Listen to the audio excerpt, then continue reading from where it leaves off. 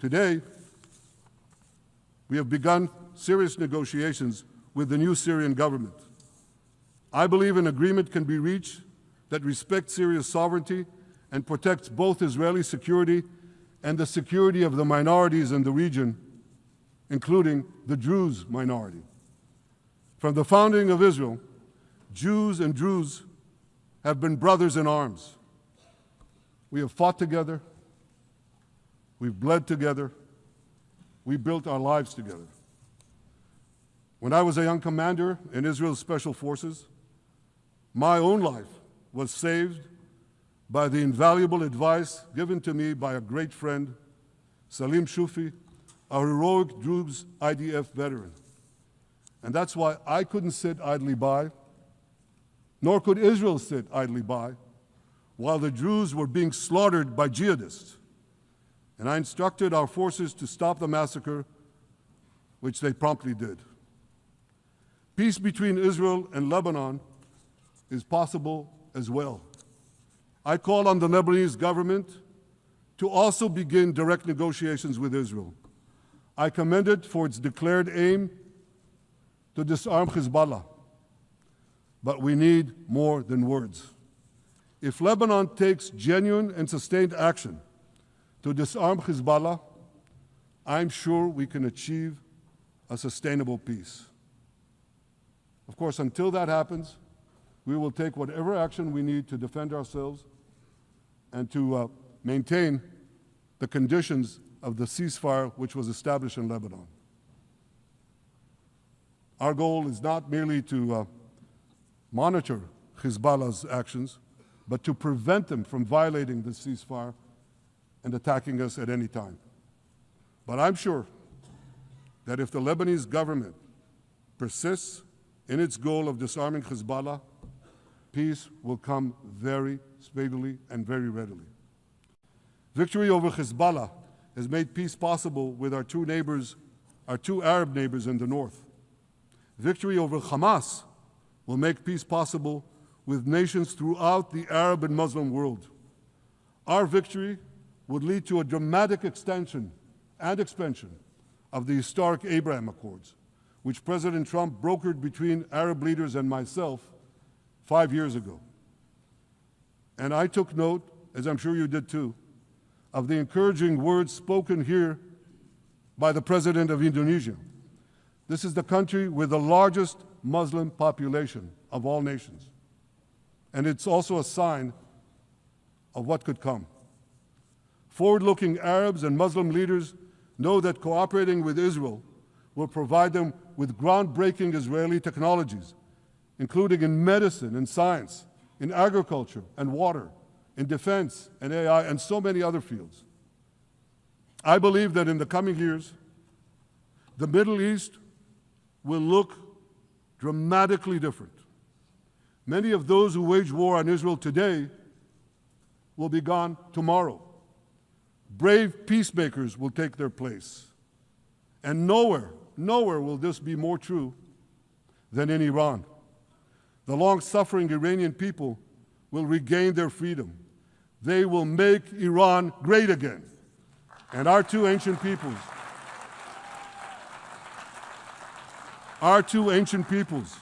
the people of Israel and the people of Iran, will restore a friendship that will benefit the entire world. Ladies and gentlemen,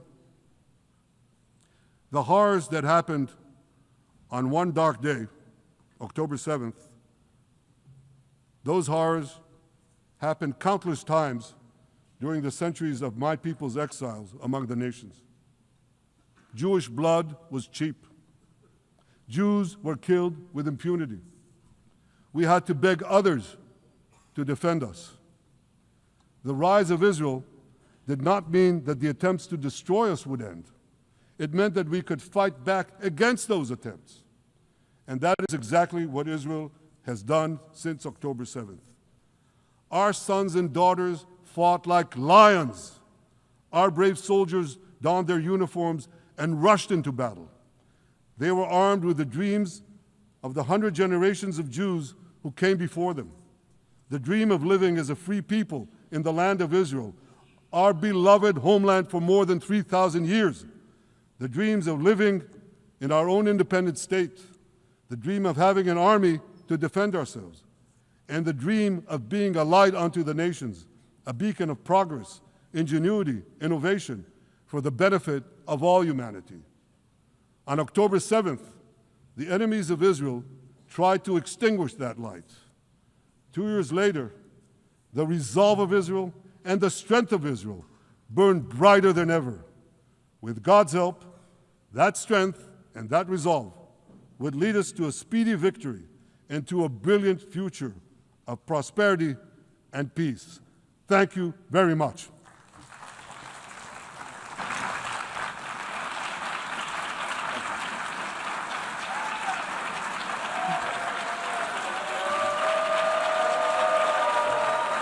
On behalf of the Assembly, I wish to thank the Prime Minister of the State of Israel.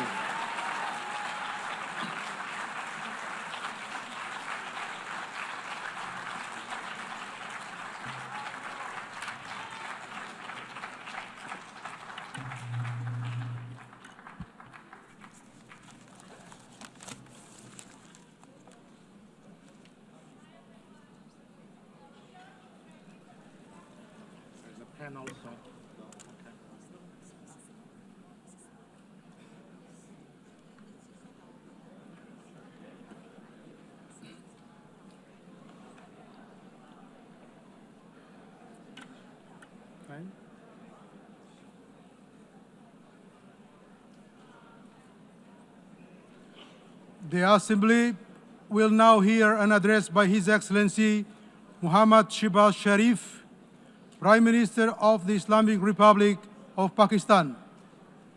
I request protocol to escort His Excellency and invite him to address the Assembly.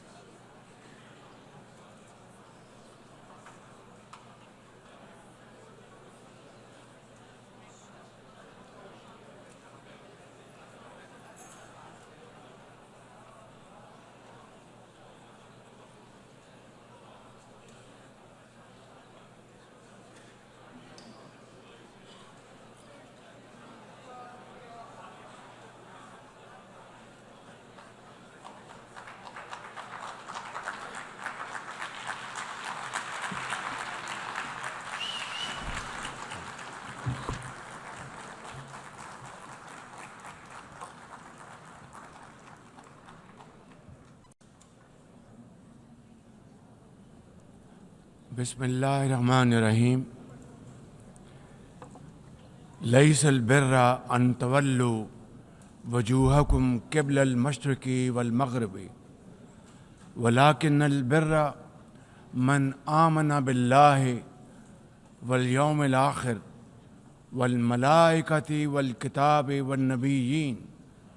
وآتى المال على حبه ذوي القربى واليتامى والمساكين وابن السبيل والسائلين في الركاب وأقام الصلاة وآتى الزكاة والمؤفون بعهدهم إذا عاهدوا والصابرين في البأساء والضراء وحين البأس أولئك الذين صدقوا وأولئك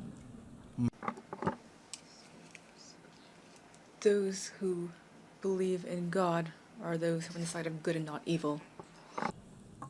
Excellencies, ladies and gentlemen, Assalamu alaikum and a very good morning. I wish to congratulate Her Excellency Annalena Baerbock on assuming the presidency of the 80th session of the United Nations General Assembly.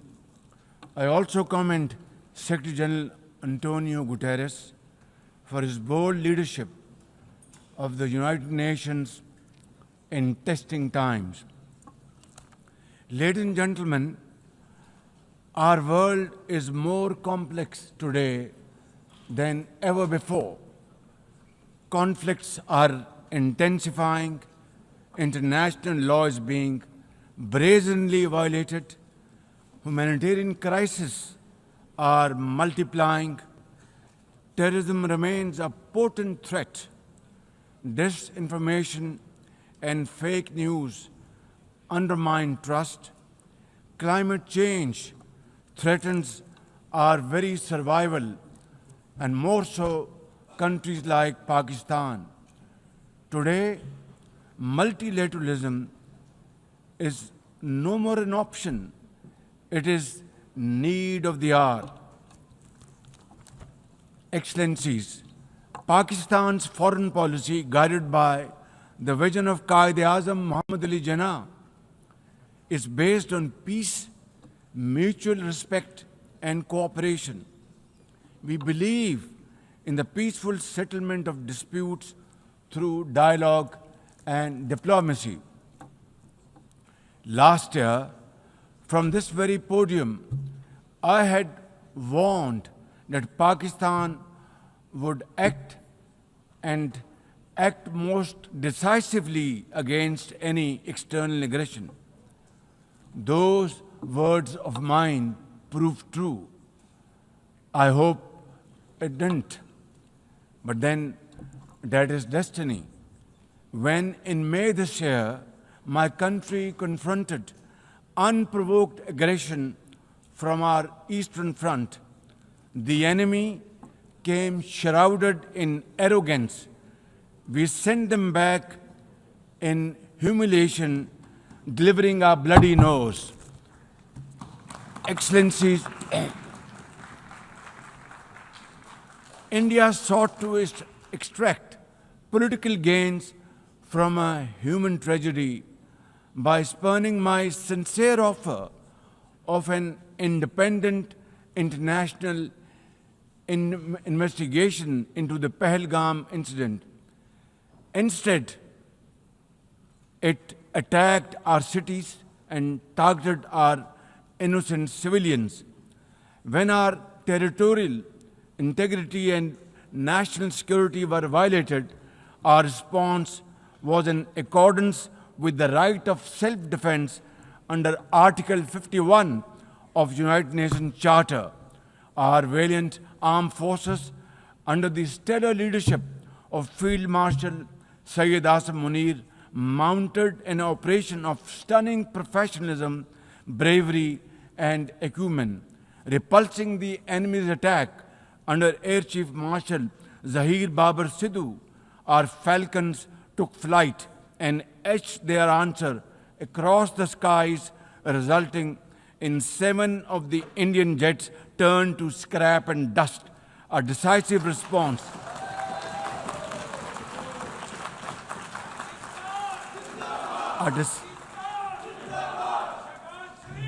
A decisive response to the aggressor that will echo through the annals of history, to the fearless architects of this victory, to every officer and soldier, heirs of our martyrs, their names are forever engraved in glory. To mothers of our martyrs, their courage guides our path forward, and their sacrifice shall never be in vain, inshallah, God willing. And to every Pakistani, you stood as one unbreakable wall, a bunyanum marsus.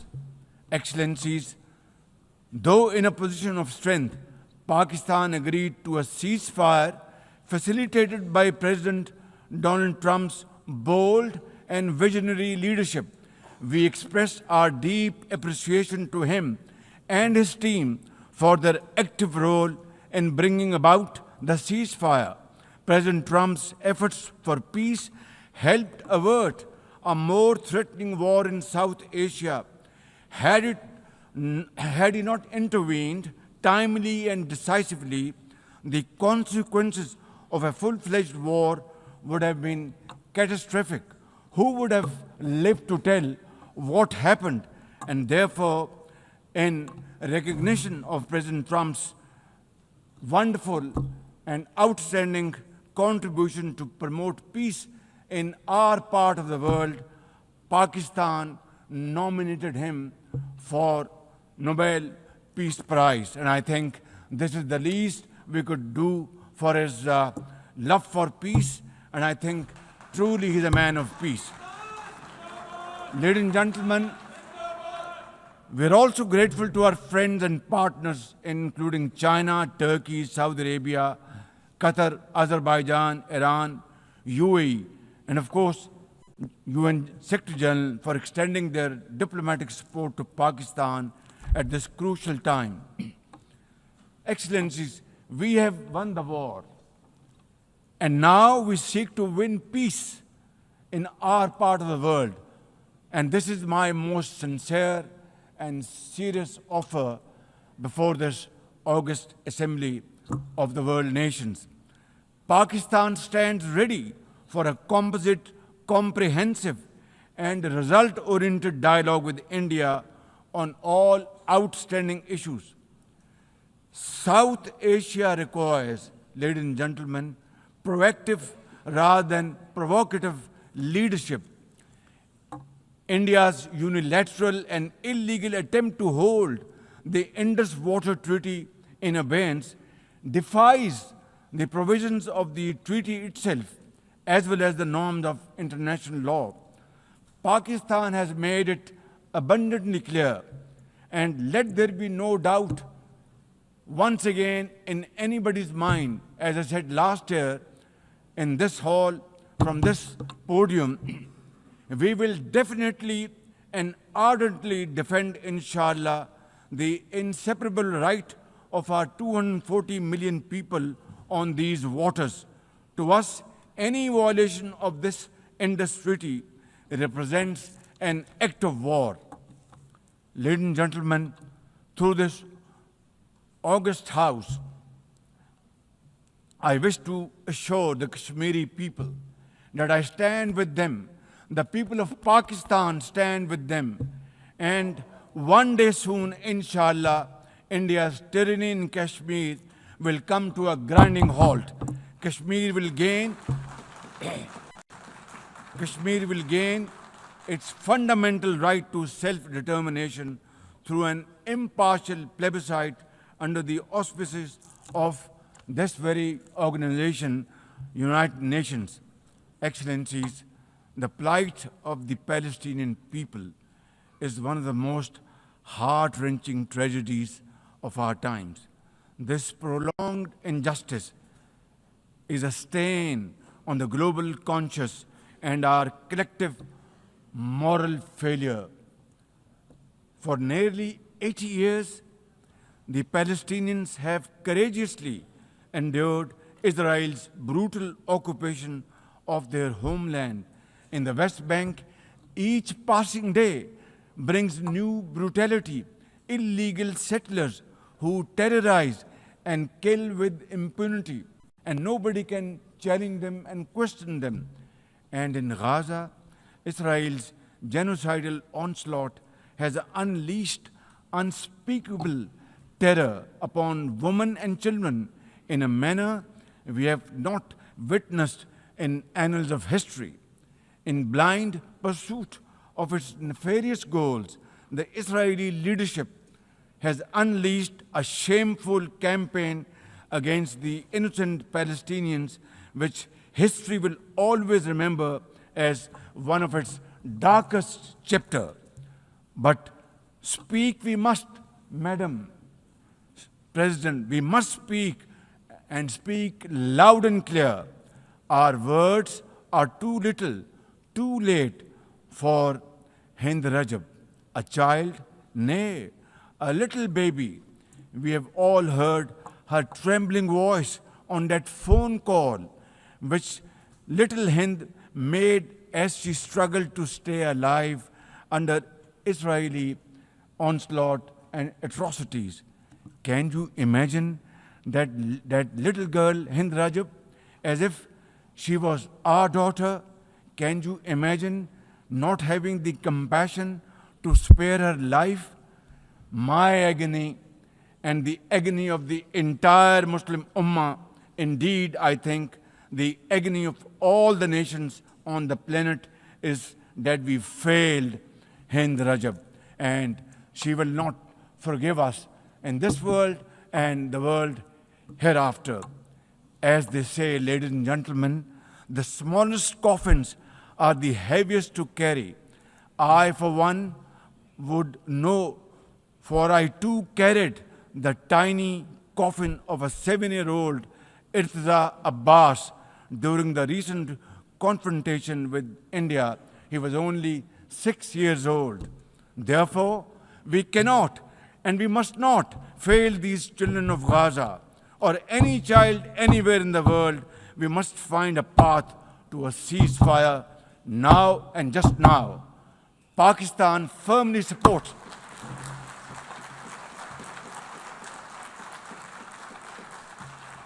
Ladies and gentlemen, Pakistan firmly supports the demand of the Palestinian people for the establishment of a sovereign Palestinian state with pre-1967 borders and Al-Quds Sharif as its capital. Palestine can no longer remain under Israeli shackles. It must be liberated, and liberated with full commitment and with full force.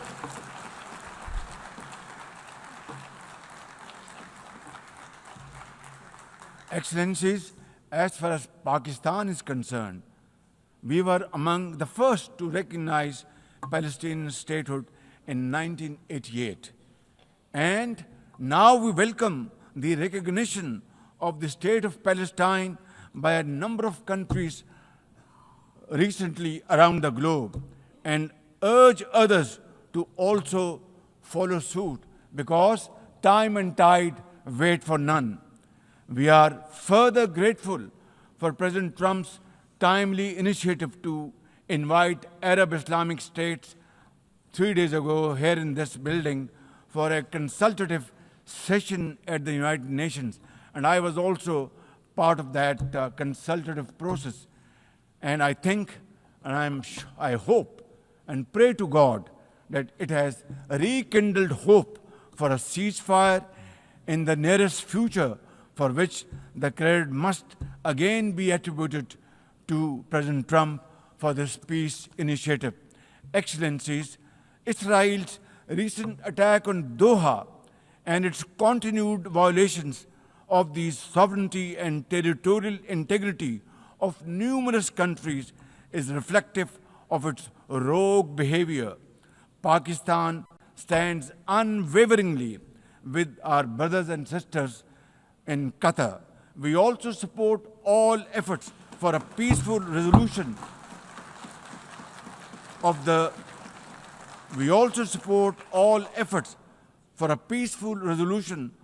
Ukraine conflict in line with the UN Charter to end human sufferings and global turmoil caused by this protracted war. Madam President, Pakistan condemns terrorism in all its forms and manifestation. For over 2 decades, Pakistan has been at the front line of global counter-terrorism efforts, having suffered over 90,000 people. We lost 90,000 people of our country, babies, children, mothers, sisters, brothers, elderly people, doctors, engineers, and also suffered economic loss of $150 billion. Please tell me, put your hand on your heart, that what can be a bigger manifestation of our commitment to fight terrorism and erase it not only from the face of Pakistan, but from the face of this global world. And I believe a man killed in New York is a man killed in Lahore, a man killed in Islamabad is a man killed in London. It's a global village. So I think unless and until terrorism is defeated hands down, this world will not be a peaceful place to live. And for that, Pakistan's sacrifices are probably the biggest around the globe. It must be respected and appreciated because we are a bulwark. Had these terrorists not been encountered by us, they would have been roaming on the streets of New York and London and God knows Far East.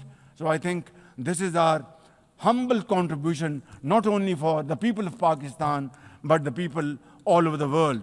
Today we face externally sponsored terrorism, particularly from foreign-funded groups such as the TTP, Fitna al-Khawarij, Fitna al-Hindustan, BLA, and its Majid Brigade. Operating from Afghan soil, these groups are responsible for some of the most heinous attacks inside Pakistan, including the dastardly Jafar Express train incident earlier this year, which was, the train was hijacked and 400 people were kept for days and weeks. And mercifully, by Allah Almighty's grace, our armed forces and law enforcing agencies were able to recover them. Now, as an immediate neighbor and a brotherly country of Afghanistan, Pakistan has a direct stake in a peaceful Afghanistan.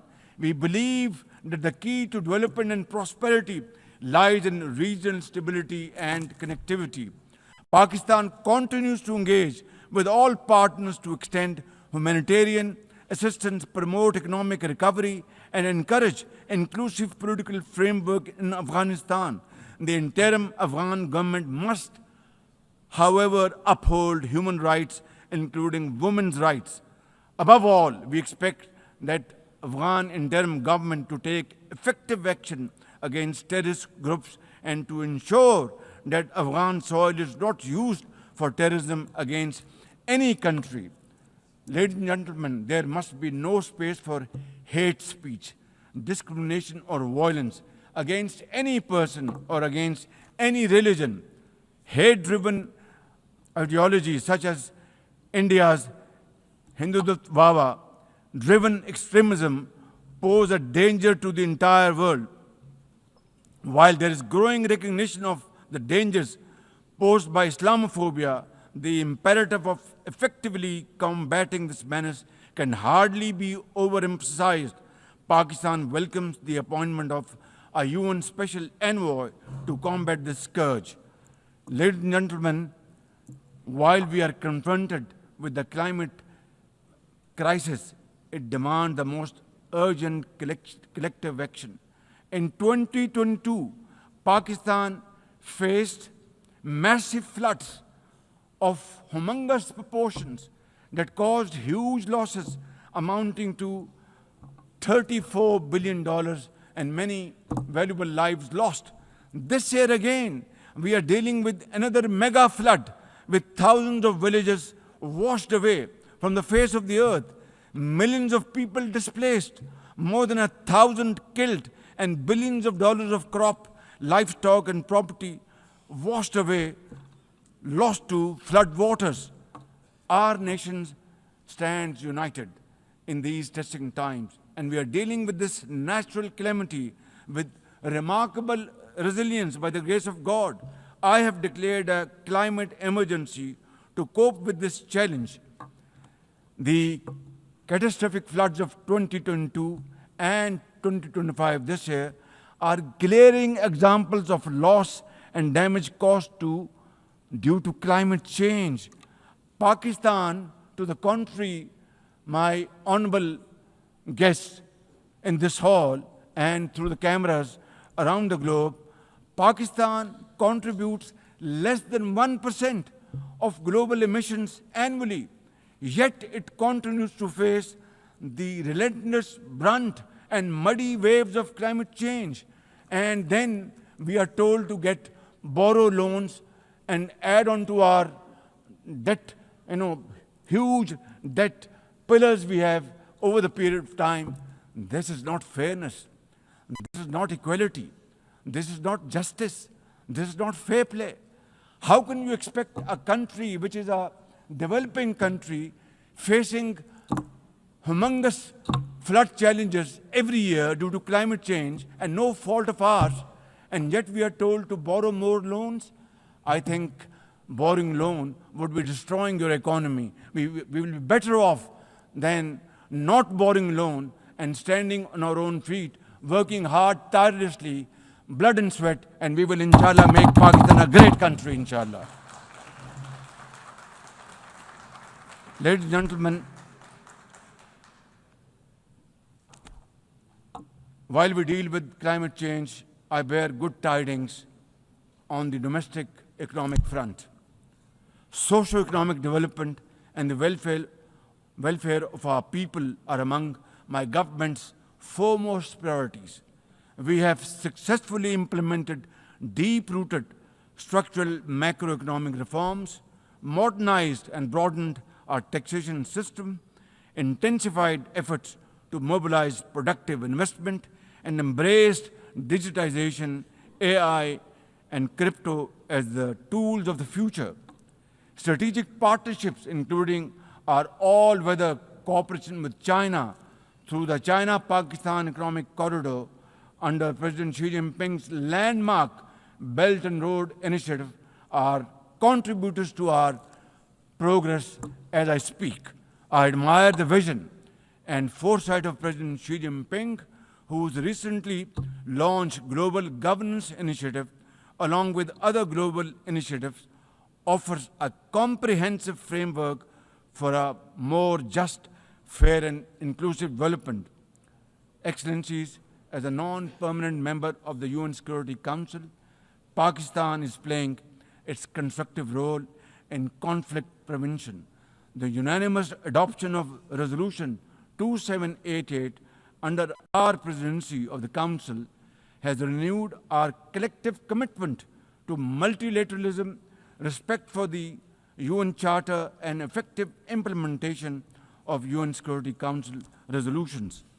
Excellencies, at the end, let me assure you that Pakistan will always stand for peace, justice, and development, for a revitalized United Nations, and for cooperative and multilateralism that is fair and inclusive and delivers for all. Therefore, let this 80th anniversary not simply commemorate history, let us make history and chart a future for the next 80 years with these United Nations as enduring hope for global good. Let us truly strive to become better together. Thank you very much. United Nations, long live. God bless you.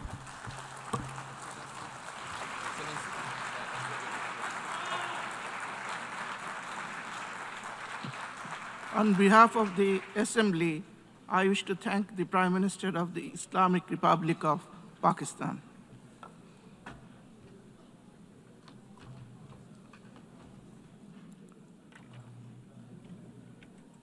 The Assembly will now hear an address by His Excellency Li Qihang, Premier of the State Council of the People's Republic of China. I request protocol to escort His Excellency and invite him to address the Assembly.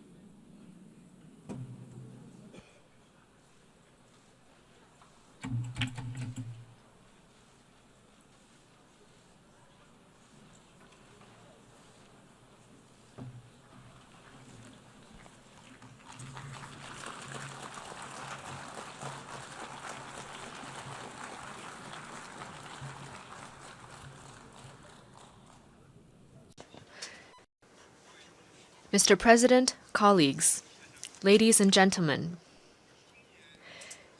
this year marks the 80th anniversary of the victory of the World Anti-Fascist War.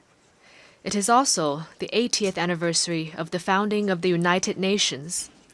80 years ago, fascism was defeated in fearless battles by countless heroic men and women around the world.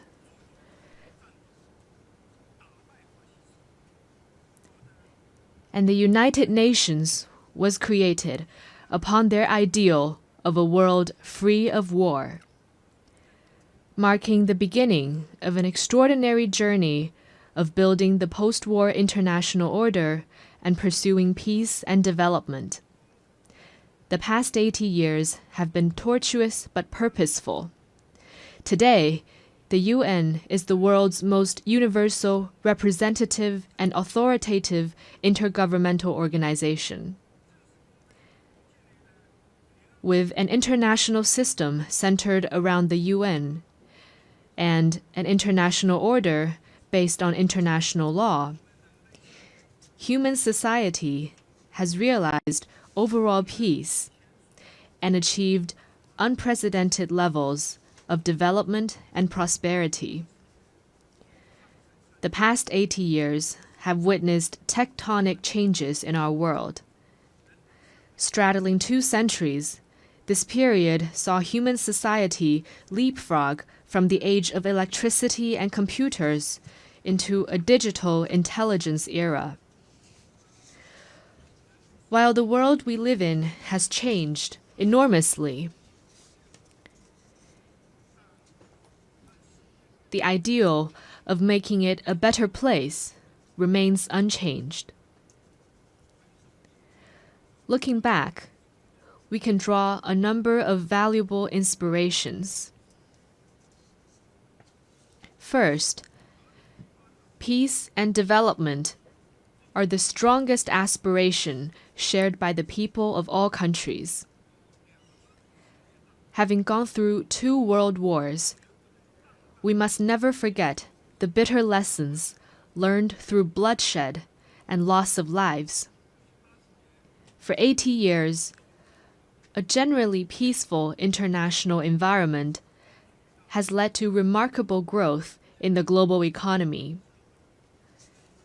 Today, as the desire for peace and development grows even stronger around the world, it is incumbent upon our generation to further strengthen the force for peace and development. Second, solidarity and cooperation are the most powerful drivers for human progress. In the ferocious years of the World Anti-Fascist War, countries with different social systems, histories, and cultures rose above their differences, fought side by side, and prevailed together. In the 80 years that followed, they weathered a succession of vicissitudes, such as the Cold War standoff, financial crises, and global pandemics, by staying connected and working together.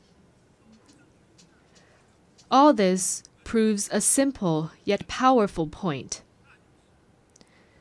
Solidarity lifts everyone up, while division drags all down. The road ahead might be hard and bumpy, but when all countries unite as one and collaborate in good faith, our strengths will converge into a mighty force with which we can withstand any headwind and cross any hurdle. Third, fairness and justice are the most important values pursued by the international community. History keeps reminding us that when might dictates right, the world risks division and regression. Should the era of the law of the jungle return, and the weak be left as a prey to the strong, human society would face even more bloodshed and brutality. As members of the global family, we must uphold justice while pursuing our own interests. This is particularly true for the major countries. Only when all countries, big or small, are treated as equals and true multilateralism is practiced, can the rights and interests of all parties be better protected. At present, the world has entered a new period of turbulence and transformation. Unilateralism and Cold War mentality are resurfacing.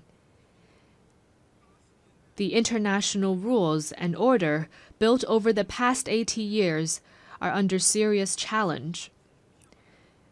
And the once effective international system is constantly disrupted. The various problems induced are distressing and worrying. Humanity has once again come to a crossroads. Anyone who cares about the state of affairs in the world would want to ask, why couldn't we humans, having emerged from tribulations, adopt a greater sense of conscience and rationality, and treat each other with kindness and coexist in peace? How could we, in the face of deplorable incidents such as humanitarian disasters, turn a blind eye to atrocities that trample blatantly on fairness and justice and sit on our own hands? How could we, when confronted with unscrupulous acts of hegemonism and bullying, remain silent and submissive for fear of might? And how could we let the ardent passion and dedication of our forefathers in founding the UN simply fade into the pages of history?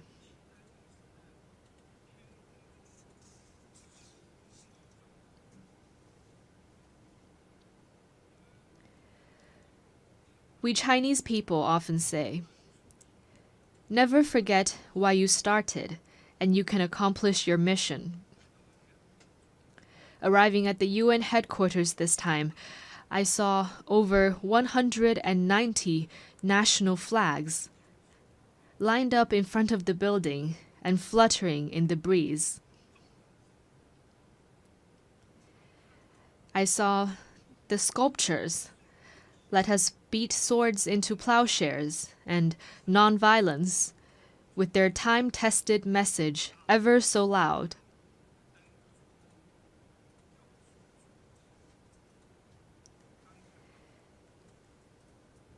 And I saw staff members from different regions, of different races, and with different skin colors, working in collaboration for the common goals of humanity. What I saw got me thinking. Those people, objects, and scenes that embody peace, progress, and development are exactly why we choose to commemorate victory. They are also what inspires us to forge ahead, hand in hand. While we may not be able to go back in time and relive the victory, we can definitely create a better future together.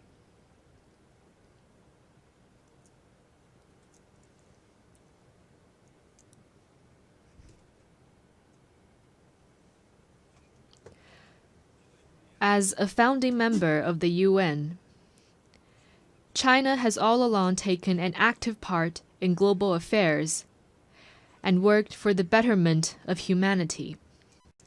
Over the years, President Xi Jinping has put forward the vision of building a community with a shared future for humanity, the Global Development Initiative, the Global Security Initiative, the Global Civilization Initiative, and the Global Governance Initiative, sharing China's wisdom and solution for navigating global transformations and overcoming pressing challenges. In particular, the Global Governance Initiative proposed at the Shanghai Cooperation Organization Tianjin Summit at the beginning of this month underscores the principles of adhering to sovereign equality, abiding by international rule of law, practicing multilateralism, advocating the people-centered approach, and focusing on taking real actions. It points the right direction and provides an important pathway for building a more just and equitable global governance system.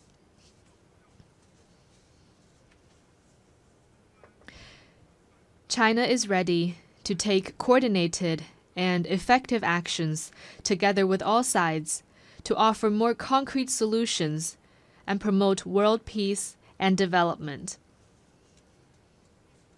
First, amid the volatility and turbulence in the world, we must work together for peace and shared security.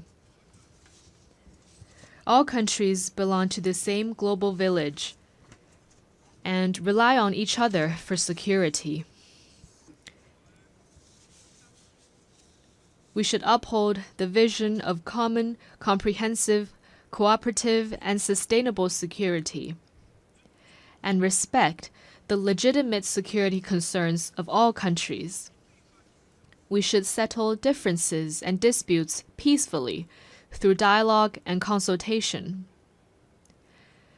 Persisting in camp-based confrontation or willful resort to force only drives peace further away. China has all along acted as a staunch defender of world peace and security.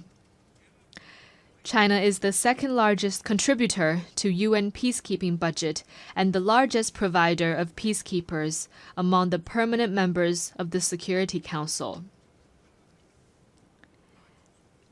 China has been working actively to promote peace talks on hotspot issues such as the Ukraine crisis and the Palestinian-Israeli conflict. China will continue to play a constructive role in promoting the political settlement of hotspot issues.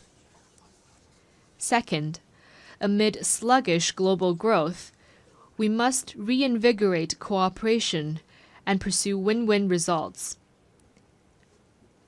A major cause of the current global economic doldrums is the rise in unilateral and protectionist measures, such as tariff hikes and erection of walls and barriers.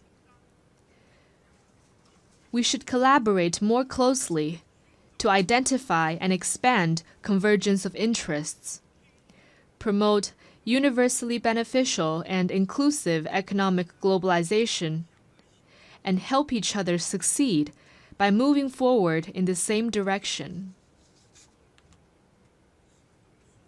China has always been a key driver of global common development. Over the years, the Chinese economy has maintained steady development, contributing around 30% to global economic growth. China has consistently opened its door wider to the world. It has lowered its overall tariff level to 7.3% and remained the world's second largest importer for 16 consecutive years. China has also advanced high-quality Belt and Road cooperation with over 150 countries. Currently, China is taking solid steps to promote high-quality development at home, with a focus on expanding domestic demand. China has the confidence and capability to keep its economy on an upward trajectory and continue to provide important support for global economic growth. Third, amid dynamic interactions among civilizations, we must champion dialogue and mutual enlightenment. Every civilization has its unique value and heritage, and deserves acknowledgement and respect. obsession with so-called civilizational superiority or ideology-based circles only breeds more division and confrontation. Adopting an inclusive attitude and engaging in exchange and mutual learning is a sure way to build more consensus and collective strength. China has all along engaged in active civilizational exchange and mutual learning. Over the next 5 years, China will carry out 50 development cooperation programs in the field of culture and civilization for fellow developing countries, and host 200 thematic training and seminar programs, contributing its part to inter-civilizational dialogue and the progress of civilizations. Fourth, amid emerging challenges, we must respond with concrete efforts and protect our shared home. Climate change is a major challenge confronting all of us. We should uphold the principle of common but differentiated responsibilities, promote the effective implementation of the Paris Agreement, and enhance international collaboration on the green economy.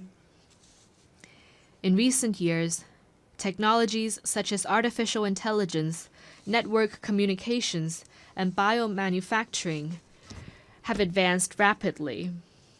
Along with the benefits, they also bring potential risks. We should adhere to the principles of people-centered development, technology for good, and equitable benefits, improve relevant governance rules at a faster pace, and strengthen global governance cooperation, so that technological progress could bring real benefits to humanity in a better way. China has always been a responsible stakeholder in addressing global challenges. Committed to green and low-carbon development, China has established the world's largest and fastest-growing renewable energy system, built the most extensive and complete new energy industrial chain, and announced China's 2035 nationally determined contributions that cover all economic sectors and all greenhouse gases. China has proposed the Global AI Governance Initiative and advocated the establishment of a World AI Cooperation Organization. This time during the 80th session, China will present to the UN the lunar soil samples collected by Chang'e 6 from the far side of the moon.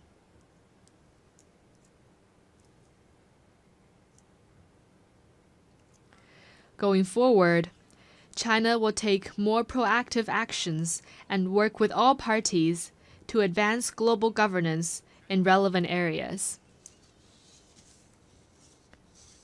Colleagues, China stands ready to work with all members to uphold the standing and authority of the UN, safeguard the purposes and principles of the UN Charter, support UN reforms to improve its efficiency and capacity to fulfill its mandate, and advocate greater representation and voice of developing countries. China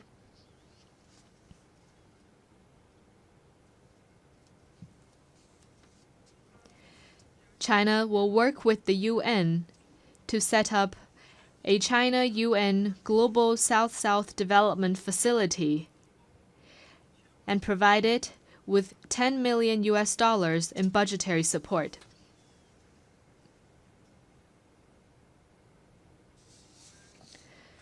China will also partner with the United Nations Development Program to establish a global center for sustainable development in Shanghai to accelerate the implementation of the UN 2030 Agenda for Sustainable Development. The tide of history surges forward, and the Great Way remains smooth and steadfast. Going forward, China will continue doing its best to contribute to global peace and development. China hopes to work with the rest of the world to uphold the ideals of the UN, carry forward the spirit of multilateralism, actively implement the 4 major global initiatives, advance toward the lofty goal of building a community with a shared future for humanity, and make our world a more harmonious and beautiful place. Thank you.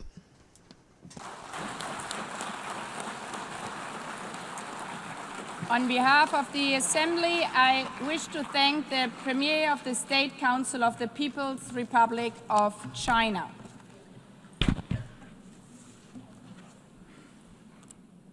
The Assembly will hear an address by His Excellency Ralph Gonsalves, Prime Minister and Minister for National Security, Legal Affairs and Information of St. Vincent and the Grenadines. I request protocol to escort His Excellency and invite him to address the Assembly.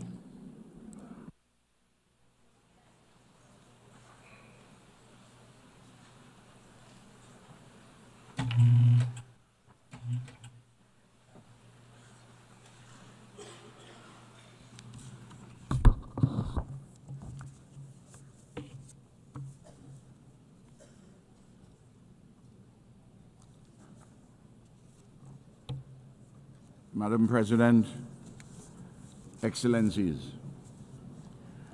the condition of today's world is more complicated, more dangerous than ever, more uneven in its human development, more integrated, yet more disparate and desperate.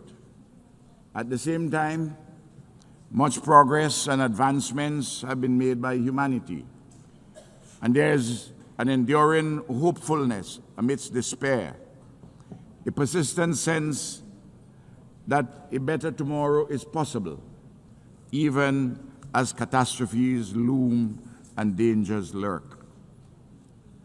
Your Excellencies, big power rivalries interlaced with personal vainglories and hubris are gravely unsettling the world, to the advantage of not one single nation state.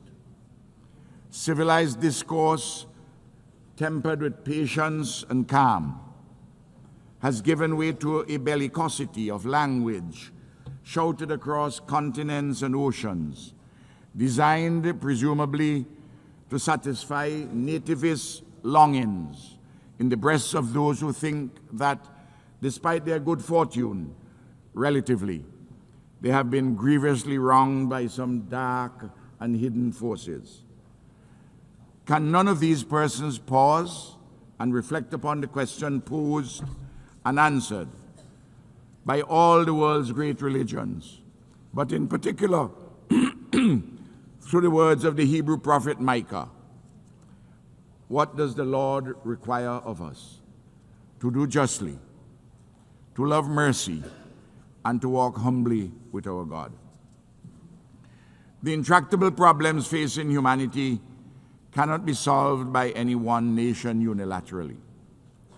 A mature multilateralism is required to address satisfactorily rampaging climate change in the age of the Anthropocene, to resolve the threats posed by nuclear weapons and their further spread, to pursue peaceful coexistence rather than conflict, terrorism, and war, to reform the system of financing for development, inclusive of a just climate financing, to tackle successfully the growing challenges of artificial intelligence, to achieve the 17 Sustainable Development Goals by 2030, be guided by the Global Digital Compact and the Pact for the Future, and to reshape global governance more inclusively.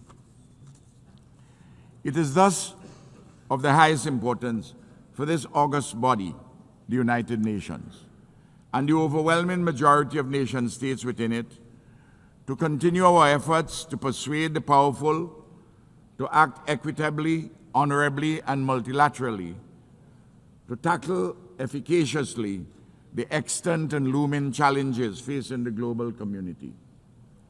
Oftentimes, it is frustrating and disheartening to those of us who are committed to this necessary and desirable path of mature multilateralism, because our Herculean efforts seemingly deliver correspondingly negligible results.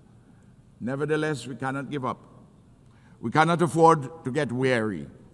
We have no choice but to persist in this ever more urgent multilateral solidarity and cooperation as we pursue the political and economic spaces to make this world a better place for all humanity. Your Excellencies, St. Vincent and the Grenadines, like all countries globally, have been shaped by our history and geography, our nature and neighbors, our extant circumstances and our dreams for a better future. For example, we carry the benefits and the burdens of our geographic location, near to the greatest economic, military, scientific, and culturally dominant power the world has ever seen. St. Vincent and the Grenadines is where it is. It cannot be lifted up and taken to Vladivostok or the mouth of the Amur River. Yet, as a free and independent people, we have the right to pursue peacefully and securely our quest for shared prosperity without domination, interference, or intervention from any of our neighbors or from any power that comes from afar. Today, as I speak, my government and my people have another challenge. From the nefarious activities of the agents of a rising or risen hegemon from another hemisphere, and from some greedy, unprincipled, non-state operators in Europe, acting in concert, seeking to pollute and interfere in our democracy, our free and fair elections, which are scheduled to be held later this year. Their conduct is unacceptable and hugely injurious to our people. Your Excellencies, the raging genocide and neocolonial oppression being committed against the Palestinian people in Gaza and the West Bank before our very eyes on global television and are continuing affronts to the elemental rights of the Palestinians, to civilized conduct, and to international law. How can one state, a member of this august body, act with such impunity against defenseless men, women, and children? Surely, the hottest part of hell is reserved for those perpetrators of genocide and those who are complicit in it. Over 200 years ago, the British committed large-scale genocide against the indigenous people of my country. And we are still suffering, enduring the historical legacies of underdevelopment therefrom. Similarly, the genocidal enslavement of African bodies in our Caribbean, in our hemisphere. It will take centuries for the pain, suffering, and legacies of the current genocide of the Palestinians to be repaired. We in the Caribbean are today demanding justly reparations for native genocide and the enslavement of African bodies, which occurred centuries ago. This tragedy, this madness that has been unfolding unabated in Palestine must stop.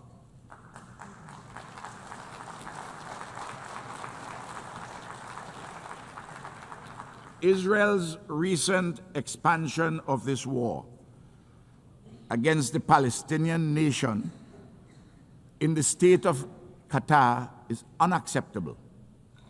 We stand in solidarity with Qatar.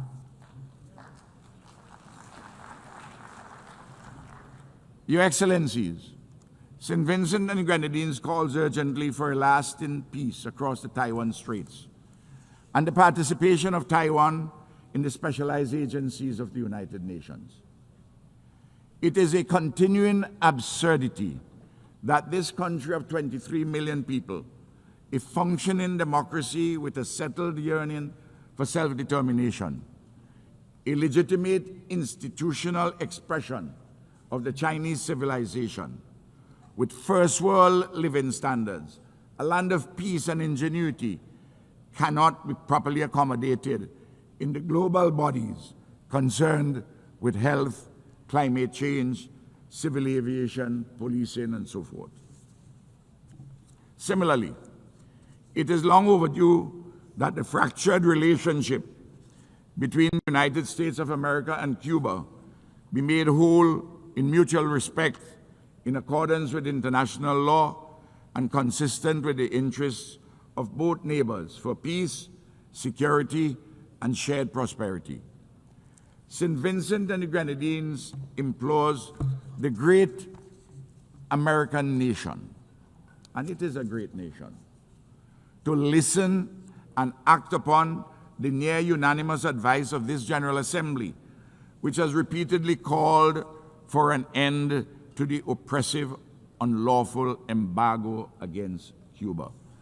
I am calling for a mature conversation between the United States of America and Cuba. Likewise, the recent ramping up of tensions between the USA and the Bolivarian Republic of Venezuela is most unhelpful to peace and stability in our Caribbean and Latin America. St. Vincent and the Grenadines calls for the scaling back of actions and rhetoric which are so inimical to cordial neighborly relations. In particular, we find the foreign militarization of the waters around Venezuela exceedingly troubling. Repeatedly, the countries of the Caribbean and Latin America have unanimously declared our area a zone of peace. We urge our American friends to abide by this declaration. By all means, let us cooperate in combating drug trafficking and allied transnational criminal activities. But a unilateral militarization is decidedly not the way to go.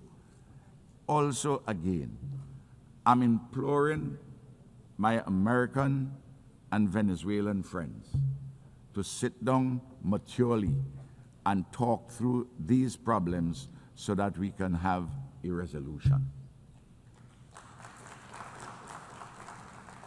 In Haiti, matters political, economic, and social continue to deteriorate.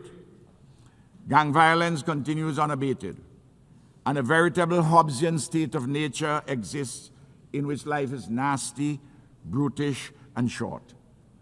Haiti's political and economic elites have been found wanting, but it is true, too, that the international community with the means to assist has not as yet summoned up the will to do so. A solution is required in accord with the Haitian people's deepest longings for peace, security, and a normal civilized life and living. The UN Security Council, with CARICOM's full support, is seized of this matter, but an insufficiency of resources and will have attended it. So too, the pain and suffering in South Sudan demand immediate relief and more. Your Excellencies, in November this year, the Conference of Parties under the United Nations Framework Convention on Climate Change gathered once more, on this occasion in the great nation of Brazil. The issue of climate change is urgent and existential. The science is clear, and there has been a growing, even overwhelming global consensus as to what is required to be done. But sadly, some powerful and other influential countries are backsliding and reneging on their earlier commitments. Excellencies, just over a year ago, on July the 1st, 2024, a Category 4 Hurricane Beryl devastated my country. Lives were lost, and damage and loss amounting to 1/3 of our gross domestic product was incurred. In particular, 20% of our houses were either severely damaged or destroyed. We have been rebuilding and recovering stronger and better than ever. We thank our regional and international partners, including worthy non-governmental entities, for their solidarity, without which our tasks of reconstruction would have been even more onerous. We thank, too, our diaspora. But to tell the truth, we have had to rely mainly on our own efforts at home. There's much, much more left to be done. And I again plead for the enhanced support of our friends, our allies, and Good Samaritans. Our people's resilience, creativity, and disciplined endeavors have been a marvel to behold. This is a testimony to our people's genius and the coming to the fore of our people's hidden rationalities, their hitherto submerged resources and abilities, a renaissance of their spirit, and the reaffirmation of the idea of St. Vincent and the Grenadines. Madam President, I concluded 5 reaffirmations for those from the dominant metropoles of the West and the East who may possess the good sense to listen to some friendly advice from a spokesperson from the periphery. First, do not think ever that our mouths would be muzzled by the food that we eat to live. Secondly, know it well that while some sleep to dream, the rest of us dream to change the world for the better. Thirdly, we have a voice, and this voice will never be stilled.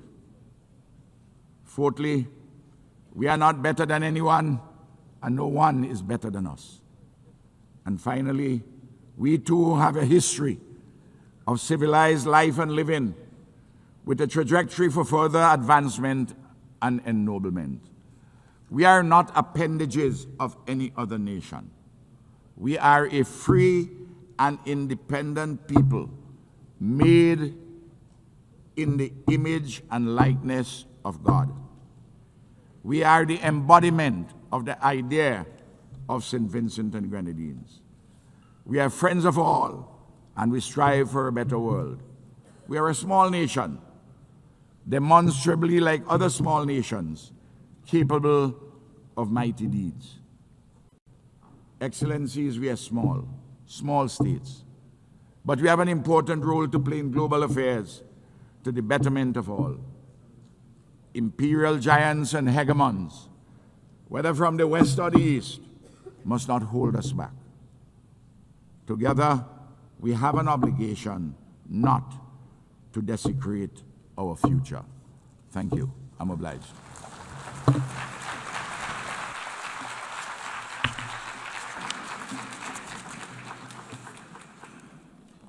On behalf of the Assembly, I wish to thank the Prime Minister and Minister for National Security, Legal Affairs and Information of St. Vincent and the Grenadines.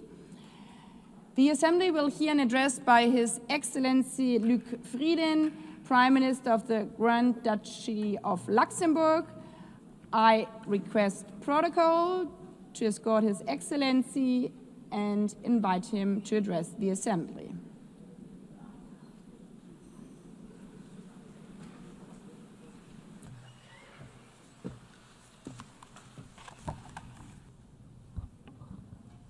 Madam President, Secretary General, the Second World War was the deadliest conflict in history. It took the combined efforts of 50 nations to resist the Axis powers and end their seemingly unstoppable campaign of conquest and subjugation. But in the course of their struggle, Allied countries, including my own, found a second, even bigger purpose. They would end the war, and they would seek to end war itself. They were driven by a dream of a world in which conflict is replaced by cooperation, oppression by freedom, and misery by prosperity. They were driven by hope, not fear, unwavering in their belief that the world could be changed for the better. A world of peace in which war would be prevented not just for their generation, but for all those to come after them. A world of justice in which the relations between the nations would be governed not by force, but by law. A world of freedom in which people do not face oppression, but enjoy fundamental rights without distinction as to race, sex, language, or religion. These ideals go hand in hand.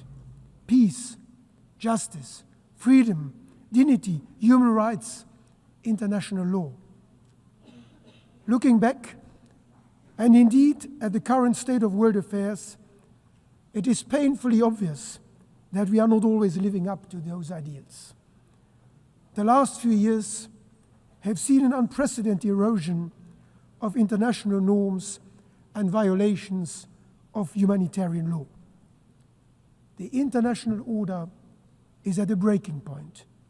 Too few defend it. Too many have lost faith in it. For Luxembourg, the United Nations still represents the highest of mankind's ambitions.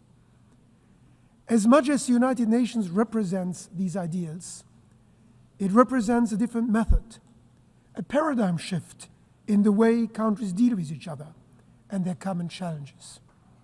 Words, not weapons. Diplomacy, not warfare.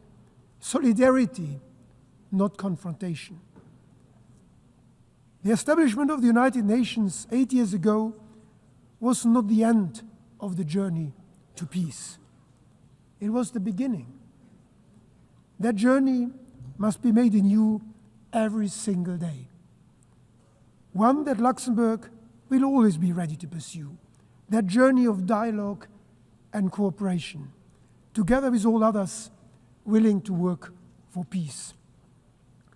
Because war, with all its horrible results, is nothing but the final expression of that radical unwillingness to compromise at the root of all human conflict, that stubborn refusal to even listen to the other side.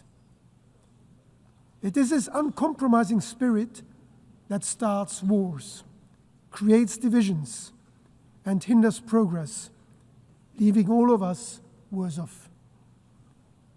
The United Nations, however, represents the opposite spirit. It stands for the relentless pursuit of compromise, for the formidable power of reconciliation. But the United Nations as an institution cannot work wonders. Its success depends on all of us. It will work, its ideals can be achieved when we adopt this spirit in all our decisions. When we work for comprehensive, just and lasting peace in Ukraine, respecting Ukraine's sovereignty, self-determination, and territorial integrity. When we work for an immediate ceasefire and full humanitarian access in Gaza, as well as at the same time for the immediate release of all hostages. When we work for the implementation of the two-state solution, with the State of Israel and the State of Palestine living side by side in peace and security. To maintain that objective, this week Luxembourg formally recognized the State of Palestine.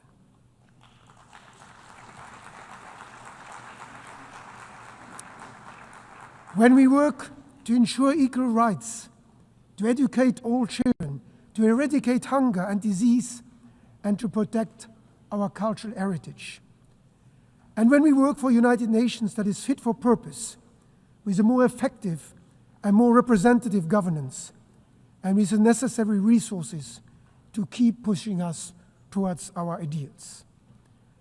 Luxembourg will be a reliable partner in all these efforts, because we know the value of a stable, multilateral world order. We knew it 8 years ago when our predecessors signed the Charter. And we know it today as one of the largest per capita donors to official development assistance, consistently contributing 1% of our gross national income. Just this week, Luxembourg signed 4 new strategic partnership frameworks with crucial UN agencies. Because the sad lesson of history is that in the end, when war ends and the dust settles on ruined cities and unnecessary cemeteries, that uncompromising spirit must still give way. And we must still live together. We must still talk and work with each other. We still share a common planet and a common humanity. That realization lies at the origin of this great institution, giving those who lost the war the opportunity of a new start was one of the most far-sighted, even if the least intuitive decision of the 20th century.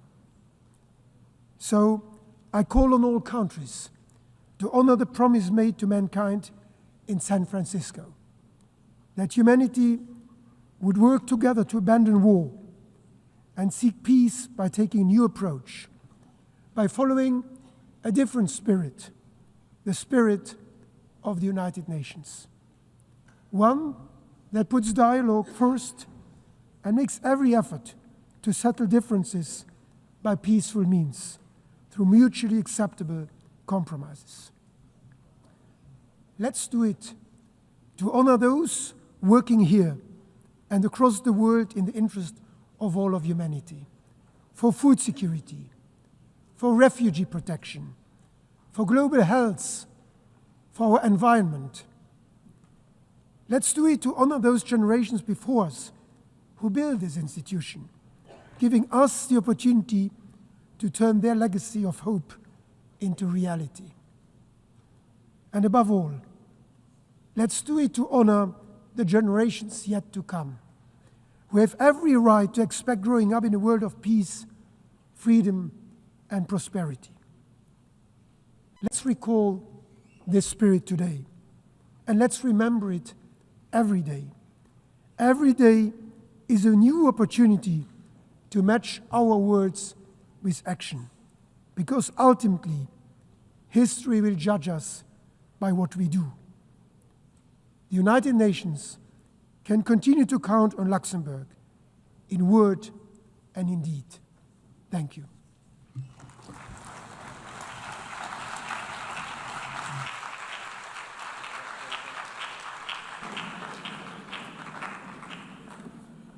On behalf of the Assembly, I wish to thank the Prime Minister of Grand Duchy of Luxembourg. The Assembly will hear an address by His Excellency Micheál Martin, Taoiseach of Ireland. I request protocol to escort His Excellency and invite him to address the Assembly.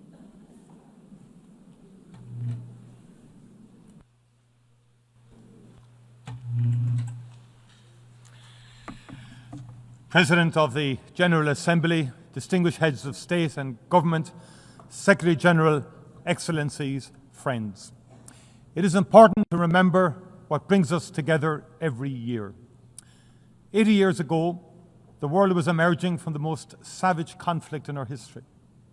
80 million people lay dead. A deliberate industrial-scale genocide aimed at obliterating Europe's Jewish population saw 6 million people murdered, a monstrous crime that remains unsurpassed in human history. People were targeted for death because of their ethnic identity, their sexual orientation, their disability. Cities were laid waste, throttled by siege, firebombed into oblivion, or pulverized by the first and only use of atomic weapons in war. Humanity had descended into the abyss. This United Nations was the phoenix that rose from that darkness, the highest expression of our commitment to unite our strength to maintain international peace and security. It was the best attempt by those who had seen the worst of humanity to offer a different path to future generations.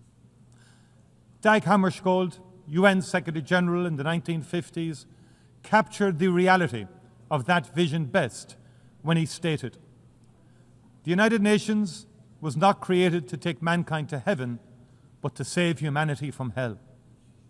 Since Ireland joined in 1955, the United Nations has been the cornerstone of our foreign policy. There is no member state more committed to its ideals. There is no member state more determined to ensure it succeeds in its mission. And like all member states, we depend on the UN Charter and the protections of international law for our security and well-being. At a time when the world risks slipping back into an order in which might is right and some voices count more than others, it is up to us as leaders to reassert and to insist on the primacy of international cooperation. President, the Universal Declaration of Human Rights states that the recognition of the inherent dignity and of the equal and inalienable rights of all members of the human family is the foundation of freedom, justice, and peace in the world. I am deeply concerned by the constant pushback on human rights norms that has accelerated in recent years, against women's rights and gender equality, against LGBTQ+ rights. I call out the brutal Taliban for their denial of the most fundamental rights of Afghanistan's women and girls.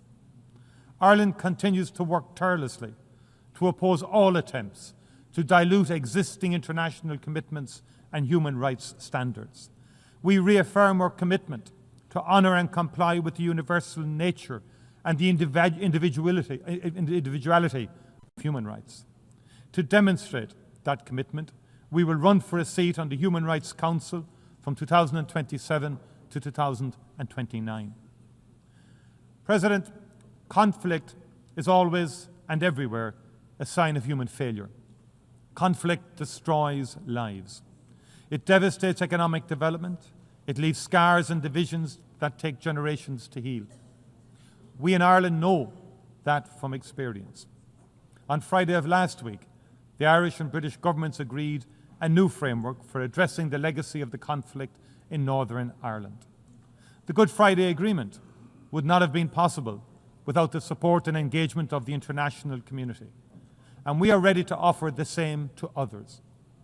The Irish people are enormously proud of our 67 years of continuous UN peacekeeping, especially our engagement with UNIFIL and close connection to Lebanon. We remember the members of our defence forces who paid the ultimate price. Continued support for UNIFIL will be essential over the next 15 months to support the efforts of the Lebanese authorities, given the complexity and scale of the challenges in the region. President, in Sudan, a grave humanitarian catastrophe is unfolding. It is more than 2 years since war broke out, and it has unleashed the most unimaginable human suffering on the civilian population. More than 150,000 people are already dead. 12 million people displaced. Vicious sexual violence against women and children. Famine declared throughout the country. The world has failed Sudan. To our collective shame, we have not given this most destructive of wars the same focus and attention as conflict in other parts of the world. But a child in Sudan has the same value, the same right to life and a peaceful childhood as a child born anywhere else in the world. The conflict in Sudan is a human catastrophe that risks wider stability in the region. It must be stopped. And Ireland fully supports the work of the Secretary-General's personal envoy for Sudan, Madame Ramtane Lama-Madama, to achieve a negotiated ceasefire, an immediate humanitarian response, and a durable peace. The perpetrators of war crimes in Sudan must be held to account. The jurisdiction of the International Criminal Court should be extended to all of Sudan. 80 years ago, Europe had more reason than most to say never again. Yet today, brutal and bloody war has returned to European soil. In February 2022, Russia, a founding member of the United Nations and a permanent member of its Security Council, launched a full-scale illegal invasion of Ukraine in defiance of international law, in defiance of the UN Charter. It has prosecuted the war with a willful and reckless indifference to its human consequences. Tens of thousands of Ukrainians have been killed and maimed. Millions have been forced to flee their homeland. Millions more internally displaced. Russia has deliberately and cynically targeted civilians and civilian infrastructure. It has caused immense environmental devastation. Cities such as Mariupol, Kharkiv, and Bakhmut have been bombed to rubble. Prisoners have been mistreated, children abducted. President Putin has thumbed his nose at every attempt to bring about a ceasefire and negotiations, including those led by President Trump. There are no signs whatsoever that he is ready for peace. He has refused to meet President Zelensky. He has again intensified Russia's attacks on civilians and civilian infrastructure in Ukraine. He has sought to test the resolve of Ukraine's neighbours, sending drones into Polish and Romanian airspace. He should know that it will not work. He should appreciate how strong the people of Ukraine are and how unbreakable their resolve to defend their country and its independence. And those of us proud to be part of the coalition of the willing in support of Ukraine will stand with them, shoulder to shoulder, for as long as it takes.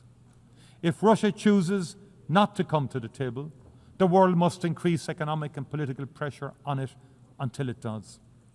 With our European Union and international partners, we will strengthen and tighten our sanctions. And we will also work to increase support for Ukraine. We will put in place the security guarantees that Ukraine needs to underpin any future peace agreement. Ireland strongly believes that Ukraine is part of the European family and that its future lies within the European Union. We will continue to work with our EU partners to ensure its journey towards membership advances as quickly as possible. President, I come now to Gaza, a catastrophe of the most monumental and consequential kind. It is not possible to describe the scale of the physical and psychological suffering endured by the Palestinian people for 2 long and brutal years. Ireland stands in full solidarity with them.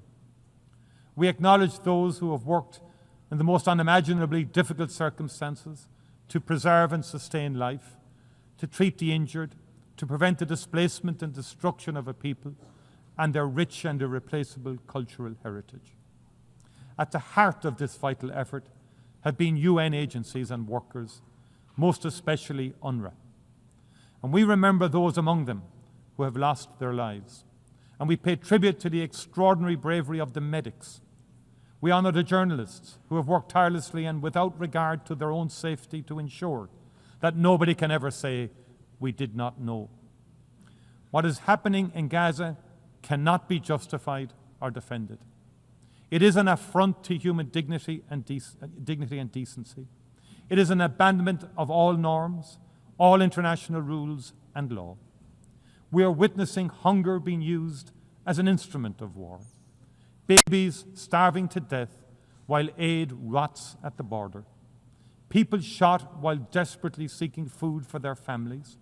The deliberate targeting and destruction of schools, hospitals, mosques, cultural institutions. The killing of doctors, aid workers, journalists. Dislocation and displacement over and over. We are all witnesses to the immense wrath of one of the world's most modern and best-equipped armies brought to bear on a trapped and defenseless civilian population. Last week, the Independent International Commission on the Occupied Territories called it out for what it is. Having examined carefully Israel's conduct of the war since 2023, as well as the actions and statements of senior Israeli military and political figures, it concluded that Israel is responsible for the commission of genocide in Gaza. Genocide, the gravest of crimes in international law. All signatories of the Convention on Genocide are obliged to act to prevent and to punish it. We cannot say we were not aware. In January of last year, the ICJ put all states on notice of the plausibility of the State of Israel committing genocide in its military operations in Gaza. And the court has been clear.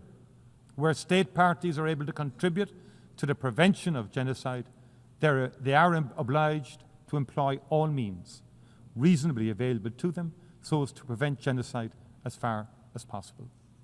As Navi Pilar, chair of the Independent Commission, said last week, the prevention of genocide is not a matter of discretion of states.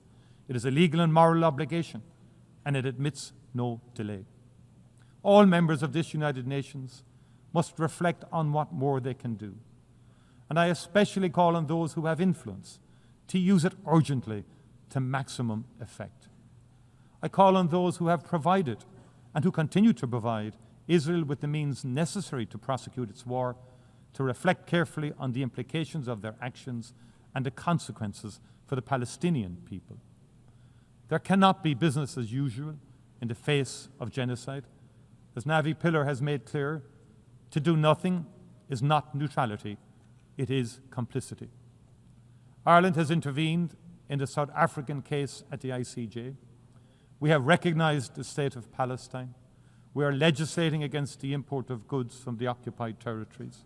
We will act to prevent those members of the government of Israel who have been instrumental in fomenting the unfolding disaster in Gaza from entering our country.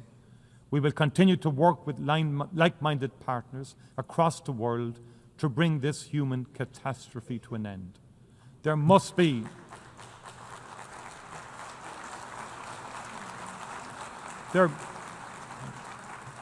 There must be an immediate ceasefire, the release of all remaining hostages, and unimpeded access for humanitarian and aid workers to Gaza.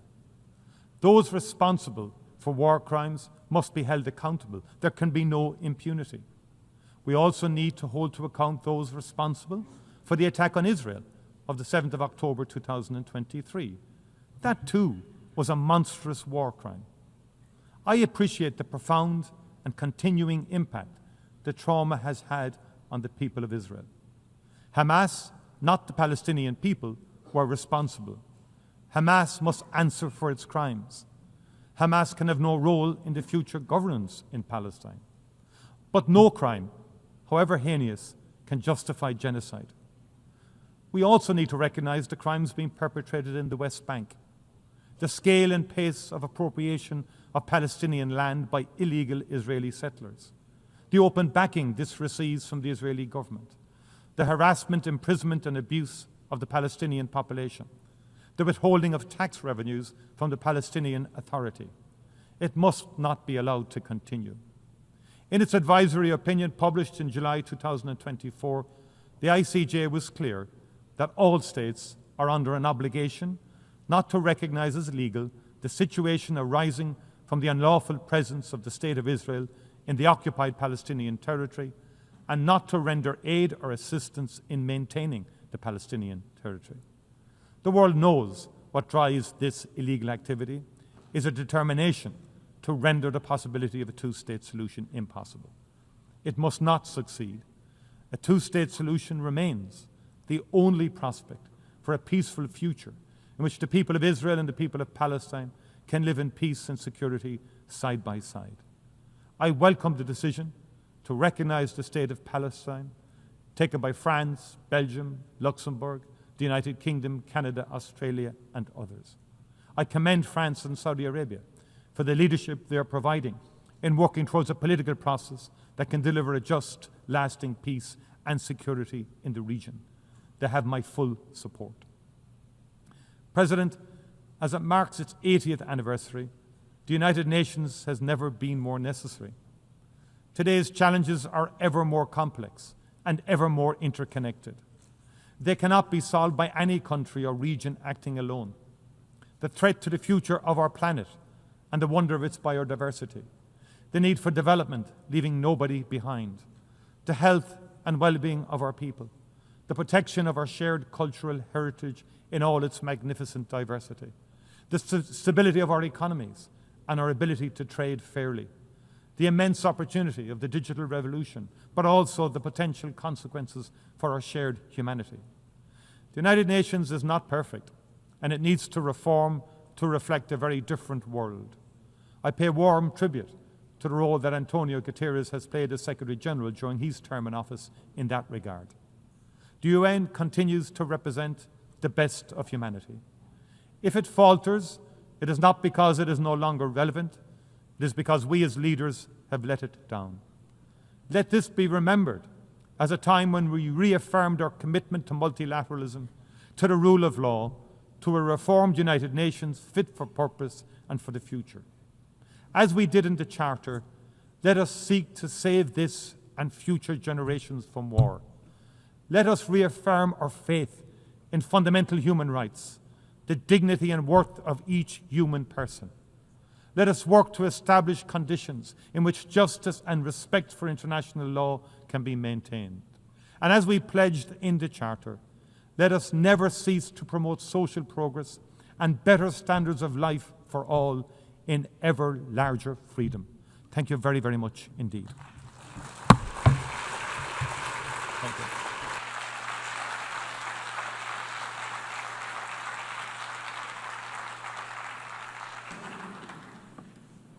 On behalf of the Assembly, I wish to thank the Taoiseach of Ireland.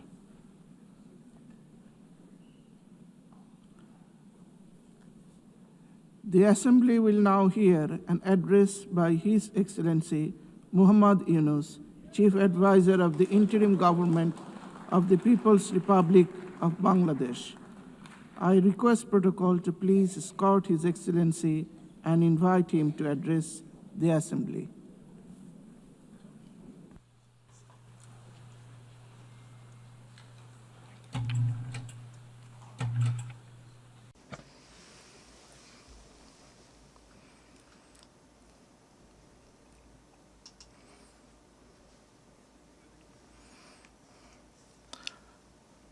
Assalamu alaikum wa rahmatullahi wa barakatuhu.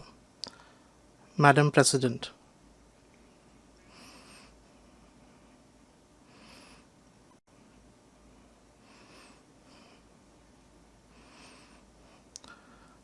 I congratulate all member states on the 80th anniversary of the UN Charter.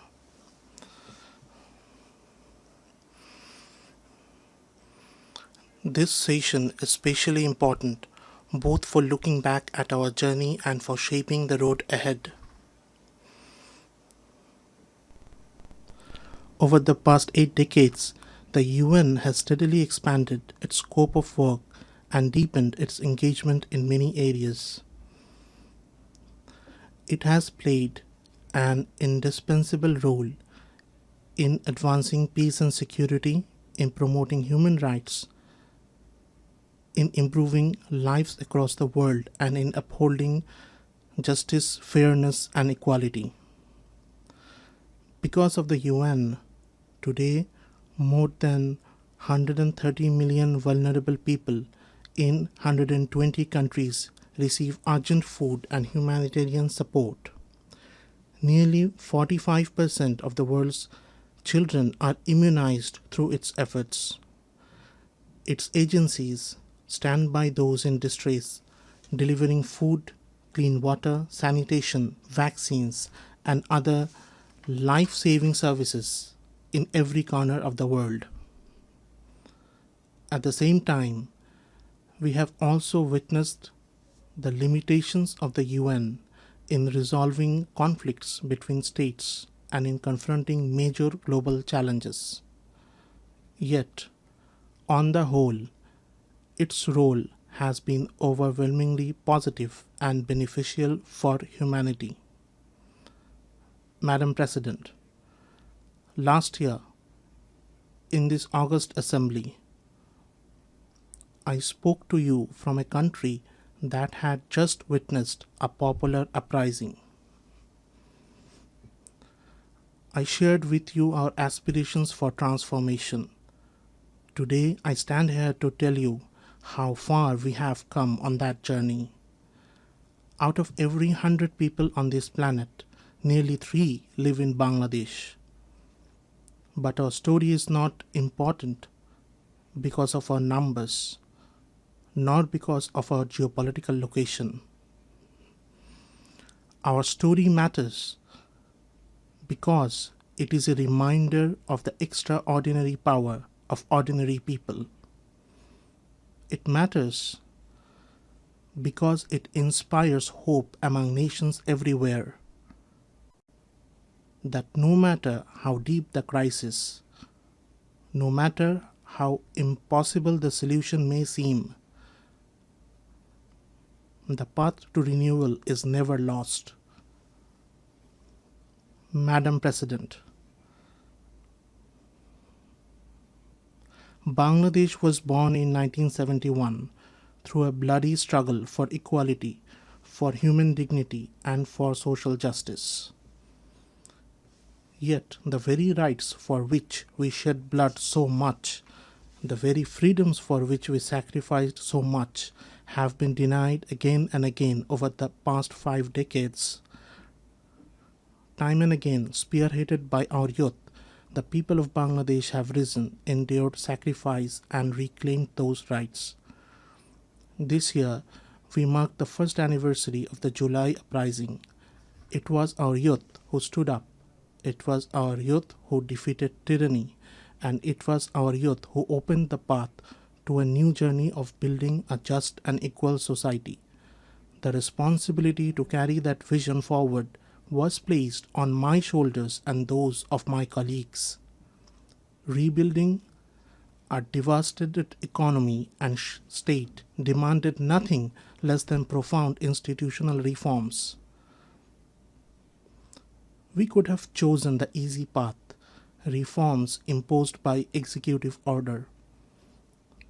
But we chose the hard path, reforms built through inclusion and sustained through consensus. We chose the path that endures. Our goal is clear: to create a democratic order where power is balanced, where no autocrat can ever return, where no elected leader can destroy democracy, and where those who are meant to protect the people can never again prey upon them. To realize this vision, we established 11 independent commissions on governance, judiciary, elections, public administration, law enforcement, anti-corruption, women's rights, and other vital areas. These commissions consulted citizens, studied deeply, and produced detailed proposals for reform. To anchor these reforms in permanence, we created a National Consensus Commission, which brought together more than 30 political parties and coalitions. Its aim was simple yet historic: to forge a collective pledge that transcends party line. That effort succeeded. On the first anniversary of July uprising, we stood together on one stage and announced the July Declaration, a time-bound commitment to reform. That commitment means that no matter who wins the next election, the reform process will not stop, will not reverse, and will not be undone. Now, as we prepare for next elections in February next year, we remain steadfast in carrying forward reforms that place citizens at the center. Our focus is unchanging: transparency, accountability, and the rule of law. Madam President, within weeks of assuming office last year, I invited the UN High Commissioner for Human Rights to Bangladesh. The task was clear: to investigate and document human rights violations and atrocities committed by the fallen autocracy. Their team carried out field investigations and submitted a detailed report.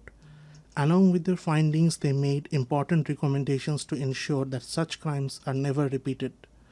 We have incorporated those recommendations into our national reform process. Even before the last General Assembly session, Bangladesh acceded to the International Convention for Protection of All Persons from Enforced Disappearance. We are now drafting necessary legislation to give full effect to its provisions at the national level. This year, we joined the optional protocol to Convention Against Torture, and we are working to establish an independent national mechanism to prevent torture in line with its requirements. To strengthen our transformation from a repressive authoritarian system in a democratic order that protects human rights, we have also authorized a 3-year mission of the Office of the High Commissioner for Human Rights in Bangladesh. This mission has already begun its work, providing technical support to help us build strong and lasting safeguards. All these steps and commitments reflect the aspirations of our people, and those aspirations are clear: to build a democratic, inclusive, and pluralistic society. Madam President, at the heart of our development strategy lie three guiding principles: good governance, social inclusion, and sustainable development. From the bitter lessons of the past decade and a half, we know this truth. Without accountability, development is temporary. Without accountability, development is fragile. Infrastructure projects driven by corruption and narrow political interests not only burden the economy, they fail to serve the people. When we assumed responsibility, we uncovered the vast scale of corruption and theft of public resources and the severe economic vulnerability it had created.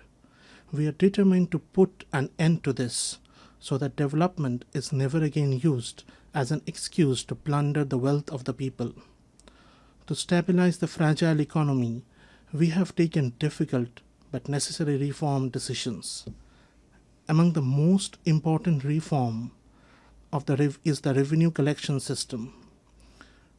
For the first time, legislation has been enacted to separate policy-making body from the implementing authority. This ensures transparency and accountability, and it will expand our revenue base. These measures are fully aligned with the severe commitment adopted at the recent FFD4 conference. Just as Bangladesh is striving to implement reforms in line with the severe commitment, we hope that the developed world will also honor their responsibilities under that collective pledge. We also believe that reform of decision-making and governance in global financial institutions is urgently needed. Equally vital are an inclusive framework for international tax cooperation, coordinated global measures against illicit financial flows and corruption, and stronger international cooperation for the recovery of stolen and illicit assets.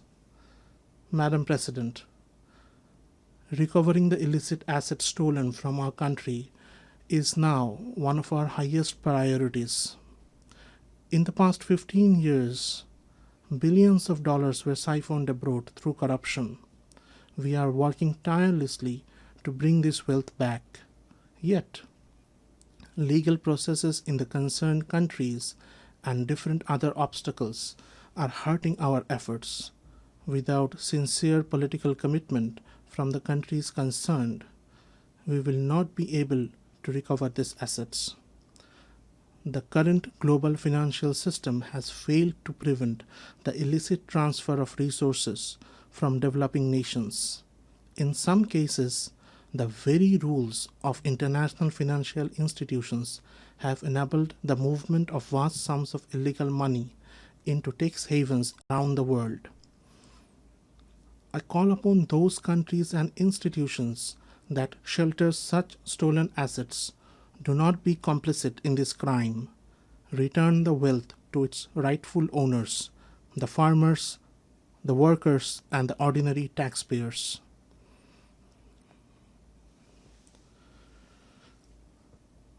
I propose the adoption and enforcement of strong international regulations to prevent the plunder of resources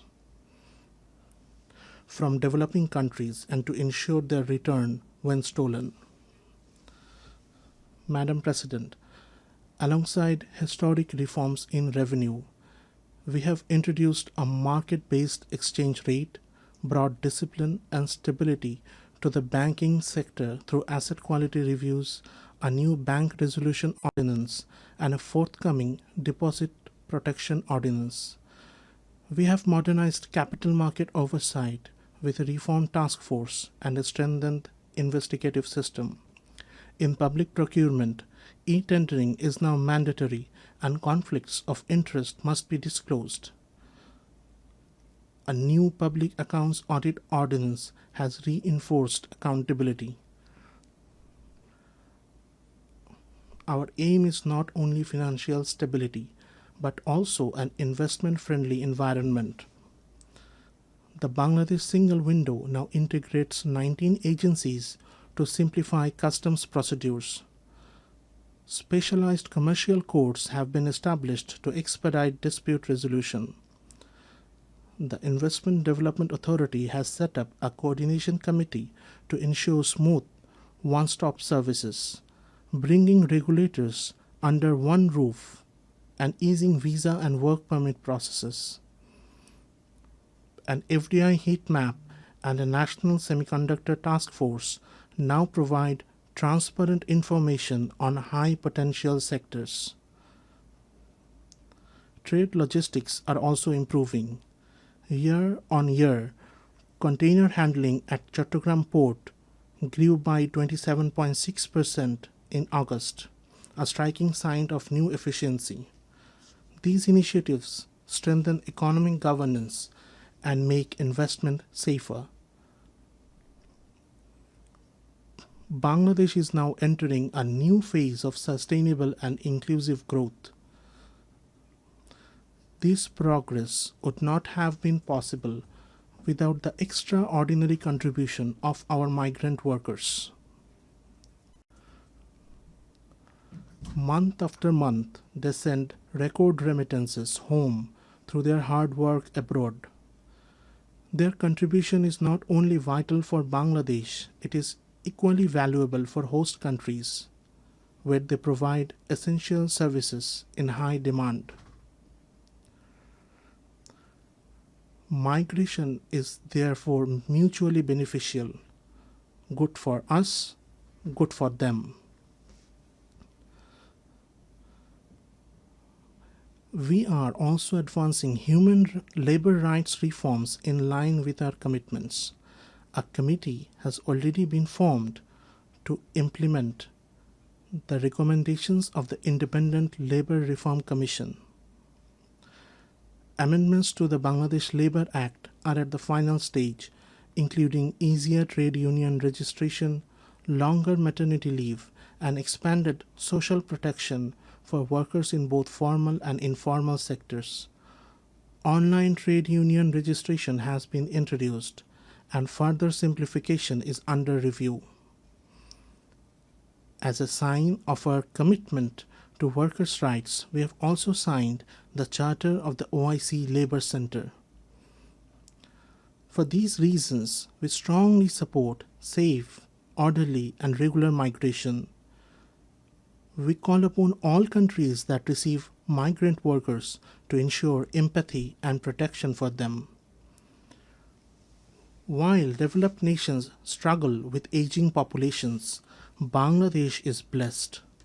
More than 60% of our people are under the age of 35. If migration pathways are opened, it will be mutually beneficial. By harnessing the strength of our youth, we can help meet labor needs in developed countries while creating opportunities for our own people. Madam President, the young generation of Bangladesh has already shown that they are the driving force of social change. We are investing in their skills in information technology, artificial intelligence, renewable energy, and green innovation. Our goal is clear: to shape every young person not only as a job seeker but also as a job creator.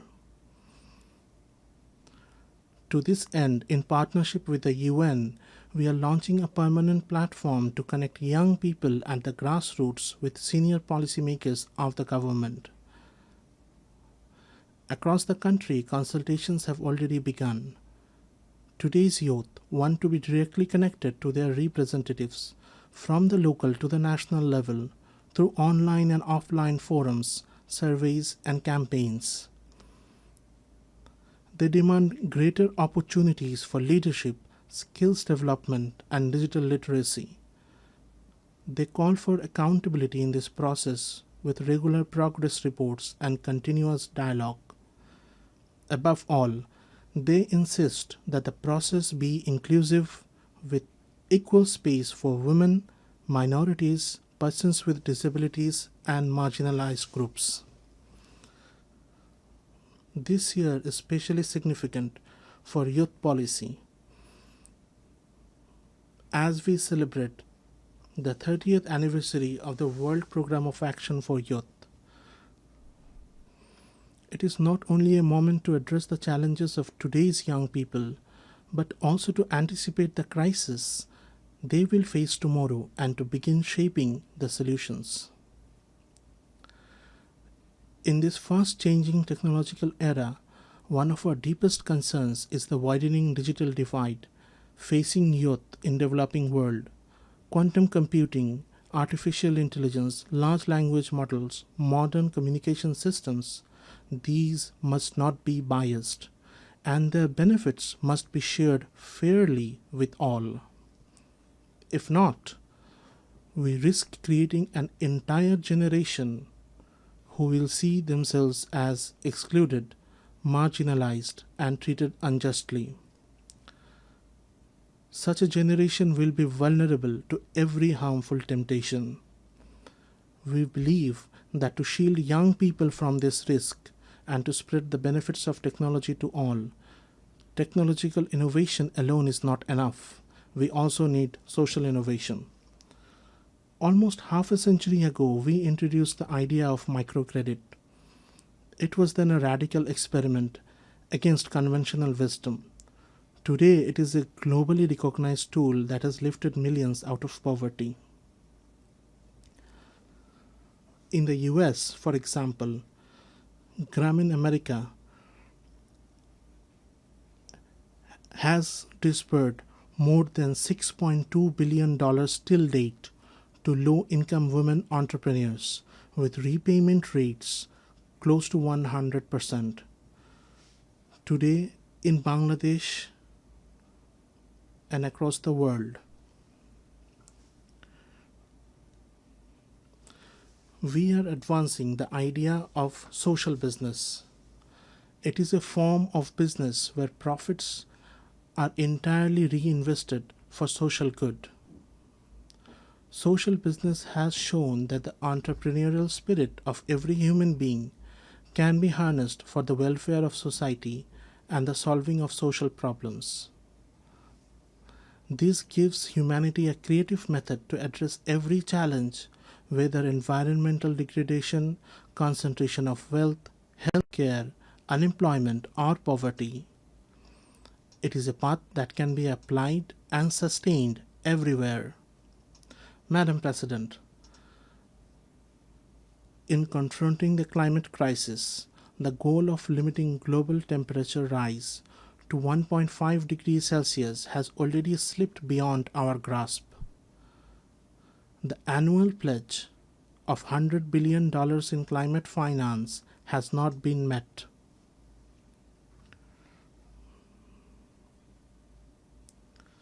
Worse still, the small sums that are dispersed are often shown on paper as many times larger than what they really are. This is unacceptable. For the sake of our children's future, we must act now. The Loss and Damage Fund must be made fully operational. Efforts to mitigate climate change must be intensified, but adaptation must be given equal priority. And adaptation must be locally determined, locally led, and locally managed. Bangladesh has already embraced locally led adaptation as a guiding principle. At the upcoming COP30 conference, we will announce our third nationally determined contributions, which will include both mitigation targets and adaptation actions, with special emphasis on protecting mangrove forests and restoring wetlands. At the same time, we expect the global community, particularly the high-emitting countries, to meet their responsibilities with sincerity. Madam President, another great challenge of our time is the rise of protectionism in global trade. In our own lifetimes, we have seen how trade and globalization lifted almost 1 billion people out of poverty in just 3 decades. If we now turn back, our children will lose that opportunity. It is undeniable that in trade, every nation's sovereign interests must be safeguarded, and no country should be forced to bear burdens beyond its capacity. But for the sake of global peace and prosperity, there is no alternative to open, fair, and rules-based trade. We must also expand the role of social business in global trade. A growing share of development assistance must be directed towards spreading social business worldwide. My generation has witnessed how a system of interdependent economies made conflict too costly and helped preserve peace. Today, more than 120 armed conflicts are raging across the globe.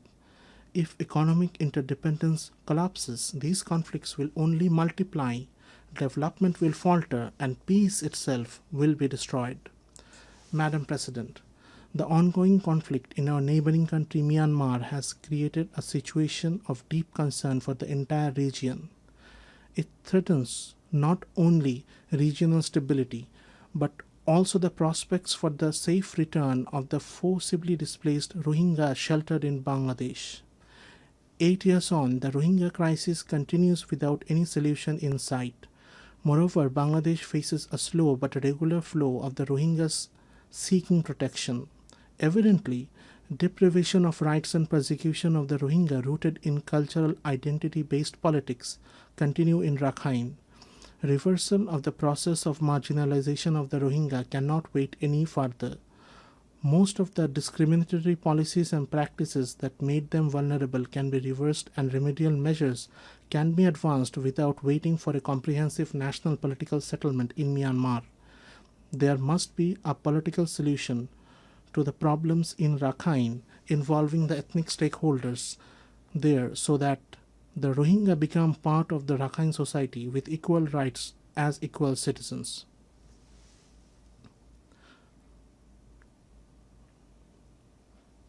Towards this end, a sustainable repatriation in safety and security must lead the process for restoration of their rights and their ultimate reintegration with dignity.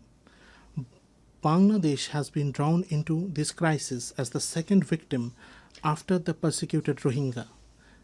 Yet, we must remember that the Rohingya crisis is not a bilateral issue with Myanmar.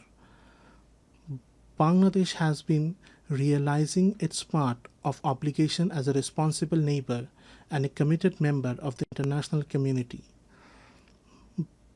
But our collective goal of maintaining a minimum standard of living in the camps face a situation of potential collapse given the funding crunch. The World Food Programme warns of a critical funding shortfall for its emergency response. Without urgent new funding, monthly ration may have to be halved to a paltry $6 per person, pushing the Rohingya deeper into hunger, accentuating their malnutrition, and forcing them to resort to desperate measures. Further cuts will no doubt intensify protection and security risks, transcending much beyond the camps. Hence, I call upon existing donors and to come forward with enhanced contribution and potential donors to make announcements of generous contribution to prevent this catastrophic situation. The international community, beyond new and enhanced funding for humanitarian assistance, must apply pressure on Myanmar or the non-state actor in Rakhine to bring positive changes there and to seek political solutions urgently. The neighboring countries must assume their responsibilities. Bangladesh will remain available for any assistance or contribution needed towards stabilization of Rakhine that the international community collectively agrees. Bangladesh expects that the upcoming high-level conference on 30 September will galvanize global resolve and generate concrete international support for the Rohingya, with the topmost priority of diversified and additional funding.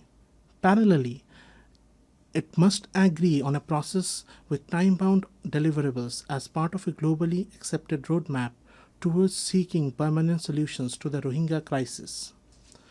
Madam President, this year, conflicts have scarred almost every corner of the globe, in Europe, in South Asia, and in the Middle East. We live in the most densely populated region of the world. Nowhere else do so many nuclear armed states exist in such close proximity. That is why We in Bangladesh deeply understand the urgency of disarmament and the prevention of nuclear proliferation. We call for the revival of global arms control treaties that have grown weaker with time.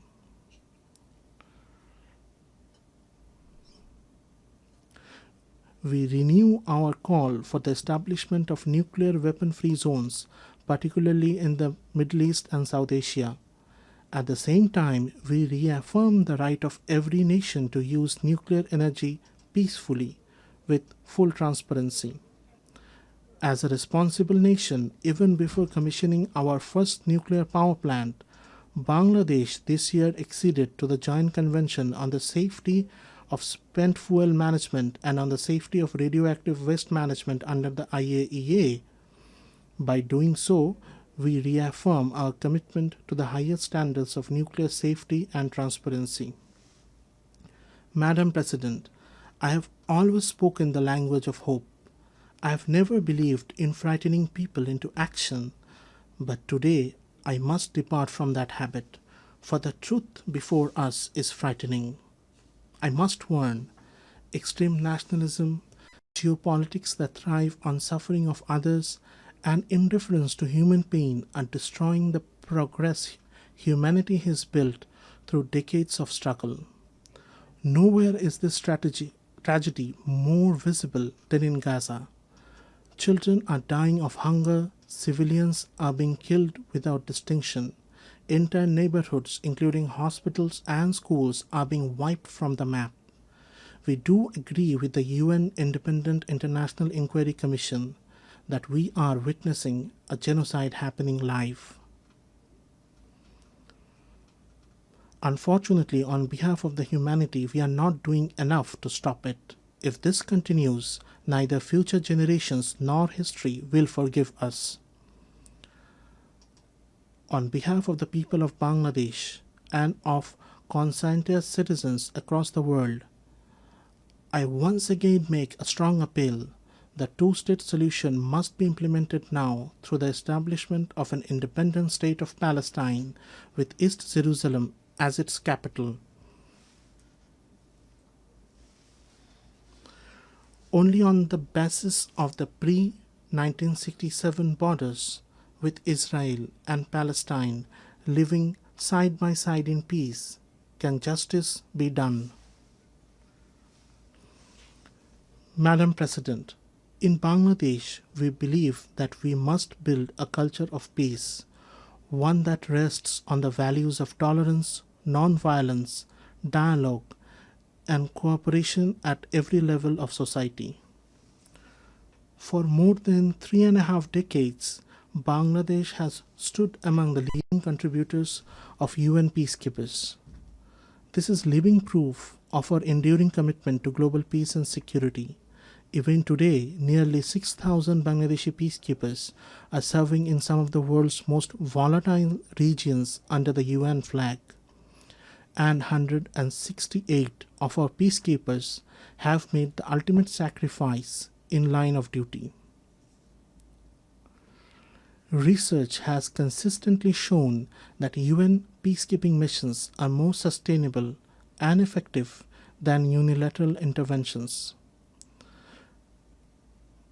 We therefore call for clear and achievable mandates and adequate funding for peacekeeping operations. We must also give the highest priority to the safety of peacekeepers and ensure accountability for crimes committed against them. Bangladesh also actively promotes multilingualism, both at home and internationally, because we believe that linguistic and cultural diversity deepens mutual understanding. In the 21st century, there is no place for hatred, intolerance, racism, xenophobia, or Islamophobia in any society. Yet today, disinformation and hate speech have become matters of grave concern. In the aftermath of the last year's popular uprising in Bangladesh, certain vested groups deliberately spread false narratives and such disinformation continues even now. The problem has been compounded by the deliberate use of fake news and artificial intelligence-driven deepfakes, which make the situation even more dangerous. We must work together to confront these distortions before they erode trust among people and weaken the bonds of social harmony. Madam President, one of our top priorities is the empowerment of women. In the words of our national poet Qazi Nazrul Islam, whatever in this world is great, whatever is good and everlasting, half of it has been created by women and the other half by men. In reality, in many important fields today, the contribution of women is greater than half. This month, for the first time, Bangladesh published the Unpaid Household Production Satellite Account. It shows that women perform more than 85% of unpaid care and household work, with a value equivalent to over 16% of our GDP. Despite many obstacles, our girls are succeeding everywhere, from classrooms to boardrooms, from laboratories to sports fields. Recently, our women's football team won a regional championship, qualified for the Inter-Asian competition, and inspired millions across the country. My government's efforts to ensure women's safety, dignity, and equal opportunity continue. This year, we celebrate the 30th anniversary of the Beijing Declaration. On this occasion, we have strengthened our commitment to women's empowerment by announcing 4 national pledges under the Beijing Plus 30 Action Agenda to be implemented in the next 5 years. They include enacting a law to prevent and protect against sexual harassment, recognizing and valuing women's unpaid care and household work, increasing women's participation in politics and public life, and strengthening gender-responsive budgeting. Madam President, Bangladesh is committed to regional cooperation based on mutual respect, transparency, and shared prosperity. Through initiatives such as BIMSTEC, BBIN, Asian Highway, SASEC, we are advancing regional connectivity and trade. At the same time, we have expressed interest in joining effective regional forums like ASEAN, and we are working toward that goal. We also call for the revitalization of the South Asian Association for Regional Cooperation, SAARC. Established 4 decades ago, SAARC achieved notable progress in its early years and laid a strong foundation for regional cooperation. Despite political deadlock, its institutional structure remains intact. We believe SAARC still holds the potential to deliver welfare to the hundreds of millions in our region, just as ASEAN has done in its own. For shared development, there is no alternative to regional cooperation among neighbors. And when it comes to the use of shared natural resources, fairness and compassion must guide us. Bangladesh is firmly committed to peaceful regional cooperation in this area. That is why, as the first country in South Asia, we have recently joined the UN Water Convention. Madam President, centuries of political exploitation, plunder of resources, and structural inequalities have created today's stark realities of uneven development.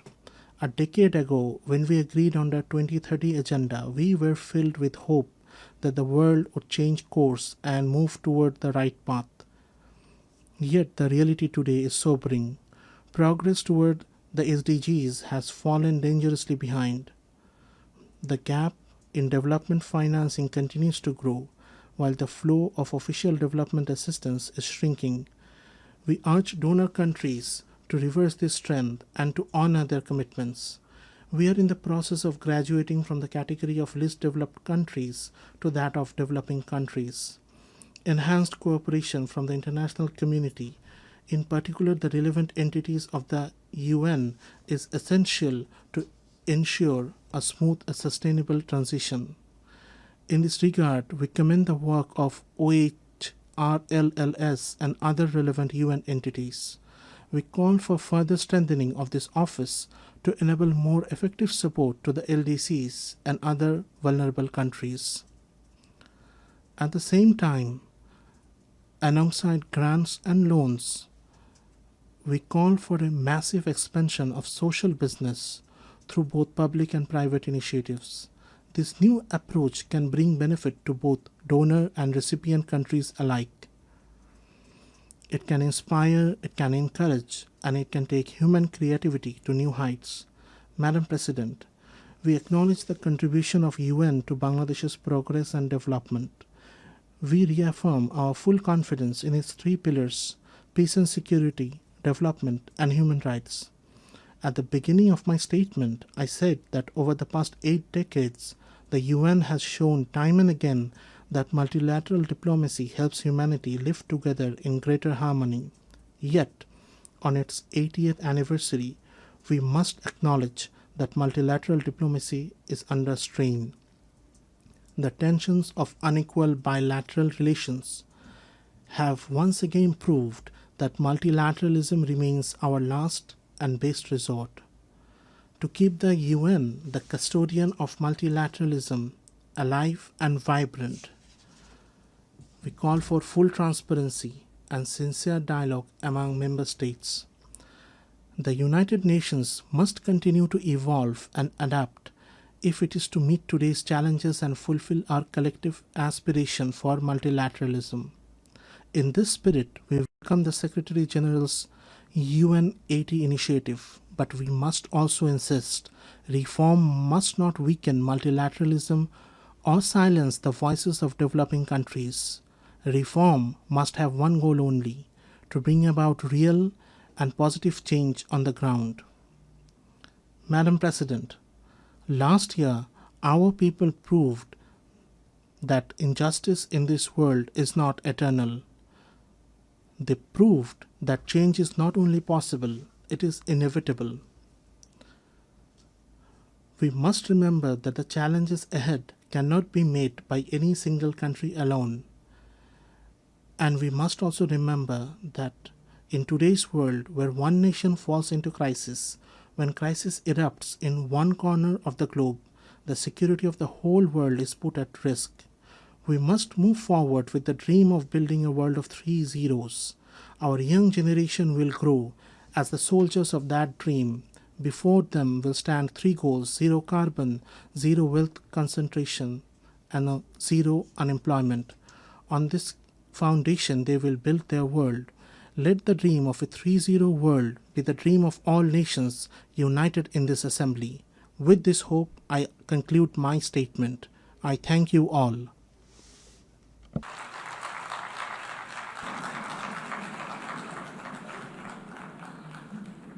On behalf of the Assembly, I wish to thank the Chief Advisor of the Interim Government of the People's Republic of Bangladesh.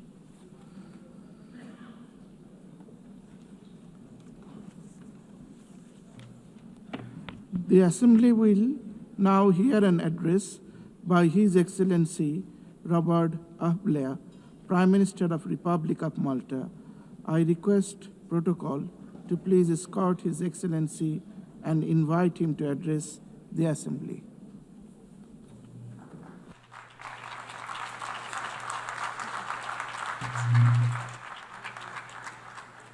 Mr. President, Excellencies, distinguished delegates, and dear friends, we are gathered here just a few weeks shy of the 80th anniversary of the foundation of this United Nations. Unfortunately, even a glance at the global headlines is enough to produce the depressing thought that perhaps it should be less of a birthday party and more of a wake-up call. But firstly and firmly, I want to reject the idea that the need for the United Nations is any less imperative today than it was 8 decades ago. Then, as now, you could be forgiven for losing hope. In 1945, at the end of that global conflict, the world seemed to be in ruins. Thankfully, in 2025, our world isn't in ruins, but too much of it is in flames. 80 years ago, the leaders owed it to the millions who had lost their lives over 6 years of slaughter to never lose hope. So do we, as leaders of today, owe it to every citizen that we serve to similarly never lose hope, to never lose sight of the founding principles that brought the countries of the world together, to never allow that which divides us to obscure the much greater values that unite us, to never give in to pessimism or cynicism about what the future can hold. Now, don't misunderstand me. I am not blind to the magnitude of the challenges that our world faces. I know that fine words here in New York won't, by themselves, end conflict, hunger, or deaths by malnutrition. But I remain convinced that the resolution we show and the resolutions we pass here can make a real and tangible difference on the ground. We must never lose sight of the power of collective will and that of collective action. Because while the 8 decades of the United Nations have seen far too much conflict and suffering, they have also seen human progress on a scale even the most optimistic of the founding fathers, who dared to dream that working together could work to transform the lives of ordinary people, would never have imagined themselves. Let me cite just one example. In 1945, global life expectancy, war aside, was in the mid-40s. Children born this year, in 2025, can expect to live in their mid-70s. Now, that didn't happen by luck or by accident. It happened by will and resolve. It happened by effort. And it happened also because of the positive work being conducted by the agencies of this United Nations. And it is not just in terms of life chances that the United Nations has had a positive, transformative impact. The values inscribed in the founding charter had a profound effect on the journey to self-determination of so many nations, like my own, Malta. In 1945, Malta was still a colony, a British military and naval base. In 2025, Malta is a proud republic since 1974 and independent since 1964, playing its part at the pivotal crossroads of 2 continents. So, the country I am honored to lead will never turn its back on the possibilities that the principles of our United Nations offer to deliver solutions to even the gravest of challenges. Perhaps the gravest of those challenges that the world faces is division. Barriers are being built when they should be coming down and dismantled. And those barriers really are already proving obstacles to the exchange of trade, innovation, ideas, of hope that our world needs. In thinking about this throwing up of barriers, I thought of some words of the late US President, Ronald Reagan. In his 1985 State of the Union address, he had said, "There are no constraints on the human mind, no walls around the human spirit, no barriers to our progress except those we ourselves erect." And who can forget the 4 simple words which changed the course of history that President Reagan himself delivered 2 years later when he stood in front of the Berlin Wall and dared to say directly to the Soviet leader, Mr. Gorbachev, "Tear down this wall." So I say to each and every one of my fellow leaders. Let us tear down the walls together. Let us dare to say the seemingly unsayable. Let us dare to achieve the seemingly unachievable. Let us dare to make the changes needed, no matter how seemingly overwhelming the odds. We must not be afraid also to make those changes closest to home in the very way this United Nations works. The biggest threat to the future of our United Nations doesn't come from those who want to tear it down, but it comes from those who say that in the face of that pressure, we should barricade ourselves in and reject the idea of change and reforms. It comes also from those who say that to admit imperfections and weaknesses in the way that we work is to give comfort to those who decry and belittle the very idea of the United Nations. That couldn't be more wrong. What empowers the opponents is a hint of an organization with its head buried in sand. A bunker, a fortress mentality would be fatal. The status quo simply isn't an option. We need to deliver a United Nations that is smarter and, of course, fairer. And we need to accelerate the pace of change to do just that. The change has also to begin at the top. I want to take this occasion to pay tribute to the Secretary General and his unwavering commitment and dedication to the cause of peace. Thank you, Antonio.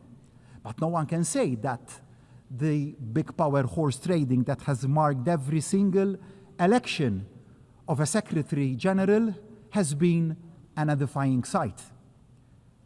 We often reach the right outcome, and that is good and positive, but we certainly go the wrong way about it. We need to do better.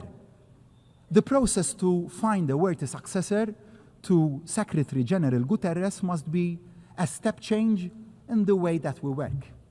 The selection process must be transparent, inclusive, and based on merit, not political bargaining. The decision must be taken out of the corridors of this building and become a truly global conversation involving all member states, as well as civil society. As for the Security Council, its makeup reflects the world as it was in 1945 and not as it is in 2025. Malta begs the clamor for expansion and fairer regional representation. But it isn't just the composition that needs to change. The role of the Security Council needs to be elevated. It must serve as a greater counterbalance to the dominance of the larger powers.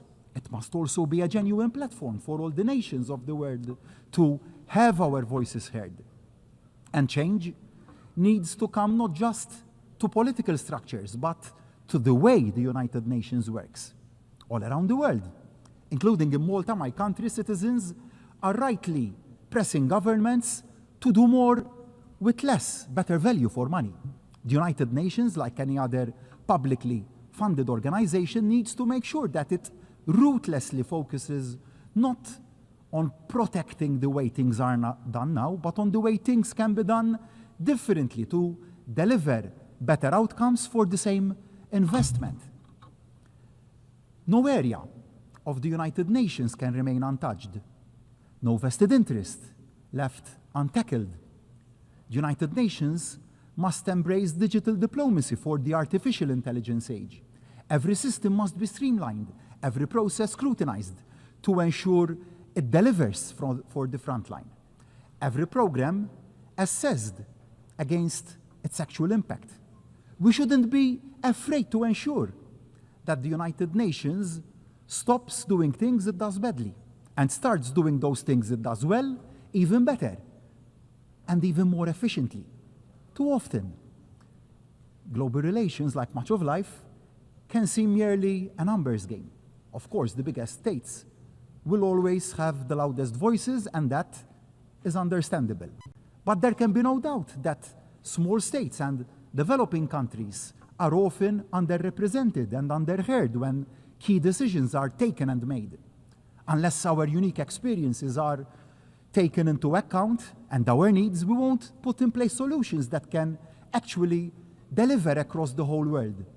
It is a self-defeating mistake for the Big Boys Club to crowd out the added value that small nations can bring to the table.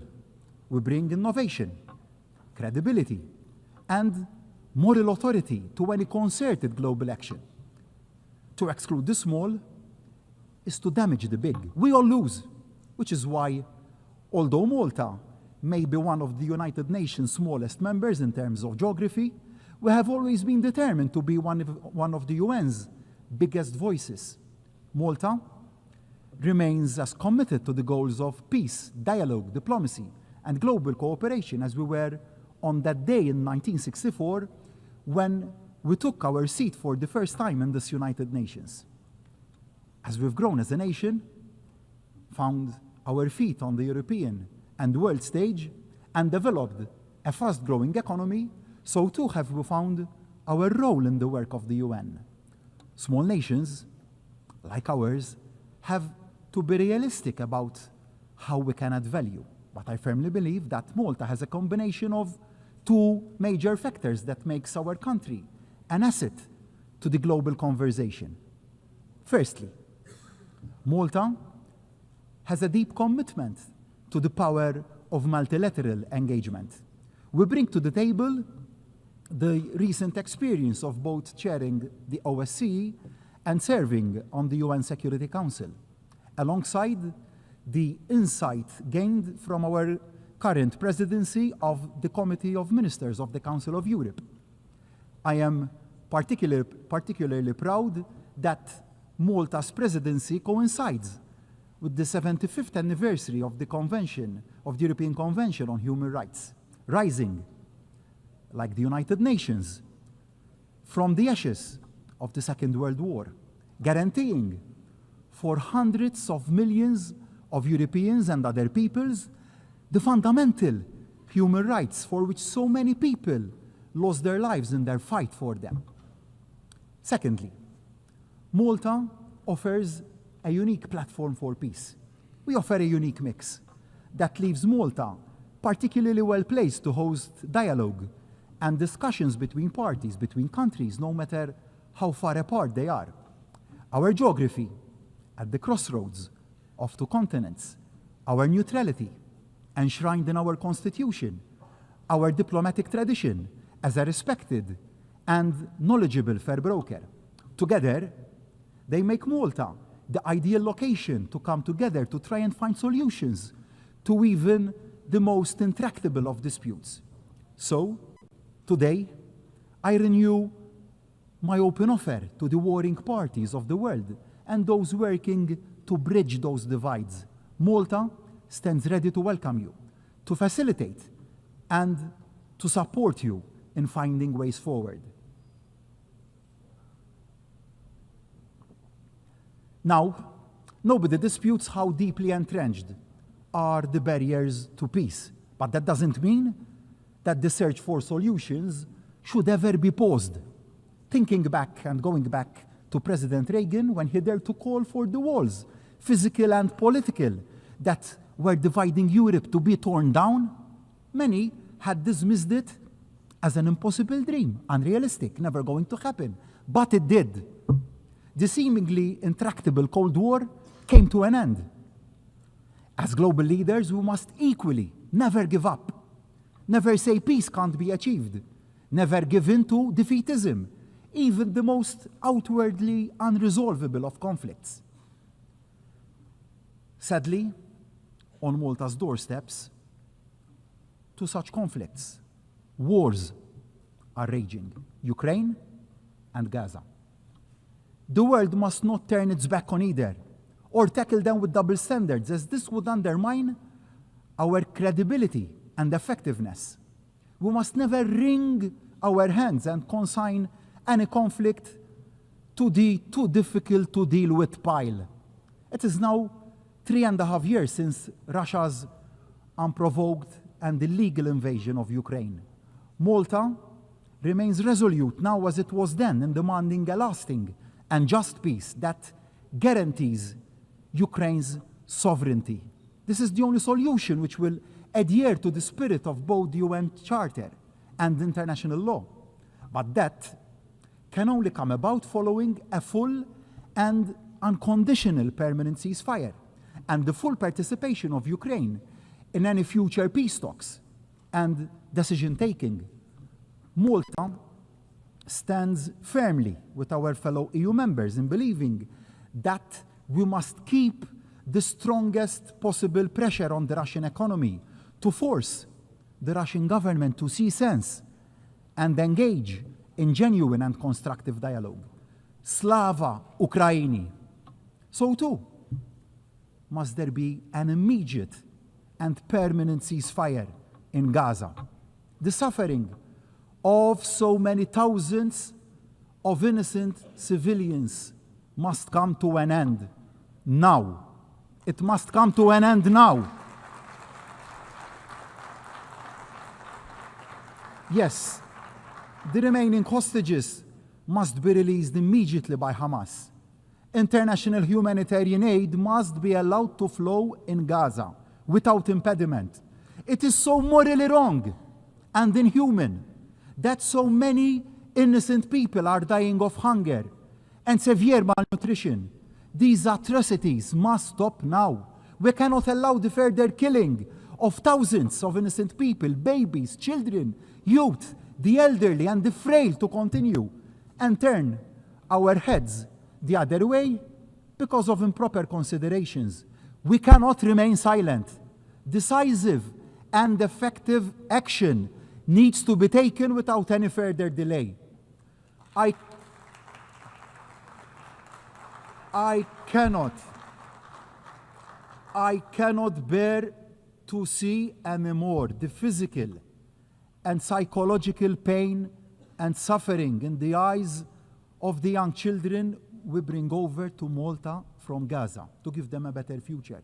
Children, young children with mutilated bodies who are supposed to be celebrating the innocence of their youth and the best period of their lives. The parents who have lost their young children. And I ask, why? When leadership should be about humanity and empathy and not about who can inflict maximum damage to win a war or wipe out a nation or its people. I was proud this week to stand with other world leaders and add Malta to the growing list of allies recognizing Palestinian statehood. After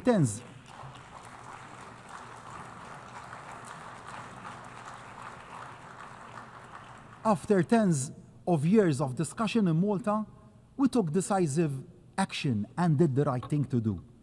I owe this to Ibrahim, a 15-year-old icon of the resilience and strength of the Palestinian people. Ibrahim is now receiving the best medical care and prosthetics in Malta after having both his legs blown off and severely injured by a missile fired from a drone in Gaza. His friends were killed in the same accident. These are the daily realities in Gaza, and we have to stand up and be counted. Not doing so would mean that we are complicit in what is happening. Now, a viable two-state solution, no, isn't a reward for Hamas. It is the exact opposite. It is the only way, in actual fact, to finally banish evil of Hamas. It is the only solution that can deliver the sustainable and peaceful future that both peoples wish for and deserve. Of course, the road to a fair two-state solution is a long one, fraught with difficulties. But just because something is hard doesn't mean it is impossible. The world owes to Israelis and Palestinians alike to pursue this path to peace. Indeed, the world faces a stark choice. In too many areas of life, too many barriers are being erected. When too many countries pull up the shutters and turn in on themselves, it is small island nations like Malta that pay the highest price and take the biggest hit. Let me be clear, security is the first duty of any government. Being against barriers doesn't equal being against sensible safeguards. Every nation has the right to take necessary steps to protect itself, but isolation doesn't make anyone safer, because as all the evidence of history shows, the greater the cooperation across borders, the greater the protection we can afford to our citizens. And a threat to global prosperity is a threat to global security. So, I urge the United Nations to redouble its efforts to safeguard the connectivity that trading nations like Malta have to rely on. It is incumbent on all of us to resist the trend to protectionism and fight for open markets. The alternative of a world of trade barriers will only make us all poorer. Of course, it is equally important that we work to tackle the downsides of globalization, to ensure that none of our citizens are left behind. But there can be no turning back of the clock. We can secure our borders without building fortresses. Addressing legitimate concerns about migration is not the same as pulling up the drawbridge. Clearly, the current growth of irregular migration is not sustainable. Yet, it will only be truly addressed by a truly global solution and response. A coordinated response that is both humane and sustainable, that acknowledges the fundamental truth that migration is driven by poverty and conflict, driving migrants to risk their lives at the mercy of criminal human smugglers in search of a better future for themselves and their families. Every country has a right to secure its borders, but every country equally has a duty to play its part in tackling the root causes of irregular migration. You might say, tough on irregular migration, tough on the root causes of irregular migration. Underpinning all this is the need for every member of this United Nations to recommit to the primacy of international law and the value of international cooperation. No country, however large, however strategically important, is above the rule of law. Might does not automatically equal right. Small states like Malta cannot afford the risks of a world where some ignore the laws when it suits them. Upholding the charter upon which this United Nations was born 8 decades ago isn't wide-eyed idealism. For nations like Malta, it is about our very survival, equally vital. For the survival of small island nation-states is the absolute necessity of stemming down the impact of man-made climate change. It would be too easy for a world waylaid by war to shrug its shoulders and claim it lacks the bandwidth to keep taking the actions needed to keep down the Earth's temperature. Malta, however, will keep working to amplify the voices of the small islands across the globe. As a small island state, we are at the front line of rising temperatures and rising sea levels. This isn't some theoretical threat. It is a challenge to our very existence. So Malta will continue to support indices like Corvi that bring home just how vulnerable small island states are to climate change. And we will maintain pressure for greater support to be given to those developing small island states where the threat is highest and fastest. But the cost of preparedness and adaptation is disproportionately high. They must be given the resources that they need to adapt. And the adaptation must not cause a financial burden on their citizens, to our citizens. Otherwise, we will lose their buy-in.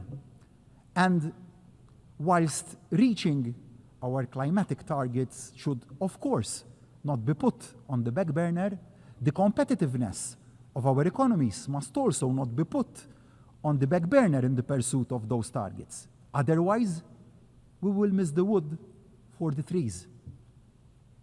Dear friends, let me conclude my remarks from where I began today.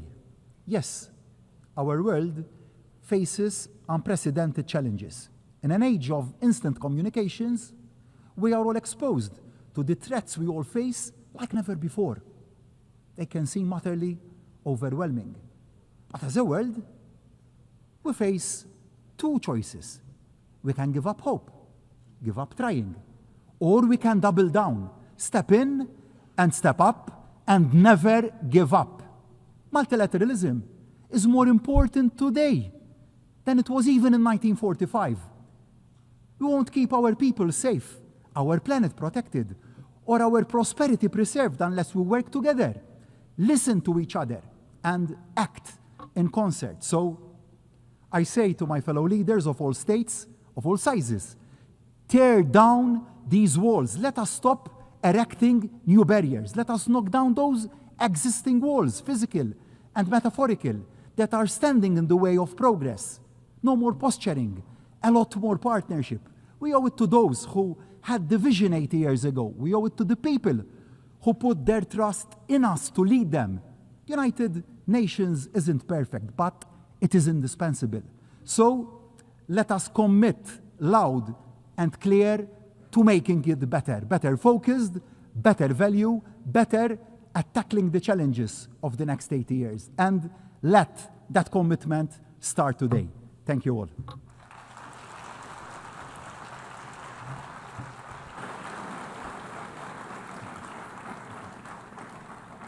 On behalf of the Assembly, I wish to thank the Prime Minister of the Republic of Malta.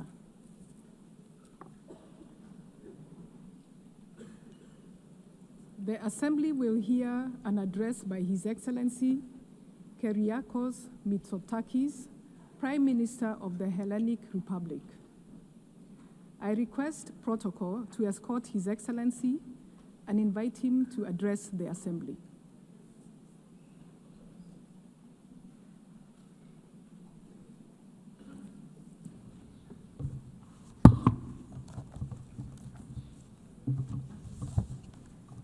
Madame la Présidente, heads of state and government, ladies and gentlemen, it's an honor to address this assembly for the 7th time as Prime Minister of Greece.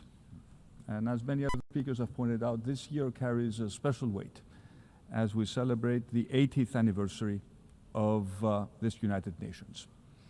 80 years of hope, of struggle, of progress. And this milestone coincides with a very important moment for Greece, our 3rd tenure as a non-permanent member of the Security Council.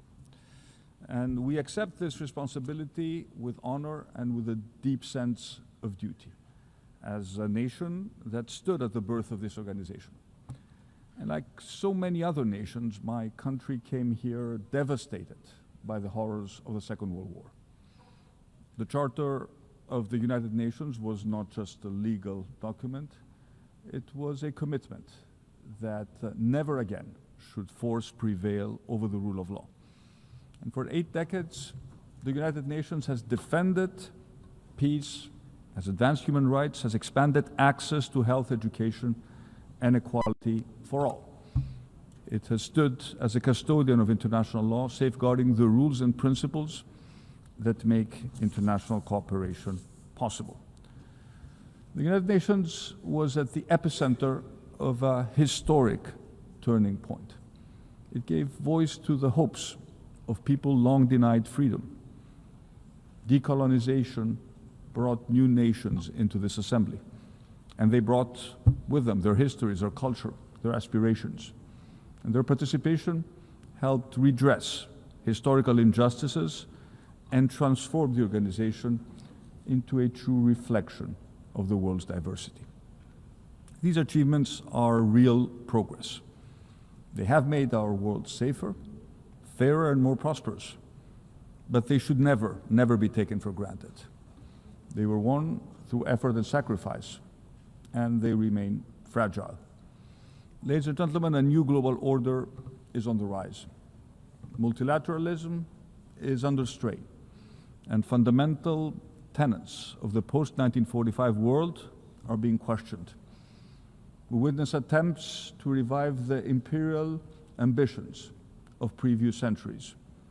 Revisionist narratives are resurging, and some leaders, unfortunately, remain trapped in the past, chasing illusions of a bygone glory.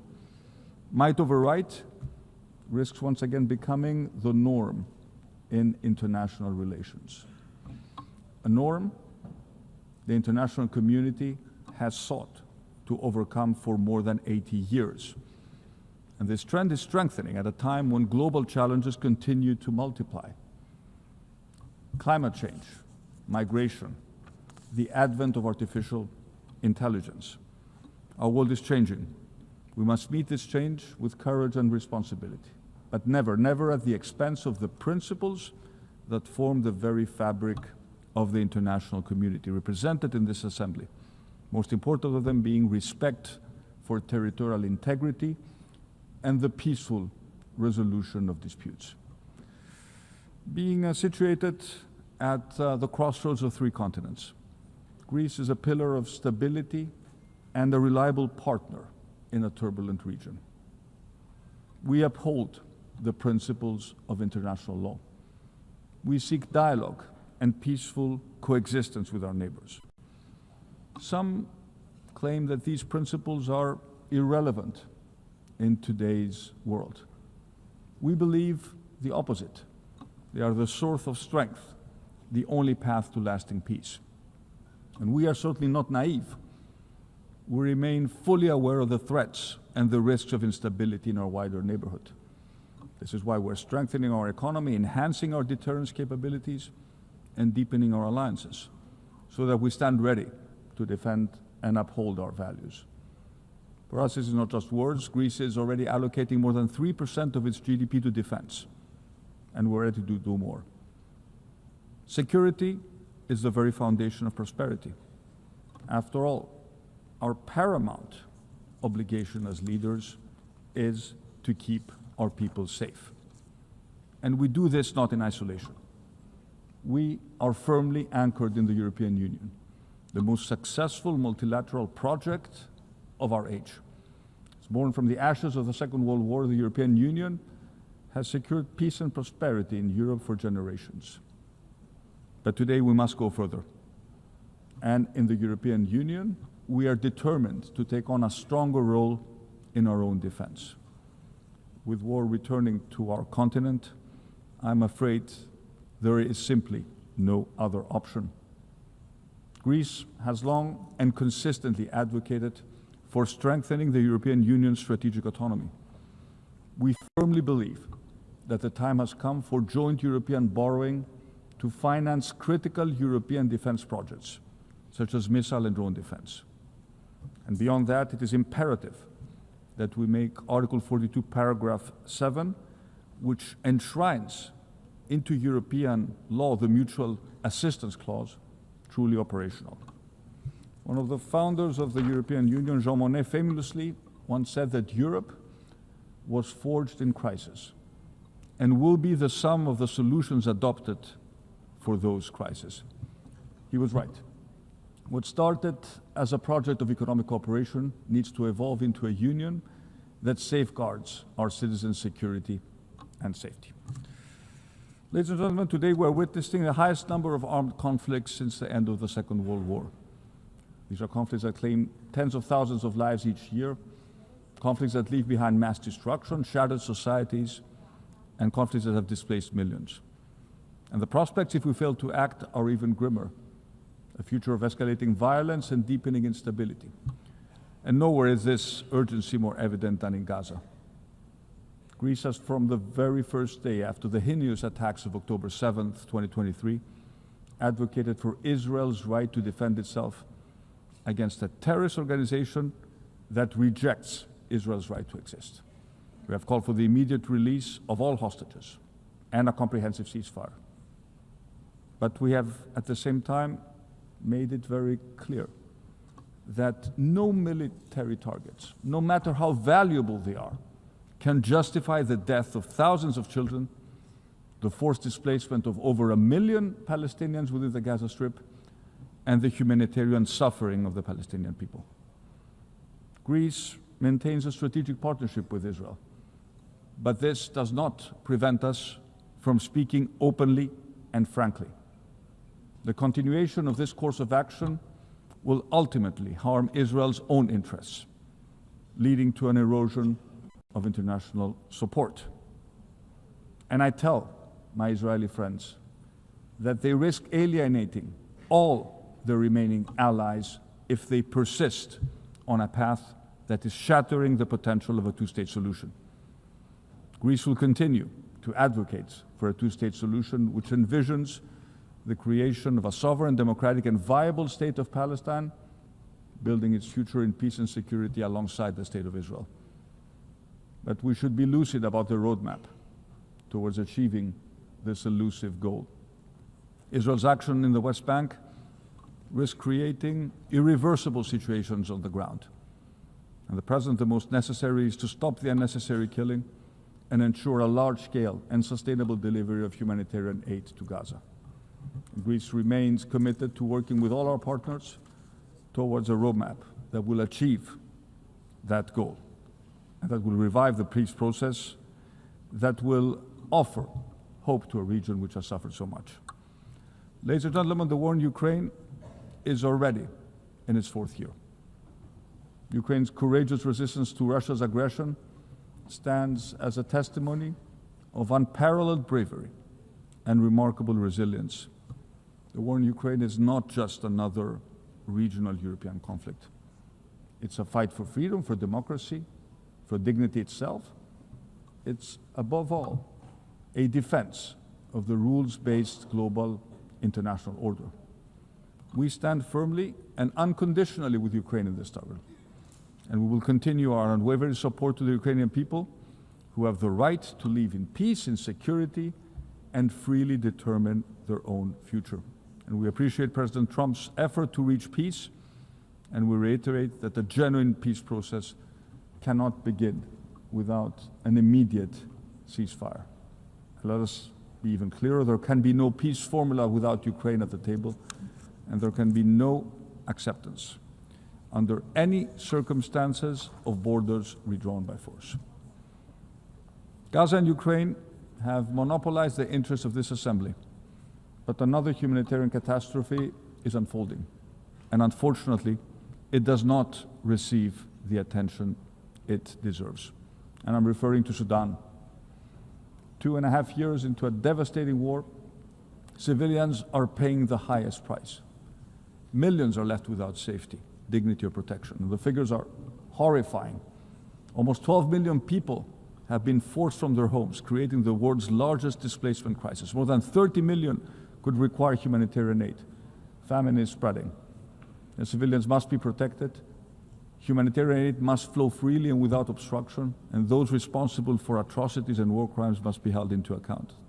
There's only one path forward: silence the guns and renew a coordinated political process. The world must not forget the people of Sudan.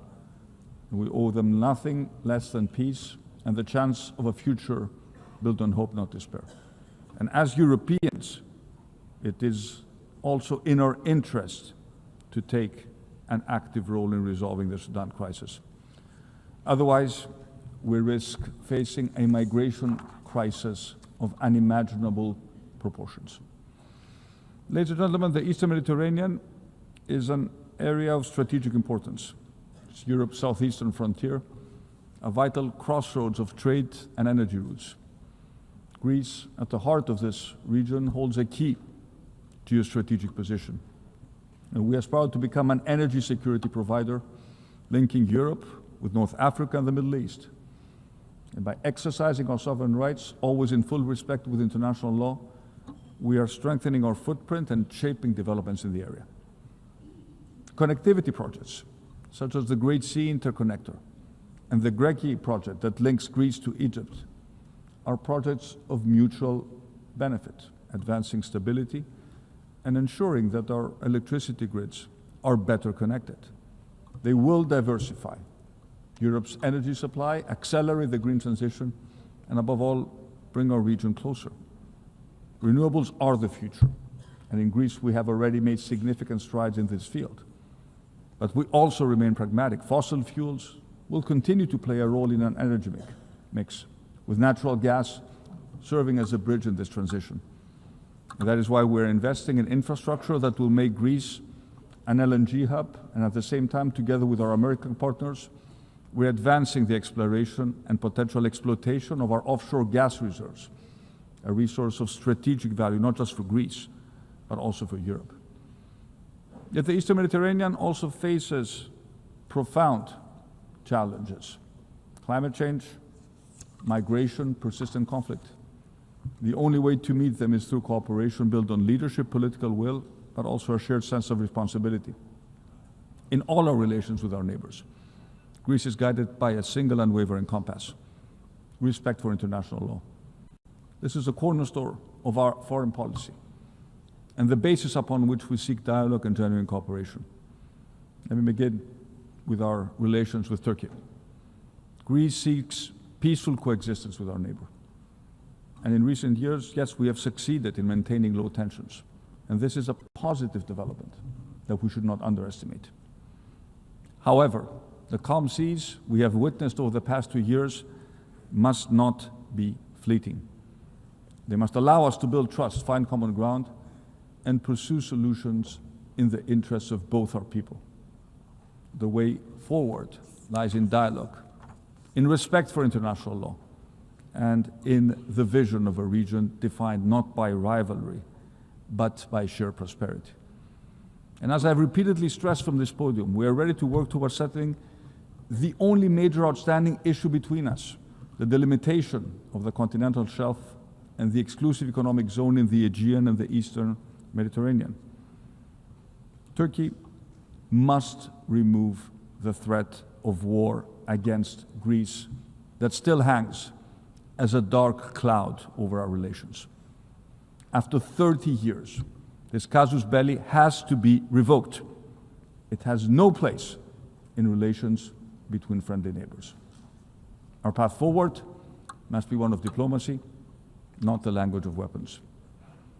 Let me say a few words about the Cyprus problem. For 51 years, Cyprus has endured the consequences of Turkey's illegal invasion and continued military occupation.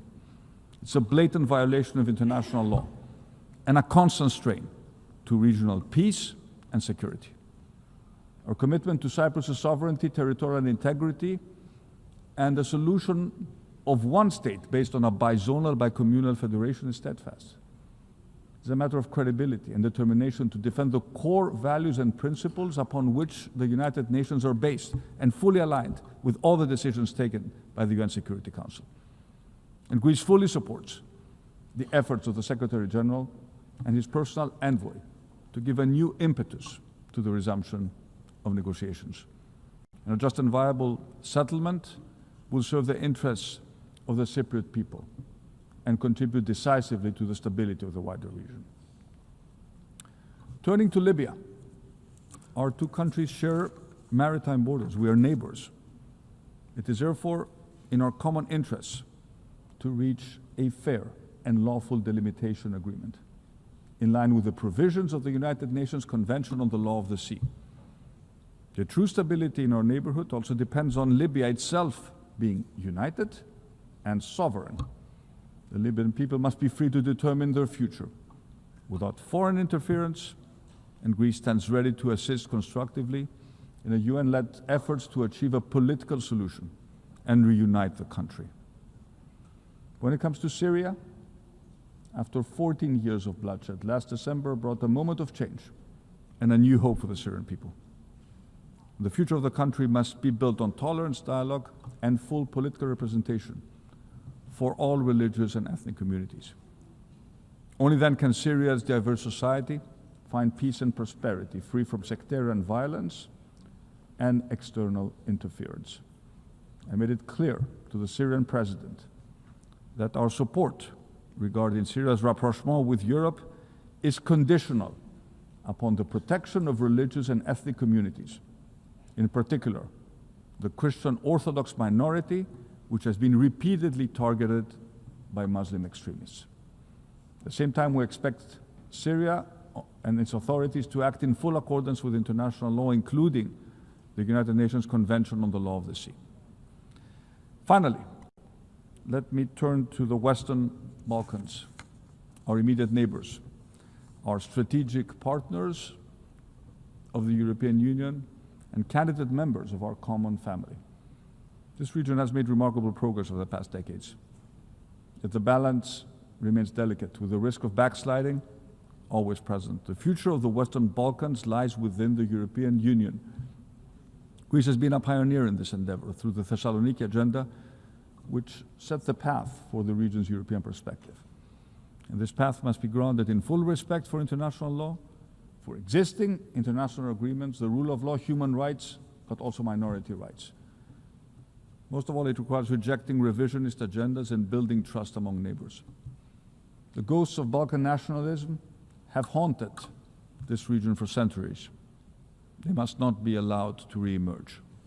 And it's up to the leadership of the Western Balkans to assume their responsibilities and secure a future of peace and prosperity for all their people. Ladies and gentlemen, let me conclude by returning to a topic I also addressed in my speech at the General Assembly last year. Technology is both our greatest shared opportunity and one of the defining challenges of future prosperity. Last year I spoke about artificial intelligence and its extraordinary transformative promise, but I also warned of the danger it breeds. Today, Greece is pursuing a visionary yet practical AI strategy through pilot programs in areas such as education, healthcare, and natural disaster prevention. Teachers and students will soon engage with custom-designated AI teaching assistants.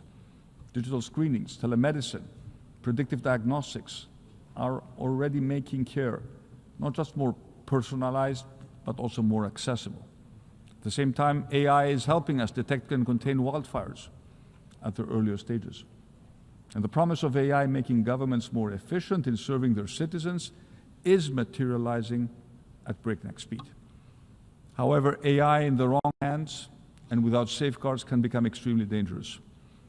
It can severely impact our children's mental health, flood our public square with disinformation, cause massive displacements in the job market, and concentrate immense power in the hands of a few multinational corporations. And this is why I welcome the United Nations establishment of the Independent International Scientific Panel on AI and the Global Dialogue on Artificial Intelligence Governance. These institutions lay the foundations of a global architecture where artificial intelligence can be steered by science and guided by cooperation. The most urgent task is to protect the mental health of our children. The scientific evidence is damning. We are running a massive, unsupervised experiment with the brains of our children and teenagers. And what was envisioned as a space of connection and creativity has too often become a landscape of manipulation where harmful content reaches even the youngest users. Addictive scrolling is addictive by design, not by accident. And every time I talk to parents, I hear the same story. We're scared about online bullying, adult content, unrealistic standards of beauty, the promotion of self-harm. We feel powerless and helpless. We don't want our kids to share their intimate thoughts and feelings with an AI chatbot. Greece has decided to do something. We have banned our phones in schools, but we have also launched the Kids Wallet, the first government-backed application giving parents simple, effective control over their kids' smartphone while enabling platforms to verify the age of their users. And our proposal for a pan-European digital age of majority to access digital platforms has already won the support of 13 EU member states. It's examined by the European Commission. But this is not a debate for governments and parents alone. Just as society once set firm rules for smoking, drinking, and wearing a seatbelt, we must now confront today's challenge with equal clarity. Big platforms can no longer profit at the expense of our children's mental health. A business model built capturing our kids' attention through addictive algorithms that feed them what can justifiably be labeled as digital junk is simply not acceptable. And let me repeat what I said last year. Digital technology is no different than any other industry that needs to operate under health and safety regulations. The overarching principle The golden standard is one and the same: do no harm. Ladies and gentlemen, looking back at the foundation of the UN means to recall and acknowledge that the need for effective multilateralism is as necessary in 2025 as it was in 1945. And there's no doubt that multilateralism must be reinvigorated. We must make it fit for the challenges of the third decade of the 21st century, but we must do it without disrupting its core, the rules-based order. These rules were agreed for a reason: to save humanity, to ensure progress and prosperity for all. Humanity has paid a very heavy toll through blood, destruction, and suffering to learn this lesson. And we must assume our responsibilities to future generations. Let us not be remembered as those who once again led the world to the brink, and let us not be the sleepwalkers of our time. This time there may be no way back. Instead, let us prove that we have the vision, courage, and resolve to build a world of peace, of security, of shared prosperity, worthy of generations to come. Thank you very much for your attention.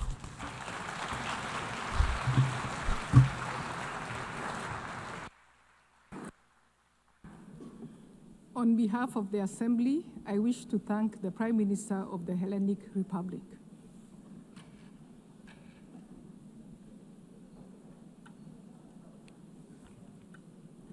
The Assembly will hear an address by His Excellency Tshering Tobgay, Prime Minister of the Kingdom of Bhutan. I request protocol to escort His Excellency and invite him to address the Assembly.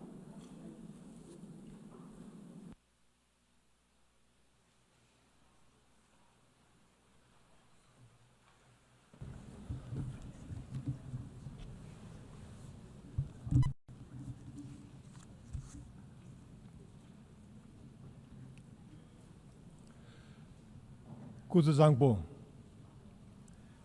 Madam President, Mr. Secretary General, Excellencies, distinguished delegates, I bring the warm greetings of His Majesty King Jigme and the prayers of the people of Bhutan for peace, harmony, and progress in our world. Excellencies, 80 years ago, from the devastation of the Second World War, the founders of the United Nations dared to imagine a world at peace. They chose cooperation over conflict, dialogue over division, and hope over despair. They built an institution to protect humanity from its worst instincts and higher risks. Today, our challenge is different, but no less urgent. A planet in a climate crisis, persistent poverty, and conflicts that shatter lives and erode trust among our nations. The Secretary General's UN 80 initiative calls on us to respond with renewed purpose to strengthen the UN's capacity to act decisively on peace, sustainable development, and climate action. Renewed purpose to restore its moral authority. Renewed purpose to make it fit for the purpose of our collective future. Bhutan believes in a United Nations that is representative, responsive, and effective.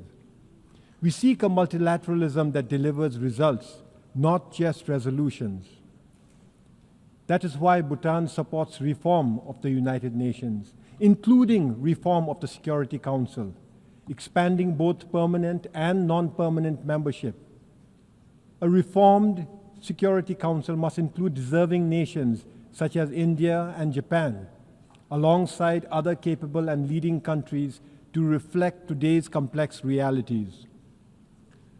As we look toward the UN at 100, let us commit to a world where peace is the norm, where climate is stable, and where every child, no matter where they are born, has the opportunity to grow as productive members of our global community. Bhutan will be an active partner on this journey.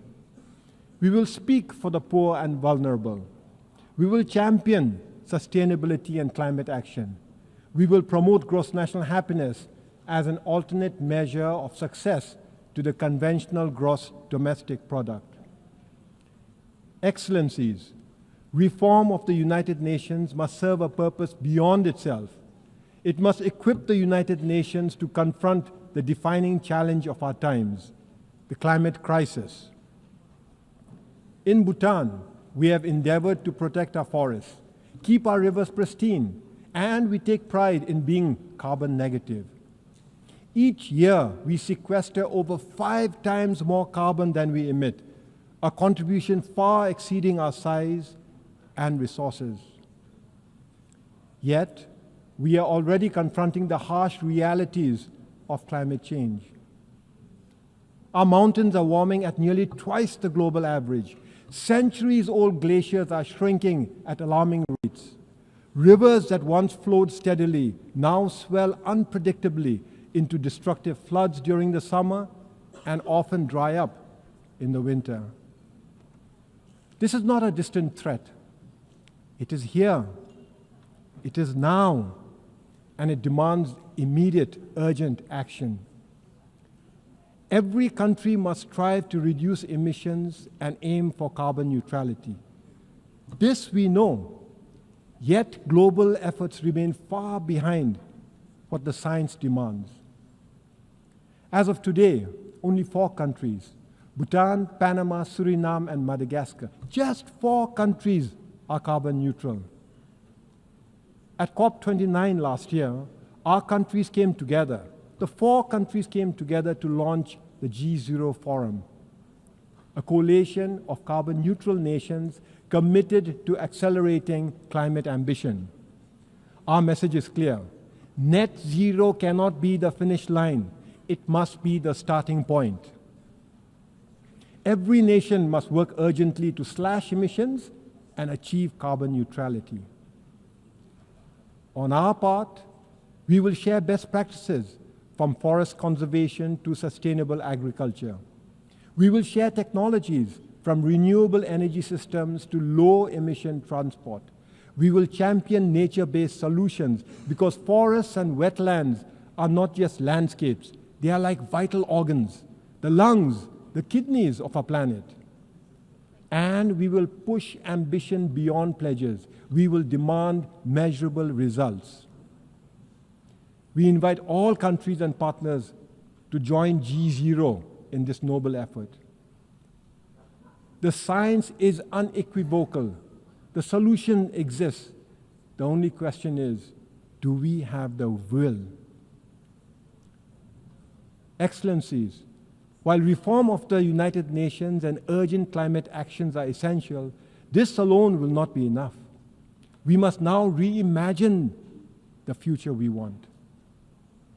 According to the United Nations, over half of humanity now lives in urban areas. And by 2050, nearly 70%, close to 7 billion people, will call cities home. Cities drive over 80% of global GDP, but they also account for more than 70% of energy-related carbon dioxide emissions. This makes cities both the engines of innovation and the front lines of our greatest challenges. Challenges like unsustainable consumption, environmental degradation, and rising inequality. We face a choice. We can keep building cities that consume more than they give, or we can reimagine and redesign our cities that heal, that sustain, that uplift. 50 years ago, Bhutan offered the world gross national happiness, an alternate approach to development. Today, under the visionary leadership of His Majesty King Jigme, Bhutan offers the world an alternate approach to urban living, the Gyealfu Mindfulness City, a city founded on the values of sustainability, harmony, spirituality, and the ideals of gross national happiness. The Gyealfu Mindfulness City is a special administrative region that is already taking shape in Bhutan. With executive and legislative autonomy, as well as an independent judiciary now established, preparatory works are already underway and economic clusters are being advanced. The Gyealfu Mindfulness City is not an idea on paper. It is a living project in action. The Gelufu Mindfulness City will not be a city of glass towers and unchecked sprawl. Instead, it will be a place where modernity and tradition meet, where nature is the foundation of urban living. Powered by renewable energy, built with sustainable materials, and designed for low-carbon living, it will offer inclusive housing, green public spaces, and meaningful jobs. For Bhutan, the Mindfulness City is a strategic step, a step towards taking gross national happiness to the next level, a step towards advancing prosperity, and a step towards fostering deeper global engagement without losing our identity or our bond with nature. But the Gelufu Mindfulness City is not just Bhutan's project. It could serve as a forerunner in rethinking urbanization, a model city built on the values of mindfulness, sustainability, and shared harmony. I extend a warm invitation to all of you to join us in this exciting journey. A journey to bring a royal vision to life. A vision of how cities and urban living can heal, can inspire, and can sustain both humankind and nature. Excellencies, the founders of the United Nations gave us more than an institution. They gave us an inheritance of hope and the solemn responsibility to carry that hope forward. In this spirit, and mindful of the troubled times we live in, I have the pleasure of announcing that Bhutan will host the Global Peace Prayer Festival later this year. From the 4th to the 17th of November this year, the Global Peace Prayer Festival will unite spiritual masters, scholars, and practitioners from across the world and across traditions in a common aspiration for peace, healing, and harmony. Through the recitation of the Melam Chemo, or Global Peace Prayers, the sacred Bazaguru Mantra, the Kala Chakra Empowerment, and the powerful Jabji Gap ritual, Bhutan seeks to offer not only a spiritual event, but also a diplomatic and cultural contribution to world peace. For Bhutan, it is both a privilege and a prayer that in these turbulent times, the voice of a small Himalayan nation can help nurture the great cause of peace for all humanity. We extend a warm welcome to all who wish to join the Global Peace Prayer Festival. Excellencies, this is our moment. Let ours be the generation that reforms the United Nations, the generation that confronts the climate crisis with urgency and unity, the generation that makes peace not merely the absence of war, but the presence of justice, opportunity, and dignity for all. And when the United Nations marks its 100th anniversary, we will proudly affirm that we honored the vision of those who came before us and inspired hope for those who will follow. Thank you for your kind attention. Tashidele.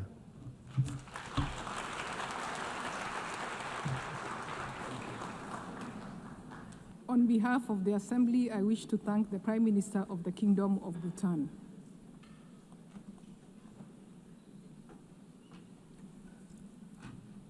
The Assembly will hear an address by Her Excellency Mia Amo Motley, Prime Minister and Minister for National Security and the Public Service, and Minister for Finance, Economic Affairs and Investment of Barbados. I request protocol to escort Her Excellency and invite her to address the Assembly.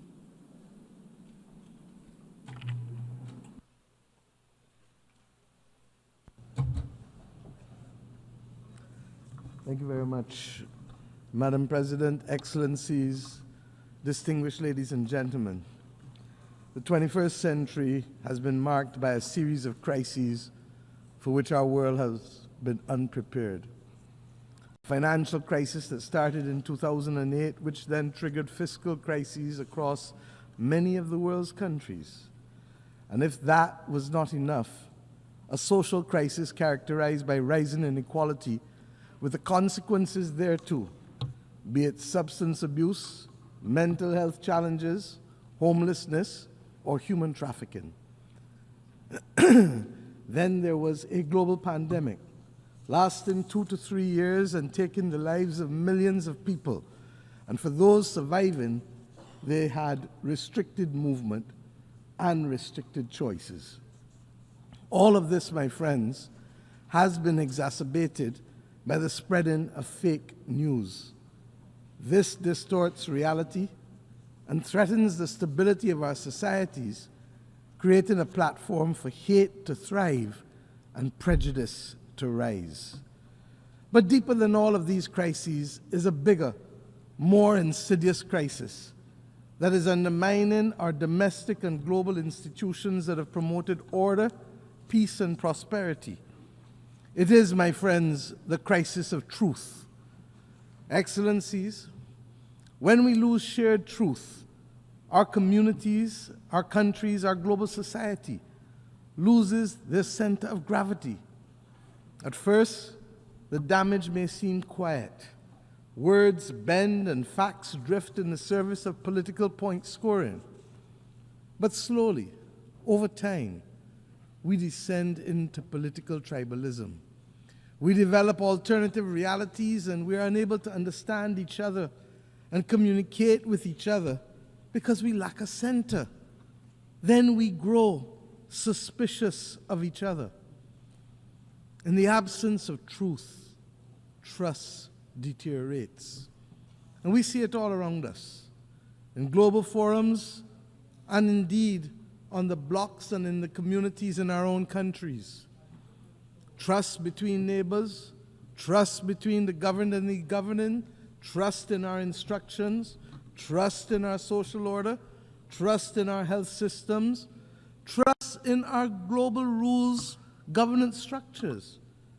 It all seems, in the words of Chinua Achebe, to be falling apart.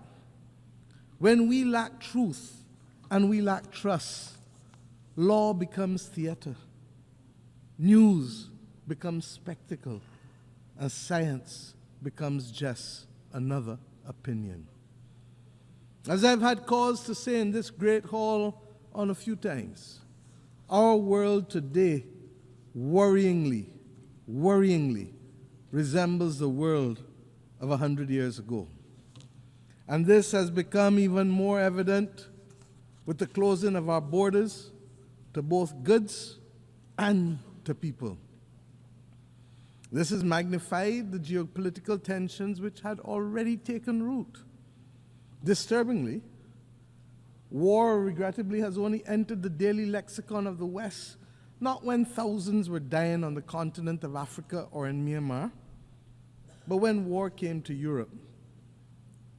Nevertheless, we still call for peace in the Ukraine. Only yesterday, a leading British newspaper reminded us that for 500 days, 260,000 people, virtually the population of my country, 260,000 people have been trapped in the Sudanese city of El Fasher. The article reported that while political progress stalls, those who attempt to escape are killed, and those who remain inside are starved. The world must not ignore the horror in Sudan.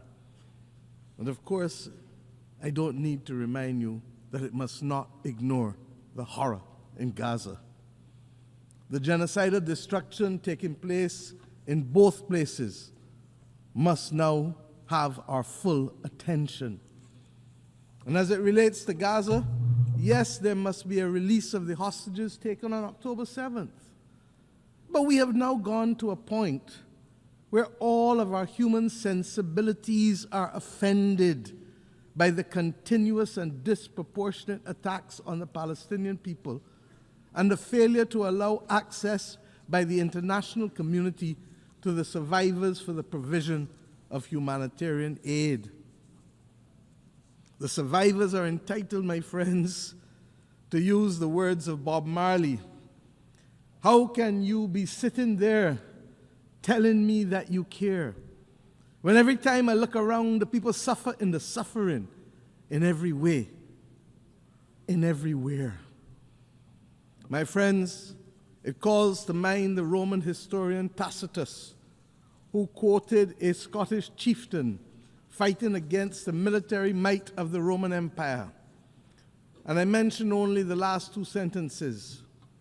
They plunder, they butcher, they ravish, they make it desert and call it peace. They make it desert and they call it peace. The real tragedy of war is that these children, when they become grandparents, will still be answering the innocent questions posed by their grandchildren 70, 80 years from now as to how they lost their limbs. Granny, how did you lose your leg? And when they answer, we run the risk that the violence and hate will be perpetuated for another 2 to 3 generations. This is not why we have come together. This is not good. And Madam President, it is happening under our watch. We can and we must do better to secure the peace across the world in the name of the children. And let me say that at the very least, the international community must immediately find the funding to support the children of Gaza and the children of Sudan for the next 3 months. UNICEF has said that in Gaza it is $66 million that is needed for the next 3 months. And in Sudan it is $200 million. The money is mostly nutrition related, to reverse or to mitigate famine for children, and to provide water and sanitation and health interventions. And we should note that there have been multiple disease outbreaks, including cholera. So, Madam President, to be very clear as I move on, a lasting peace can never be achieved through violence, not continued bombing. It can only be achieved through justice as our guide and dialogue, talking. Unless we forget, where others are seeking to build the peace and to preserve humanity in Gaza, as we saw, the international community must not condone the bombing of those states who look to facilitate peace. It is a red line that we must never cross.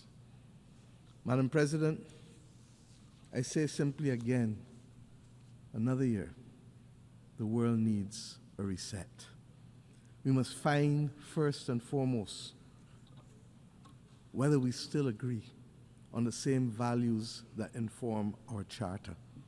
As simple as this seems, this is necessary in any reset. For values we all know have changed over the last 80 years. And we cannot assume that it is business as usual. And if it is not available to all of us to agree to those values, then we must at least know who does and who doesn't.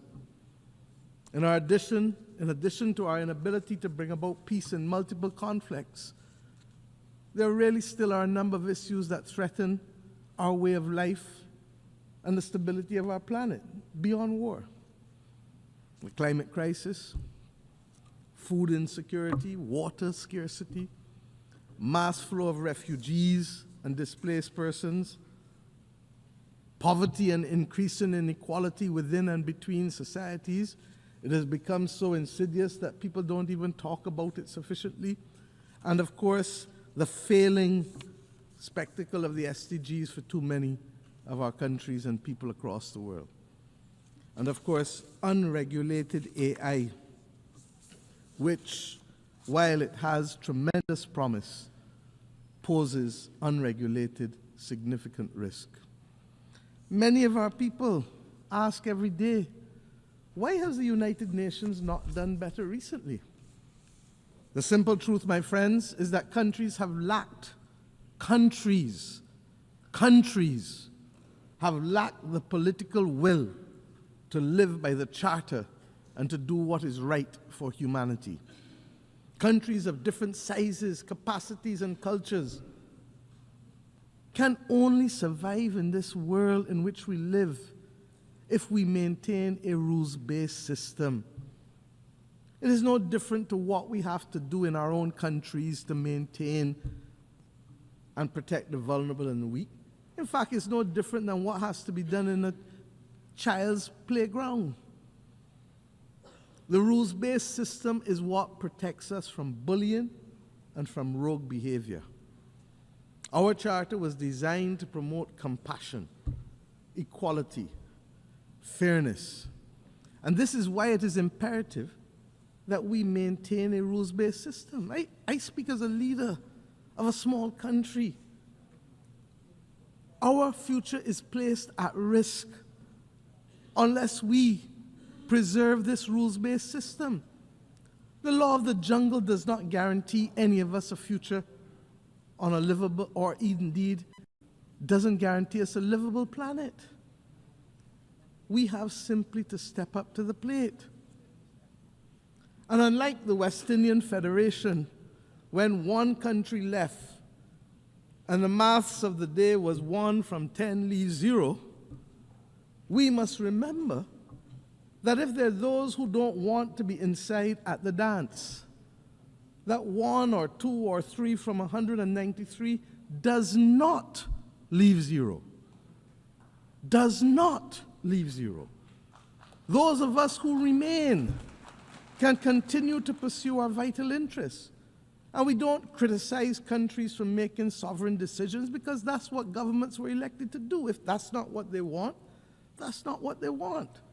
But let us get on with the business and protect our vital interests of preserving a rules-based system, to strengthen us, to build peace, to allow us to better face challenges from climate to pandemics to unregulated AI, and generally to build a better life for our people. There is no doubt that there is a case for efficiency gains to be made in this United Nations institutional framework. We know that. But once we finish the efficiency gains, member states who want or need a rules-based order must put their money where their mouth is. If we are to be protected by a rules-based system, then we must step up to the plate and provide the funds to bridge the gap to deliver the results that we desire. We must move from short pants to long pants and understand that we can no longer complain about the absence or behavior of a country and not ourselves be prepared to make wrong things right. It is as simple as that. And believe me, the arithmetic is not bad. It is within each of our reach to reach there, to do it. And let us remember the Aristotelian principle: equality among equals, proportionality among unequals.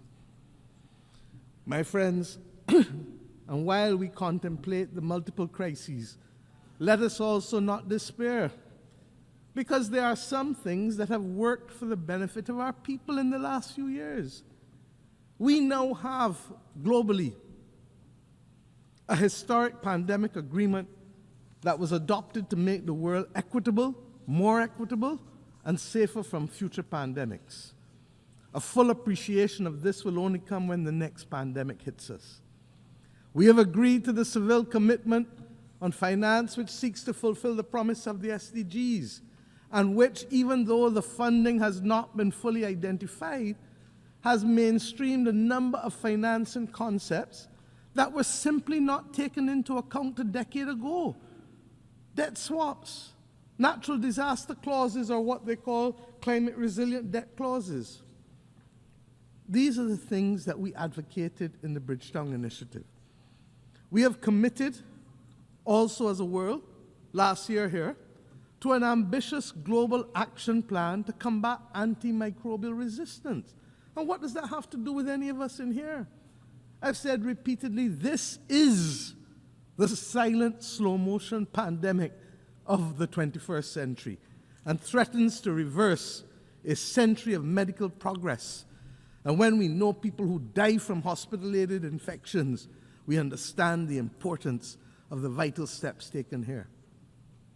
Earlier this week, we successfully brought into force the Beyond Boundaries and National Jurisdiction Treaty.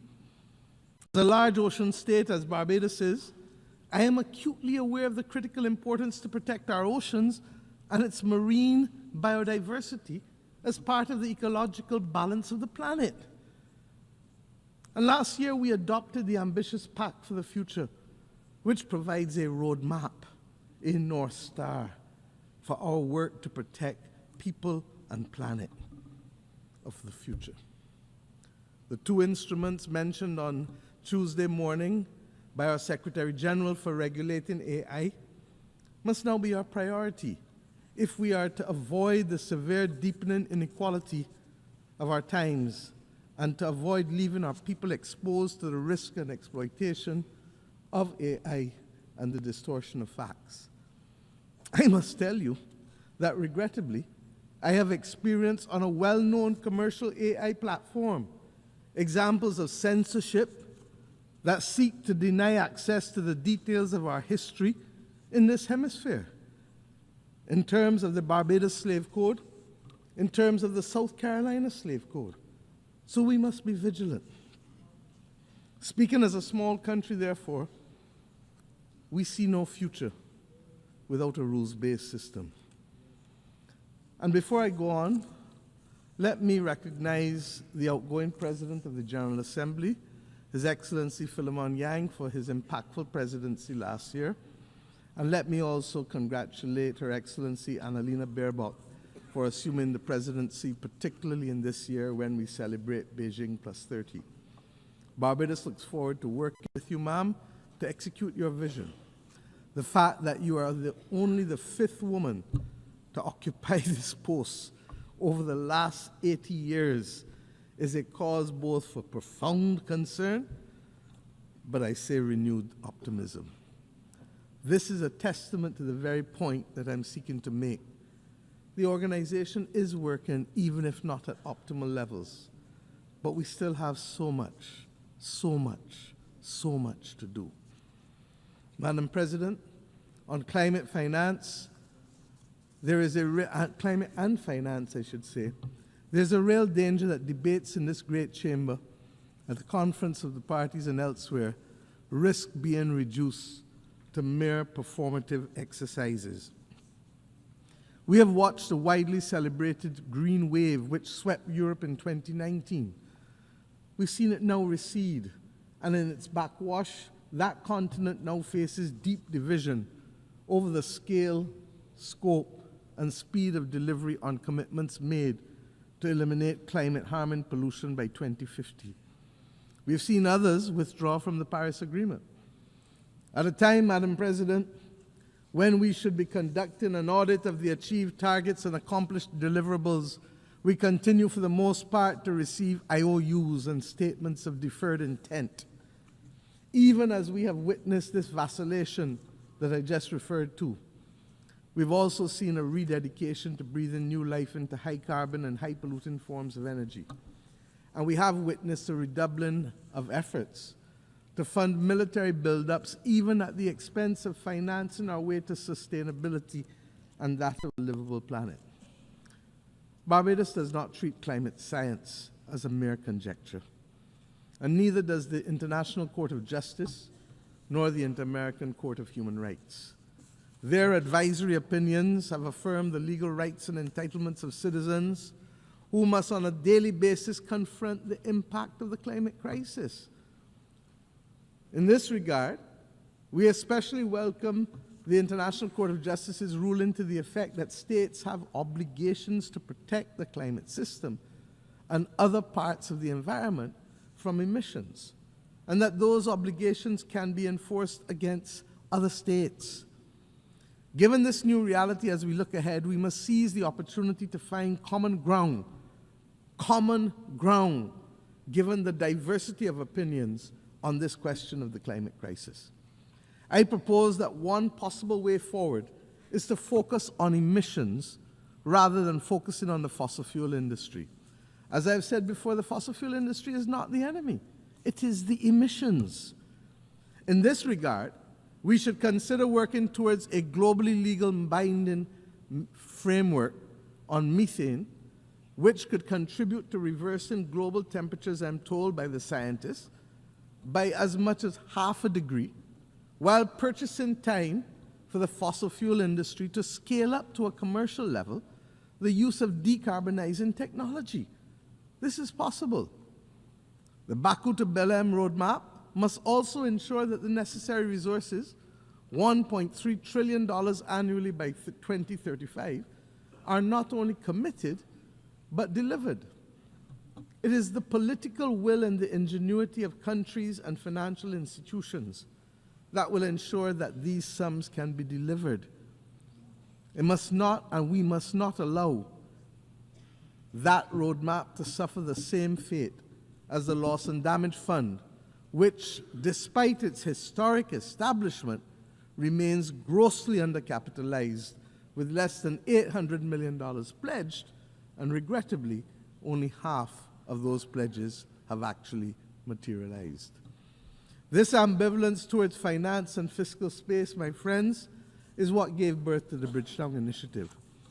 Its latest iteration, Bridgetown 3.0, will shortly be reviewed, given the rapidly changing global environment in which we live. We still need to expand liquidity support and to close the financing gap to assist vulnerable countries, especially the V20, many of whom still face the possibility of a debt crisis. They need it to build their resilience and to adapt to the new climate reality. I am conscious of the progress by which multilateral institutions have taken on board some of our arguments in the Bridgetown Initiative, especially as it relates to climate finance and to the issue of vulnerability. I referred earlier to debt swaps and the climate resilient debt clauses. Madam President, all of these goals and many more can be achieved by a fully functional rules-based system, one that is ambitious in its goals, effective in its delivery, and fair in its organization.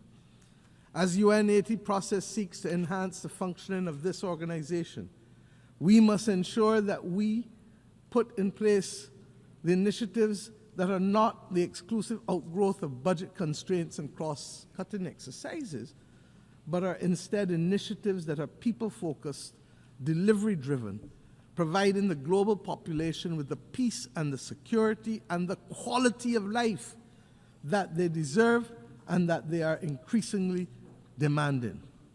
To this effect, the Security Council, we know, must be reformed. It must reflect the multipolar world that we now live in, and it must give an opportunity to recognize that there have been substantial geopolitical shifts since 1962, when you had your last reform, 3 years before I was born, and I turn 60 next week. Permanent seats for Africa and a seat that revolves for small island developing states are an essential part of that reform, because we all have perspectives that must be heard. You cannot ask us really to show up for family photos and votes when you need them, and then exclude us from the family's decision-making as if you are the grown-ups and we are the children. We are not minors. We are independent, sovereign states with full capacity, and we insist on being treated as such.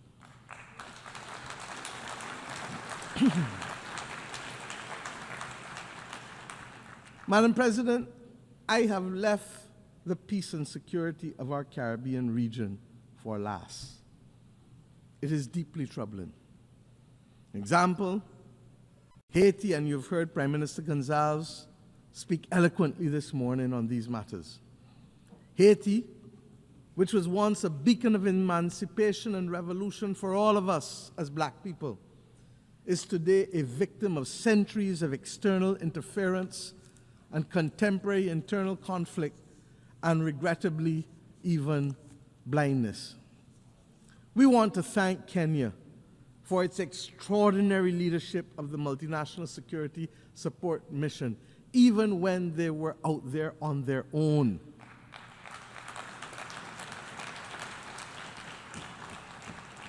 We look forward to the enhanced support of the UN Security Council and the Organization of American States, even as we maintain a strong watching brief for this valued member of our Caribbean community as CARICOM. Haiti requires, I've said it over and over, a long-term support plan that addresses security and development, not one at the expense of the other. With the requisite political will, the UN Security Council and the international development system are well equipped. They have the resources and power to deliver. We also want to urge dialogue with our friends and partners, especially in the United States, on the inescapable issue on the flow of small arms and light weapons, not only to Haiti, but indeed across this entire hemisphere, especially in the Caribbean with small states. Fragile economies in the democracies of the Caribbean community are now being threatened by this incessant flow of illegally obtained weapons and increasingly organized criminal elements which utilize them. But we will use the systems to deal with them collectively and in accordance with due process. We thank Secretary General Guterres for his unswerving support with respect to Haiti, and we now need others on board to ensure that Haiti can turn the corner and prepare itself for free and fair democratic elections.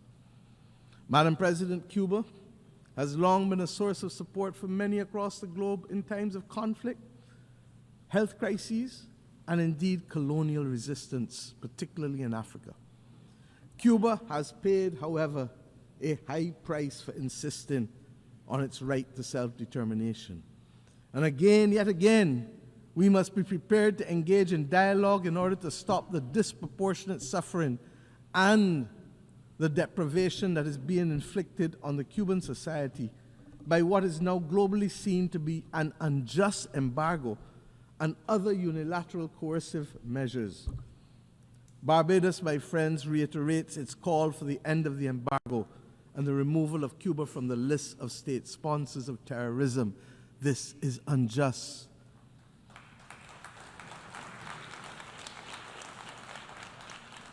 What is even more, in the Caribbean Sea, we're now seeing a shocking violation of a hemispheric understanding that the Caribbean be treated as a zone of peace.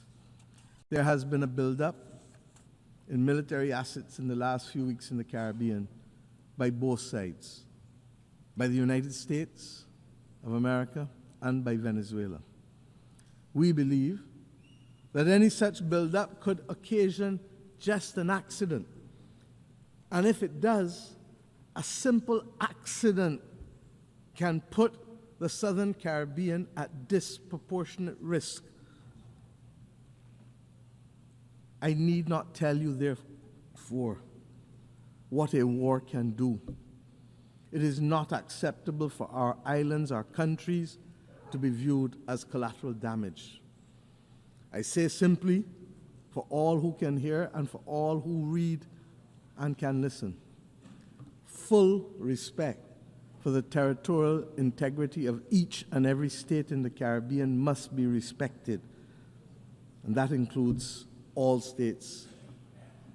Almost all wars end as a result of dialogue.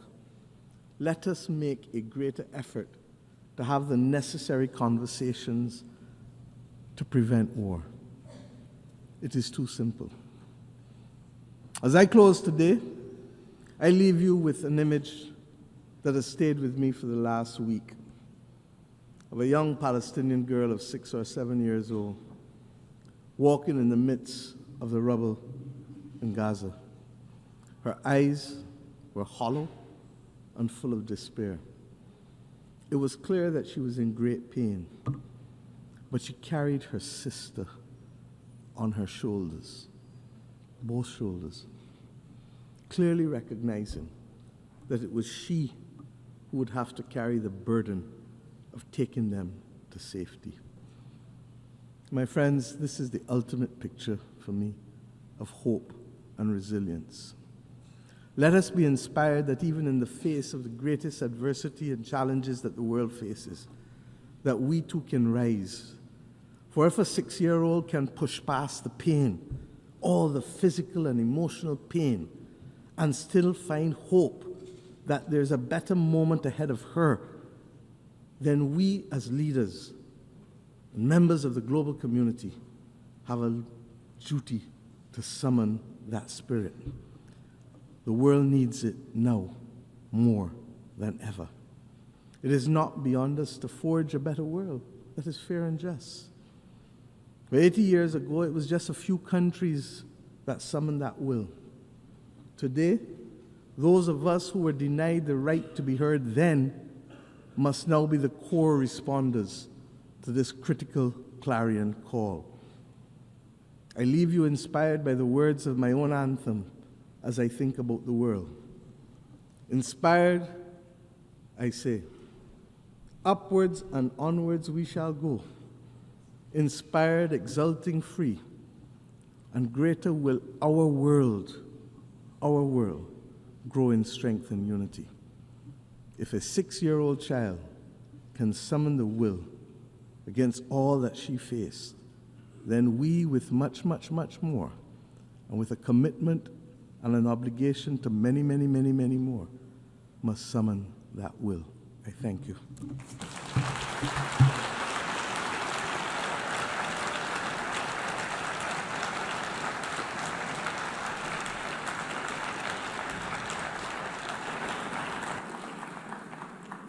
On behalf of the Assembly, I wish to thank the Prime Minister, Minister for National Security and the Public Service, and Minister for Finance, Economic Affairs and Investment of Barbados.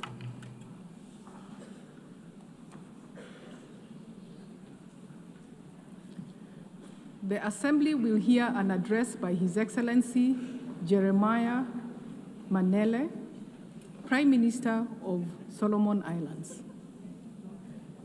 I request protocol to escort His Excellency and invite him to address the Assembly.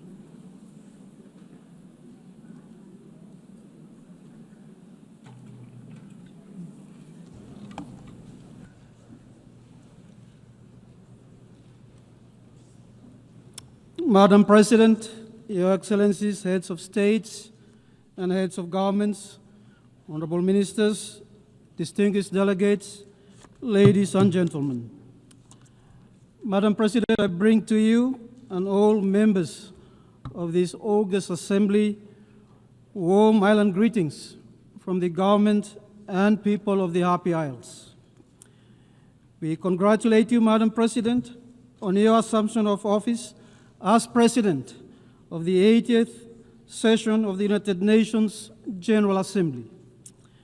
Let me also commend your predecessor, His Excellency Mr. Philemon Yang, for his sterling leadership of the 79th session of the General Assembly.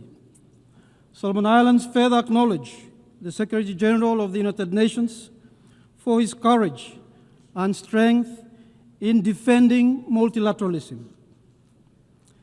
As we gather under the theme, Better Together, 80 years and more for peace, development, and human rights, I am reminded of the words of John Ellison, and I quote, "There is no peace without development, no development without peace, and neither without respect for human rights," end of quote. These words reflect the essence of our journey over the past 8 decades. We celebrate our collective triumph of humanity when we choose unity over division, cooperation over conflict, and justice over indifference. 80 years ago, in the aftermath of the Second World War, the world chose to build than destroy. The United Nations Charter is a covenant of hope, peace, and progress. It is based on the principle of sovereign equality, one country, one vote. The United Nations has since grown from 51 to 193 member states, becoming a force for development, human rights, and humanitarian support, giving voice to the vulnerable and inspiring global progress and prosperity. This is the proud legacy of the United Nations, a legacy that I pray must not only be cherished, but also carried forward with renewed vigor and purpose.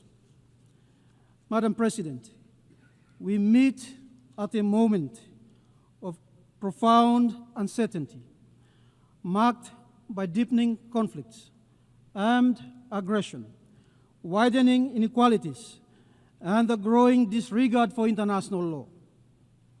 The erosion of the United Nations Charter principles, the alarming return of unilateralism, threatens the very foundation of our multilateral system. We note the deep concern that the world is now overarmed, spending less on development, and increasingly adopted a militarized posture. We need to halt and reverse these non-peaceful trends. We seek a region free from nuclear weapons, militarization, trafficking of illicit drugs, and geopolitical posturing. My sub-region recently adopted the Ocean of Peace Declaration. It is rooted in the Pacific's collective history and culture. It is our collective vision for a resilient, peaceful, and a prosperous blue Pacific continent. We reclaim our sovereignty, support multilateralism, and a rules-based international order grounded on international law. This week, Solomon Islands signed onto the Declaration for the Protection of Humanitarian Personnel, noting that 380 humanitarian personnel paid the ultimate sacrifice last year. It is our collective responsibility to respect international humanitarian law, protect the safety of humanitarian personnel and civilians, and instill accountabilities for all in disaster and war zones. Madam President, climate change is a crisis multiplier that is defining our future. The World Meteorological Organization declared 2024 was the warmest year on record. This pushes us further off track from the 1.5 degrees goal we agreed to in Paris. Solomon Islands, despite having a minimal carbon footprint, has submitted an ambitious net positive third national determination contribution, NDC. We can do more with international partnerships, investing in reforestation and the conservation of our forests, including renewable energy investments. We need urgent and ambitious climate action now that puts us on a 1.5 degrees pathway. Large emitters and those with historical responsibility must take the lead in drastically cutting emissions. Contrary to what we heard here a few days ago, the science on climate is clear, and my people are suffering from it. On 23 July 2025, the International Court of Justice, ICJ, issued a landmark advisory opinion in response to a request by the United Nations General Assembly under Resolution 77276. The court was asked to address two interrelated questions. First, the obligation of states under international law to protect the climate system from harmful greenhouse gas emissions, including duties owed to both present and future generations, in keeping with the principle of intergenerational equity. Second, the legal consequences for states whose actions or inactions cause significant harm to the climate system and the environment. This includes the responsibilities owed to injured or especially affected states, such as small island developing states that suffer the greatest impacts despite contributing the least, as well as to peoples and individuals, including future generations, whose fundamental rights and livelihoods are threatened. Solomon Islands welcome the historical advisory opinion of the ICJ and support ongoing process for a follow-up UN resolution. Madam President, the Court has made clear that states carry binding obligations to act on climate change, to prevent harm, to cooperate, and to protect the rights of both present and future generations. These duties are legal, moral, and universal, and hold states accountable to stop harmful practices, to prevent repetition, and to repair the damage caused. Madam President, Solomon Islands also raised the issue of climate displacement. Entire communities are already at risk of losing their homes and homelands. The Court has now confirmed that the principle of non-refoulement applies, which means that no state can lawfully return people to places where climate change makes survival impossible.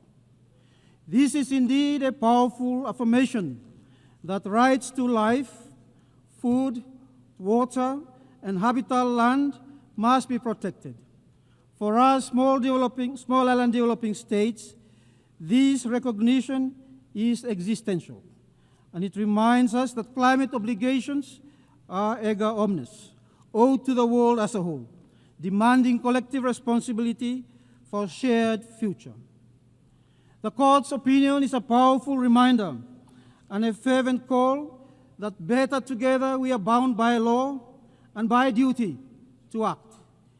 It rejected narrow interpretations that limit obligations to the Paris Agreement, affirming instead that all states must cut emissions under human rights law, the law of the sea, customary international law, and other treaties. It made clear that the 1.5 degrees Celsius target is legally binding, that major emitters cannot evade responsibility, even those outside the Paris Agreement, and that breaches will carry consequences, including reparations for harm caused and accountability for failing to address fossil fuel production, subsidies, and consumption. For small island developing states, this opinion brings hope and recognition. It affirms that even if rising seas inundate our islands, our statehood and maritime boundaries will endure, preserving our sovereignty and our rights. Madam President, this is more than a legal finding. It is indeed a call to the international community that only better together can we honor the 1.5 degrees Celsius commitment, protect the most vulnerable, and secure a just and sustainable future for all nations and peoples. Solomon Islands wishes to acknowledge the exemplary leadership of Vanuatu and the tireless efforts of Pacific youth who have stood at the forefront of this initiative. Their voices and vision have carried the urgency of our cause onto the global stage, reminding us that the strength of the Pacific lies in our unity. Though small in size, our island nations are large in purpose, and when we stand together, governments, communities, and young people alike, we embody the very theme of this assembly: better together, 80 years and more for peace, development, and human rights. As Pacific Islands Forum Chair, I am pleased to announce the establishment of the Pacific Resilience Facility. It is a Pacific-owned and Pacific-led response to the escalating impacts of climate change and disasters on our peoples. Our goal is to capitalize the fund by USD 500 million by the end of 2026. We acknowledge partners and investors who have pledged USD 166 million. We call for more partnerships for the facility. On the question of COP31, Solomon Islands supports Australia's bid to host COP31. It will provide a vital opportunity for the Pacific to amplify its voice and demand stronger climate action. Madam President, as a big ocean state with 98% of our territory covered by ocean, the lives and livelihoods of our people are inextricably linked to the health and resilience of the marine environment. Solomon Islands is proud to stand among the 60 countries that have ratified the BNJ agreement, and we look forward with great anticipation to its entry into force early next year. While the BBNJ agreement is a critical step forward for the stewardship of the world's oceans, it must be accompanied by robust conservation and sustainable use within areas of national jurisdiction.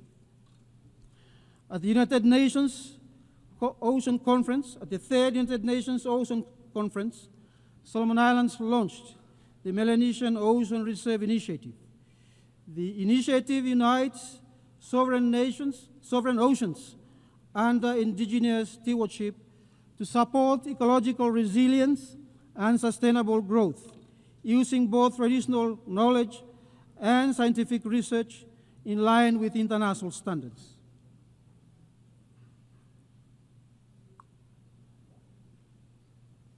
We are also actively advancing community-based conservation initiatives and undertaking significant efforts in ocean management in alignment with our national ocean policy. This year, Solomon Islands co-hosted a summit on SDG 14.4 with several UN and regional partners. The event gathered Pacific leaders, fisheries organizations, the private sector, and scientists to assess global health of tuna stocks, climate impacts, and strengthen partnerships on small-scale fisheries. Its conclusions were presented at the third UN conference in Nice. Over half of the world's tuna is caught in Pacific waters, and all 4 species, albacore, yellowfin, bigeye, and skipjack, remain biologically healthy. Our region stands ready to collaborate with the international community and share our experience in fisheries management and restoring fishing zones to sustainable level based on science. This is proof that when we act together as stewards of the ocean. Solomon Islands is an archipelagic state that shares maritime border with 5 neighboring countries. Earlier this year, Solomon Islands made 2 continental self-submissions to the United Nations Commission on the Limits of the Continental Shelf, a bilateral submission with Fiji concerning the Melanesian border plateau, and a trilateral submission with Fiji and Vanuatu for the North Fiji Basin. Solomon Islands looks forward to engaging constructively with the Commission on these matters in the spirit of cooperation and mutual respect. The alarming rate of pollution in the ocean is endangering marine life and the ocean's health. We have banned the use of certain single-use of plastic in 2023. But we remain very concerned that negotiations on a legally binding treaty on plastic pollution has stalled. We have a collective interest to finalize that treaty and protect our ocean. On deep-sea mining, Solomon Islands is taking a precautionary approach and has placed a moratorium on it. On the same note, we support a regional approach on deep-sea mining as agreed to by our forum leaders early this month. Madam President, only 35% of SDGs are on track to meet their targets by 2030. The Pact of the Future was our collective commitment to turbocharge sustainable development. We can and must deliver on this pledge. Solomon Islands government's policy to achieve the SDGs and address our development challenges centers on 4 pillars: unity and stability, economic transformation, game-changing infrastructure development, and human capital development.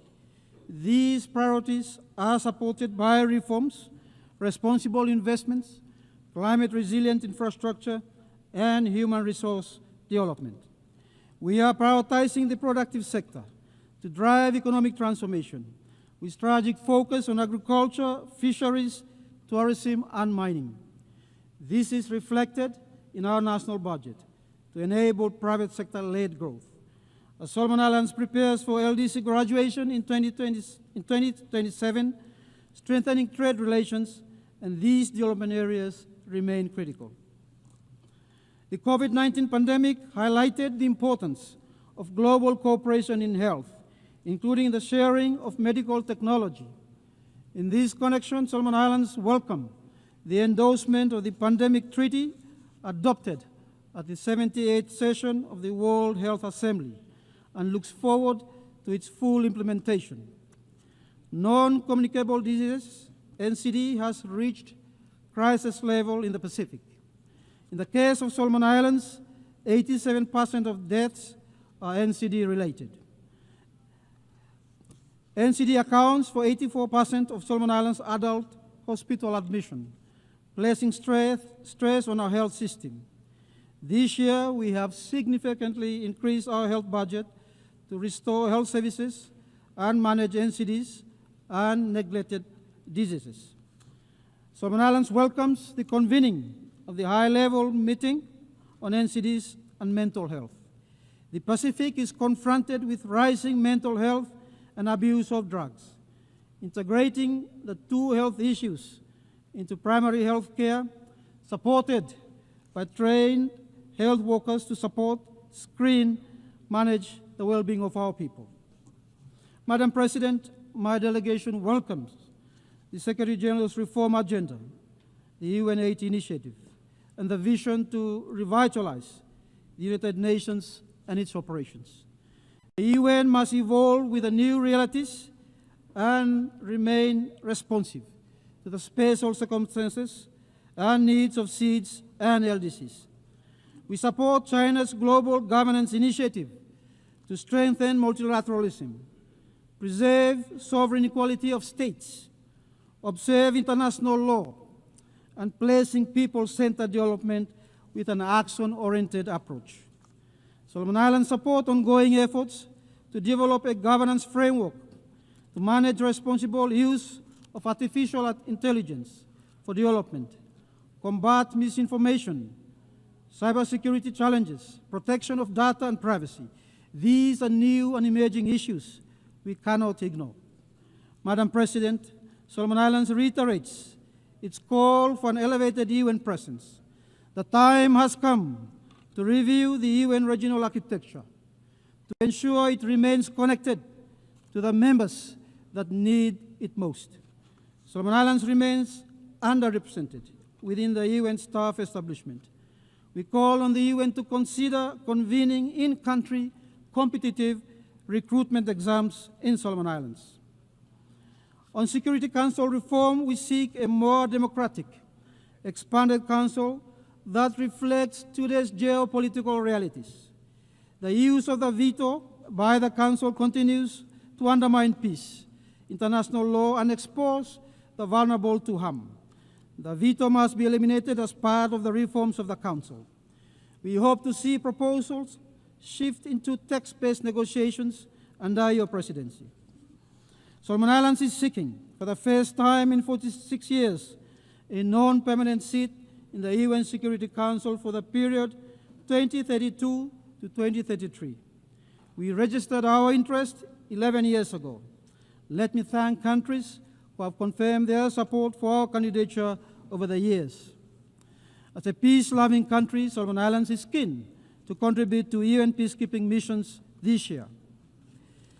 Ladies and gentlemen, we must do more for peace, protect civilians, especially children and women, and hold those accountable for such action. Inaction puts a human face to the sad situation in Gaza, where more than 60,000 lives have been lost.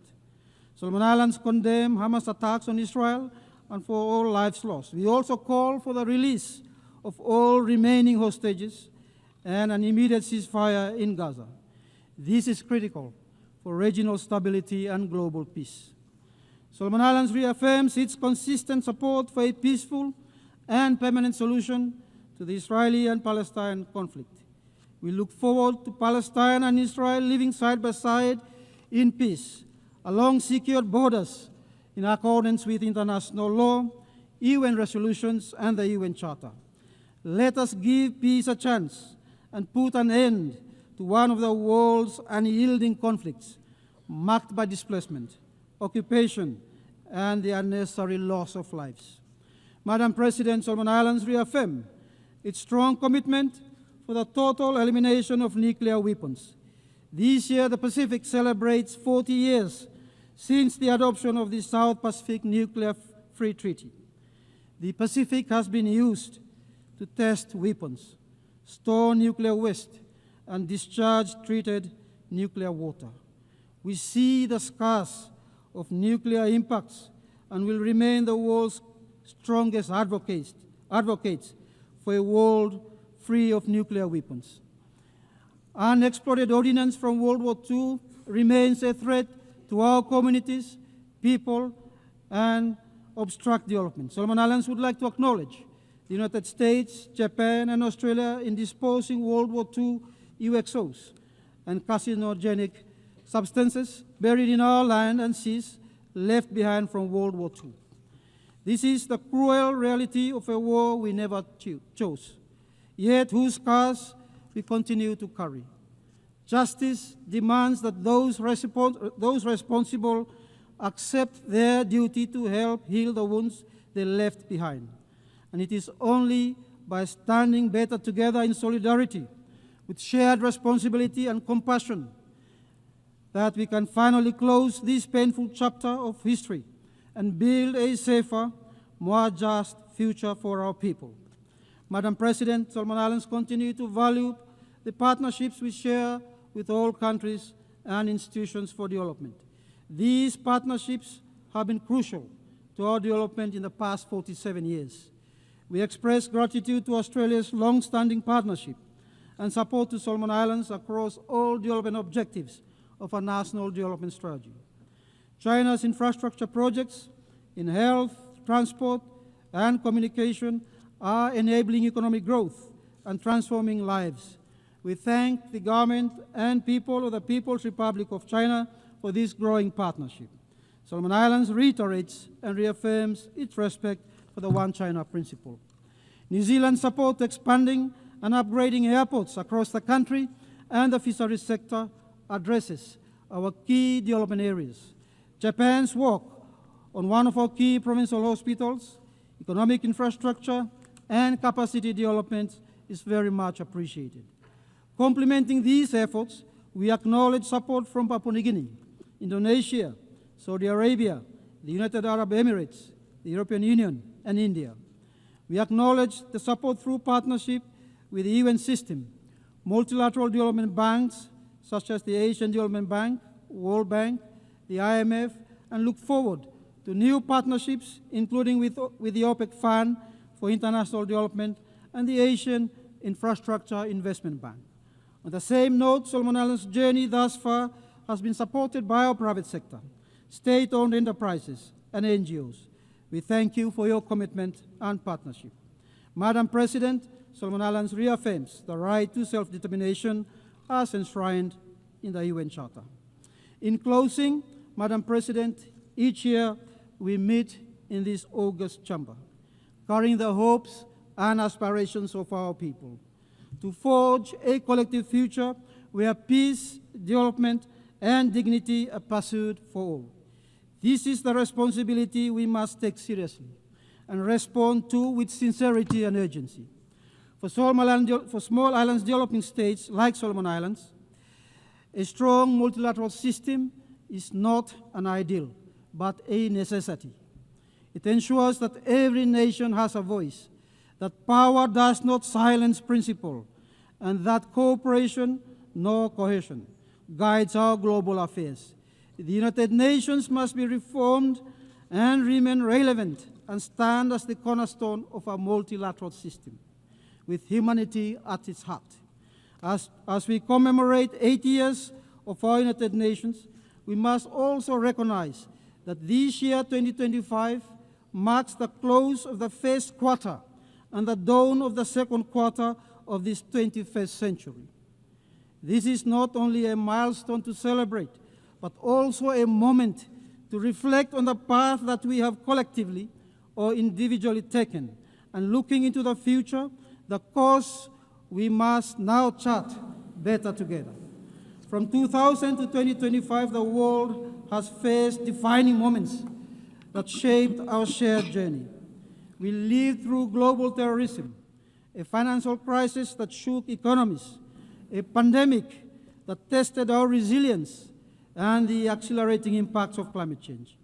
Yet we also achieved remarkable milestones, including but not limited to the adoption of the Sustainable Development Goals, advances in technology, and the strengthening of the institution of family.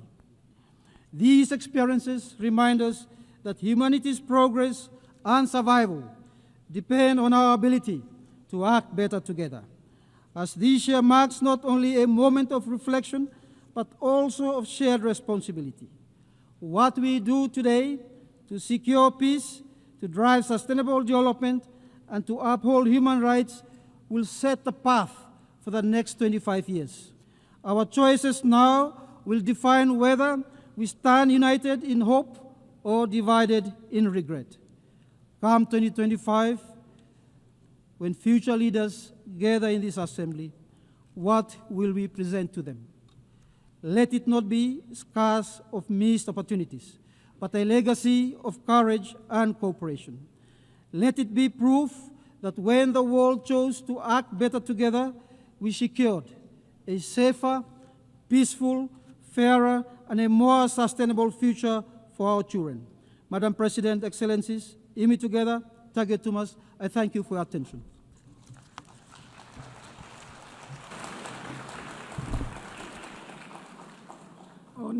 On behalf of the Assembly, I wish to thank the Prime Minister of Solomon Islands.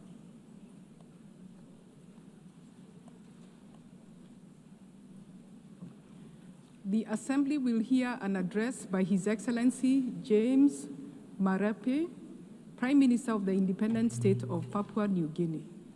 I request protocol to escort His Excellency and invite him to address the Assembly.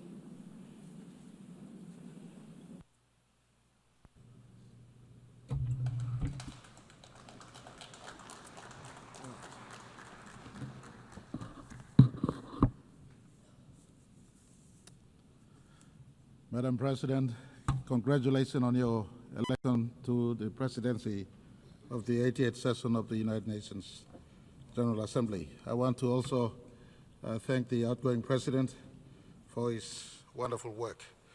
Secretary General, Excellencies, distinguished delegates, ladies and gentlemen.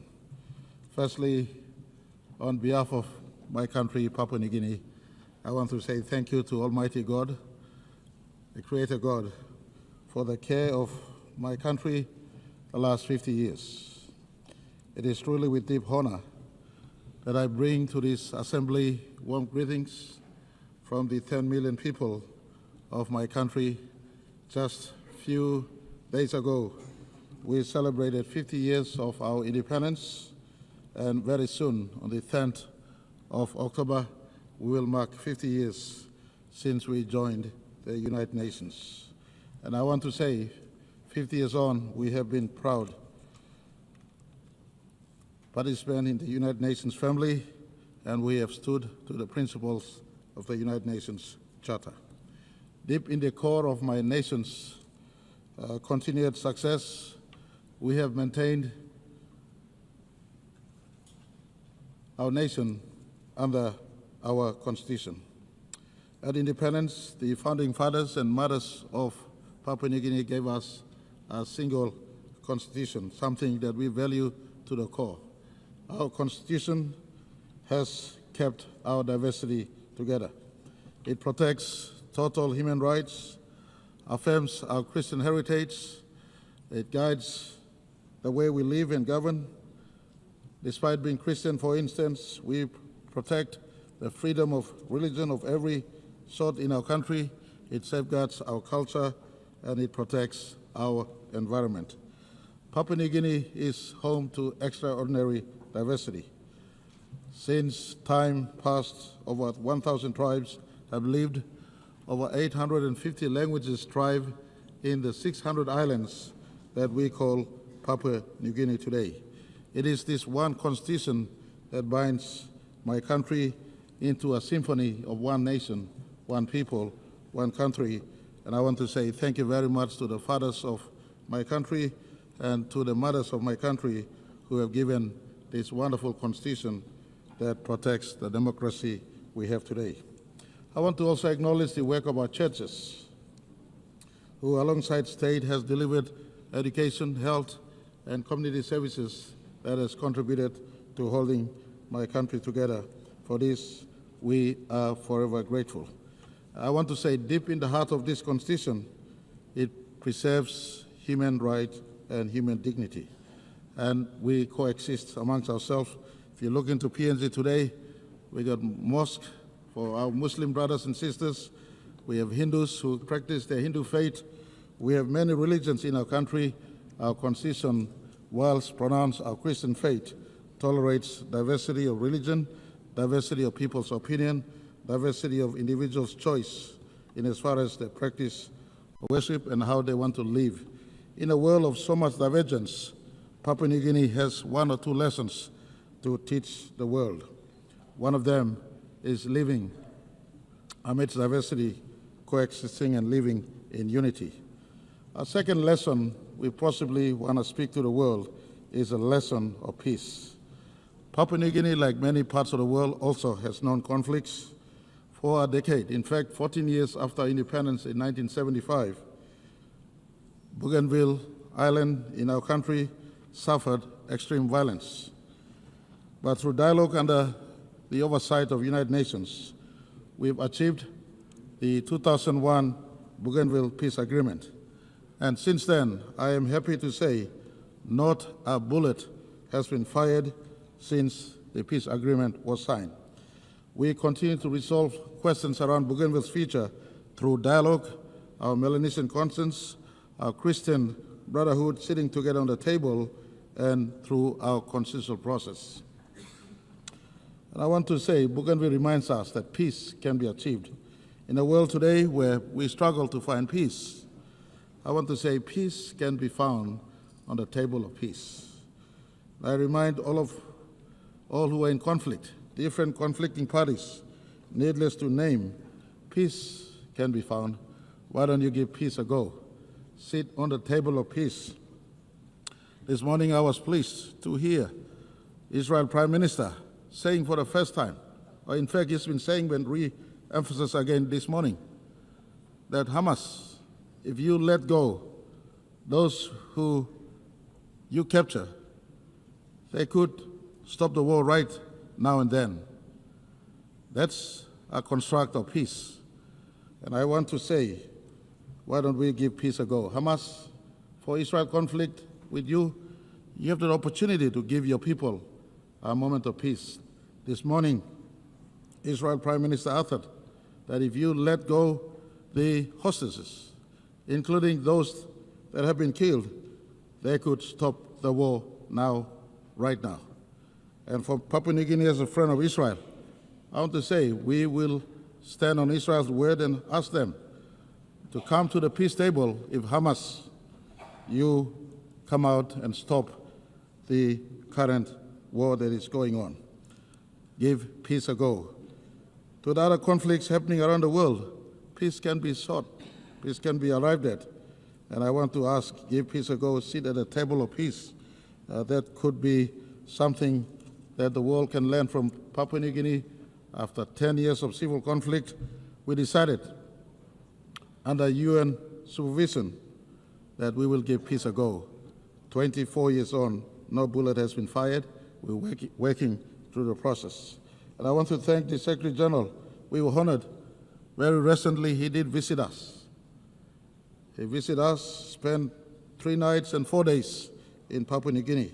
He praised our leadership on climate change, on biodiversity, preservation of natural environment, and of course, our diversity of people living together as one people, one nation, one country, despite the 1,000 tribes and 840 or 50 languages we have.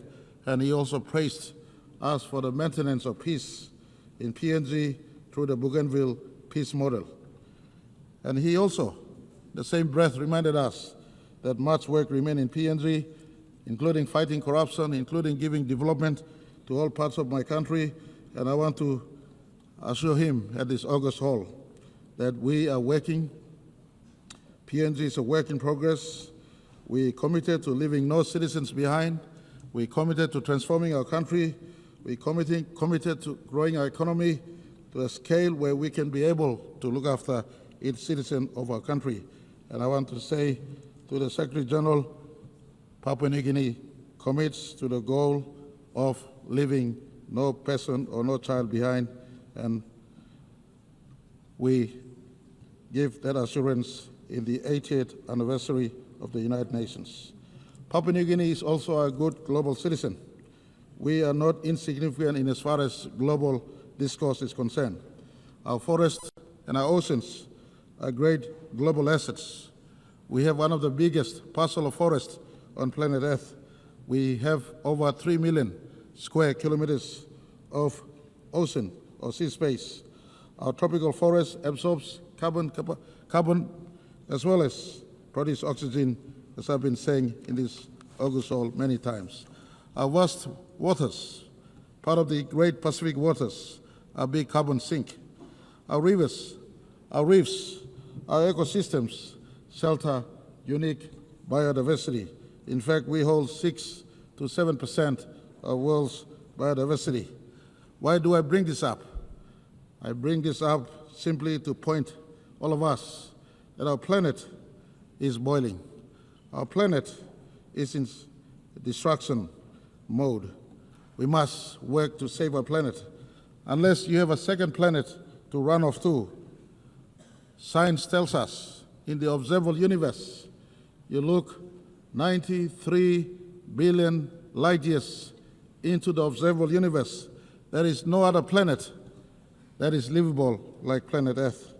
And so why destroy this one planet that has trees, that has sea, that has water, that has oxygen, that is livable for all of us?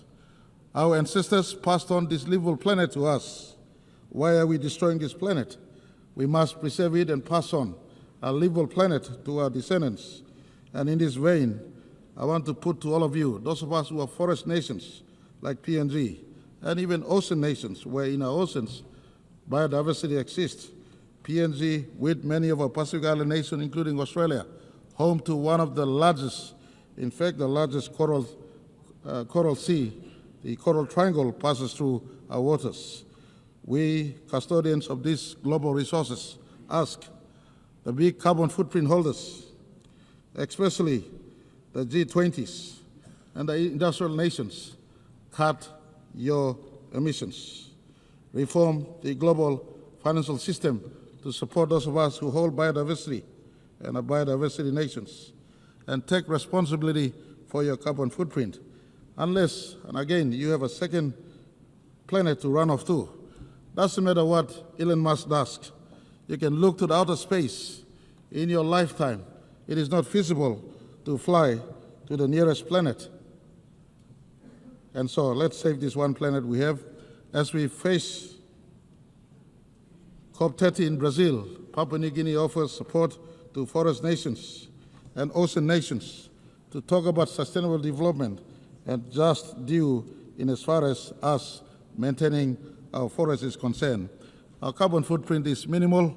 PNG, for instance, produces 10 million metric tons of carbon a year, yet we subsume over 100 million metric tons of carbon.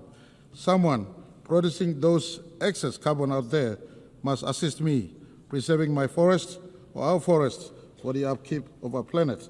This is a conversation very close to all of us, and I want to put to all of us in this session. This planet is destroyed. Doesn't matter what you say. Don't live in ignorance. Ask your own scientists. Scientists and scientific finding tells us our planet is warming. In fact, it is boiling as we speak. And I want to ask that the United Nations, in fact, Secretary General, His Excellency Antonio Guterres has been a strong advocate in this space. Why don't we come out and support him fully? And on this, I want to thank the United Nations for continual embrace of Papua New Guinea's aspirations and views since 1975. I want to say thank you to all our bilateral partners and multilateral partners for standing with us since 1975. I want to thank Australia for being our strongest bilateral partner to date, including allowing us to be independent peacefully in 1975. I want to say thank you to all investors who've stood with PNG since 1975. Most of you know my line of thought. It is not aid and grant, but trade for PNG as we build our economy to sustain the over 10 million people that stays and call PNG home. I want to thank all NGOs and churches and individuals for their enduring support to my country in our 50th year of independence and democracy. Your solidarity has kept Papua New Guinea united thus far. In closing, I want to say 50 years ago we entered this assembly as one of the youngest members. Today, 50 years on, we stand tall as a free, vibrant democracy, nation that is still united amidst our diversity, resilient and strong, working to grow our economy so that our people can be prosperous and to improve our region as well as contribute to the world around us. On behalf of Papua New Guinea, I want to congratulate United Nations for turning 80 this year, and to the world, 80 years may have passed. Some things don't change. Core values of humanity don't change. The United Nations is the meeting place of the diversity we have called planet Earth, rather. Papua New Guinea has diversity in ourselves. Our diversity finds our meeting place in our national parliament, in our constitution. Likewise for humanity. Many of you may think that the United Nations is irrelevant, but Papua New Guinea at the 80th year of United Nations want to say the Charter is relevant. We must keep the sanctity of the United Nations running. In this place, humanity can meet. In my closing message, I want to say, unity can be found in diversity, like PNG maintains our unity in diversity. It is better together than being alone. Peace is built and sustained through dialogue and not through war. This one planet must be preserved for all generations. Thank you very much. Thank you too much. On behalf of Papua New Guinea, I say thank you all for listening.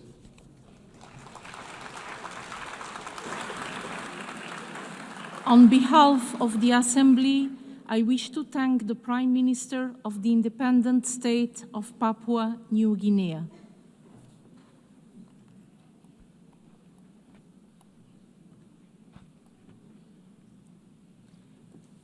The Assembly will hear an address by His Excellency Andrew Holness, Prime Minister, Minister for Defense, and Minister for Economic Growth and Job Creation of Jamaica. I request protocol to escort His Excellency and invite him to address the Assembly.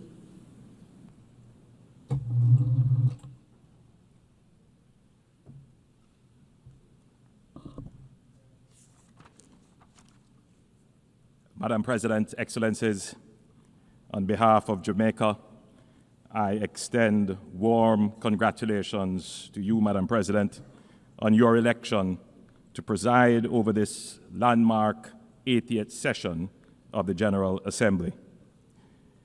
Just last week, Jamaica marked 63 years as a proud member of the United Nations. As we celebrate the UN's 80th anniversary, we reaffirm our unwavering commitment to the principles of the UN Charter. From decolonization to peacekeeping, from eradicating diseases to promoting human rights, the UN has achieved remarkable success over these past 8 decades. Yet, as we confront global challenges, including pandemics, climate change, armed conflict, and persistent poverty, we must acknowledge that our multilateral system requires urgent reform and revitalization to meet the needs of the 21st century. The UN80 initiative is an opportunity to strengthen multilateralism with concrete action, institutional reform, and renewed political will. We must build a system that is more democratic, representative, and responsive to evolving challenges. Jamaica is honored that our permanent representative is co-chairing the working group on UN80 mandate implementation review, along with the permanent representative of New Zealand, and we look forward to meaningful outcomes. Madam President, Jamaica believes in a future where multilateralism works for all, where no country is too small to be heard, where the concerns of small islands facing rising seas are addressed, where the benefits of globalization are equitably shared, and where international cooperation is based on respect for the sovereignty of each nation. Climate change, Madam President, is not a distant threat or an academic consideration. It is a daily reality for small island developing states like Jamaica. Frequent hurricanes, droughts, and erratic rainfall destroy infrastructure, displace communities, and set back decades of hard-fought progress. Jamaica has demonstrated unwavering leadership in climate action despite our limited resources. We have committed to achieving net zero emissions by 2050 and have implemented our national adaptation plan with specific measures to build resilience across key sectors, and we are on track to achieve our renewable energy target of 50% by 2030. However, our efforts and those of other SIDS are severely constrained by the lack of predictable access to financing. The promise of $100 billion annually remains unfulfilled. The Loss and Damage Fund, established at COP28, was historic, yet its initial capitalization of $800 million is grossly inadequate. Developed countries must honor their commitments and scale up climate finance, recognizing that adaptation is a necessity for the survival of small island developing states. The global financing system remains fundamentally flawed. It penalizes reforming economies like Jamaica with high borrowing costs while ignoring our vulnerabilities. Through sacrifice, discipline, and sound management, Jamaica has reduced its debt to GDP ratio from 144% to now 62%. Yet we remain locked out of concessional financing because of outdated metrics based solely on per capita income. Jamaica supports the application of the Multidimensional Vulnerability Index that more accurately assesses countries' development needs and their eligibility for concessional financing.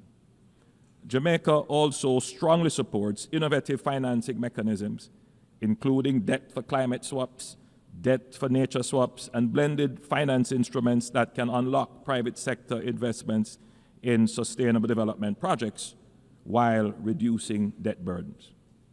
We welcome initiatives such as the IMF's Resilience and Sustainability Trust and call for its expansion to support more countries in building climate resilience. Madam President, multilateralism must deliver fairness for all countries to believe that constructive dialogue and engagement offers the best path forward for all countries. That is the case, Madam President, for the people of Cuba, so that they may be able to fully participate in the global economy. We encourage continued domestic reform in Cuba and greater integration into international systems supported by policies that enable progress rather than isolation. Madam President, Jamaica once again condemns the heinous October 7, 2023 attack on Israel and is deeply horrified by the devastating humanitarian consequences of the counteroffensive in the Palestinian territories. A just and peaceful resolution to the conflict is only possible through diplomacy and dialogue. We continue to support United Nations Security Council Resolution 242 and support the call for a ceasefire agreement that includes the release of all remaining hostages and definitively ending the protracted war and human suffering. Madam President, political instability, gang violence, and humanitarian crises in Haiti affect not only the Haitian people, but the entire region. As current chair of CARICOM, Jamaica has led and participated in efforts to restore peace and constitutional order in Haiti. Last year, we welcomed and participated in the deployment of the Multinational Security Support Mission to Haiti, and we commend Kenya's leadership in this initiative.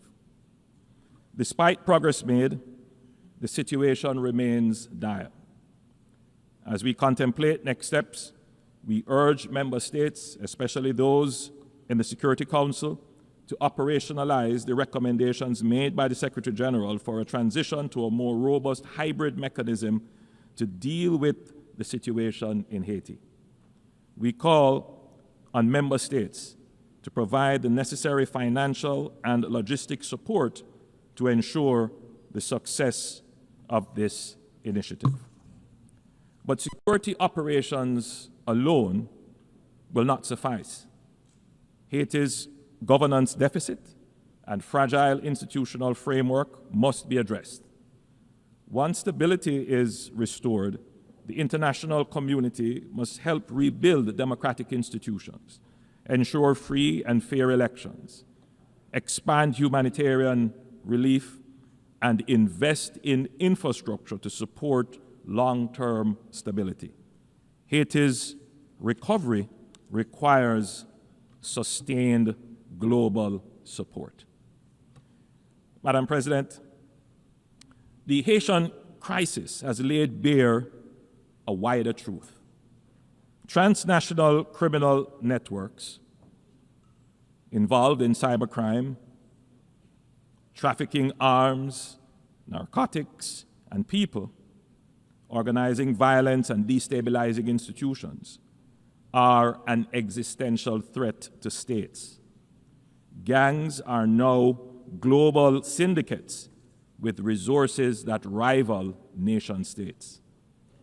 Jamaica has made significant progress in tackling gangs and reducing our homicide rate by more than 50% in recent years. But we know that unless these networks are totally dismantled, our gains remain fragile. This is why we call for nothing less than a global war on gangs, a coordinated international campaign to cut off the flow of weapons, money, and the influence that sustains them. This requires deeper engagement from all member states. We urge full implementation of the UN Programme of Action on Small Arms and Light Weapons and the International Tracing Instrument. Major arms exporting countries must tighten export controls, strengthen end-use monitoring, and ensure rigorous post-delivery verification. Jamaica welcomes cooperation with all partners in this fight, including the interdiction of drug trafficking vessels, provided that such operations are carried out with full respect for international law, human rights, and with the coordination and collaboration of the countries of the region. The Caribbean has created regional security mechanisms, but these efforts alone cannot match the scale of the threat. What we need is a unified front with the same urgency, resources, and coordination the world has applied to terrorism. Only then can we turn the Caribbean, and indeed the wider region, into a true zone of peace. Madam President, at this 80th session, let us revitalize multilateralism and recommit to building a more resilient, equitable, and sustainable world. The challenges before us, climate change, debt, poverty, conflicts, and crime, are formidable. But our capacity for collective action is greater. Jamaica has shown that with sound policies, fiscal discipline, and good governance, small nations can achieve great progress. But to build on this progress, we need an international system that is fair, inclusive, and responsive. Let us not leave this assembly with words alone, but with commitments that deliver real change. Jamaica stands ready to work with all member states in partnership and solidarity to create a future defined by peace, prosperity, and dignity for all. Thank you, Madam President. Thank you, members. On behalf of the Assembly, I wish to thank the Prime Minister, Minister for Defense, and Minister for Economic Growth and Job Creation of Jamaica.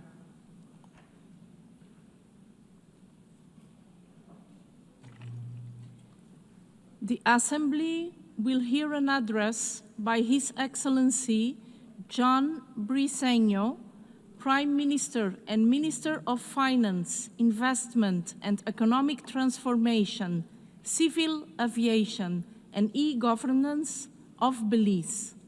I request protocol to escort His Excellency and invite him to address the Assembly.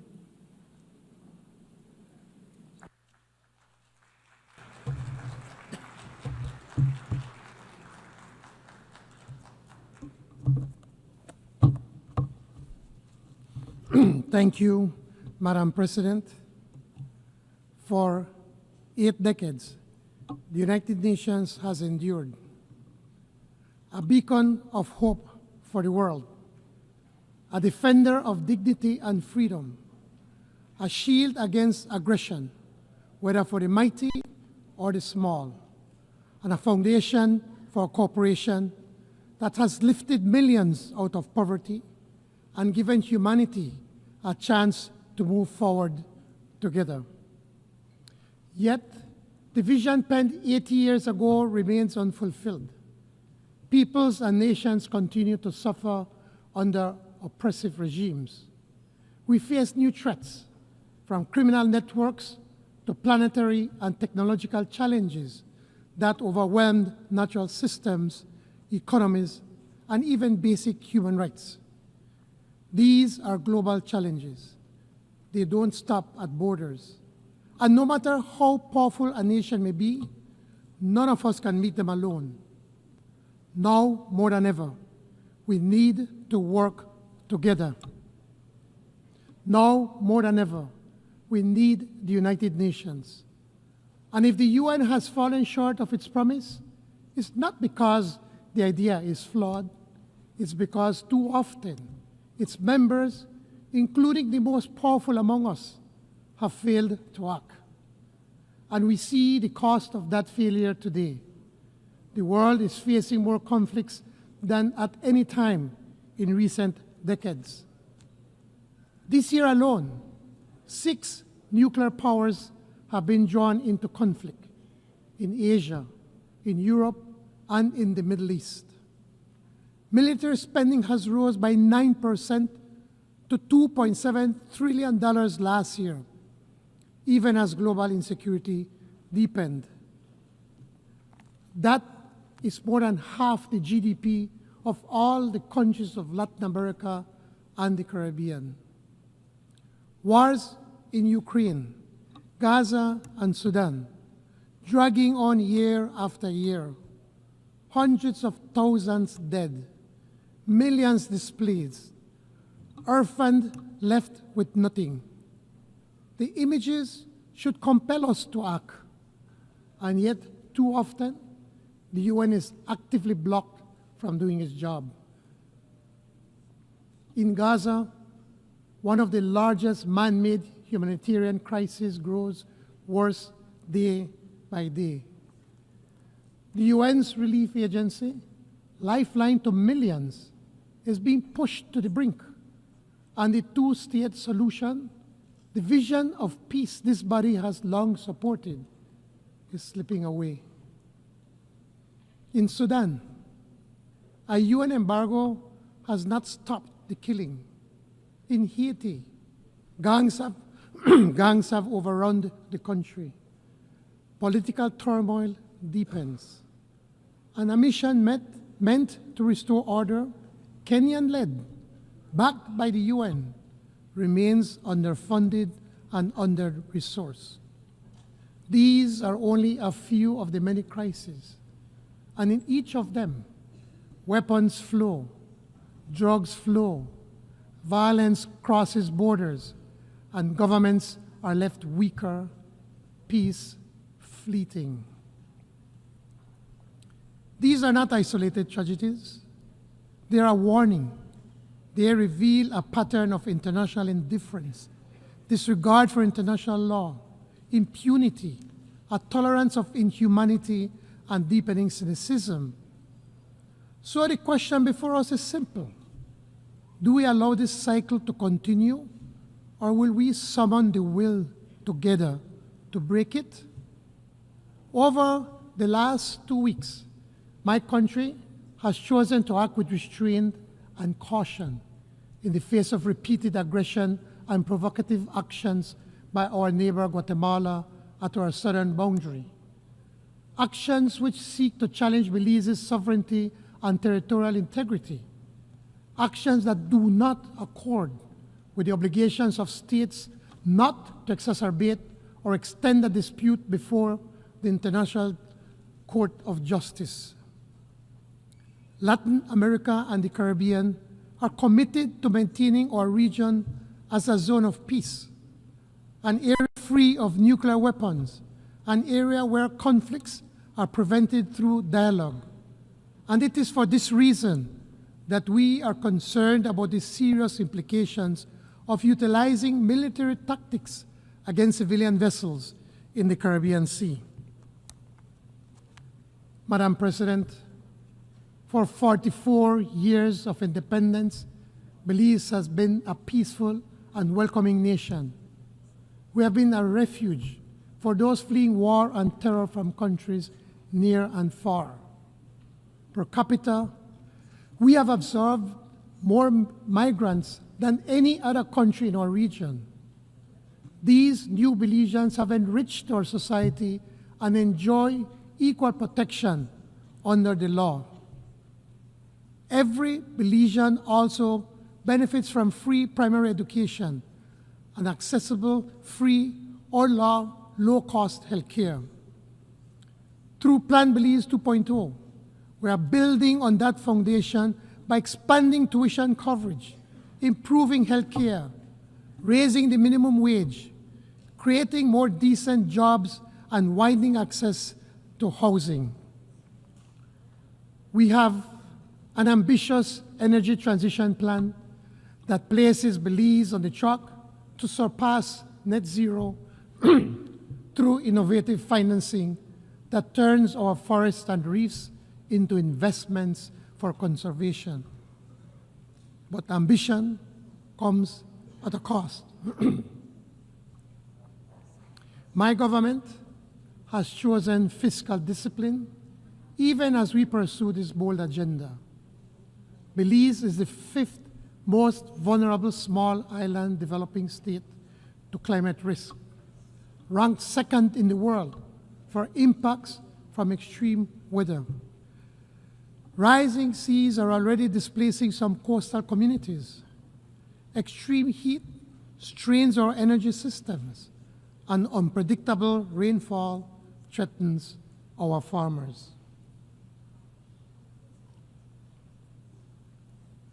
Fishers,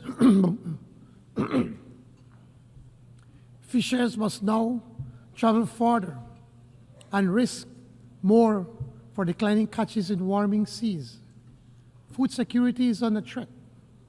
So too are the health of our people, their livelihoods, and the survival of our ecosystems. This is our lived reality. It is not science fiction. It is not abstract theory. It is a danger to our overall security. Excellencies, our world is so intricately interconnected. Disruption anywhere reverberates everywhere. Geopolitical and geoeconomic competition are consequential globally. So too is the persistence of disease, hunger, poverty, and the inequalities among peoples and nations. Small states like my own then must vigilantly guard against restive neighbors seeking to sustain territorial claims through military provocation or aggression. This is not the world that the founders of the UN envisioned. Instead, it is a world embattled, a world divided, and yet it is not a world without solutions. Over 80 years, nations have agreed on laws and policies to defend human rights, pursue sustainable development, promote disarmament, and protect the vulnerable and our environment. We have built strong institutions that remain vital, even if reform is overdue. But we cannot face today's challenges by relying on legacy alone. In the pursuit of larger freedom and dignity for all, let us act with urgency to rescue the development agenda, leaving no one behind. For our part, Belize will spare no effort. Through Plan Belize 2.0 and the implementation of our NDCs 3.0, we are working to lift our people out of poverty and to secure a healthy environment. But we cannot do it alone. We need international support that has been promised. The Compromiso de Sevilla offers us a chance to re-energize the 2030 Agenda for Sustainable Development, a chance to renew commitments, especially to small island developing states. This is why Belize calls for the urgent attention to the Antigua and Barbuda Agenda for SIDS. We must mainstream the Multidimensional Vulnerability Index. We must expand access to grants and concessional finance, not more debt. And we must strengthen SIDS participation in global financial decision-making. In COP30 in Belém, Belize urges the G20, responsible for 80% of emissions, to commit to more ambitious emission reduction targets. Developed nations and development banks must lead the mobilization of $1.3 trillion in climate finance and prioritize SIDS, whose adoption and lost and damaged needs are most urgent. It is high time, past time, for the global financial system to reward environmental stewardship, to recognize the true value of these natural assets for long-term resilience. Consider this. 30% of the world's ocean lie within the jurisdiction of small island developing states, much under some form of protection. These marine environments help regulate the global climate, yet we receive little for our efforts. Only 1% of climate finance flows to SIDS, half of which are loans. Meanwhile, the fossil fuel industry, with trillions of dollars in subsidies annually, is not just perverse, it is dangerous. Let us reverse this by investing more, much more in nature-based and nature-positive solutions.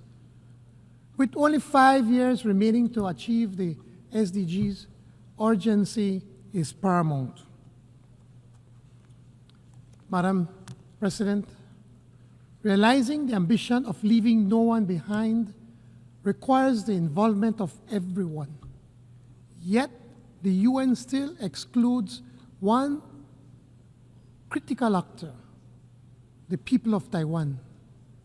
Taiwan is a thriving democracy with global leadership in high-tech innovation, semiconductors, AI, biotechnology, renewable energy, all vital to global supply chain security and sustainable development.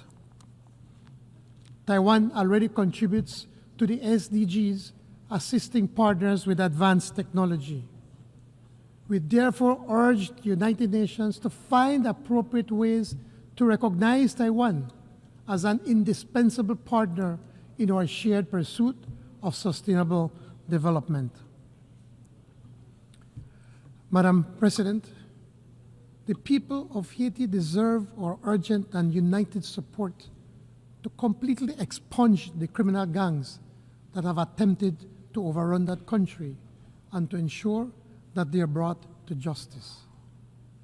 A workable path forward for Haiti exists, but it requires sustained security assistance, resources, and a coherent international response. We must act now. Excellencies, each nation must be free to define its own path. The International Court of Justice has affirmed that self-determination is a preemptory norm. We must end the denial of this right to the people of Western Sahara, whose plight the world continues to ignore. The economic, commercial, and financial blockade imposed by the United States of America against Cuba must end, and Cuba must immediately be removed from the list of countries that allegedly sponsor terrorism. It is illegal, inhumane, and contrary to the UN Charter. And the genocide in Palestine must stop now.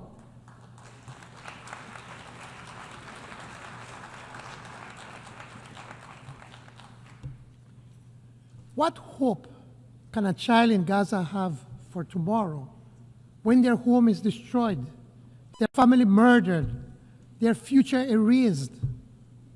What hope can there be if their right to self-determination is extinguished? The UN once confronted apartheid in South Africa with declarations, sanctions, conventions, and suspension of the regime from this assembly. We must draw that lesson again. No regime that desecrates the Charter and destroys a people has a place in this hall. And that is why the rule of law must prevail. No man, no country stands above the law of nations. Belize took its seats in this assembly in 1981, less than half a century ago. Our membership was a milestone for our sovereignty. Global recognition of Belizean sovereignty also meant full recognition of our territory. We stand firm in the conviction that the boundaries of that territory were agreed in 1859, more than a century and a half ago.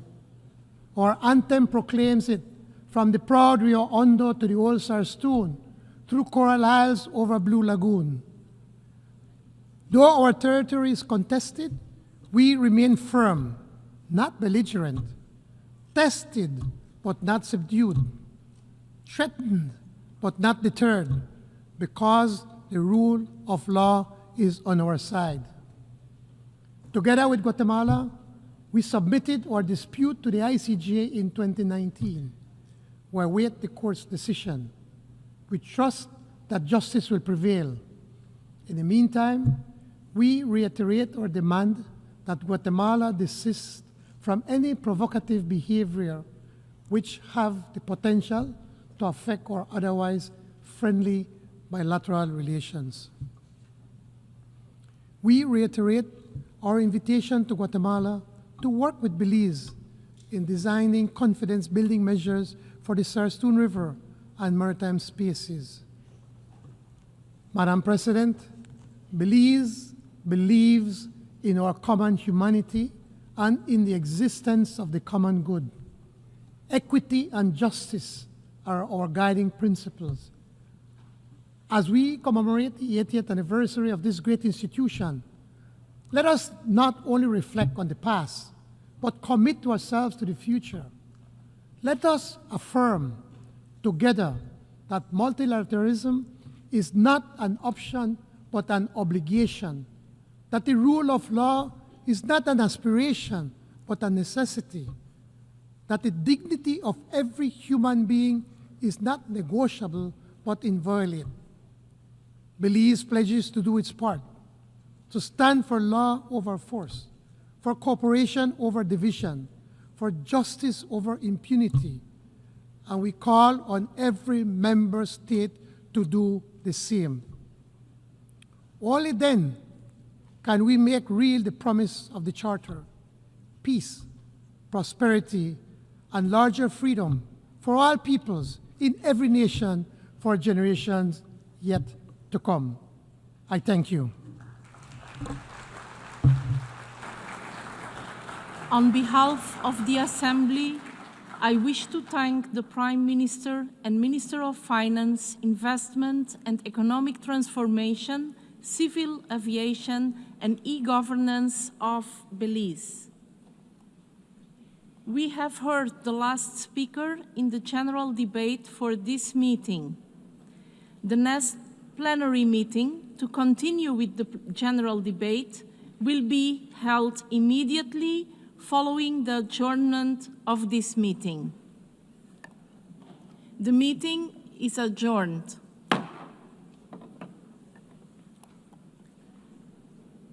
The 10th plenary meeting of the General Assembly is called to order.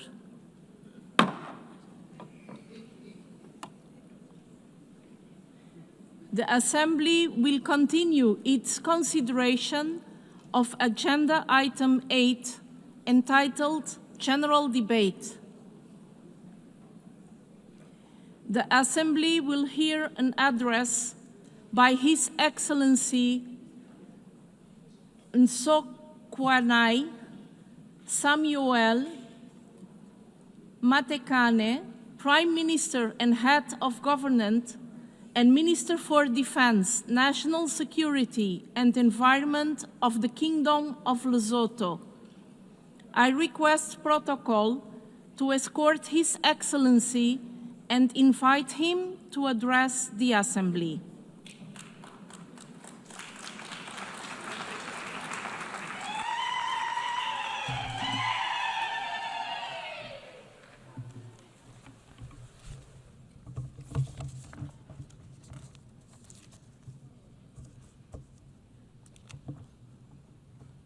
Madam President of the 80th session of the General Assembly, Your Excellencies, Heads of State and Government, Mr. Secretary General of the United Nations, I extend heartfelt congratulations to you, Madam President, on your election as President of the 80th session of the United Nations General Assembly.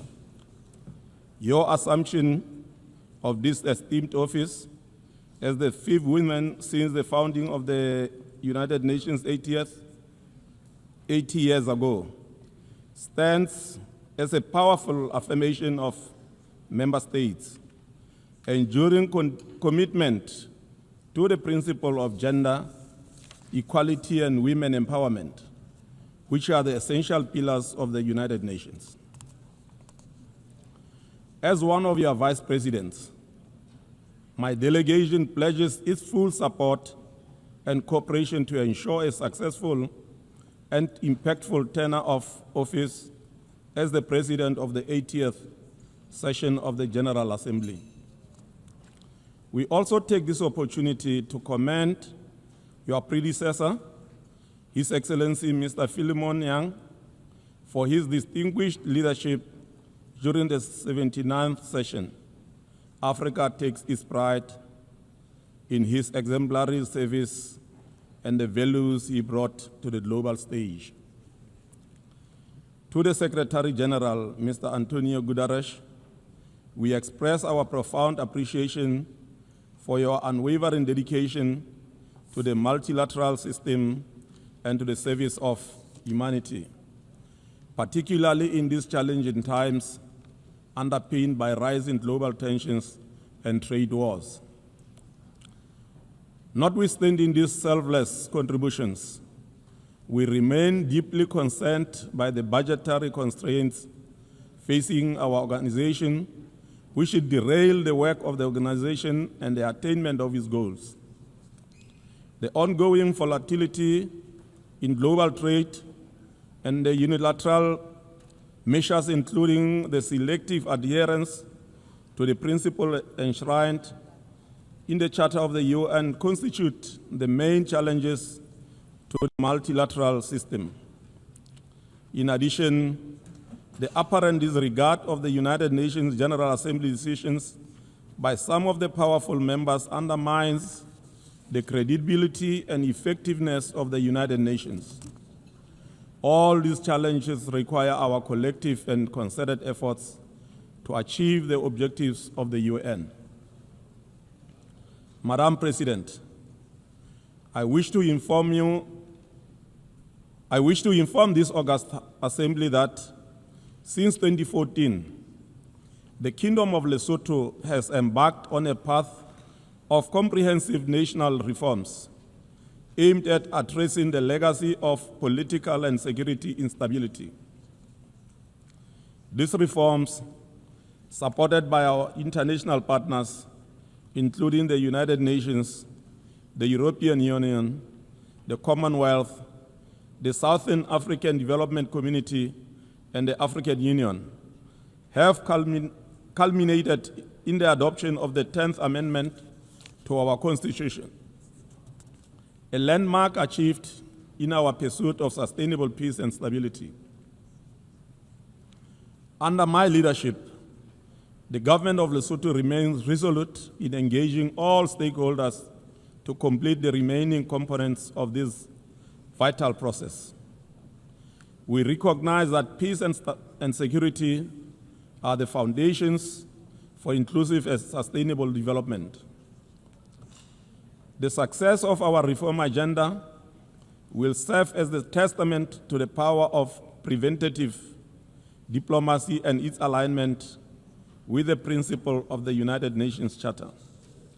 In this regard, we call upon our friends and partners across the globe to continue supporting our reform efforts so that Lesotho can reclaim its rightful place among the Committee of Nations.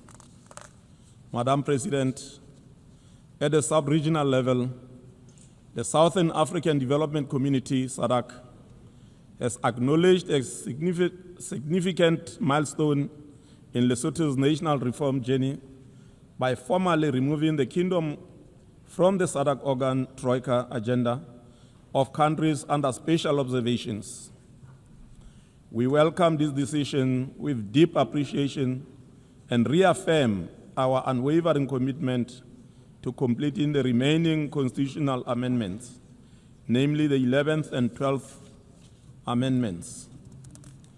With the continued support of the international community, we are confident that our collective efforts will culminate in lasting peace and stability while paving way for inclusive economic development.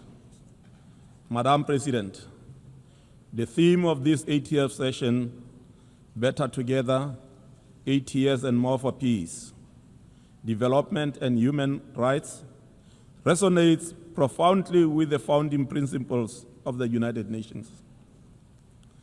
It also reflects the enduring mission of the United Nations. It further calls for renewed multilateral cooperation to address global challenges and advance the pillars of peace, sustainable development, and human rights.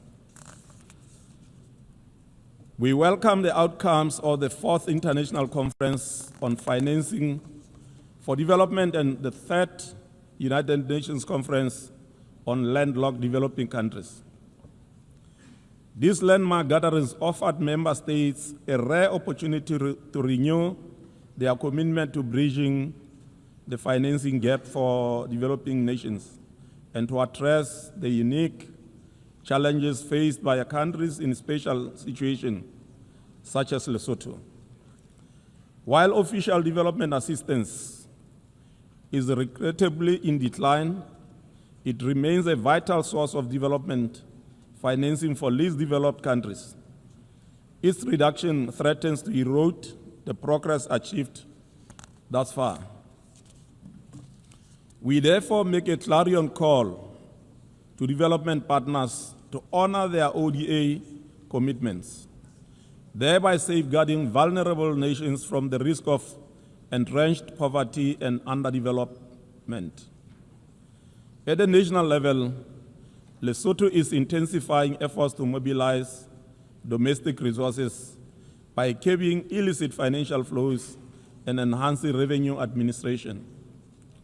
This includes improving the efficiency of our tax systems and broadening the tax base through aggressive industrialization. We are also embarking on a transformative path through the Just Energy Transition Initiative, a visionary program championed by His Majesty King Letsie III. As we may all be aware, Lesotho is endowed with the pristine mountains water, strong winds, and a year-round sunshine that's offering unique potential for hydro, wind, and solar energy. Our goal is to harness these resources to achieve our domestic and regional energy security and climate adaptation.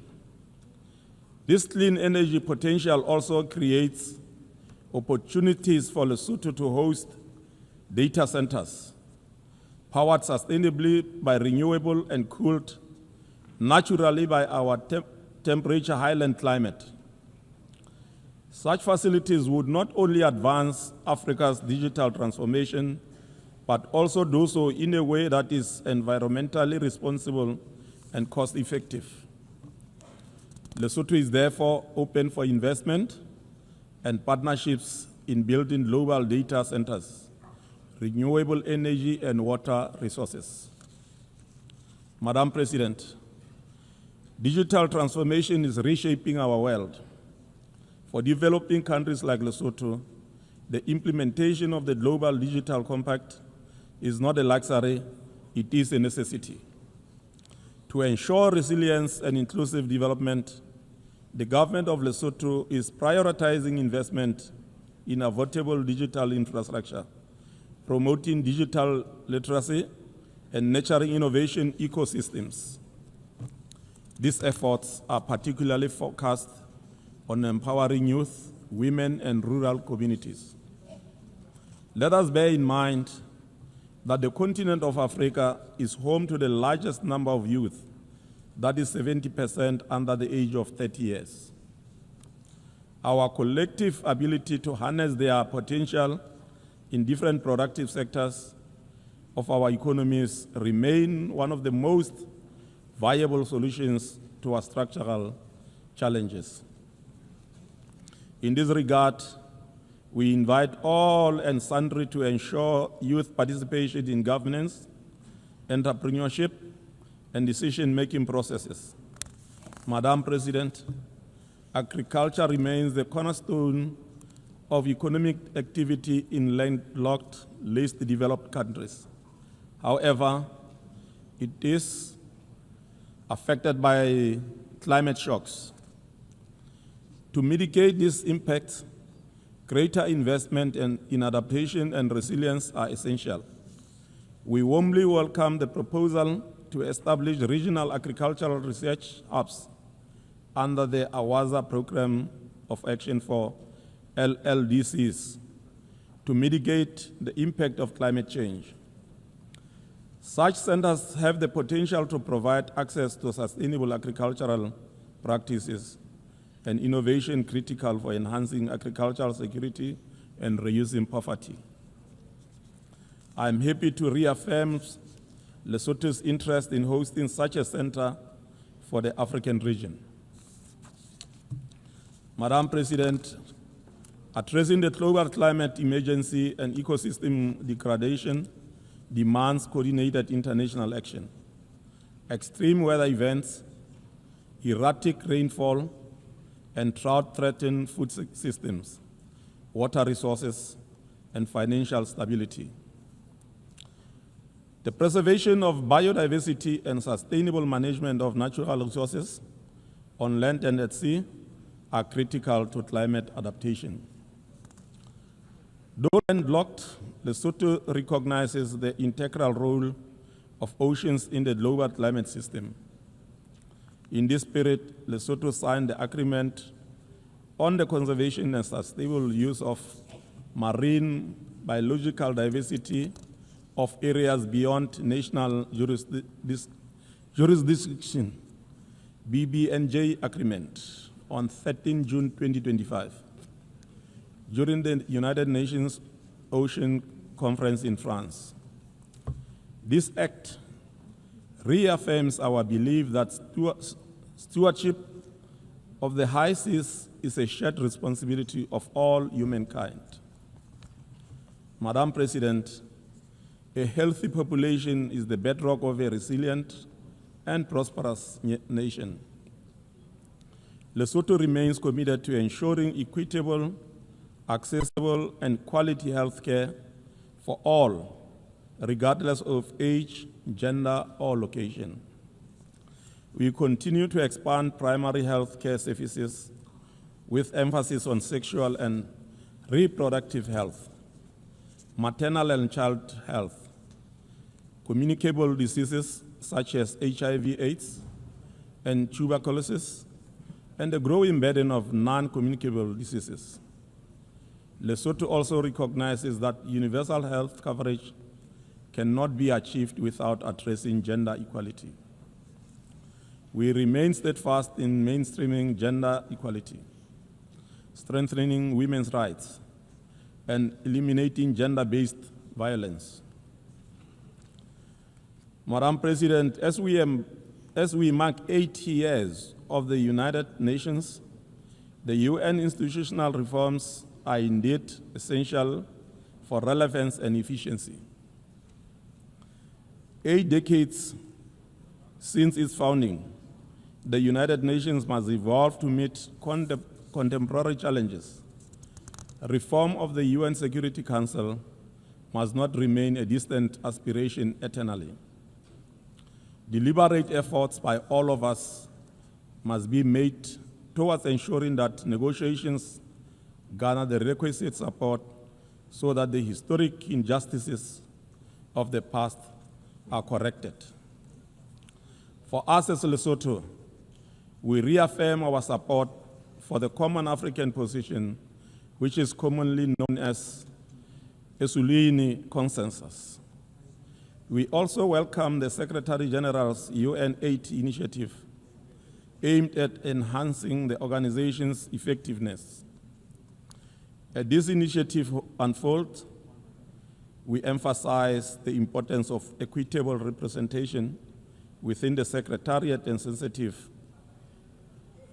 to the vulnerabilities of developing states. We trust that member states will duly consulted throughout this process.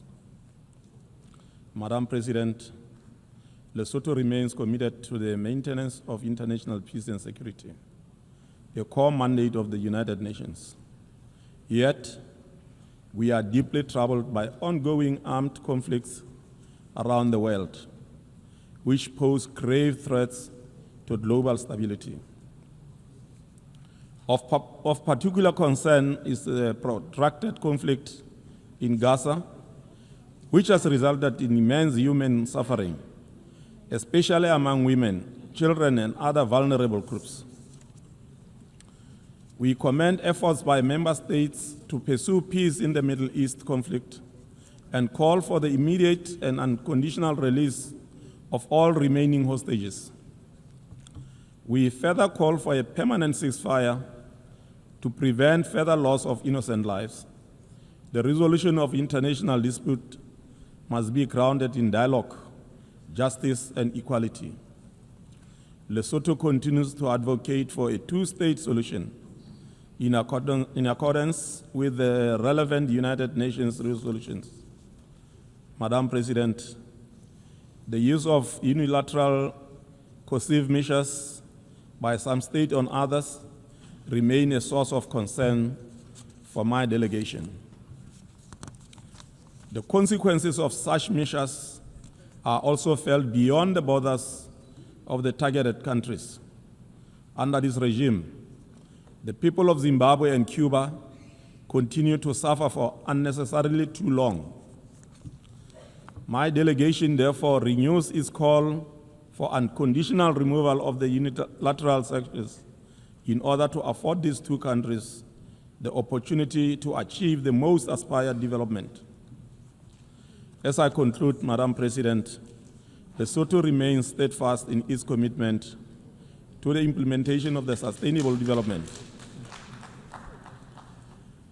recognizing them as a blueprint for inclusive and resilient development. Through a whole of government and whole of society approach, Lesotho has integrated the SDGs into its national development frameworks and continues to align sectoral policies accordingly. The country has demonstrated transparency and accountability by regularly submitting voluntary national reviews to the United Nations, showcasing progress, identifying challenges, and reaffirming its dedication to leaving no one behind. The last of these reports was presented in July 2025. The 80th anniversary of the United Nations marks a profound milestone in the collective journey of humanity towards peace, development, and the protection of human rights. Over 8 decades, the organization has stood as a beacon of multilateral cooperation, guiding member states through moments of triumph and adversity. As we commemorate this legacy, we must also look ahead with renewed purpose and resolve. The future demands a United Nations that is more inclusive, responsive, and equipped to address emerging global challenges, from climate change and digital transformation to rising inequality and geopolitical tensions. The next chapter must be defined by bold action, strengthened solidarity, and a shared commitment to leave no one behind. I thank you for your attention. Thank you.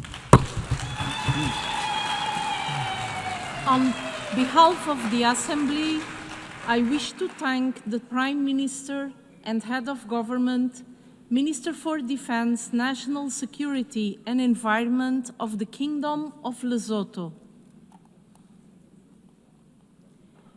The Assembly will hear an address by His Excellency José Ulisses Correia e Silva, Prime Minister and Minister of Reform of the Republic of Cabo Verde. I request protocol to escort His Excellency and invite him to address the Assembly.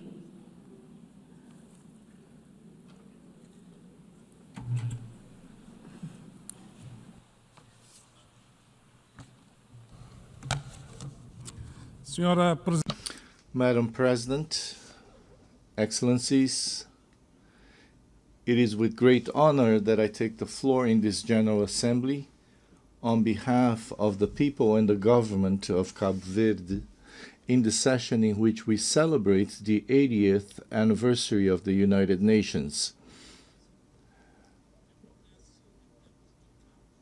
This is taking place during turbulent times marked by devastating wars and armed conflicts, humanitarian crises of enormous magnitude, expansion of populism and extremism, a structured anti-system that fights to impose a system that eliminates the boundary between democracy and autocracy, as well as between truth and lies. This turbulent world helplessly watches the acceleration of climate change, threatening planet Earth and humanity. No country is immune to this disruptive movement that advances with the impulse to exercise absolute power, the provocation and exploitation of social fractures, and the ideology of post-truth. This turbulent world requires a United Nations empowered as a global regulator, and that is only effective when resulting from the political will of its member states. In this context, I would like to praise the UN 80 initiative launched by Secretary General Antonio Guterres as a space for reflection and renewal of multilateralism and to mobilize political will for peace, sustainable development, and human rights. Cabo Verde welcomes the revitalization of the Commission on the Status of Women, a central instrument for the promotion of gender equality in the multilateral system. We believe that the acceleration of the Sustainable Development Goals depends on the empowerment of women. We will continue to be staunch advocates for this cause, both inside and outside the United Nations. We advocate the urgent and necessary reform of the Security Council in line with Africa's position. The Summit of the Future offers a unique opportunity to strengthen commitment to the SDGs. More than global goals, it is the human dignity of millions of people that is at stake. Real people, children of God, living in real countries. Acting in multiple dimensions, we recognize the importance and relevance of the Global Compact for digitalization, for equitable access to digital technologies and artificial intelligence. Excellencies, Cabo Verde is an active and dynamic CIDS committed to the multilateral agenda. We currently hold the Vice Presidency of AOSIS. We actively participate in the Third Ocean Conference. We were chosen to co-facilitate, along with Australia, the negotiations that led to the Nice Declaration, Our Ocean, Our Future, Our Responsibilities, containing firm commitments to the sustainability of the oceans. We welcome the OASIS Leaders Declaration, the adoption of which demonstrates a strong commitment to issues related to the ocean, climate, and sustainable development. We applaud the successful fourth Conference on Financing for Development. The Seville commitment is a unique opportunity to boost development, especially in the most vulnerable countries, such as CIDS. For us, CIDS, it is essential to operationalize the Multidimensional Vulnerability Index, the mechanisms for converting debt into climate finance, and the Loss and Damage Fund. The Antigua and Barbuda Plan of Action stands. Its implementation into resilient prosperity is CIDS' greatest ambition. We note with satisfaction a historic achievement, the entry into force of the Agreement on Marine Biodiversity in areas beyond national jurisdiction. Cabo Verde is among the first 60 states to ratify this important treaty. Unfortunately, we were not able to achieve consensus, and we must insist. The special meeting on climate convened by the Secretary General and Brazil's President Lula as a preparation for COP30. in Belém, and it is a crucial moment for the full implementation of the Paris Accord.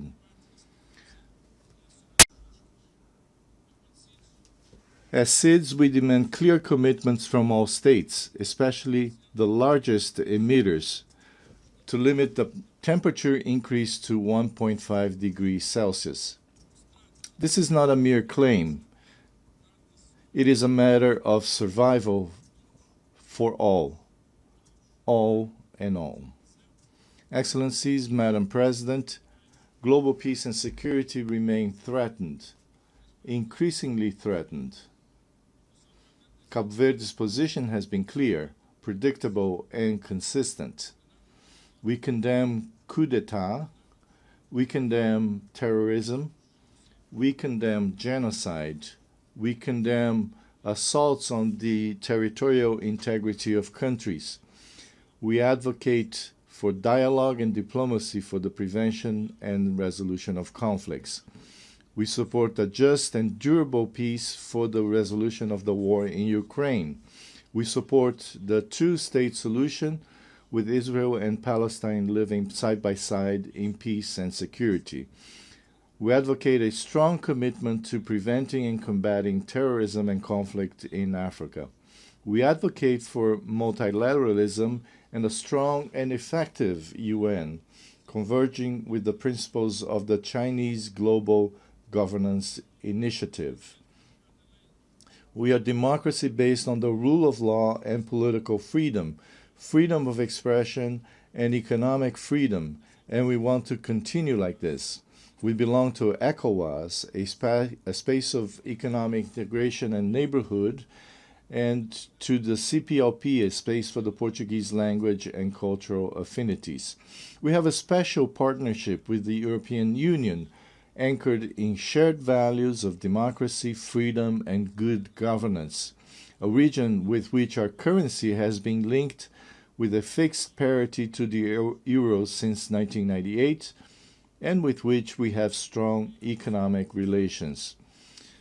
Due to our location between the African continent, Europe, and the Americas, the EU, the USA, and Brazil are our first-line partners in cooperative maritime security, preventing and combating drug trafficking, human trafficking, maritime piracy, illegal fishing, and cybersecurity. It is this democratic, stable Cabo Verde, open to the world and guided by trust in the relations with our partners, that we want to preserve and develop in this troubled geopolitical world. Madam President, Cabo Verde has the honor of assuming one of the vice presidencies of this General Assembly with our Ambassador Tânia Romaldo, and reaffirms its unwavering commitment to the Charter, the principles and values of the United Nations.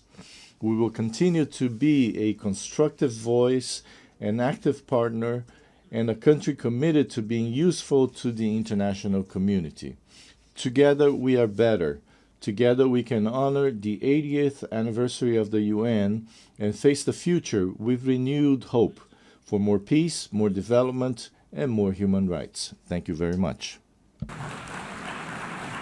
On behalf of the Assembly, I wish to thank the Prime Minister of Cabo Verde. Senhor Primeiro-Ministro, muito obrigada. The Assembly will hear an address by His Excellency Rosen Dimitrov Gelyaskov, Prime Minister of the Republic of Bulgaria. I request protocol to escort His Excellency and invite him to address the Assembly.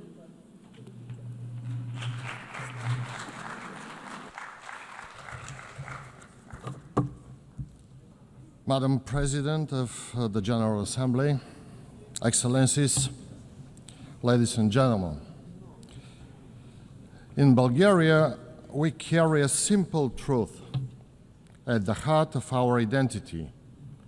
Unity makes strength. These words are more than motto. They are a legacy born of struggle and solidarity. They echo through our history, from the forging of our independence to the building of our democratic institutions.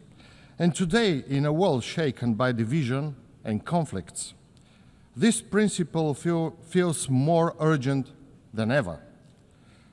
The challenges we face, from contested global narratives and eroding trust in international institutions to stalled development, financial instability, and shrinking humanitarian space, do not respect borders. They demand a united response. Bulgaria's creed is a message we offer to the world, that the hope lies not in isolation, but in coming together. Bulgaria reaffirms its commitment to effective multilateralism and to the rules-based international order with the United Nations at its core. For 80 years, the UN has been a beacon of hope, a platform for dialogue and peace. And this year, in 2025, Bulgaria marks 70 years of membership. Over 7 decades, Bulgaria has stood alongside fellow member states in pursuit of the UN's founding ideals, contributing to peacekeeping, sustainable development, and the protection of human rights. As we celebrate this milestone, we renew our pledge to the UN Charter and to a future defined not by division, but by unity and strength it brings. For the UN to meet the test of our time, reform is not a choice, but an imperative. Bulgaria fully supports the Secretary General's UN80 initiative for mandate reviews, structural reform, and more effective use of resources. Equally urgent is completing ongoing reforms in development, management, peace and security, and advancing the humanitarian reset for stronger, locally led action with sustainable financing. At institutional level, we believe that the Security Council must be reformed to reflect today's world more effective, more representative, more accountable. We need genuine progress, including a fairer balance in membership, one additional non-permanent seat be allocated to the Eastern European group, and limits on the misuse of the veto. The General Assembly must remain the heart of the organization, where our shared forum for dialogue and decision-making. Excellencies, ever since the adoption of the UN Charter, international peace and security have never been more threatened. Russia's full-scale war of aggression against Ukraine, with its far-reaching global repercussions, represents an existential challenge to the rule-based international order. This is not merely a European conflict. It threatens the very legitimacy of the United Nations. It's utterly unacceptable that a founding UN member with a permanent Security Council seat wages war while disregarding international humanitarian and human rights law. In recent weeks, Russia is escalating and conducting flagrant violation of EU member states and NATO allies' sovereign airspace by drones and planes. These actions demonstrate that Russia is the one undermining the prospects of peace. These actions cannot be tolerated and are meeting our strong collective resolve and response. The only path to peace is clear. Ukraine's sovereignty must be respected and its territorial integrity fully restored. A full, immediate, and unconditional ceasefire is essential. The need for urgent action is clear, in the Middle East. The brutal Hamas attack on 7 October 23 and the devastating conflict that followed have caused immense human suffering. Bulgaria mourns the loss of every innocent life, Israeli and Palestine alike. In Gaza, tens of thousands of civilians have been killed, neighborhoods destroyed, and countless people displaced. We must not allow this tragedy to leave a permanent scar on humanity's conscience. A sustainable ceasefire and credible political process are urgently needed. Only a two-state solution grounded in international law and mutual recognition can secure a just and lasting peace, allowing Israelis and Palestinians to live side by side in dignity and security.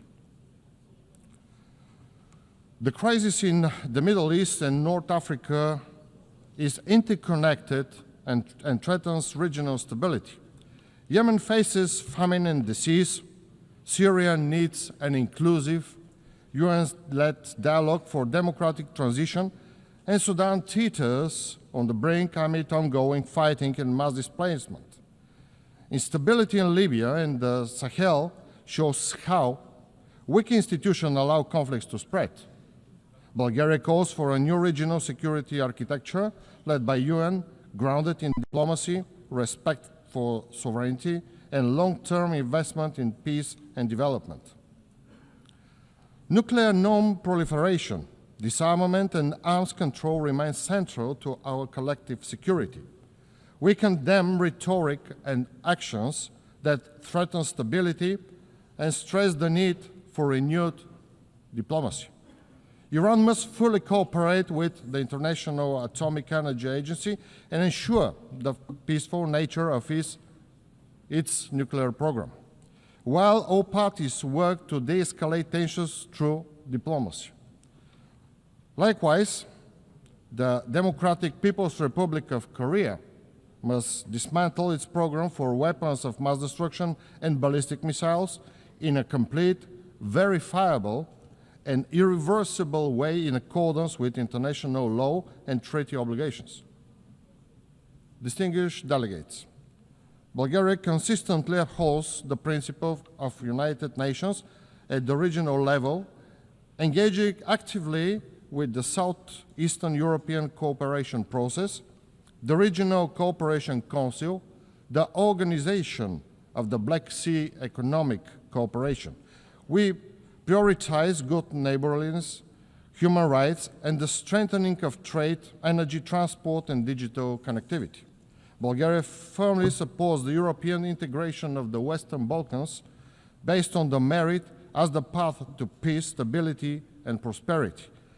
The Black Sea region remains strategically important for European security and energy resilience, and Bulgaria works to make it a space of stability and sustainable development. On 1 July 2025, Bulgaria assumed the chairmanship of the Southeast European Cooperation Process and the organization of the Black Sea Economic Cooperation, strengthening our leadership in advancing regional security, stability, and resilience.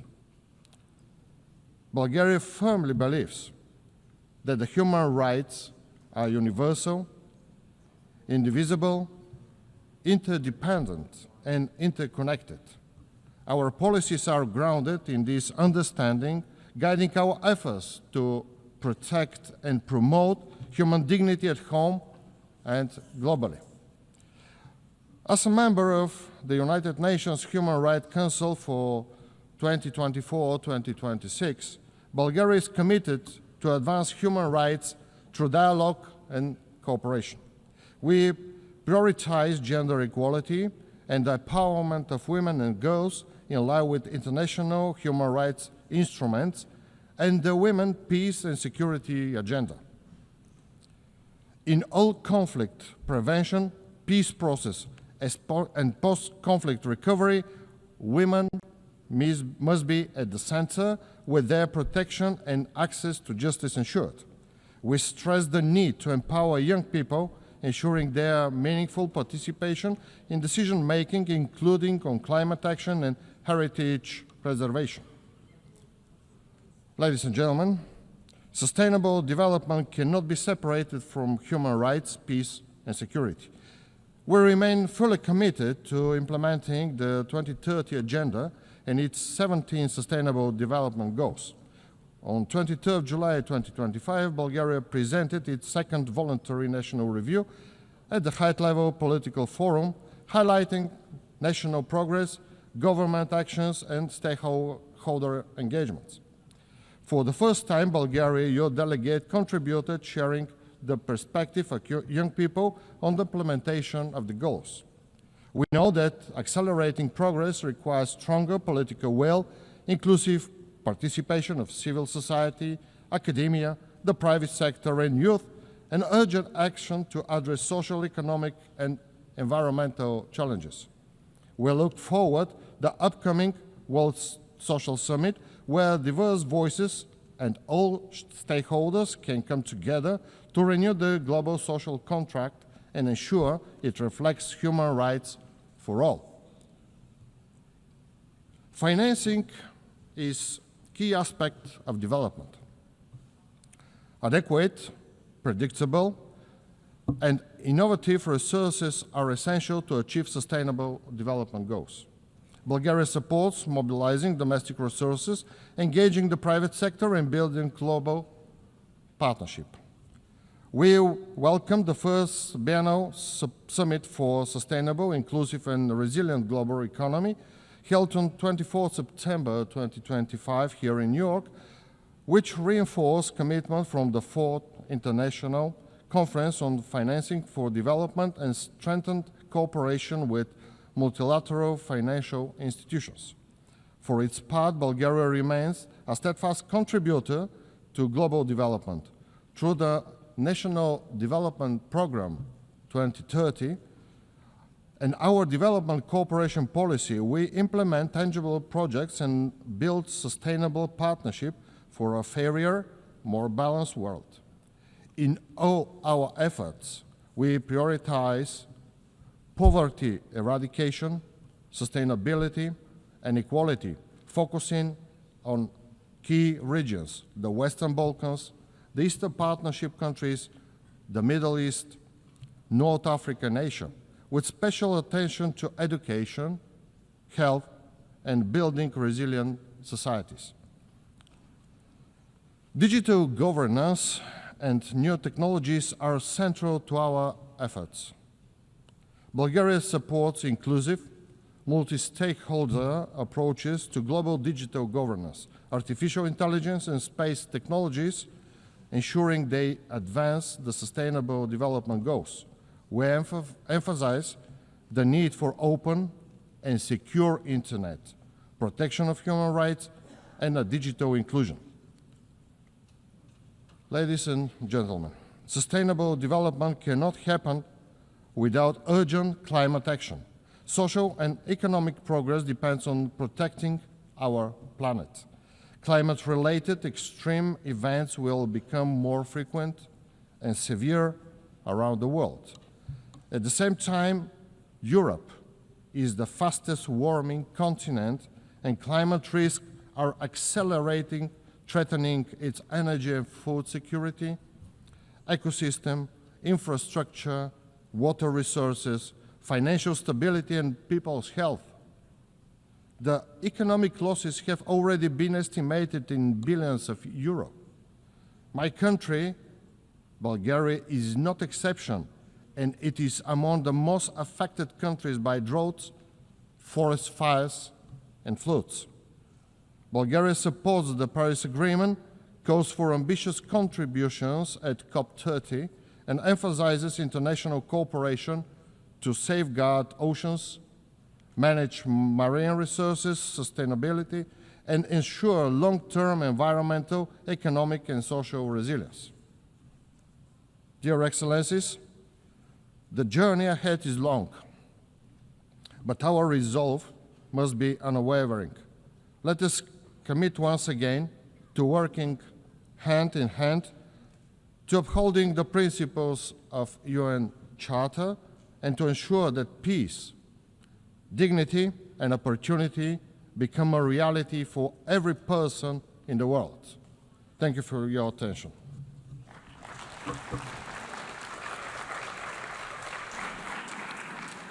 Au nom de l'Assemblée générale, je remercie Monsieur le On behalf of the General Assembly, I thank the Prime Minister of the Republic of Bulgaria.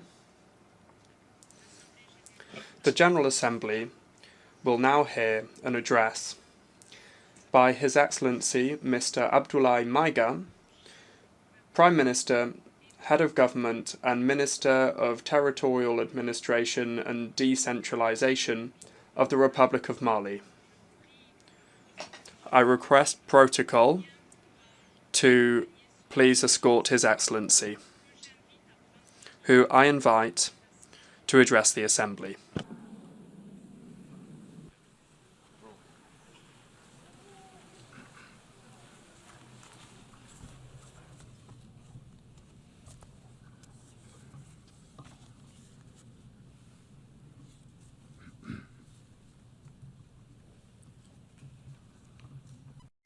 Madame la Présidente, President of the General Assembly, heads of state and government, United Nations Secretary General, ladies and gentlemen. As I begin my statement, I have the honour to extend to you the cordial greetings and the message from the founding fathers of the Alliance of Sahel States, Their Excellencies, Army General Assimi Goïta, President of Transition Head of State of Mali, and the President of the Alliance of Sahel States, Captain Ibrahim Traoré, President of Burkina Faso, Head of State, and Army General Abdurrahman Tiani, President of the Republic of Niger, and Head of State. I would also like to share with you the warm congratulations from the dignified people of the Alliance of Sahel States, determined more than ever to free themselves from the yoke of imperialism and enjoy their right to self-determination in a Pan-African spirit.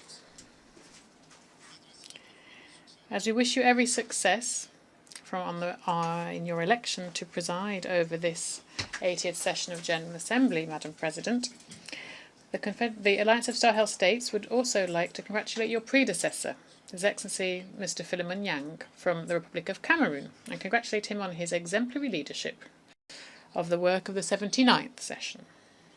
Finally, I wish to reiterate to our Secretary General, Mr. Antonio Guterres, our appreciation of the efforts that he continues to undertake to achieve the noble objectives of our shared organisation.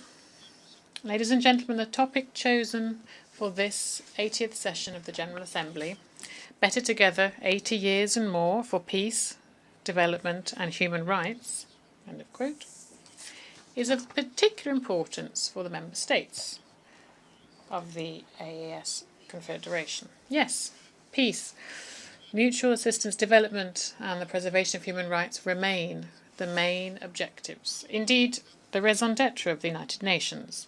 Alas, these key objectives have never been so sorely tested in the world, and in Sahel in particular, because essentially of armed groups with dark age thinking, weaponized and supported by foreign state sponsors. The member states of the Alliance of Sahel States are on the front line of the fight against terrorism, which is both a real threat to international peace and security, but also and above all, a grave attack on the very foundations of our states.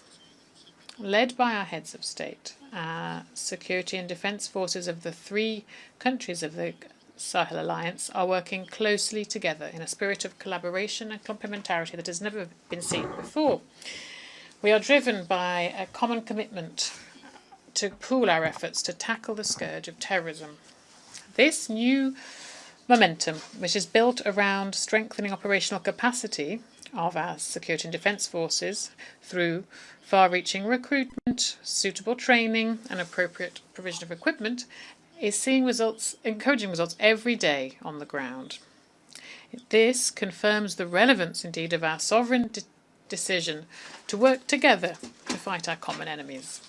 Unlike some states who open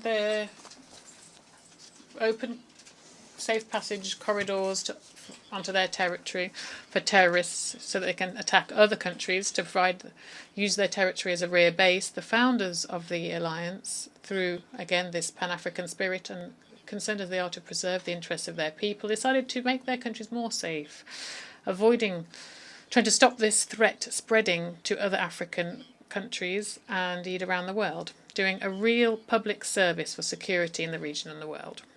There is no shadow of a doubt that through their sacrifice, the valiant security and defence forces are contributing to the security of other regions, particularly countries on the West African coast.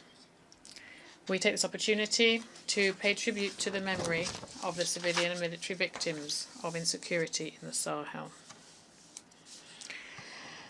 The sovereign approach that's been implemented is part of a vision borne by the heads of state of the Alliance of Sahel State, which is dedicated to safety and security of our states following the withdrawal of international forces.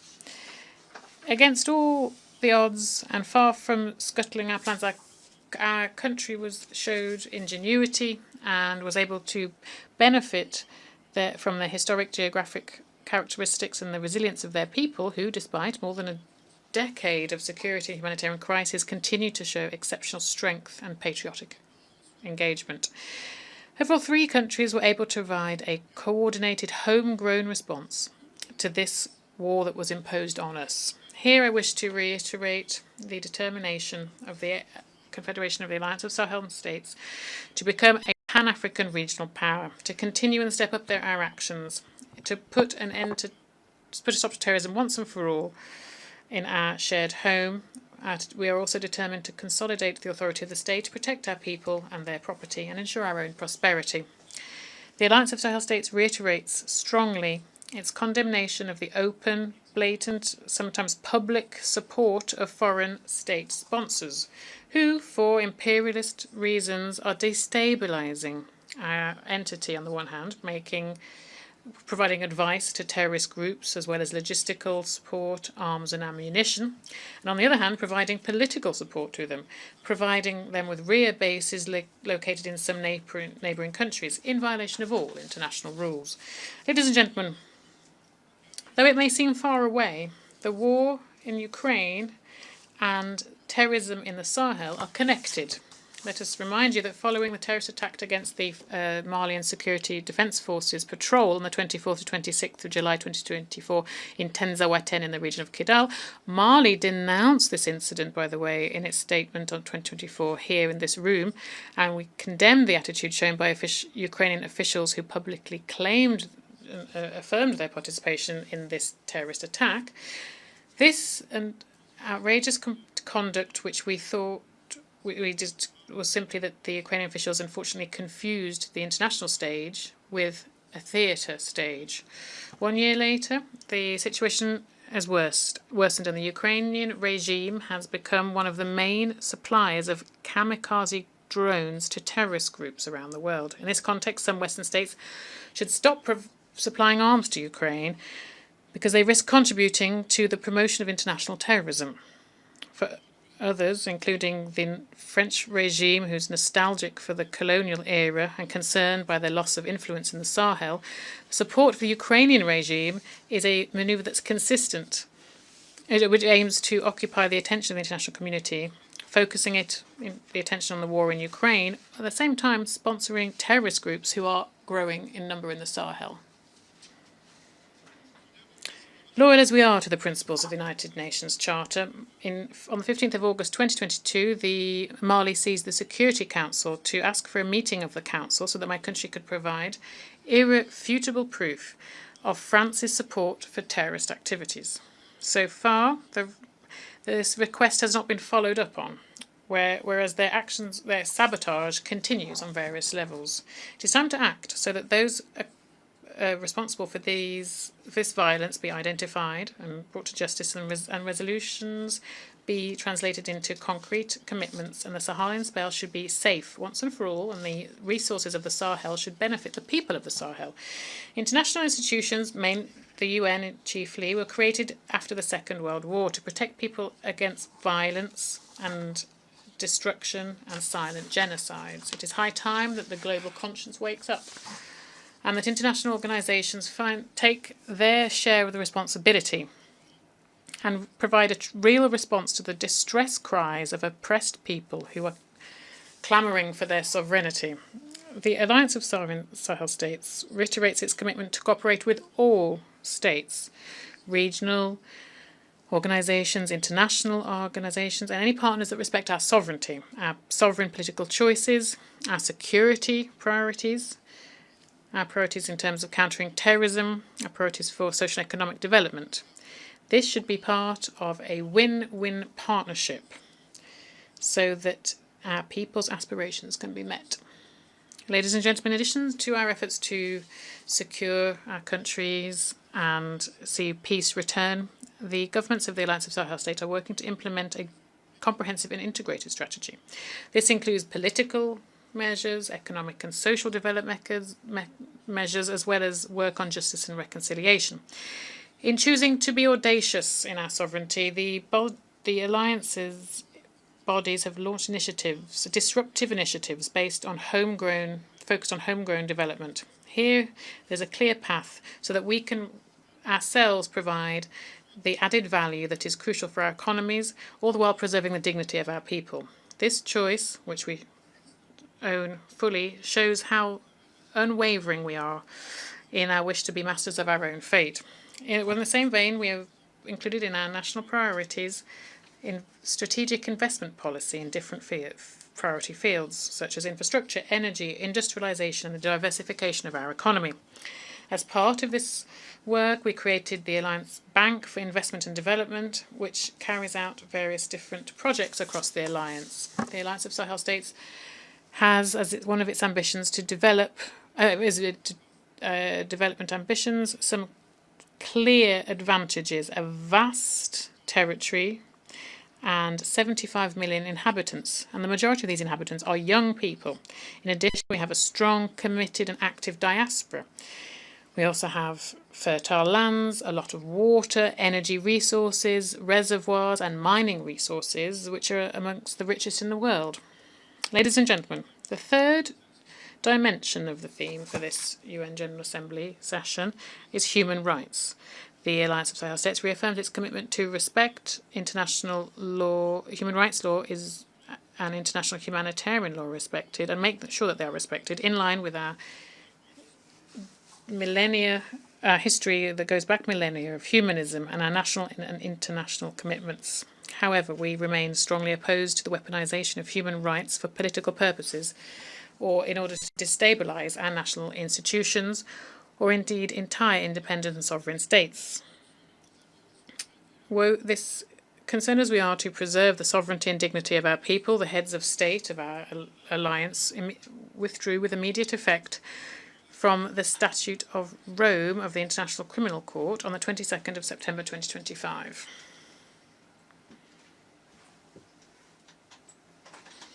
With this withdrawal, we are seeking to prioritise, as of now, homegrown justice mechanisms in line with our social values and mechanisms that are in the interest of our peoples. We also denounce the double standards that we've seen by some international players, whose morals are flexible depending on their interests.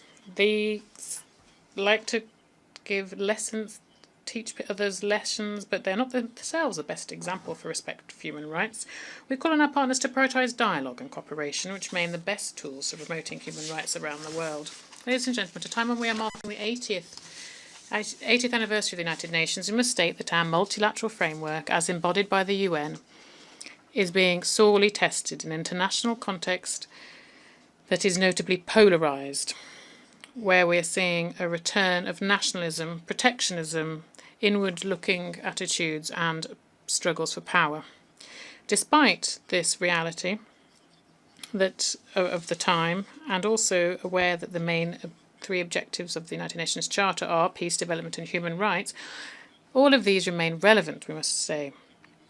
To meet these objectives, we firstly need a UN that has been reformed, renewed, and has been adapted to the demands of the day. This is an essential criteria to make it more legitimate on an international scale, and ensure that its decisions can be effectively implemented. Here I wish to recall strongly that Africa has for more than 20 years now been demanding reforms in order to repair historic injustice that it has suffered, particularly in terms of its representation at the Security Council. Here I wish to reiterate the total support of the Alliance of Sahel States to the Common African position on this issue, as set out in the Eswatini Consensus and the CERT Declaration, so that Africa can have 2 permanent seats at the Security Council and 5 non-permanent seats. Secondly, we need a United Nations that can guarantee the respect for international law for all. We are concerned to see flagrant violations of international law around the world with complete impunity. At this 80th anniversary of the UN, for us, Member States, this provides us with the opportunity to reaffirm our unwavering commitment to the multilateral framework that is based on the law and not on force. Thirdly, we need robust follow-up and implementation mechanisms for the outcomes of international conferences. One thing is clear here, the creation since 1945, when the UN was created, we've held dozens of international conferences, and the commitments from these international conferences have barely been implemented, and they're not being benefited the people that we represent here. This situation must change. This is why we advocate for the envisaged reforms to be implemented and tackle this problem, so that our respective nations can benefit from the dividends of the commitments made at the United Nations. On our side, the Alliance of Sahel States is ready to make its contribution to undertake the necessary reform for the multilateral framework of the United Nations. In terms of current global governance, it is ever clearer that the UN is not adapted, it is not able to address the current challenges and future challenges.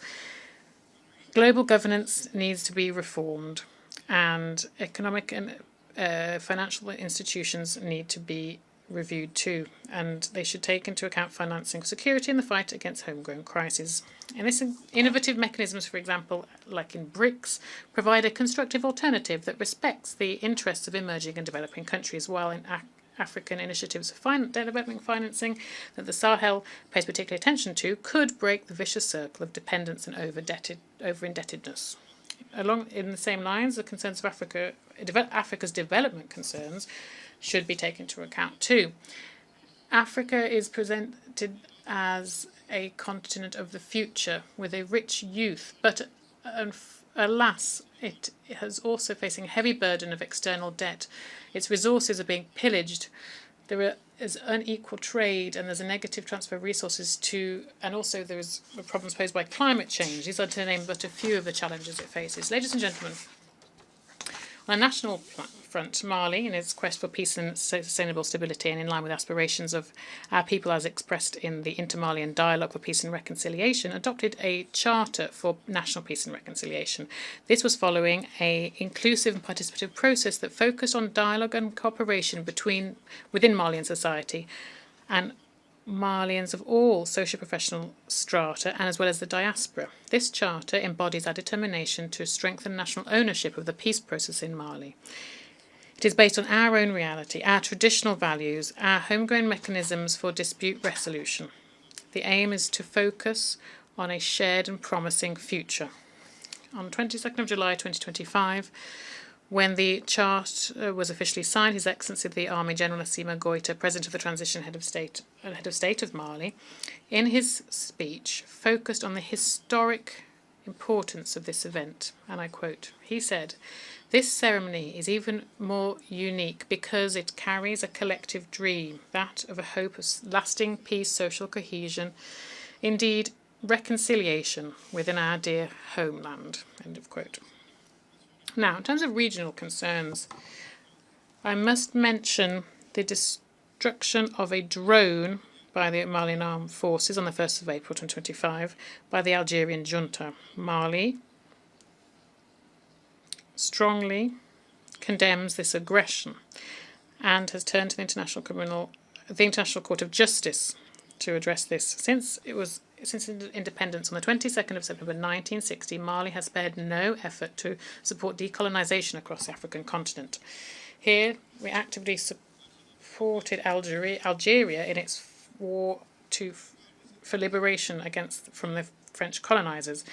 Given this political position and favour that we have always maintained for Pan-Africanism, in addition, we have geographical proximity between the two countries. We have a border that is 1,300 kilometres long. Mali has always looked kindly upon our brotherly neighbours in Algeria. In return for this constructive approach in Mali, we underscore three situations that are incongruous and incomprehensible, and they have marked relations recently between our countries. Firstly, the cowardly, perfidious attack that targeted the Malian armed forces in Tinzawante, a few kilometres from the Algerian border.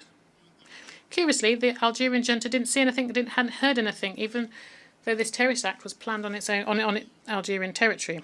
This is strange for a country that was designated as a AU champion for counterterrorism, and in recent years has become a champion of the promotion of terrorism and exporter of terrorists.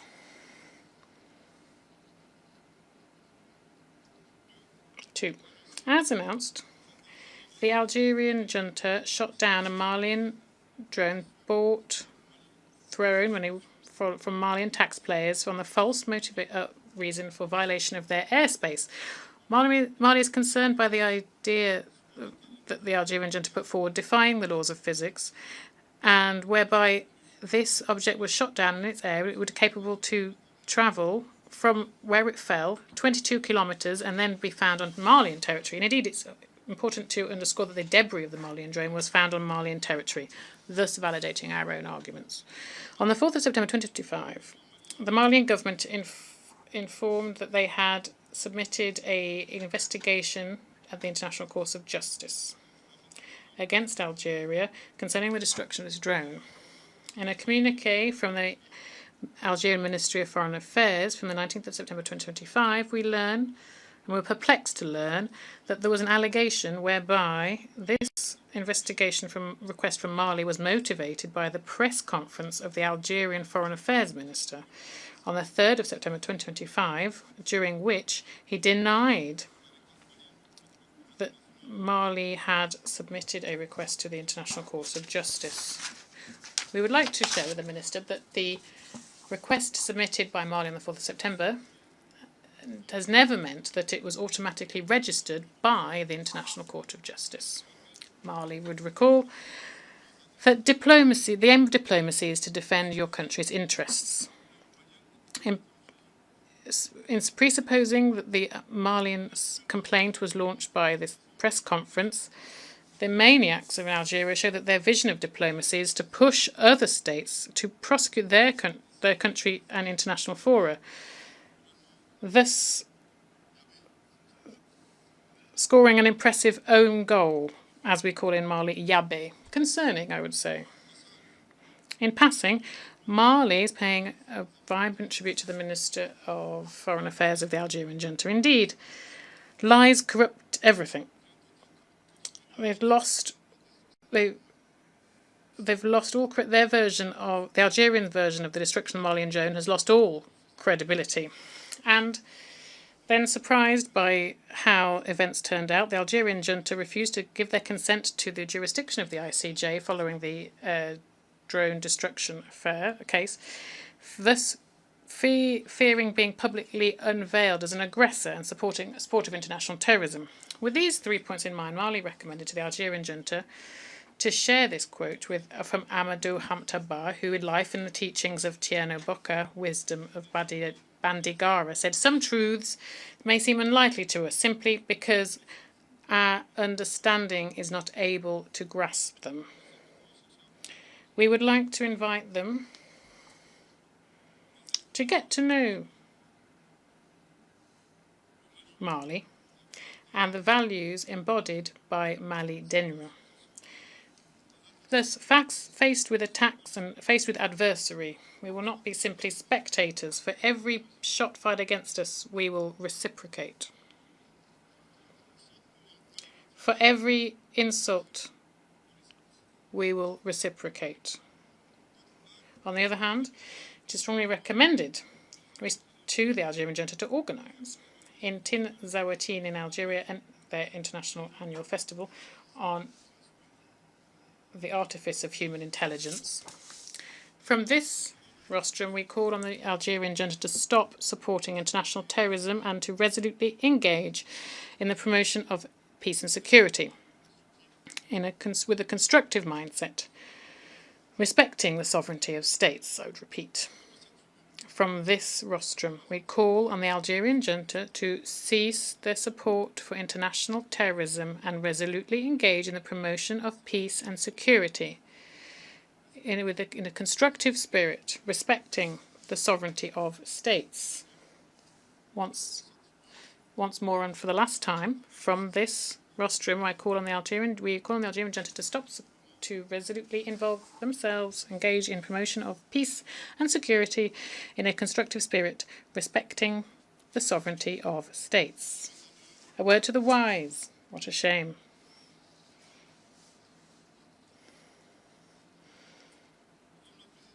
President, ladies and gentlemen,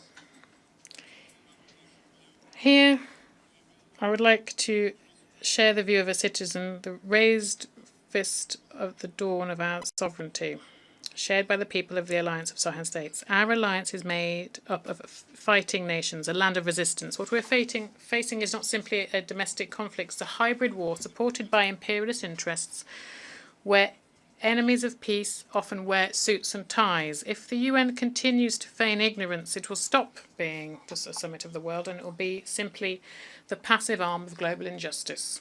As we say this here, the Alliance of Sahel States is not afraid. We will not give up. We will resist still, and we will continue to do so.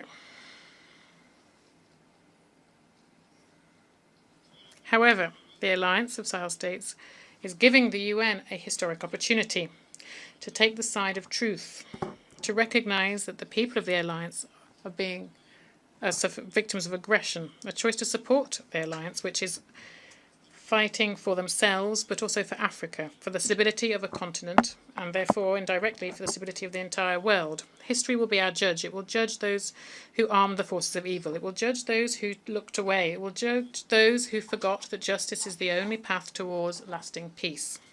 The Alliance of Sahel States is not asking for alimony, it's asking for conscience raising. To conclude, I'd like to reiterate here the commitment of the Alliance of Sahel States to the values, purposes and principles of the UN Charter. Thus, the Alliance of Sahel States would say that we cannot be better together unless we work collectively for multilateralism with a human face, multilateralism based on dialogue, the law, cooperation and solidarity between peoples, one that promotes peace and development, one that respects the sovereignty of states. However, we must not continue to do the same thing over the years to come and hope for different results. There is an urgent need for reform within our existing multilateral framework, the framework that is embodied by our shared organisation. The 80th anniversary of the UN provides us with this historic opportunity to adapt the organisation to the realities of the time, one that can effectively respond to current and future challenges. The Alliance of Sahel States remains ready to play its part, its full part in the quest for collective responses to save future generations from the scourge of war, to ensure harmonious development for all, and to promote and protect human rights. God bless the Alliance of Sahel States, and may He save our people from the dark age and destructive forces of the world. May God bless Mali and spare Malians from dark age forces and those who seek to destroy the world. God bless Africa, and let it save Africans from dark age forces and those that seek to destroy the world. And may God bless the world and preserve humanity from dark age forces and those who seek to destroy the world. Thank you very much for your kind attention. Au nom de l'Assemblée Générale.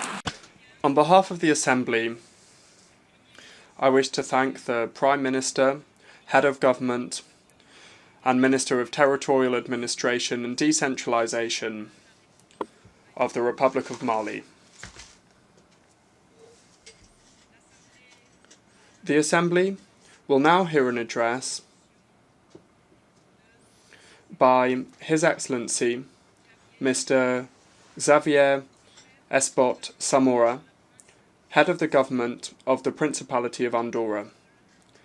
I request protocol to escort His Excellency and invite him to address the Assembly.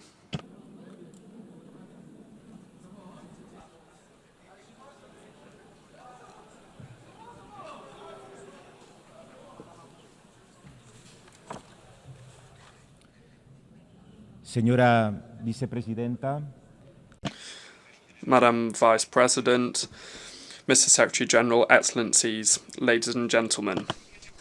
On the coat of arms of Andorra, there is a motto that embodies a profound political and ethical truth. Virtus unita fortior. United, virtue is stronger. This motto, which guides the preamble of our Constitution, carries a universal message that moral and political strength does not lie in imposition, but rather in the unity of values, in shared coherence, and in collective virtue. It is a lesson that transcends borders, and that today is ever more relevant than ever in today's global context. And in this spirit, which carries something Aristotelian, we are reminded that virtue is not an extreme, but rather a middle ground, attained through reason, and above all, for the common good. International cooperation, when balanced, fair, and guided by prudence, is a demonstration of political virtue, and when this virtue is shared and organised among nations, it becomes stronger. We face more challenges than ever before: climate change, armed conflicts, and forced migrations. Where we once saw horizons, we are now seeing walls rise. For this reason, now is the time to bring to the international stage the spirit that guides a country like ours. With more than 7 centuries of peace, we must uphold the essence of multilateralism, the raison d'etre of this United Nations, which is an organisation of the peoples and for the peoples. Ladies and gentlemen, it is a great honour and a profound responsibility for me to address this General Assembly today on behalf of the Andorran people and government. I wish to begin this speech with a double expression of gratitude. First, to Her Excellency Miss Annalena Baerbock, who I congratulate upon her election as President of this 80th session of the General Assembly. We wish her every success in her role. Second, I wish to say that for Andorra, it is a privilege to serve as one of the vice presidencies of this symbolic session. This year's theme, Better Together, 80 years and more for peace, development and human rights, is a theme that really speaks to us, and not just as a declaration of intentions, but as an urgent need. We live in difficult times, times of conflict, polarisation and uncertainty. However, these are also times of opportunity to strengthen international cooperation, to update the institutions that support it, and to build lasting solutions collectively through multilateralism. 8 decades of diplomacy, peace building, development aid, and the promotion of human rights. In this context, Andorra also celebrates 32 years as a member state of the UN. Of course, this is a shorter history here than many, but it has been an intense one as well, during which multilateralism has been fundamental to our international recognition, to making our voice heard abroad, to our legal security, and to our economic and social progress. Since our accession to this organisation, our commitment to it has been clear. Andorra advocates for effective, inclusive, and people-centred multilateralism. A multilateralism that leaves no one behind, that listens to all voices, including the voices of small states. This position was emphasised during the first summit of heads of state and government held last May in our country on the occasion of the Games of the Small States of Europe. From this summit emerged a declaration in which the participating states affirmed the need to strengthen multilateral governance, to defend international law, to promote human rights, and to adopt joint measures to address global economic, social, climate, and technological challenges. It is from this perspective that we wish to contribute to the renewal of the United Nations in order to meet the global challenges of the 21st century. We cannot speak of development or human rights without also mentioning peace and security. The world faces an alarming multiplication of armed conflicts of a scale and violence that is unprecedented in the past 80 years. The war in Ukraine is approaching its 4th year, with devastating consequences for the civilian population and international stability. Andorra reiterates its condemnation of all violations of international law and once again expresses its firm support for the sovereignty and territorial integrity of Ukraine. Looking toward the Middle East, the situation in Gaza is extremely concerning for us. The number of civilian casualties, the destruction of essential infrastructure, and the worsening humanitarian crisis demand an urgent response from the international community. We wish to express our deep concern and strongly call for the respect of international humanitarian law by all parties. For this reason, we condemn, without distinction, all attacks against the civilian population, including all acts of terrorism and indiscriminate assaults. We strongly and specifically condemn the Hamas attacks of October 7, 2023, and we call for the release of the hostages. We believe that a lasting peace process for the conflict between Israel and Palestine and in the Middle East region can only be achieved through the two-state solution. It is for this reason and in line with these principles that last Monday we took the decision to recognise a Palestinian state. This much-needed gesture will take full diplomatic effort once a series of conditions are met, such as the release of hostages, the disarmament of Hamas, and the establishment of a Palestinian government that excludes this organisation, Hamas. Andorra reaffirms, on the other hand, its support to the United Nations Relief and Works Agency, UNRWA. This agency, through its education, health and humanitarian assistance services, is an essential pillar for the protection of millions of Palestinian refugees. In the absence of a political solution, it represents the only institutional support that ensures minimal stability and dignity in the region. As a state committed to multilateralism, Andorra underscores that only dialogue, diplomacy and the pursuit of shared solutions can lead us towards a just and lasting peace. Ladies and gentlemen, the founder of Save the Children, Eglantine Jebb, once said that all wars, just or unjust, disastrous or victorious, are wars against children. That was more than 100 years ago, and sadly, we have still not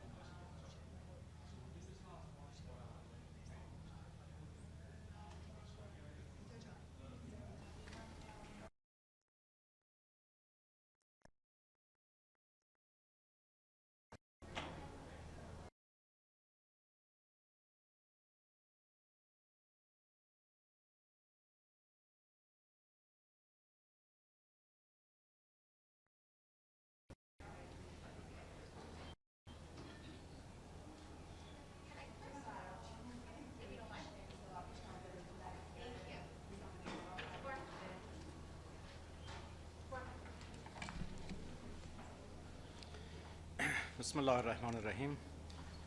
Good afternoon, everyone, and thank you for being here. The Security Council just voted on a draft by China and Russia to give diplomacy another chance. Under US pressure, unfortunately, the Council refused. This is the second time in 1 week that diplomacy has been blocked. In my address to the Council, I highlighted an armed conflict, with whom we had the privilege of cooperating in support of this cause. I also wish to thank the many states represented at the highest level this Wednesday at the side event of this conference for showing that the protection of children in armed conflicts concerns us all. Child protection must not be limited to physical environments, because in the digital age, children face new risks, new threats, often invisible. For this reason, in Andorra we have created the Centre for Digital Wellbeing and Digital Skills and Competencies, and we have approved the Digital Wellbeing Plan for Children and Youth, which includes specific actions to protect minors in the digital environment. All stakeholders are actively working on these actions and tools required to ensure the digital well-being of our youth. Above all, they seek to understand from an adult perspective the key factors shaping the lives of today's children and adolescents in order to educate them on the responsible use of new technology. To reinforce these measures, Andorra has decided to join the New York Declaration for the Protection of Children Online. We advocate for a safe, inclusive digital environment that places children's rights at the very heart of it. We work with the ITU and other agencies to ensure regulatory and technical frameworks that make the Internet a tool for development and child protection. Women, unfortunately, remain another voice that is too often silenced. We take the opportunity of the 30th anniversary of the Beijing Declaration to once again promote this comprehensive and most influential framework to date for advancing women's rights, fostering an economy that offers equal opportunities and improving access to education, as well as addressing the social gaps that persist between women and men in many areas.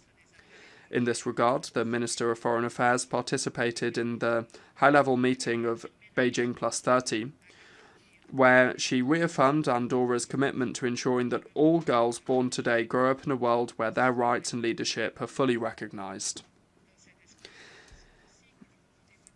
In this sense, we also believe that the time has come to see a woman as Secretary General of this organisation. Ladies and gentlemen,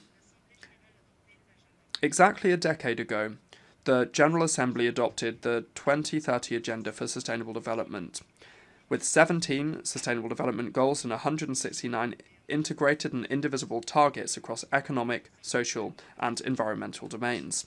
A decade ago, also from this very podium, Pope Francis described the SDGs as an important sign of hope, but warned of the danger of falling into a declarative nominalism, with solemn and pleasant statements instead of truly effective action against all scourges.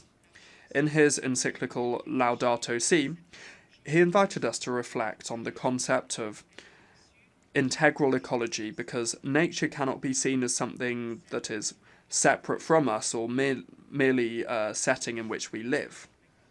For this reason, our interactions with the environment are always intertwined with economic, political, social, cultural and ethical dimensions, as the Pontiff affirmed. Andorra has sought to lead by example. We were the first to complete the initial cycle of enhanced transparency under the Paris Agreement and to submit the third nationally determined contribution, NDC, which increases our ambition in climate action. On a domestic level, we promote a balanced development model, protecting 30% of our territory, because our national heritage is the legacy that was handed down to us from previous generations, to which we are obliged to preserve. In March 2026, we will host the 7th global meeting of the Mountain Partnership under the theme Mountains for the Future, Responsible Tourism, Prosperous Communities. This will be an opportunity to bring the voice of mountain countries to the centre of global negotiations on climate change and biodiversity, to jointly address the challenges of mountain areas and their populations, and specifically their shared strengths and vulnerabilities. The 13th World Congress on Snow, Mountain and Wellness Tourism is also another global event, a significant global event hosted by our country aimed at fostering broad discussions on tourism models and exploring how we can move towards a balance between quantity and quality, a balance that should allow us to ensure the future continuity of tourism from a sustainable perspective. Specifically, the Ministry of Tourism and Trade is working closely with UN Tourism on our General Tourism Law, a pioneering piece of legislation that places particular emphasis on governance, sector training, digitalisation, and sustainability. Climate change, excessive pressure on ecosystems, overcrowding during peak seasons, difficulty in accessing housing and economic dependence on a limited number of sectors are some of the warning signs that call us to action. For this reason, the guiding principles of our commitment to advancing a sustainable tourism model are limiting to protect, desynchronizing to diversify, and achieving better mobility. It is a shared commitment to make our country a benchmark in the area of sustainability. Ladies and gentlemen, in the financial sphere, we support the Compromiso de Sevilla, adopted at the 4th Conference on Financing for Development, and we affirm the need for a deep and inclusive reform to the international financial architecture in order to build a more just and representative global financial system.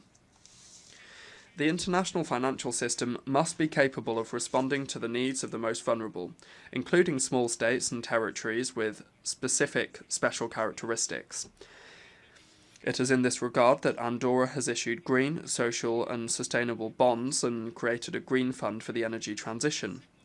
These policies not only serve as examples of best practices, but also demonstrate that, despite our size, we can be a relevant actor in the fight against climate change and in promoting sustainable development. We also reaffirm our commitment to official development assistance, ODA, and continue to explore new ways of technical cooperation that enable us to share the knowledge and best practices of our administration. We welcome, with a sense of hope, the upcoming World Social Summit scheduled to take place in Doha. It's a unique opportunity to renew the global social contract. Andorra will attend with the intention of defending cohesion, intergenerational solidarity, and social justice as transformative pillars. In the field of health, we continue to work closely with the World Health Organization. We wish to underscore the importance of protecting cultural and linguistic diversity. Multilingualism is not only a symbolic source of wealth, but it is a condition for truly equitable participation within the multilateral system. As co-facilitators of the resolution on multilingualism, we propose establishing an open and inclusive monitoring platform to build bridges and synergies, and we welcome the launch of the Group of Friends of Multilingualism at the United Nations with the support of the OIF. The expression of cultural diversity and therefore of multilingualism facilitates inclusive dialogue and helps bring positions closer together and connect with the citizens we serve. Diversity is our strength, and consequently we must continue to promote multilingualism, especially in a context of homogenization and digitalization where gaps may leave people behind. Excellencies, Andorra, as an active member of the United Nations since 1993, fully embraces its firm commitment to peace, dialogue, respect for international law and solidarity as non-negotiable principles. It is not only about taking an interest in our own affairs, but also about assuming a sense of global responsibility. Let us remember that virtue, when united, becomes strength, and that strength, when born from virtue, builds a more just world. This is the motto, as I mentioned at the beginning of my speech, that appears on the coat of arms of Andorra, which is a country that is small in terms of its size, but and population as well, but mighty in terms of our values, which has made coexistence, peace, and balance its way of life. My country affirms today its firm commitment to the founding values of this institution: peace, freedom, justice, and dignity for all people. We advocate for active, inclusive, efficient, and transformative multilateralism that places people and the planet at its core. We cannot allow indifference to paralyze action. It is time to renew the pact between peoples and governments, between present and future generations. It is time to move from words to action. That is why we leave this assembly with renewed hope and renewed responsibility. May our actions be consistent with our words, and may the future that we desire be the result of the commitment we make today. Thank you very much. Moltes gràcies, senyor cap de govern d'Andorra. On behalf I wish to thank the head of government of the Principality of Andorra. The Assembly will hear now an address by Her Excellency Kamla Persad Bissessar, Prime Minister of the Republic of Trinidad and Tobago. I request protocol to escort Her Excellency and invite her to address the Assembly.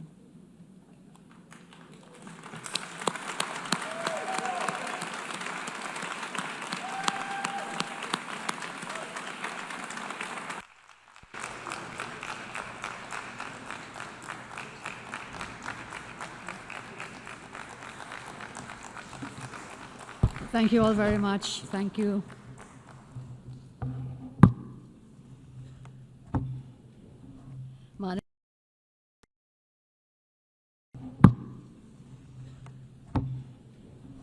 Madam President, Excellencies, distinguished delegates, friends. It is an honor for me, on behalf of Trinidad and Tobago, to address this Assembly on the 60th anniversary of the United Nations. I congratulate you, Madam President, on your election, and I thank your predecessor for his service. Madam President, I'm very happy to see the escalator actually worked today. I'm very happy to see the teleprompter is also working. So as I address you, thank you all very, very much. So I've had some blessings coming to the UN today. The UN has been much more than diplomacy. It is a lifeline to many countries, bringing education to classrooms, care to clinics, recovery to villages, and growth to fragile economies. On this milestone anniversary, we must face a very hard truth. The spirit of multilateralism is under strain, the effects of which has begun to undermine the foundations of stability and peace. Trinidad and Tobago confronts conflicts that seriously threaten our stability and peace. The notion that the Caribbean is a zone of peace has become a false ideal. The reality is stark. No such peace exists today. For too many in the region, peace is not daily life, but an elusive promise, glimpsed and never grasped. In its absence, our citizens pay a terrible toll. In 2024, for example, Trinidad and Tobago, a tiny nation in the Caribbean of 1.4 million persons, we recorded 623 murders in 1 year last year. 41%, 100,000. That's about 40%, and many of them are gang-related. So the reality is being a zone of peace is still an elusive dream that we're pursuing. In the last 25 years, we have had over 10,000 murders, which is equivalent to losing 1% of our adult population. Across Latin America and the Caribbean, homicides range from 20 to more than 60 per 100,000. President Trump's comments on the effects on countries of relentless narco and human trafficking, about organized crime, illegal immigration, are correct. Countries are not only defined by geographical borders, but also by cultural identities, religious beliefs, ethnic compositions, and, of course, legal structures. That is why, through legal immigration, persons are allowed entry because they fulfill the criteria to integrate into the existing population and to add value to their own lives as well as their adopted society at large. However, illegal immigration neglects all checks and balances and will only create long-term disorder, as most illegal immigrants will not be able to assimilate into their adopted societies. That inevitably leads to greater poverty, crime, and cultural antagonism. This, then, is not phobia. It is not hyperbole. It is simply the stark, naked truth.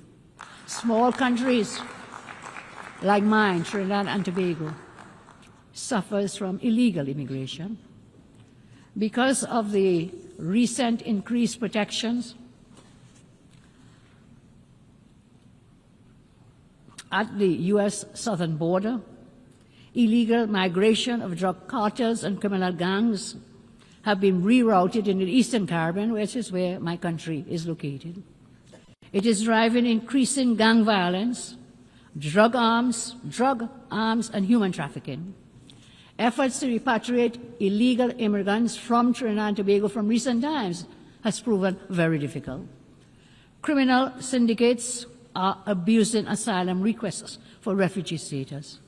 Therefore, Trinidad and Tobago is particularly grateful for the U.S. military presence in the Southern Caribbean.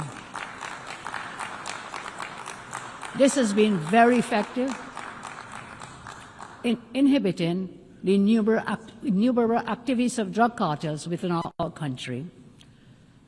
While there have been objections to the U.S. military action against drug cartels in the Southern Caribbean, some objections from some countries, I state today Trinidad and Tobago reminds the international community that unless forceful and aggressive actions are taken, these evil drug cartels will continue their societal destruction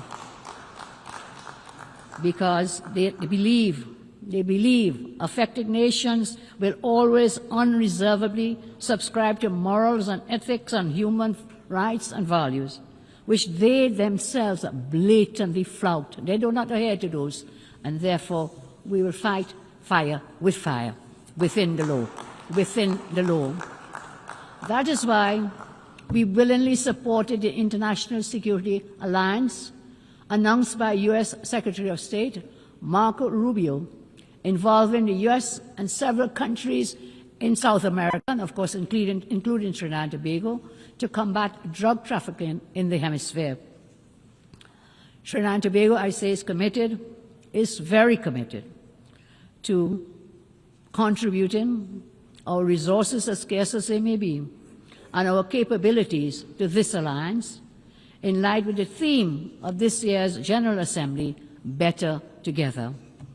The United Nations Office on Drugs and Crime, in its 2025 World Report, makes a very true, unmistakable fact very clear. The global drug economy destabilizes institutions, corrodes democracy, undermines development. That is a war without borders, measured in murdered children, measured in broken families, and measured in stolen futures. The cartels and the governments that enable them are taking us for fools. If left unchecked, gangs could replace governments, and states may stand in name only, but collapse in substance. Nowhere is this warning more explicit than in Haiti, our CARICOM neighbor, where armed gangs, political collapse, food insecurity have converged to overwhelm democracy and to create a protracted emergency. Today, Trinidad and Tobago wants to commend Kenya for leading the multinational security support mission in Haiti. Trinidad and Tobago also endorses the comments made by U.S. Ambassador Dorothy Shea on August 28, 2025, when she noted, and I quote, "The next international force must be resourced to hold territory, secure infrastructure, and complement the Haitian National Police in a parallel comprehensive approach which includes disrupting gang financing, arms trafficking, and other illicit flows, fueling instability. All is required to restore order. All is required to restore order in Haiti. As member states, consider the form of greatest support as we urge the international community to support us, to support the United States, to support Panama's proposed gang suppression force, to allow the deployment of 5,500 member force to subdue the gangs and restore order in Haiti. The theme before us, as I said before, and we all know for today, better together. We go from principle to practice. This principle, better together, is not just a slogan, it is a call to action. It signifies the collective effort required to combat transnational crime, to uphold democracy, and to restore peace and security in our nations. Therefore, despite being a very small country with limited resources, we are committed to sharing the burden with the United States, with Panama, and all countries willing in assisting the gang suppression force to bring some semblance of peace to Haiti. I turn now to the climate agenda. This week, the climate agenda has been at the forefront of many speeches. I say with the greatest of respect, the antagonistic approach adopted by some climate activists towards the implementation of their climate agenda sometimes does more harm than good. Developed countries, I say with the greatest respect again, can't or should not force-feed a climate agenda onto developing countries and blackmail them into cooperation. We cannot proceed in that manner. That is exactly what has been happening, where the access to financial systems, media platforms, new technologies and development funding has been weaponized in order to coerce, to force compliance with some climate goals. What adds insult to injury and to injustice is that many of the same developed nations actively supporting the imposition of aggressive climate agenda, an aggressive climate agenda, actually achieve developed nation status and prosperity through highly environmentally destructive and polluted industries in the many decades gone by.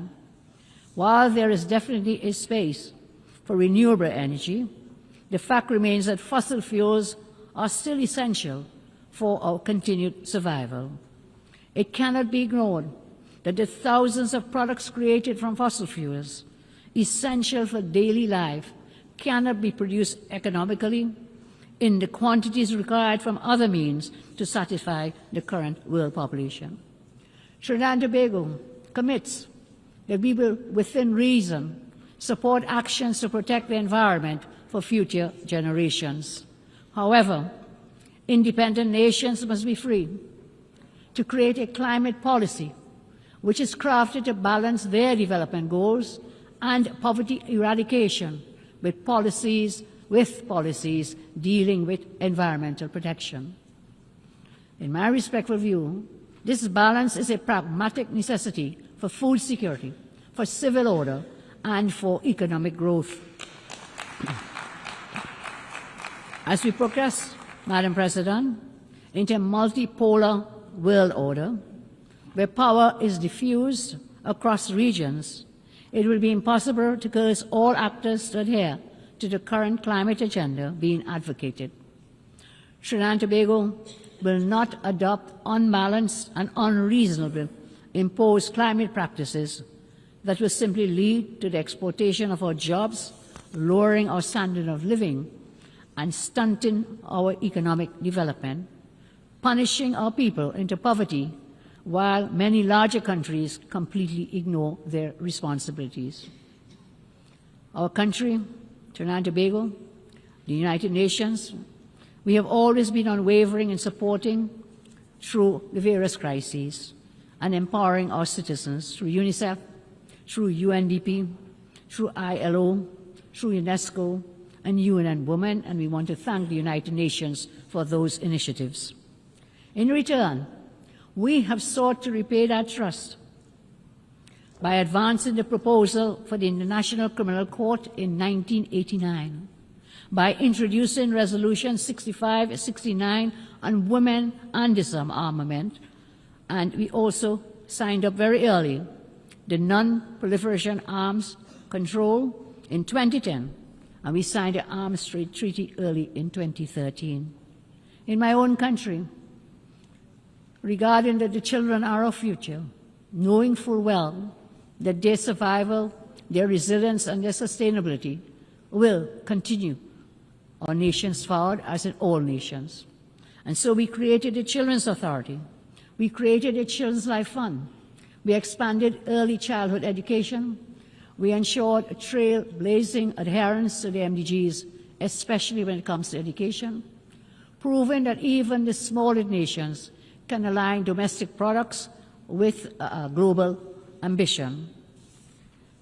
As we now mark the 30th anniversary of the Beijing Declaration, we reaffirm that women and girls must be equal partners in peace and sustainability. Just as we call for in our 2010 resolution, we continue to champion their empowerment, knowing it is essential to global progress. Our commitment to the United Nations is clear, and our voice is steady. For 63 years, we have upheld the rule of law, championed human rights, strengthened international law, and we have never been silent in the face of injustice. And this is why Trinidad and Tobago sought support to become a non-permanent member of the United Nations Security Council for the 2027-28 term.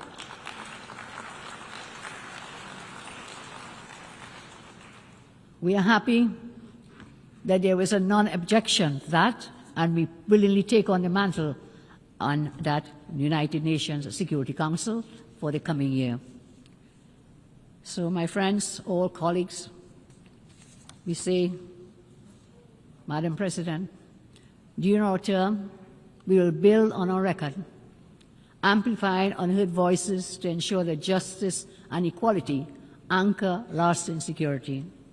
Madam President, colleagues, Trinidad and Tobago may be small in size, but we are large in conviction.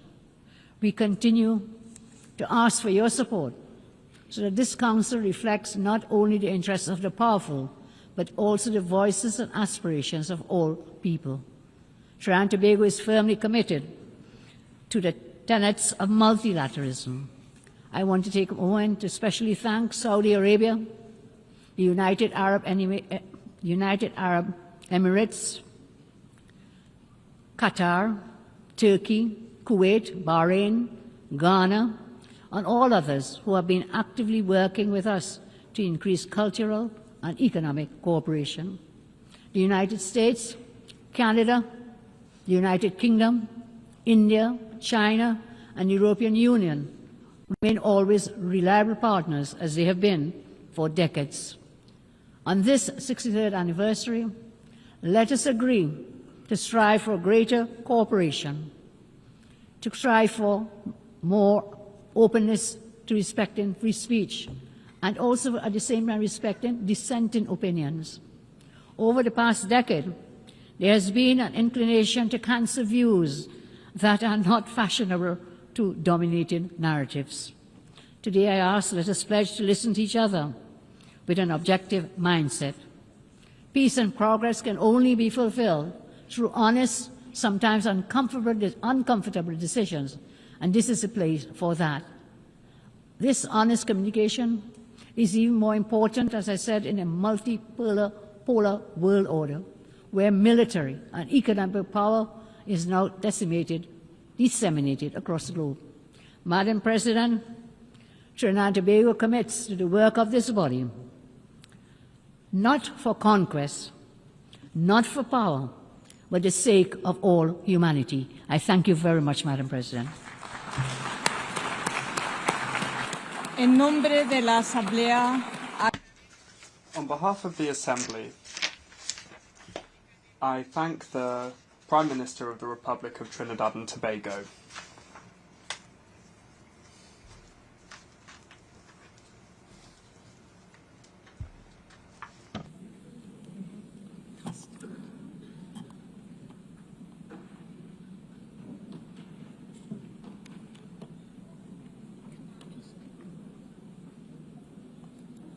And now, the Assembly will hear an address by His Excellency Gaston Alfonso Brown, Prime Minister and Minister for Finance, Corporate Governance and Public-Private Partnerships of Antigua and Barbuda.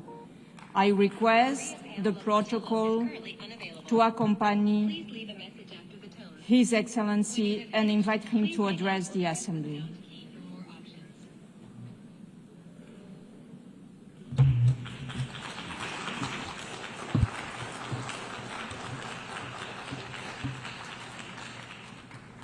Madam President, Secretary General, Excellencies, Antigua and Barbuda speaks as a small microstate on the front line of the climate crisis, exposed to grave shocks and with restricted access to affordable financing. The fact that my country's economy is among the fastest growing in the Caribbean and enjoys a high level of human development, it owes little to the global financial system and even less to the global effort to curb climate change. While there have been some benefits, neither have helped to achieve the transformation that they promoted. Yet, my people know that a brutal hurricane could destroy the progress that they have achieved in just a few agonizing hours. We have lived this reality before. Each year we fear we may live it again. Therefore, while my small country readily agrees that the nations of this world would be better together, as this year's theme proclaims, we must also remind this Assembly that 80 years after the Charter, better together remains an aspiration, devoutly to be wished and yet to be achieved. Madam President, our world is at an inflection point. A retreat from multilateralism, from the tenets of international law, and from respect for human rights and freedoms warns us that we have reached a pivotal point. The conflicts we witness, the disregard for human life, the refusal to lay down arms and engage in dialogue, the disrespect, neglect of the poor, the small and vulnerable, these trends sketch a dystopian future, more divided than together. This, then, is precisely the moment to resummon all nations to the purposes and principles of the Charter set down 80 years ago. Without international cooperation, universal peace will not be achieved. What humanity needs at this time is not only peace, but compassion, solidarity, justice, and love reigning in our hearts. The climate crisis is not a weather forecast, certainly not for small island states. It is our daily plight. Shores retreat, reefs bleach, storms intensify, while droughts destroy our crops and animals. This is not fate. Science has proven that it is the product of sustained high emissions which imperil small states and also damage the environment, economies, and health of the very nations that produce them. And that's the irony. Climate change science is not fraudulent, and we ignore it to our own peril. Madam President, we support a just, orderly energy transition, a transition that caps, then fairly phases down and ultimately phases out the fossil fuels that drive this destruction without sacrificing energy security or development. We favor a fair carbon levy on the heaviest emitters, public and private, with proceeds directed to adaptation, loss and damage, and resilience. The Loss and Damage Fund must operate as promised. Predictable, front-loaded financing that arrives when disaster strikes, disbursed timely on objective triggers so that help comes at the speed of need. But finance must be fair before a storm hits. Right now, the inequitable international financial system makes the most vulnerable countries pay the highest price just to protect themselves. These climate disasters force us to borrow expensively to rebuild. Consequently, debt swells and resilience stalls. We call yet again for full adoption of the Multidimensional Vulnerability Index across international financial institutions so that exposure to shocks opens access to concessional terms. Lending should match climate horizons, long repayment periods, low fixed rates, sensible grace periods, and climate-resilient debt clauses that automatically pause payments after verified shocks. Local currency lending windows would end the foreign exchange penalty that deepens debt without adding value. That at least would be a step along the road to justice. Madam President, for islands like mine, the ocean is not scenery. It is the source of food and jobs and the opportunity for new chances of growth and development. But it must be protected. We urge decisive action against illegal, unreported, and unregulated fishing, plastics that choke reefs, and pollution that steals mangroves. As custodians of vast exclusive economic zones, small islands offer partnership and stewardship. Let us back robust global plastics and fossil fuel non-proliferation treaties. Expand blue carbon finance for mangroves and seagrass, and make maritime domain awareness and the provision of satellite and data sharing services standard support for SIDS. Until independent science proves no serious harm, we support a moratorium on seabed mining. No one should mortgage the ocean to pay, or the ocean floor to pay for short-term bills. Madam President, law must be our guardrail. Consequently, Antigua and Barbuda and Vanuatu have sought and successfully obtained from ITLAS and ICJ legal clarity on climate obligations. Legal advisory opinions now define duties of states to prevent harm and protect the most vulnerable. If major emitters will not cut greenhouse gas emissions in line with science, victim states must retain the right to pursue legal remedies consistent with international law for climate harm. And I want to make the point here that this is not hostility. It is the logic of the law. It is justice. Antigua and Barbuda supports UN reforms to include the participation of small island states having a regular, structured voice in Security Council deliberations and climate-related security risk. Excellencies, last year the world came to Antigua for the 4th International Conference on Small Island Developing States and adopted the Antigua and Barbuda Agenda for SIDS, the ABAS, a 10-year contract for resilient prosperity. We launched the SIDS Center of Excellence on Antigua with a global SIDS data hub to turn promises into projects, better data, more investments, and the achievement of debt sustainability. Those who invoke partnership should help fund and implement it.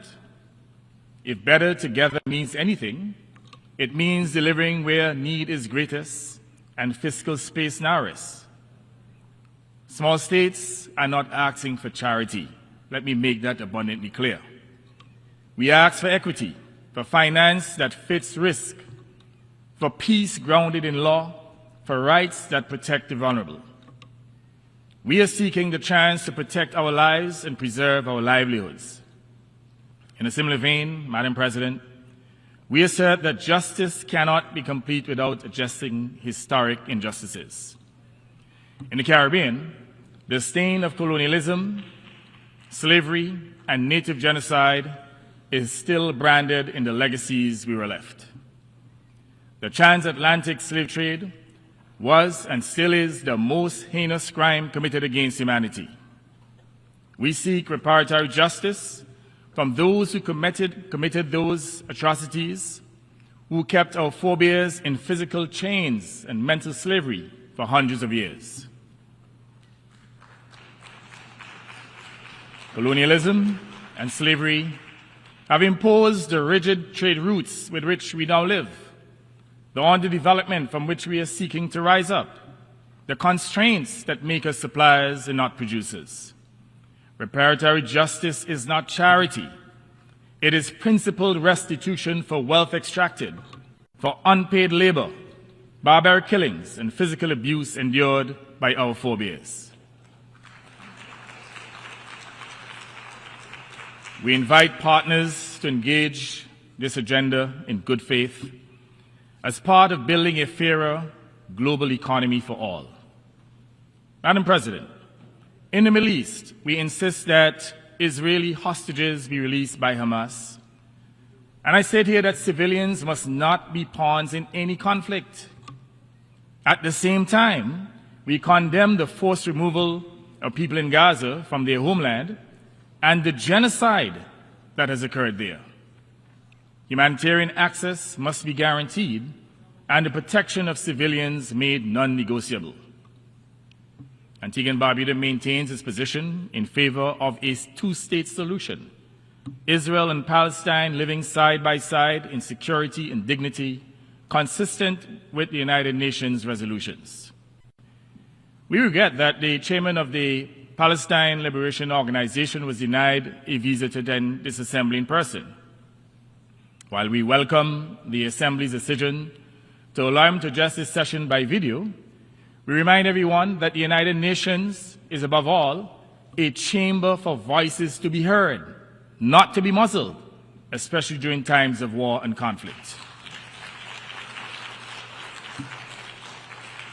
Shutting out voices does not shut down underlying issues.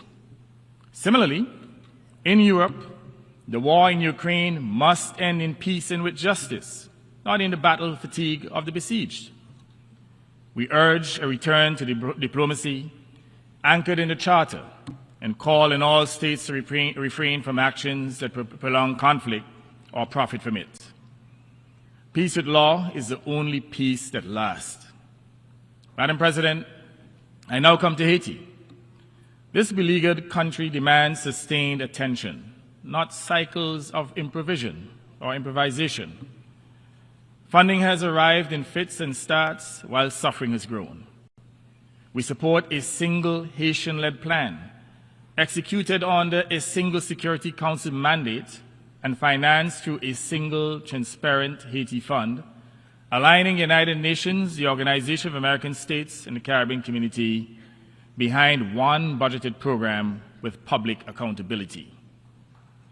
Disbursements should follow results such as roads retaken from gang control, extortion stopped, arms and illicit finance interdicted, civilians protected, and essential services restored. Haiti needs one mandate, one Haitian-led plan, one fund, accountable and transparent. We urge every member of the Security Council to support the proposed resolution on increased security assistance for Haiti that is now before it. Action is long overdue. The Council must act to help Haiti and its long-suffering people. Madam President, we also address the conduct of counter-narcotics operations in the Caribbean Sea. Without judging facts not before us, including reports of lethal incidents off the coast of Venezuela, we restate a simple principle. The fight against drug trafficking must rest on cooperation and law. Interdictions should proceed under clear legal authority and rules of engagement that minimize risk to life, respect for sovereignty and the law of the sea, and prompt information sharing and review. Whereas Antigua and Barbuda stands ready to work with all partners against traffickers, we are concerned with the buildup of military assets, including a nuclear submarine indicating the possibility of military conflict.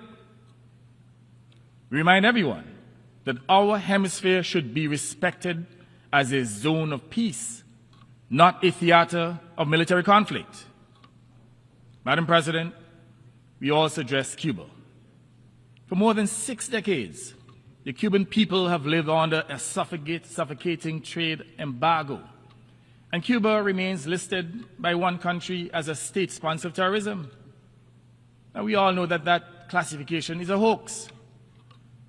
It is in our hemisphere's interests to move towards normalized relations consistent with sovereign equality. Normalization is not a concession. It is a pathway to dialogue and to fashioning a way forward that ensures regional stability through negotiated, binding agreements. Now, Madam President, I come to the issue of public health that affects every family everywhere in the world. More than 1 billion people are now living with mental health conditions. Yet, median government spending remains at about 2% of health budgets. Treatment gaps are widest in low and middle-income countries, fueling a growing mental health epidemic among them. Suicide claims nearly 1 million lives each year. It is among the leading causes of death for young people. Last June, when Antigua and Barbuda hosted the OAS General Assembly, we secured a hemispheric resolution on improving mental health in the Americas with practical steps on national plans, community-based services, priority in coverage, workforce development, and digital access. Mental health is not a curse. It is a solvable challenge. Now let me remind us all, mental health is a human right. Sanity is the people's right. When we invest in mental health, people recover and re-enter community and work. As a consequence, countries rise. Antigua and Barbuda is committed to working on a United Nations resolution treating mental health as essential to development. The other issue that I'd like to address is non-communicable diseases such as hypertension, diabetes, and various forms of cancer. They account for 75% of all deaths in the Caribbean.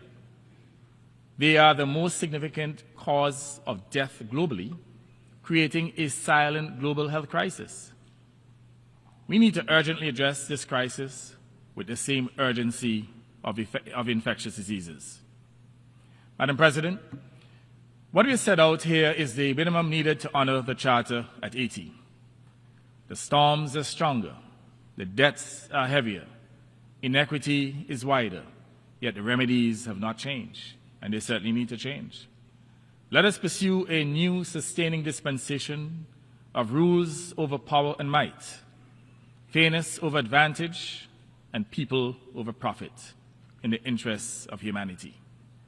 Madam President, Excellencies, if this world is truly better together, let us be accountable together and be accountable to all. Not only to a few nations, but to all nations. Not only to the present generation, but also to the generations that follow. Not only to those who wield power, but to those against whom power is wielded. Distinguished ladies and gentlemen, I thank you. Blessings.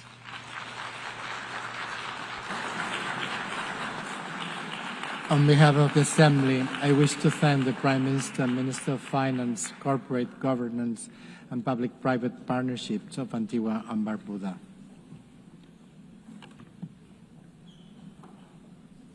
Now, the Assembly will hear an address of His Excellency Silveni Ligamamada Rabuka, Prime Minister and Minister for Foreign Affairs, Civil Service and Public Enterprises and Information of the Republic of Fiji. I request protocol to escort His Excellency and invite him to address the Assembly.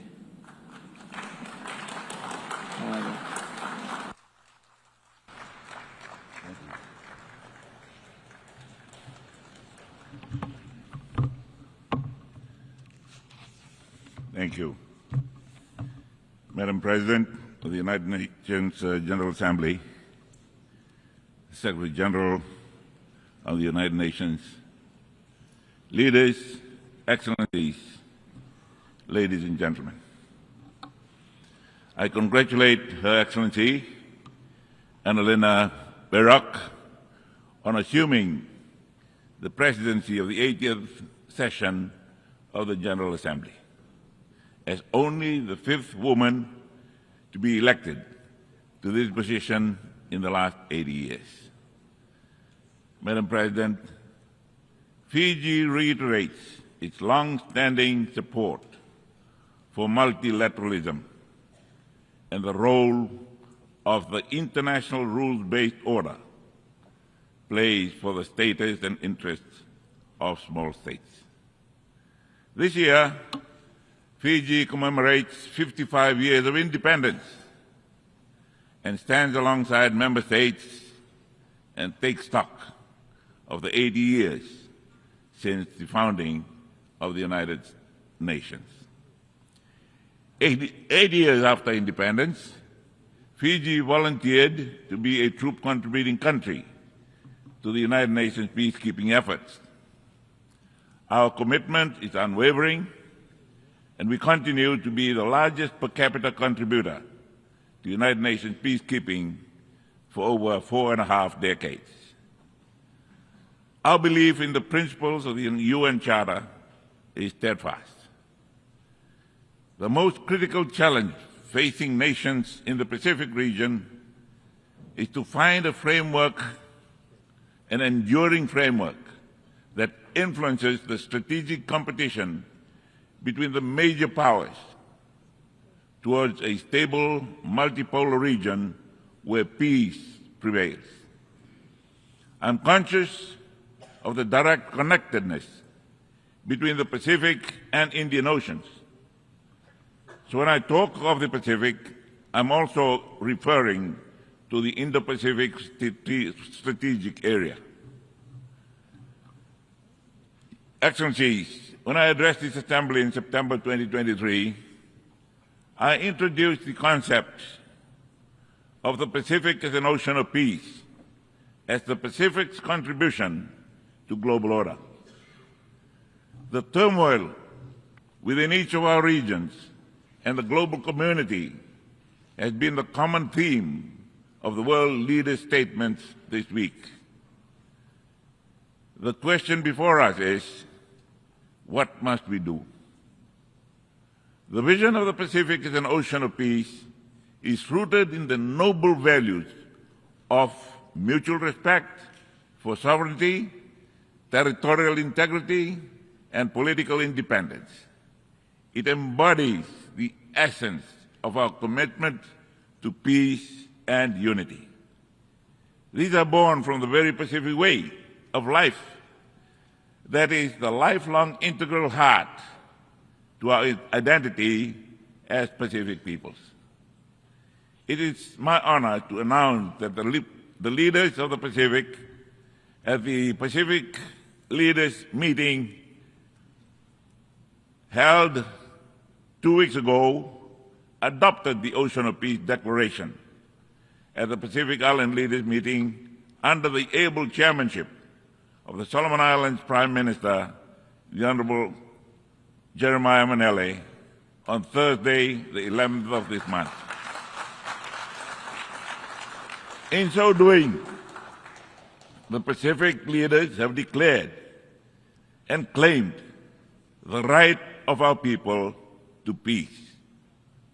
The concept of peace comes from deep within our faith in God, the God of peace and justice, that finds its own expression in our own Pacific way. The Pacific Way was a phrase coined by Fiji's first Prime Minister, the late Sir Kamisesa Samara, in his first speech in this hall in 1970, to describe the calm, conciliatory, and orderly moves to independence by Pacific Island states. At the core of the Pacific Way lies respect, quiet leadership, and reconciliation. It is not a coincidence that Chapter 6 of the UN Charter is entitled the Pacific Settlement of Disputes, Article 33 to 38. This concept, therefore, sits snugly with this year's theme, Better Together, 80 years and more for peace, development, and human rights. If we must be better together, we need prolonged peace everywhere. Peace is the absence of fear and troubled hearts. Peace is the starting point. It is how things are held together and is the end state. The Pacific knows the value of peace as we had lived through the horrors of its absence. Our ocean, its diverse and vibrant lands, had been a theater of the two world wars and a testing ground for the world's most dangerous weapons. Its impacts are still felt and seen today. It is our expectation that the Ocean of Peace Declaration is seen as a platform that spurs on the evolution of our region's long-standing commitment to peace and prosperity. Much has been said in this forum about conflict during the past 80 years, including those raging today. I urge and pray for balanced considerations. We look at how these conflicts started and by whom, be it in Ukraine, Gaza, or elsewhere. What is the motive that those that started these wars? What have they done to try to end it, if any? In our prescription for a solution based on history, on truth, on fairness, Madam President, we cannot be talking about ending the war without guaranteeing Israel its right to peaceful existence, nor the peaceful existence of the Ukrainian people.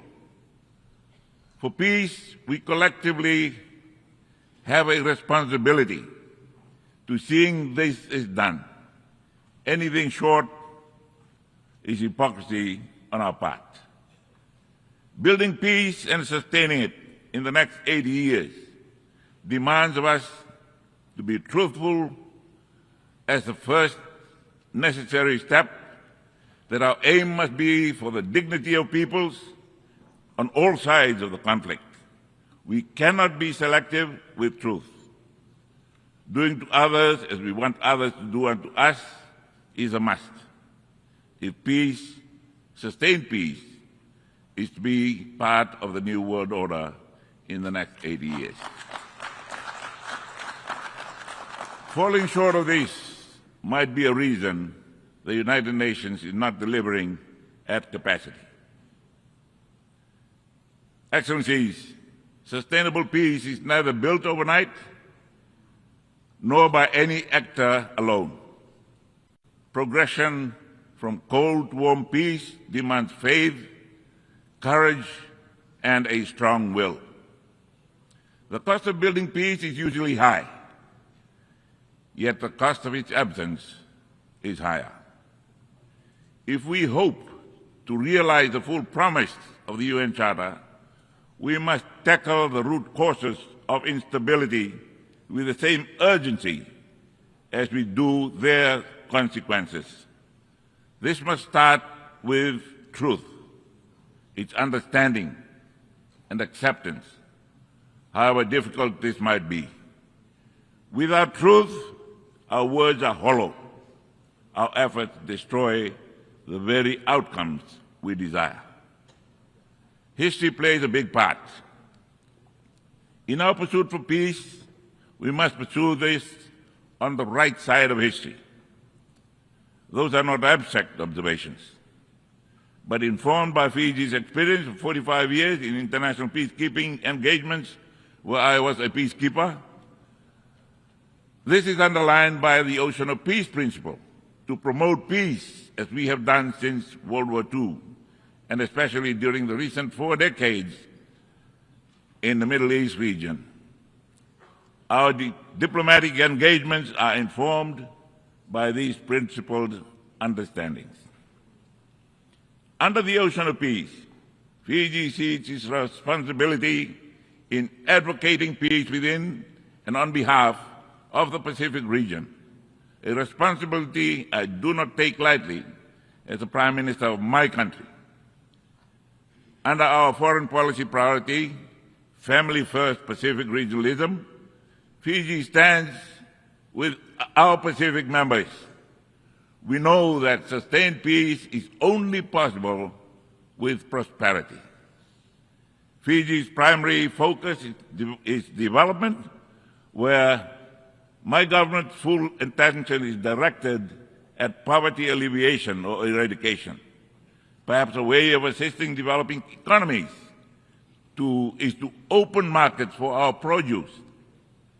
This reinstates and sustains the dignity of nations. Together, peace and development are integral to attaining the human rights of peoples. Furthermore, peace and prosperity for our people mean addressing expanded definition of security with climate change high on the list.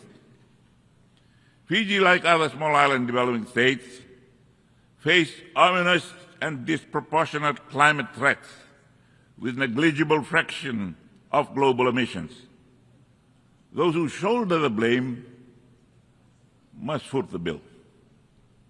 Science is clear. The powerful G20 group has been responsible for 80% of total emissions. I plead with them that they must lead the charge, keeping with the principle of common but differentiated responsibilities and respective capabilities in light of different national circumstances. Heading to COP30, I hope that the world will push harder and members agree on pending common grounds of concern. Fiji stands strongly in support of Australia's bid to host COP31 as a Pacific COP. We need a loss and damage fund that meets the scale of the challenge and developed countries meeting their adaptation financing promises. We continue to reward polluters who wreck our planet.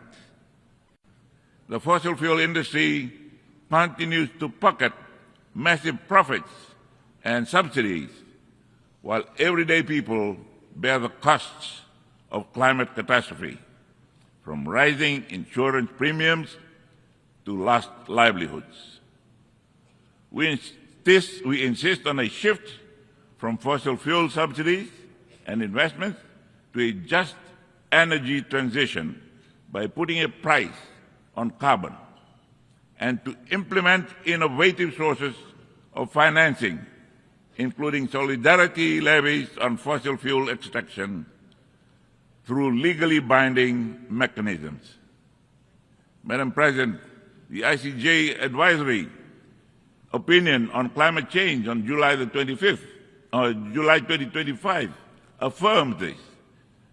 Countries that are liable for climate change damage must bear the full cost. Some Pacific atolls sit 1 to 2 meters above mean sea level. It is grossly unfair that when disasters hit, the costs of recovery force these countries to take on debts, a second layer of penalty for a situation they did not create. As signatories to the Paris Agreement, we are contributing our fair share towards the global effort to guide our low-carbon, climate-resilient development. Under our family-first Pacific regionalism, foreign policy priority, Fiji stands with its fellow Pacific Island neighbors. Some of our smaller Pacific Island communities are struggling to stay above sea level. The international community is faltering in its commitment to keep below 1.5 degrees Celsius. Low-lying Pacific states expect the worst. Today, my government is looking at ways to host these island communities if it is not possible to remain on their islands.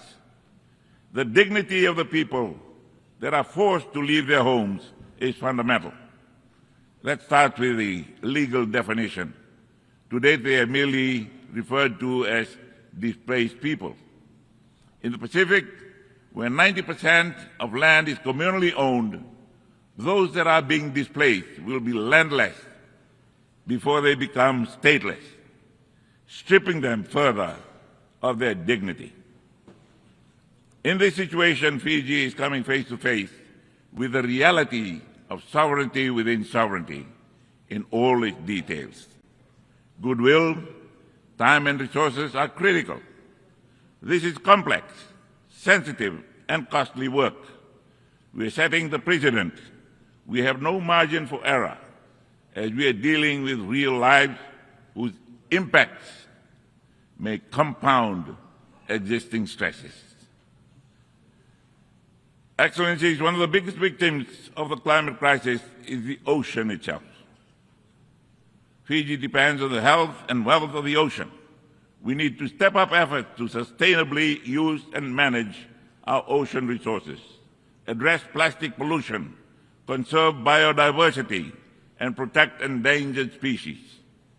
Fiji's ratification of the BBNJ agreement this year is intentional and deliberate. We need to safeguard our ocean resources in line with the outcomes of the third UN conference in Nice.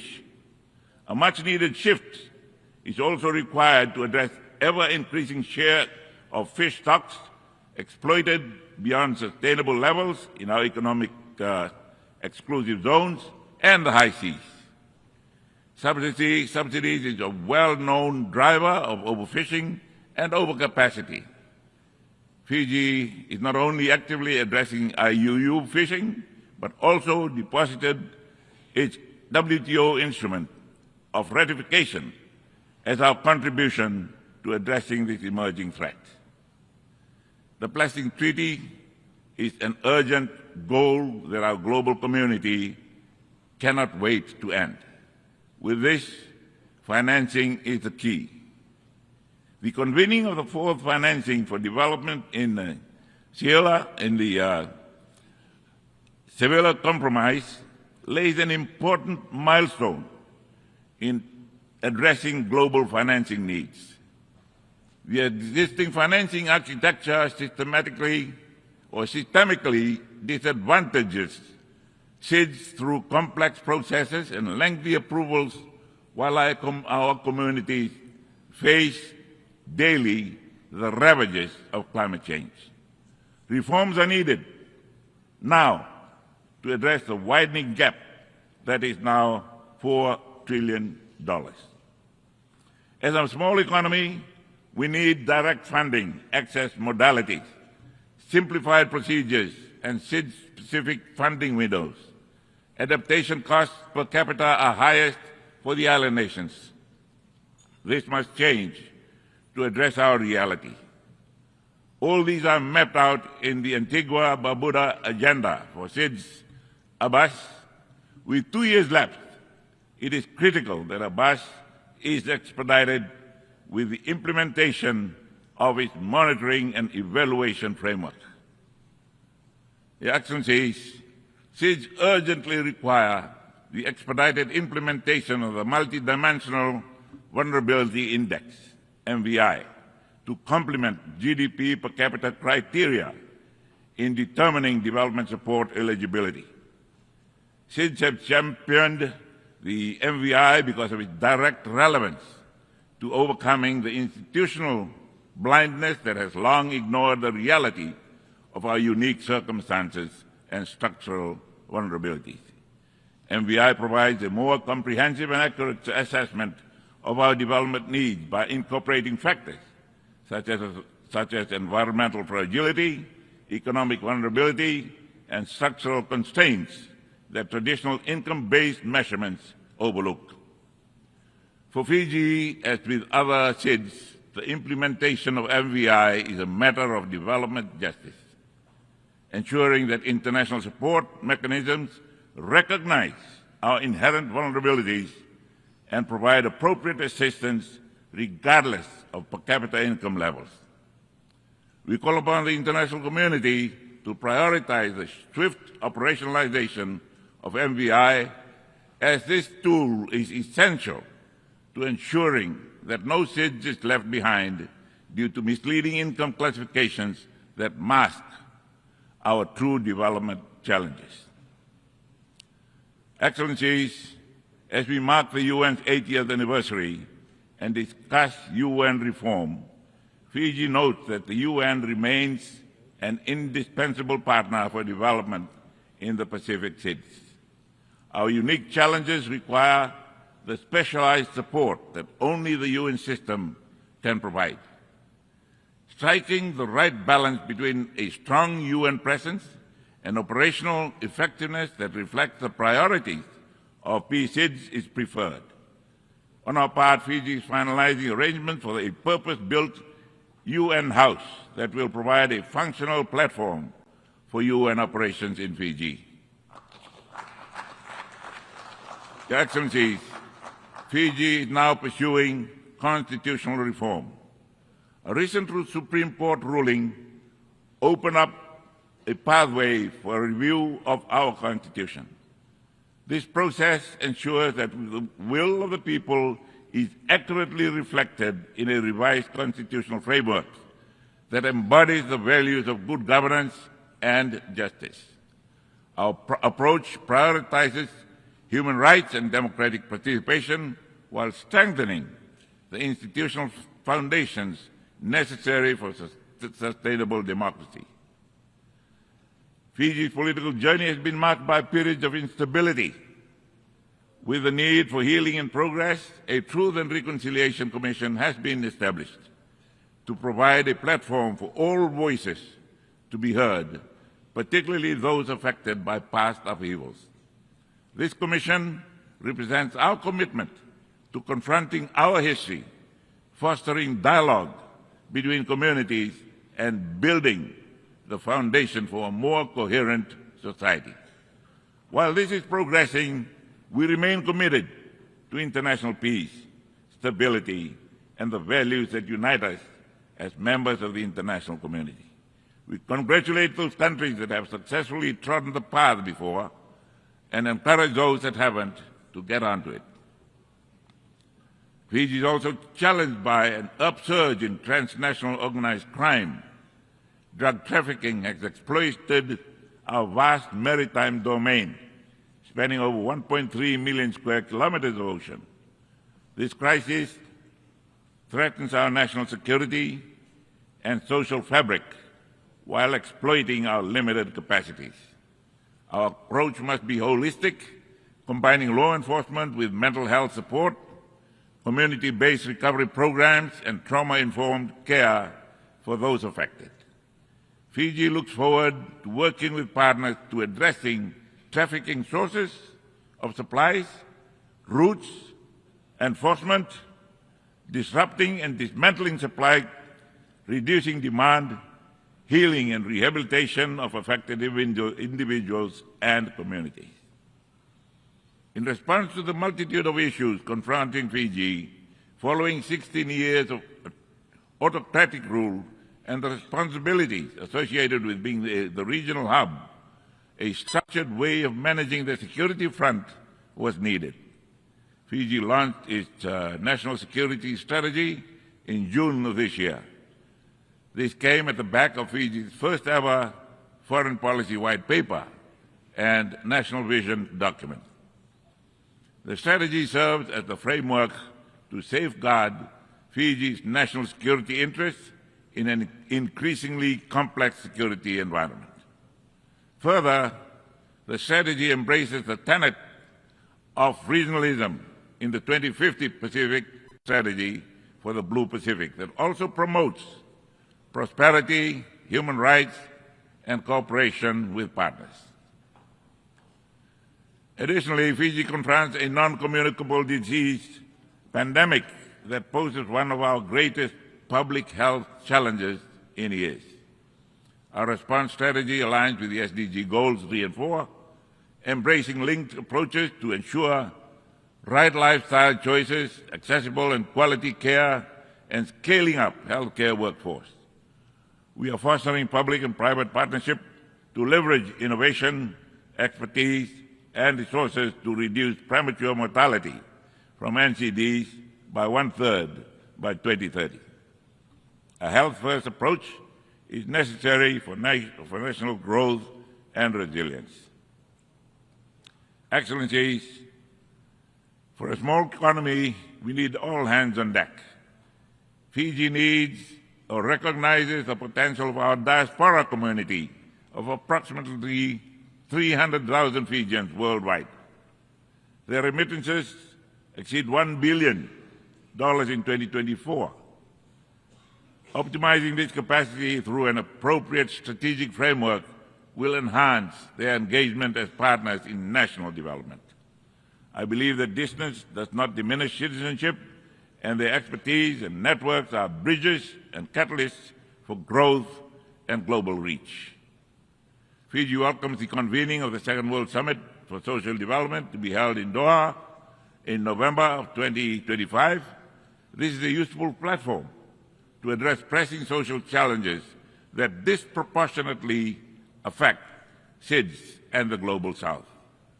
The summit is an opportunity to renew our collective commitment to ensuring that social progress remains at the heart of our development efforts. Excellencies, as we stand at this juncture of human history, Fiji calls on all member states, on all of us, to embrace with far greater commitment the values which is the foundation of the United Nations. This is a defining moment. We cannot compromise on truth, love, faith, and justice. What hope do we have for the next 80 years if we lose our principles? Peace on earth and goodwill to all men came at a price. Our wisdom is in not having to keep paying that price because we abandoned the values that was the United Nations. We must act with urgency and with purpose at this moment in history as history demands.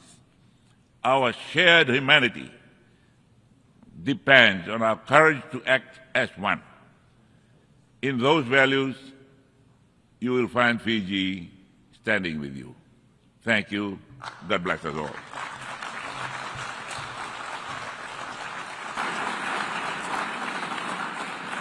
On behalf of the Assembly, I wish to thank the Prime Minister, Minister of Foreign Affairs, Civil Service and Public Enterprises and Information of the Republic of Fiji. Now the Assembly will hear an address of His Excellency Feleti Teo, Prime Minister of Tuvalu. I request protocol to escort His Excellency and invite him to address the Assembly.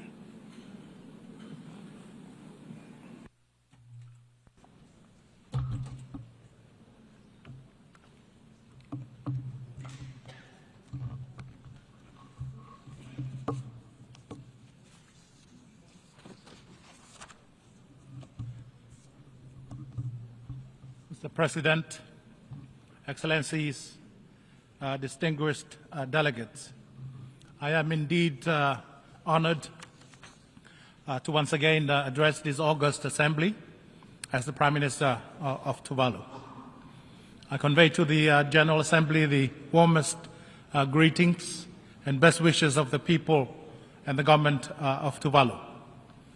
Allow me to extend my sincere congratulations to Excellency President Annalena Baerbock on their election as President of the 80th session of the General Assembly of the United Nations. I assure President Bayabok of my country, Tuvalu's full support of her presidency. Allow me also, Mr. President, to express my sincere gratitude to the outgoing President, His Excellency Philemon Yang, for his exemplary leadership over the past year. Mr. President, let me also express Tuvalu's heartfelt congratulations to the entire United Nations family for this historic milestone of 8 years of existence. For 8 decades, the United Nations stood as a steadfast pillar of peace, a champion of multilateralism, and a beacon of hope for humanity. The UN's enduring presence is a testament of the transformative power of unity and the remarkable achievement made possible when nations join forces in a spirit of cooperation and unity of purpose. Tuvalu takes enormous pride in its membership of the United Nations, especially as it celebrates its 25th anniversary of UN membership this month. Mr. President, the occasion of the 80th anniversary of the United Nations should and must be a moment of reflection and re-envisioning to ensure the United Nations remains true and faithful to the objective of its foundational document, the UN Charter. Despite our historic achievement, we continue to witness conflict, persistent human rights violations, and development setbacks. These challenges run counter to the principle of the United Nations Charter and serve as a stark reminder that our quest for peace, justice, and sustainable development remain incomplete despite the maturity and the advanced age of the United Nations. That is why, Mr. President, Tuvalu fully supports the Secretary General's UN 80 initiative to make the UN more effective and impactful for the millions of lives that depend on it. Mr. President, I commend and applaud the selection of the theme Better Together, 80 years and more for peace, development, and human rights. The theme is both timely and fitting, considering the persistent challenges to global peace and security and to multilateralism. The notion of better together underscores the power of unity and working together despite the differences amongst nations, because true progress can only be realized when the limiting factors to our common objectives and goals are adequately addressed. The achievement of peace, security, and sustainable development hold little value if the poor and the most vulnerable are left behind. I therefore commend the President's pragmatic vision in guiding the direction of this important milestone session. Mr. President, climate change and sea level rise remain the greatest security threats to Tuvalu, and they continue to be the top development and security priorities for Tuvalu. Climate change and sea level rise are multidimensional and cross-cutting development issues that impact and challenge not only the future statehood and sovereignty of Tuvalu, but also the fundamental and the integral quality of lives of the people of Tuvalu in terms of food and water security, land security, and economic security and prosperity. Tuvalu continues its strong international advocacy for the special case of Tuvalu as the most vulnerable of the most vulnerable countries to the impact of climate change, especially climate-induced sea level rise.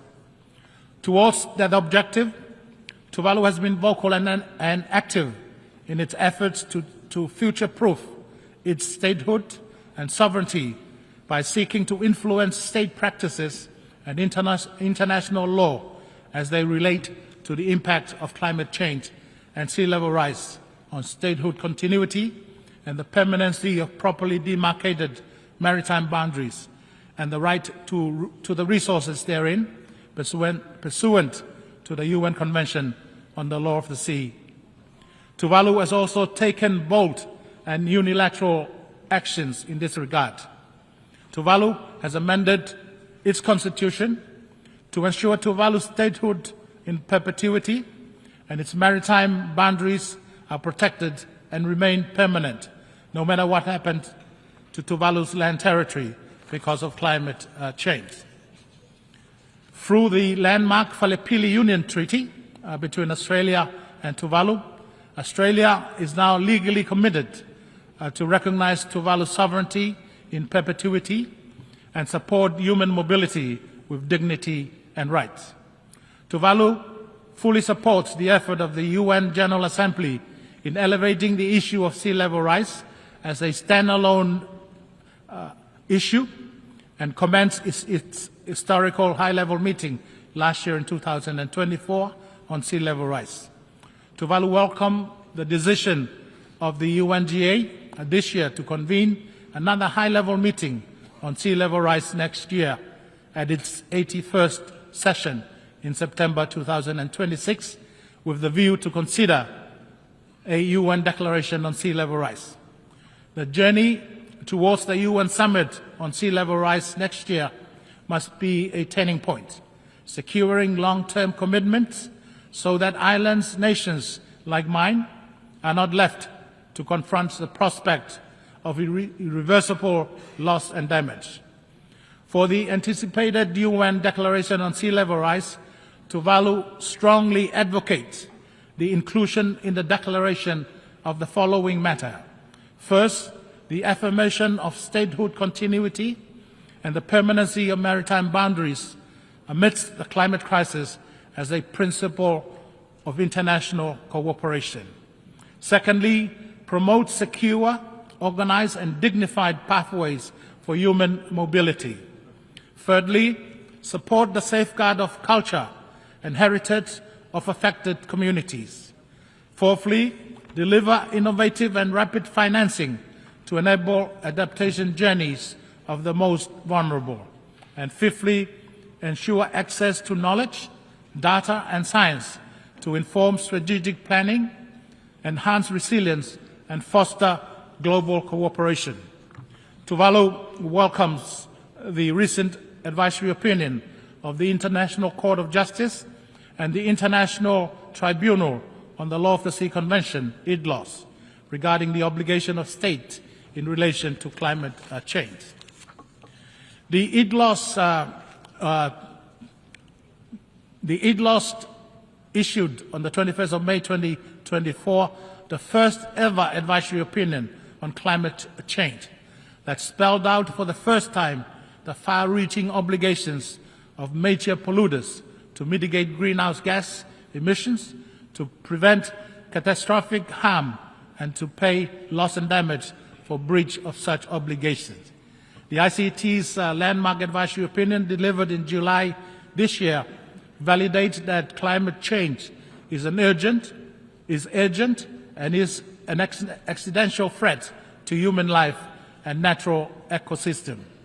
The ICJ and the IDLOS opine that states have a duty to prevent significant harm to the environment, and therefore they must act with due diligence and use all means at their disposal to prevent activities carried out in their jurisdiction or under their control from causing significant harm to the climate system. The advisory opinions also affirm the principle of statehood continuity and the permanency of duly demarcated maritime boundaries despite the impact of climate change and sea level rise. The advisory opinions are significant milestones as they shift the conversation from political commitment to legally binding obligation. Despite the advancement in state practices and the recent judicial pronouncement on climate change and sea level rise, Tuvalu continues to call for the development of an international treaty on sea level rise that codifies the legal rights of affected states and peoples, and to reaffirm the principles of statehood continuity and the permanency of maritime boundary. It is my hope that the urgency to address the existential threat of climate change and sea level rise will not be overshadowed by the ongoing geopolitical competition between the superpowers and the military conflict around the globe. Mr. President, while the UNGA prepares for the UN Summit on Sea Level Rise next year, Tuvalu continues to fulfill its obligation under the UN Framework Convention on Climate Change. With a sense of pride, Tuvalu has presented its first biennial transparency report to the UNFCCC, which is a testament to Tuvalu's commitment to transparency, accountability, and climate actions. During this week, I announced the third nationally determined contribution, NDC 3.0, which is Tuvalu's blueprint to resilience and a pledge to the world, linking climate action, sustainable development, cultural preservation, and a just transition to 100% renewable energy. But the fight for the 1.5 degree centigrade threshold cannot be won with carbon dioxide reductions alone. We must tackle methane and other short-lived gases that prevent near-term warming to buy time for decarbonization to take root. Only then can we protect the world from irreversible tipping points like the rapidly expanding coral bleaching that is devastating our ocean. Tuvalu has also updated its National Adaptation Plan, which provides a strategic and inclusive framework to protect people, ecosystem, infrastructure, and cultural heritage from climate change, setting clear adaptation pathways in coastal protection, infrastructure, food and water security, health and disaster risk reduction, while addressing sovereignty and cultural preservation. Tuvalu also supports the Fossil Fuel Non-Proliferation Treaty Initiative for a just phase-out of the use of fossil fuel, and call on all nations that are serious about confronting the climate crisis to join this initiative and to act decisively to protect our planet and future generations. Mr. President, Tuvalu has 26 square kilometers of land just opposed against 750,000 square kilometers of exclusive economic zones, which makes Tuvalu a large ocean state. As such, the ocean is the lifeblood of our economy. The ocean defines our culture and heritage, and the ocean is our very source of existence. As custodian of the Pacific Ocean, Tuvalu reaffirmed its commitment to conserve and sustainably use the ocean, seas, and marine resources. To that effect, Tuvalu is in the process of developing its first ever national ocean policy, not only to coordinate and guide the implementation of our commitments under SDG 14, but to also discharge our obligation to save and keep our ocean healthy. Mr. President, Tuvalu has ratified the BBNJ agreement, which has achieved the requisite 60 ratification threshold to bring it into force. Earlier this year, Tuvalu joined the global community in Nice, France, for the third United Nations Oceans Conference. In that gathering, Tuvalu joined the Ocean Rise and Coastal Resilience Coalition, which aims to support coastal cities by planning and implementing the transformation required to address sea level rise. The Nice Ocean Conference reminded us that the fate of our ocean cannot be separated from the fight against climate change and sea level rise. The commitment made in Nice must be carried forward with resolve, including through strengthened partnership and predictable financing that empower frontline community to conserve and sustainably use the ocean on their own terms.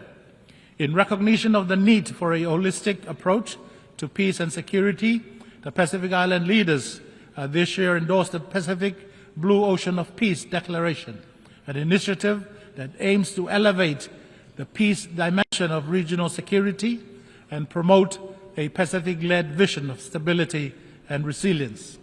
Tuvalu is also proud to announce its firm commitment to co-facilitate the Ocean Pioneers Coalition with France and Panama, and that Tuvalu has joined the Friends of the Ocean and Climate, which is an informal and inclusive group to advance ocean climate actions and discourse. Tuvalu shared the disappointment for the inability of the Intergovernmental Negotiating Committee to finalize on time the development of an internationally legally binding instrument on plastic pollution, including in the marine environment, and therefore urges the leaders and the UN system to continue the work and to expeditiously finalize negotiation of such a treaty. Mr. President, the principle of better together is more than just a watchword. It is a powerful affirmation of partnership in the face of increased challenges to multilateralism.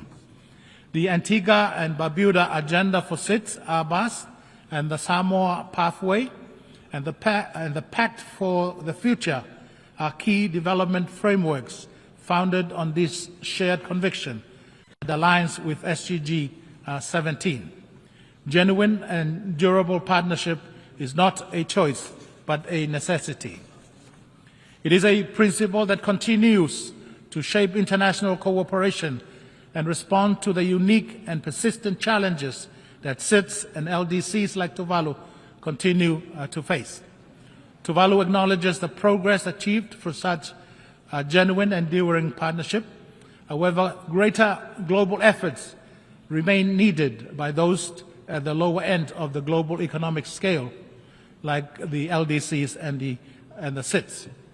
The Decadal Guide for Financial Cooperation, dubbed the Compromiso de Sevilla, fell short of our ambition for a truly transformative financing framework.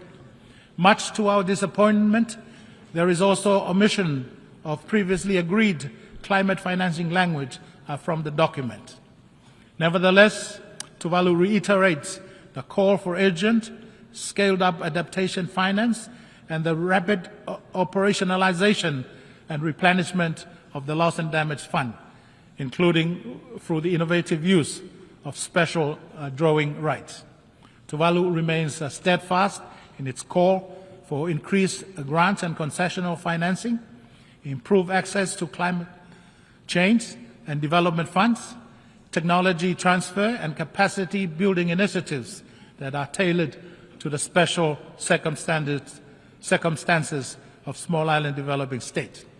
Moreover, international financial institutions must reconsider eligibility criteria that prevent vulnerable countries from accessing support simply because of income classifications that do not reflect our exposure to multidimensional risk. For Tuvalu, justice in global finance means recognizing that vulnerability cannot be measured by GDP alone. It means valuing resilience, equity, and the right of every nation, large or small, to chart a secure and sustainable future. Timely and targeted assistance is not charity. It is a matter of justice and survival. For the foregoing reasons, Tuvalu has joined the Pacific Resilience Facility, which is a Pacific-led and Pacific-managed facility to cater for the specific adaptation needs of Pacific Island countries in the face of climate change. Tuvalu calls on the international community, especially the developed countries and partner organizations, to support the capitalization of the Pacific Resilience Facility. Mr. President, non-communicable disease, NCDs, are the leading cause of morbidity and mortality in the Pacific region and in the world at large, and Tuvalu is not an exception. Poor diet and obesity intrinsically linked to the food security challenges are key contributors to this escalating public health concern. Tuvalu therefore welcomes the political commitment demonstrated through the recent adoption of the political declaration on the prevention and control of non-communicable diseases and the promotion of mental health and well-being. The acknowledgement of the need for coordinated cross-sectoral actions reflect a spirit of collective responsibility and exemplify the critical support required by countries most affected by NCDs. At the national level, Tuvalu is fully committed to upholding the commitments outlined in the declaration in our shared pursuit of achieving the global targets by 2030. Mr. President, earlier this week we commemorated the 30th anniversary of the 4th World Conference on Women and the Beijing Declaration and Plan of Action, considered the most progressive blueprint ever for advancing women's rights. Tuvalu reaffirms its commitment to gender equality and has taken important steps towards that objective. The Tuvalu Constitution now prohibits discrimination based on sex, embedding gender equality in our highest law. And last year, in 2024, Tuvalu adopted a more updated and modern national gender equity policy to assure women's empowerment and protection from violence are integrated across all sectors. Women's rights are not only human rights, but are also a foundation of sustainable development, peace and resilience. For Tuvalu, this means ensuring that women are not only included, but are leading in decision-making spaces, from village councils to global negotiation. Equally, Tuvalu places high importance on the role of young people in building a more just, sustainable, and inclusive future. As we also marked yesterday, the 30th anniversary of the World Programme of Action for Youth, we take this opportunity to underscore our support for youth development and leadership. We must continue to create the conditions that allow our young people to realize their full potential as active agents for change, as innovators and as partners in achieving the Sustainable Development Goal. Tuvalu recognizes that inclusive development cannot be achieved without the full and equal participation of women and youth. Mr. President, projecting the principle of inclusivity and leaving no one behind to the UN system, Tuvalu deeply regrets the continued exclusion of the Republic of China, Taiwan, from the United Nations system. As a long-standing and reliable development partner of Tuvalu, Taiwan has consistently demonstrated its commitment to international cooperation, making meaningful contribution across a broad range of development sector. Tuvalu holds the strong view that the UNGA Resolution 2758 does not preclude Taiwan's meaningful participation in the UN system, and Tuvalu calls for the admission of Taiwan as a member of the United Nations and its specialized agency. Similarly, it is regrettable to observe that the people of Cuba continue to bear the economic burden of long-standing unilateral economic sanctions, which deny them crucial international development assistance and partnership necessary for their recovery and rebuilding efforts. Tuvalu believes that sanctions which isolate and impoverish entire peoples run counter to the spirit of the United Nations Charter. Tuvalu supports the lifting of these sanctions and joins other member states in calling for the removal of Cuba from the list of state sponsors of terrorism. Mr. President, next week on the 1st of October will be Tuvalu's 47th independence anniversary. Though the birth of Tuvalu and the United Nations are a generation apart, Tuvalu remains grateful for the privilege of being a member of the United Nations and to have engaged and collaborated with the UN family of nations in our common pursuit of advancing the vision of this session, Better Together, 80 years and more for peace, development and human rights. I wish to express my special thanks and sincere gratitude to the United Nations and its member states, in particular Tuvalu's generous traditional and emerging partners for all the support and assistance afforded to Tuvalu. Mr. President, in closing, as we engage and interact during this historic session of the General Assembly, we should do so with the full awareness of the complex and formidable challenges that confront our international community. Yet history has shown us that no challenge is insurmountable when we face it together, in solidarity and in unity of purpose. I therefore call upon all members of State of the United Nations family to move forward in unity, guided by our shared purpose and common mission. Let us remain steadfast in upholding the principle of the United Nations, our Charter, which continue to inspire and give meaning to the vision of this session. While progress may not have come as swift as we desire, it is far more meaningful when it is achieved collectively.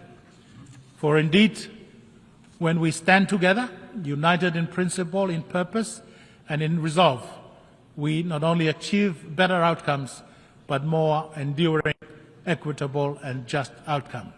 I thank you, and as we say in Tuvalu, whakawhetailasi, Tuvalu moderdua, Tuvalu for God. Thank you.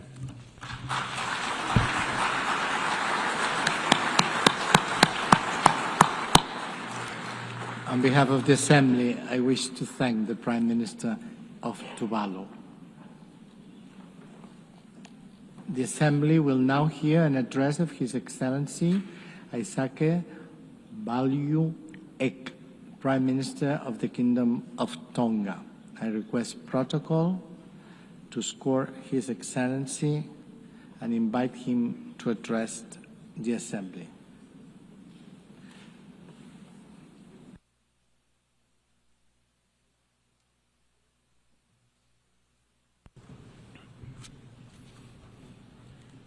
Tapu moe o tua mafi o ko whio i Taulotolotonga.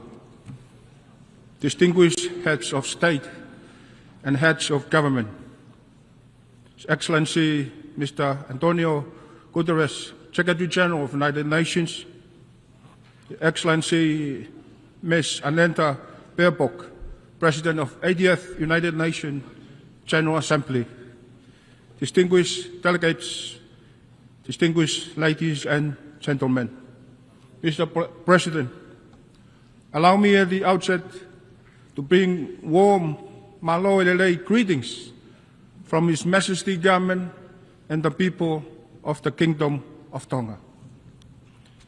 It is indeed with profound honor to address this esteemed Assembly at its 80th session. First, I wish to congratulate Your Excellency on assuming the esteemed presidency of the 80th session of the United Nations General Assembly. We commend you, President, on our election, to preside over this session, and we pledge our full support to your leadership.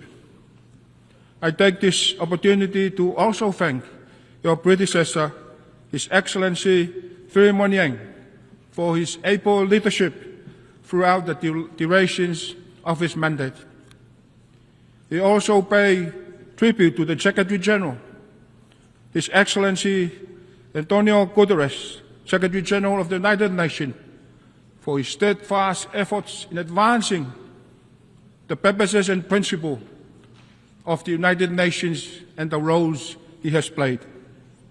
Mr. President, we convene at this 80th session under the theme, Better Together, 80th years and beyond, for peace, development, and human rights.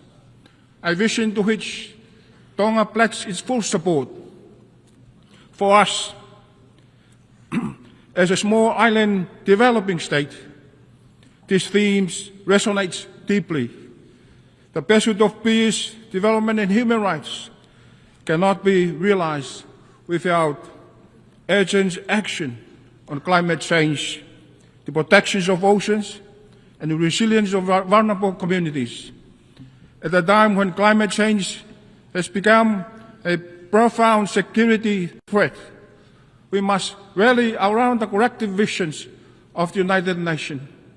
For only through solidarity and shared responsibility can we safeguard our planet, uphold the dignity of all peoples, and secure a sustainable future for generations to come. As I stand before you in commemorating the 80th anniversary of the United Nations, I am pleased to share that Tonga will soon celebrate 150th anniversary of our Constitution on 4th of November 2025. Constitution Day is a profound reminder of our sovereignty, unity, and enduring independence. Proclaimed in 1875 by His Majesty King Tupou I, our Constitution laid foundation for justice, the protections of land, and the rights of people. As we mark its 150th anniversary, we celebrate not only a historic milestone, but also a living legacy that continues to guide our nations and inspire our future generations. Mr. President, Tonga reaffirms its steadfast commitment to the purposes and principles of the United Nations Charter, first signed in San Francisco 80 years ago. That historical document continues to guide our collective pursuit of peace, security, human rights, and development. It visions endure as a beacon for multilateralism, reminding us that the challenges we face today cannot only be addressed through unity, cooperation, and respect for international law. Mr. President, Tonga welcomes the UN 80 reform processes as an opportunity to ensure that the nation remains fit for purpose in addressing today's challenges, just as Pacific undertakes its own review of the regional architecture under the 2050 strategy for the Blue Pacific continent. For us, reform is not abstract. It is about survival, dignity, fairness, and efficiency. If the UN is to deliver for our people, it must deliver with us, through us, and in alignment with the principle our leaders have endorsed. This means anchoring regional integrated platforms within the Pacific Islands Forum, ensuring financing flows respond to regionally determined priorities, safeguarding access for the small administrations, easing reporting patterns, and above all, increasing Pacific representations across the UN system and decision-making bodies. Only then can we renew trust in multilateralism, ensure that our voices shape global outcomes, and guarantee that the Blue Pacific continent benefits from effective, inclusive, and responsive multilateral delivery. Mr. President, Tonga welcomes the adoption of the Pact for the Future with its annexes, the Global Digital Compact, and declarations of future generations as both an opportunity to strengthen multilateralism in a time of global crisis, and a responsibility to ensure no nation, however small or remote, is left behind. It focuses on climate action, sustainable development, financing, and intergenerational responsibility, speaks directly to Tonga's priorities as small island developing states on the forefront of climate change, offering a vital framework to accelerate adaptation, close critical financing gap, and safeguard a sustainable world for generations to come, while reaffirming the needs for inclusive governance where Pacific's voice help shape the decision that defines our shared future. Mr. President, last month, Tonga concluded chairmanship of the 53rd Pacific Islands Forum Leaders Meeting. The Kingdom was privileged to host Secretary General Antonio Guterres on our shores. His attendance as a special guest reaffirmed the deep partnership between the Pacific and United Nations, and further strengthened our belief in the indispensable role of this organization. Tonga tenure as a chair was highly significant, both symbolically and practically. Our representations here at the United Nations as chair afforded Tonga the opportunity to assume a leadership role within the Pacific family, guiding collective priorities and setting the tone for regional cooperations. It enabled us to play a pivotal role in reinforcing Pacific solidarity, ensuring that both small and large island states stood together in a negotiation with global partners. It also amplifies Tonga's voice in international diplomacy by carrying the mandate and collective position of the Pacific regions. Above all, it left us with a legacy for resilience and provided a vital platform for advocacy on issues central to our people's survival and well-being. Mr. President, for small island states, one of the most pressing issues remain the existing threat of climate change. For Tonga, this is not a remote threat, but unfolding reality that threatens to erase decades of development gains and imperils the very existence of our island. We therefore continue to call for urgent, ambitious and concrete climate actions from the national community, action grounded in the principle of equity, justice and common but differentiated responsibility. It is in this connection that Tonga support Australia bid to host COP31 in partnership with the Pacific as a Pacific COP.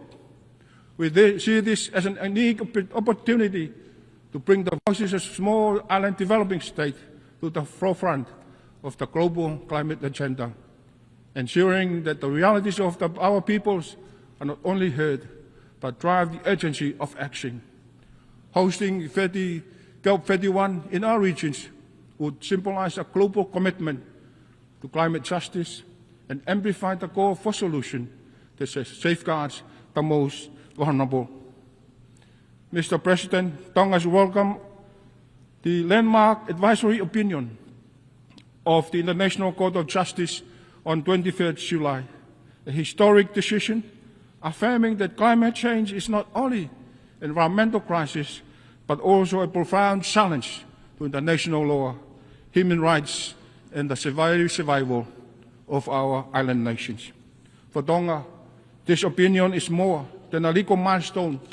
It is a moral victory that amplifies the voices of the world's most vulnerable, strengthens our call for urgent actions to cut emissions, accelerate adaptations, and deliver on lost and damaged finance, and reinforce our shared duty to secure climate justice, resilience, and protections for present and future generations.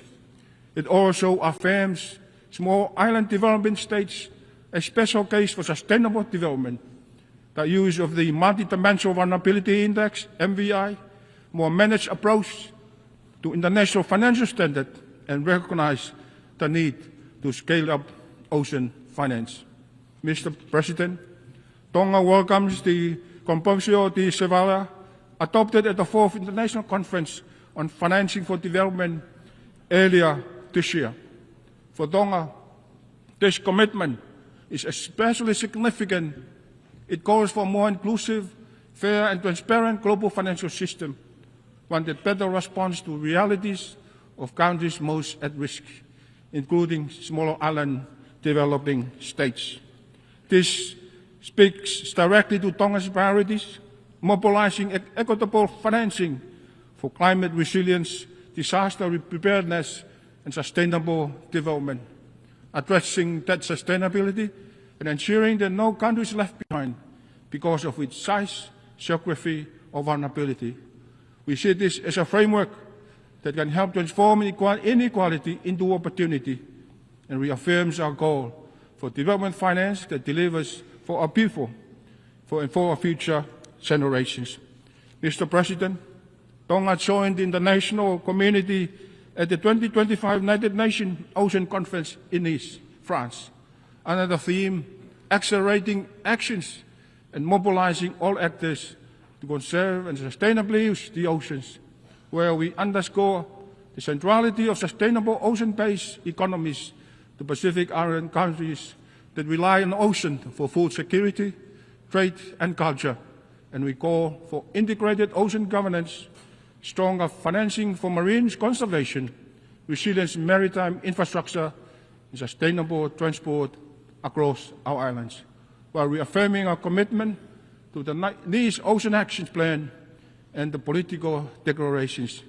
At home, Tonga has taken concrete steps with the Ocean Management Bill 2025, a landmark framework to conserve biodiversity, manage resources sustainably, and protect our marine environment for the benefit of our people and the future generations.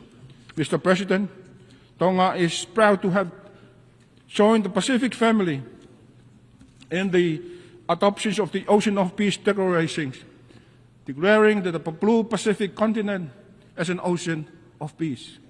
This is more than symbolism. It is a shared regional vision that peace, security, and sustainability are deeply interconnected with how we treat our ocean, how we protect our environment, and how we safeguard our communities. Tonga supports this declaration fully and calls for the principle to be embedded in our international ocean governance, climate actions, and sustainable development of efforts. The ocean must not only be protected, it must be honored as a foundation of our security, of our economies, our way of life, our legacy of resilience.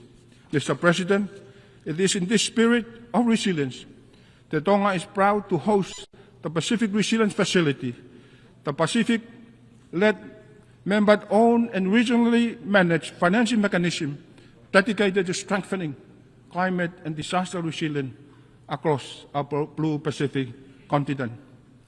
Tonga acknowledges with gratitude the commitments and contributions already extended by our development partners and friends of the Pacific. And we continue to urge global partners to support a Pacific-led solution, the PRF, designed to bridge the financing gap for small, high-impact adaptation projects. And in doing so, we not only strengthen resilience in the Pacific, but also demonstrate how regionally owned solutions can advance global climate and sustainable development agenda. Mr. President, Tonga continues to strengthen laws to protect our children, especially those who are susceptible to harm from technology in this digital age, and empower our youth, recognizing them as the foundations of our nation's future. We remain firmly committed to safeguarding public health and addressing the dual threats posed by the scourge of drugs and the rise of non-communicable diseases. At the same time, we acknowledge the complex challenges of migrations and deportees, while valuing the enduring contributions of our diaspora to national development. We also view economic development as a vital pathway to opportunity and resilience, harnessing trade and sports as a drivers of growth, unity, and national pride. Together, these priorities embody Tonga's vision of a just, healthy, and prosperous society where no one is left behind. And lastly, may I remind this Assembly to seek wisdom and strength beyond ourselves. Let us first ask God for guidance in our shared pursuit of peace, in advancing sustainable development, and in safeguarding the dignity and human rights of all peoples. In humility, we recognize that our common challenges are greater than any one nation.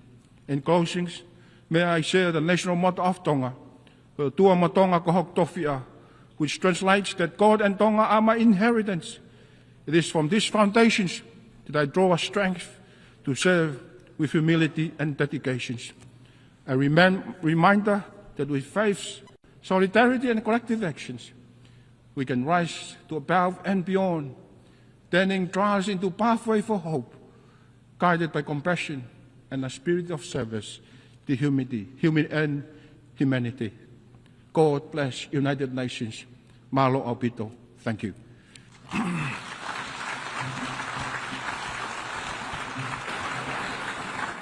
On behalf of the Assembly, I wish to thank the Prime Minister of the Kingdom of Tonga.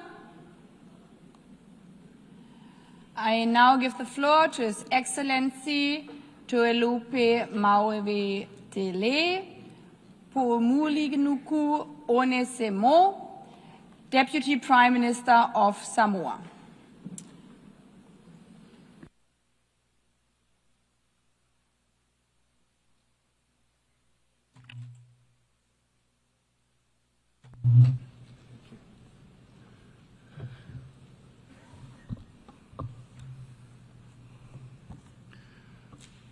Samoa e tātou tofi, tāpua I mai amal manuia, se whairu tātou sāo, I upu whai o malo au whatasi.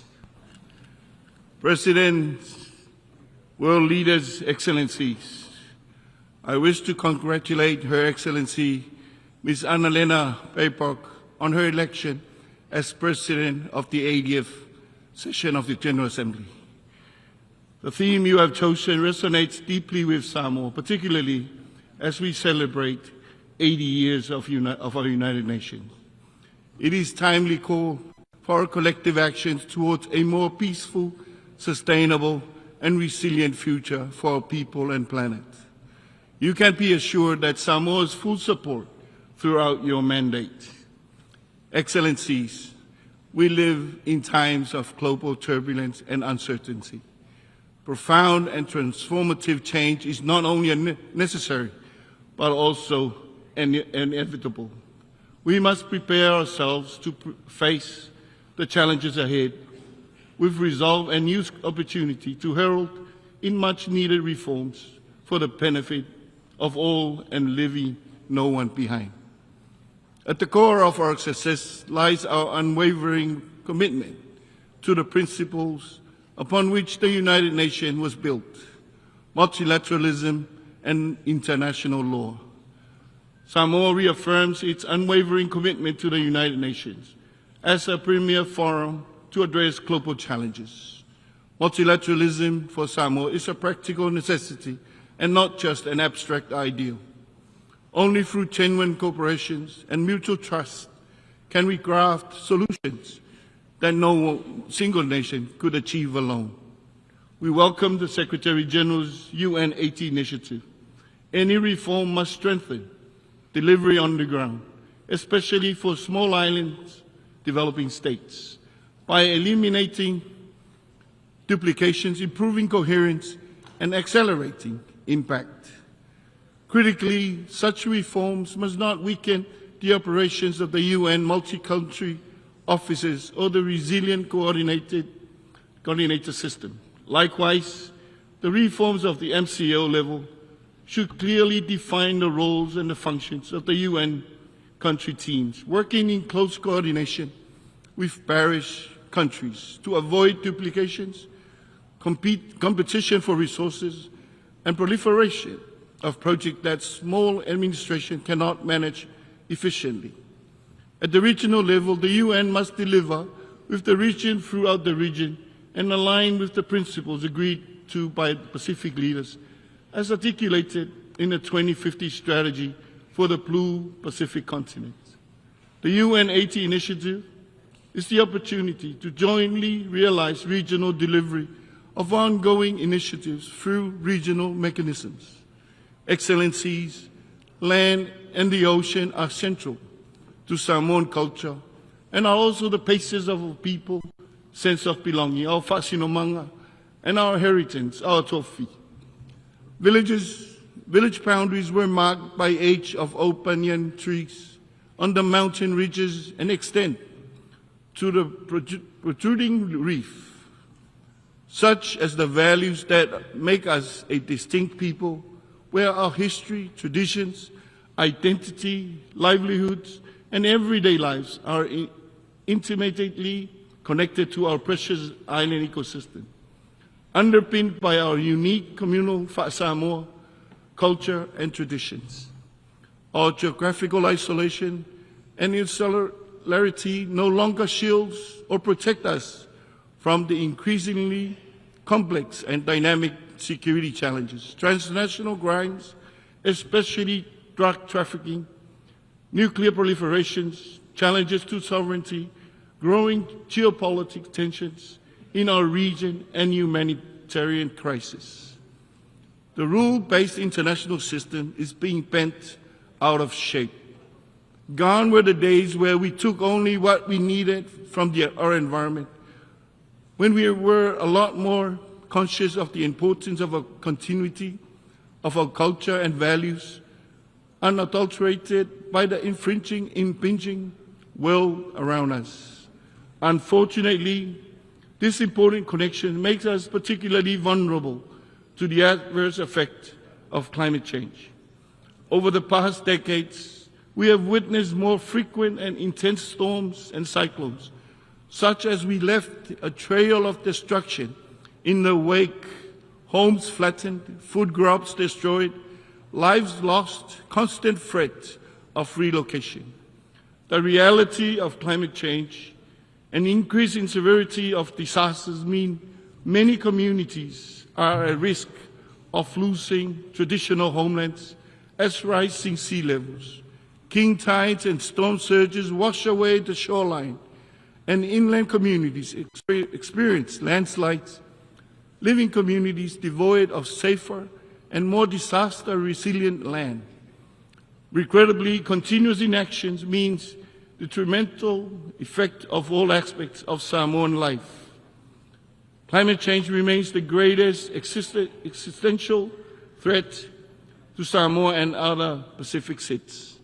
Its impact are more extensively felt by the states due to our special circumstances and the lack of capacity to respond quickly and effectively. We commend the International Court of Justice advisory opinion, which rightly recognizes the climate change not merely as an environmental concern, but as an existential problem of planetary proportion that requires urgent global action.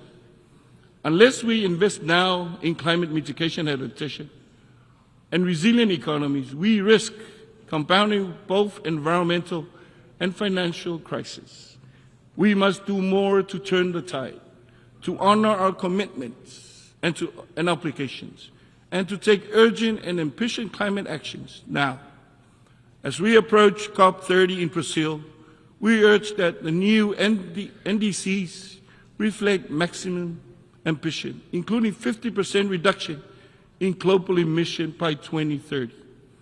35 countries responsible for 86% of global emissions must be part of the solution, not just the problem. One can continue to question whether climate change is real, but for Samoa and the Pacific, the impact of climate change confronts us on a daily basis. It is our lived reality.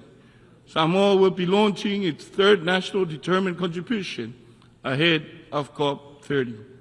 This updated plan, developed through inclusive consultation, captures both the realities and the aspirations of all Samoans. But we cannot do it alone. Excellencies, now is the time for the world to witness firsthand of the consequences of climate change in our region. You can only truly appreciate our challenge if you visit us. There is no better place to discuss climate ambitions and solutions than in the Pacific, where climate change impact is a lived reality. This is why Samoa supports Australia's bid to host COP31 on behalf of the Blue Pacific continent. We also strongly endorse the recent AOSIS declaration on the special circumstances of SIDS. And we can all states, international and organizations, and treaty parties to recognize and reflect these unique vulnerabilities in the design, interpretation, and implementation of multilateral agreements. Excellencies, the Pacific Ocean is our greatest asset that must be sustainably managed for the benefit of our present and future generations. It unites our islands in common purposes. It is our home and our key to a future of infinite promises.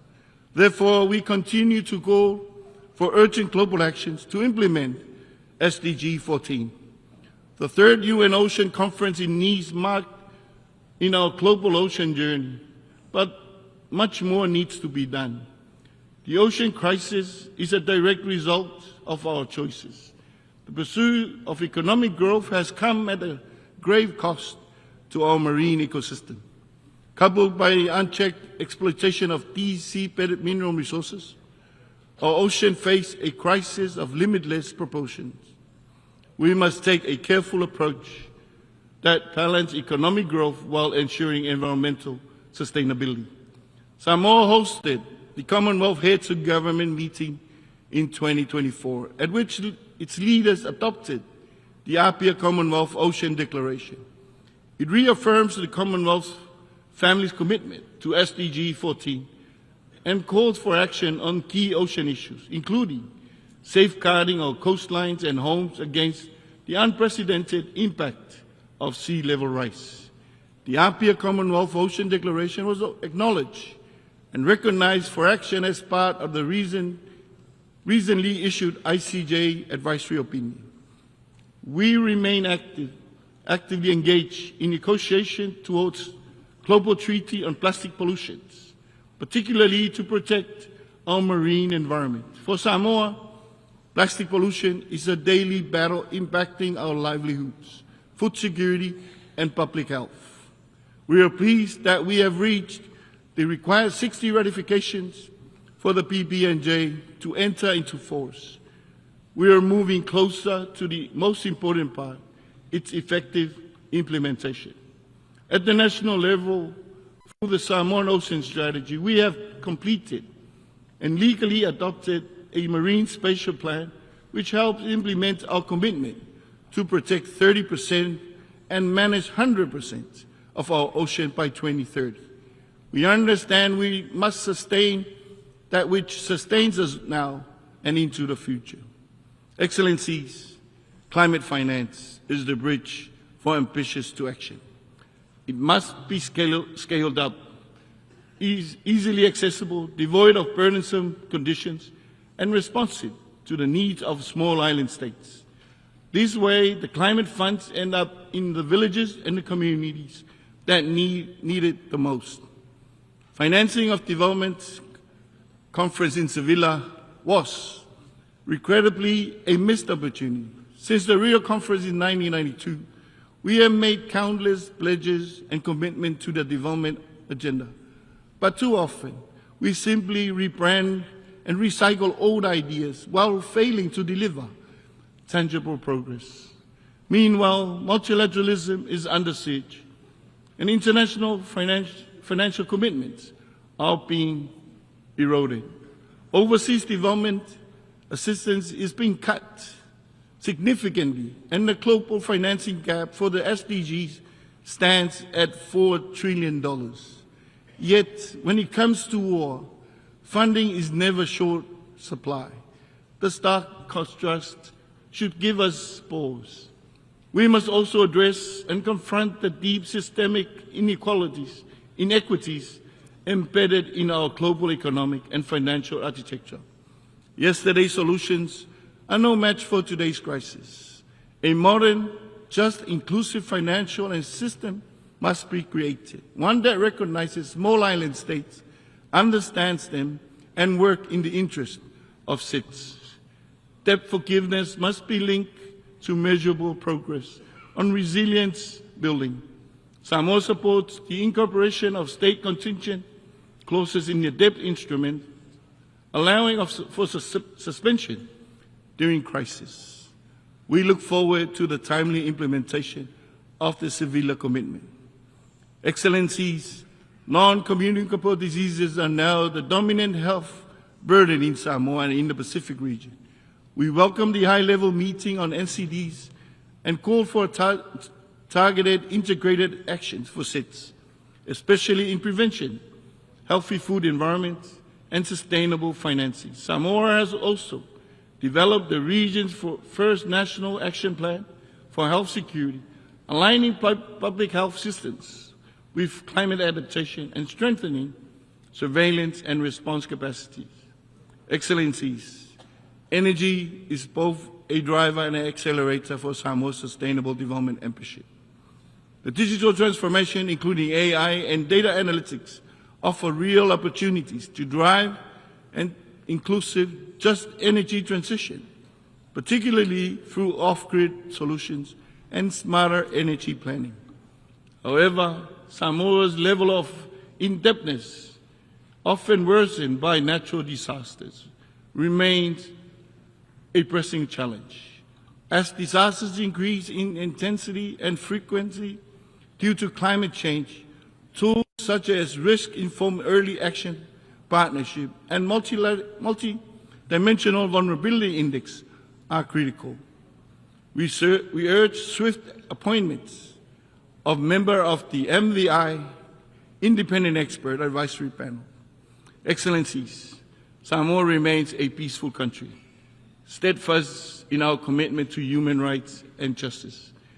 We remain concerned by the ongoing wars, including Ukraine and Gaza, the terrible loss of civilian lives, displacement of people, as well as the destruction of infrastructure and the environment, is something we do not condone.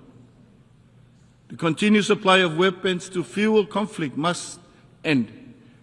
Due to consideration must be given to the long overdue reform of the Security Council. Excellencies, the tools of Bicon era can no longer ensure our collective future.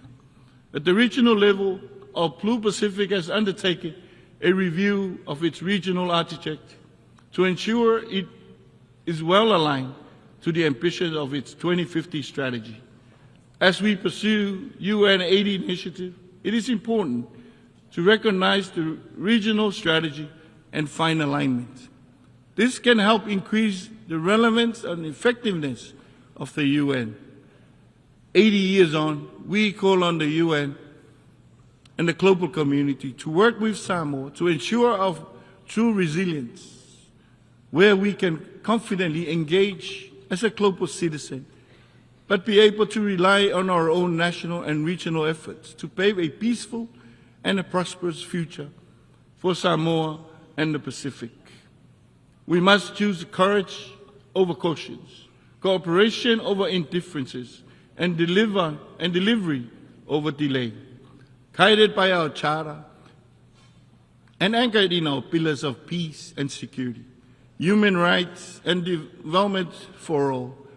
Let us steer our global canoe with confidence, fueled by trust, cooperation, partnership, and our humanity. Thank you, and God bless.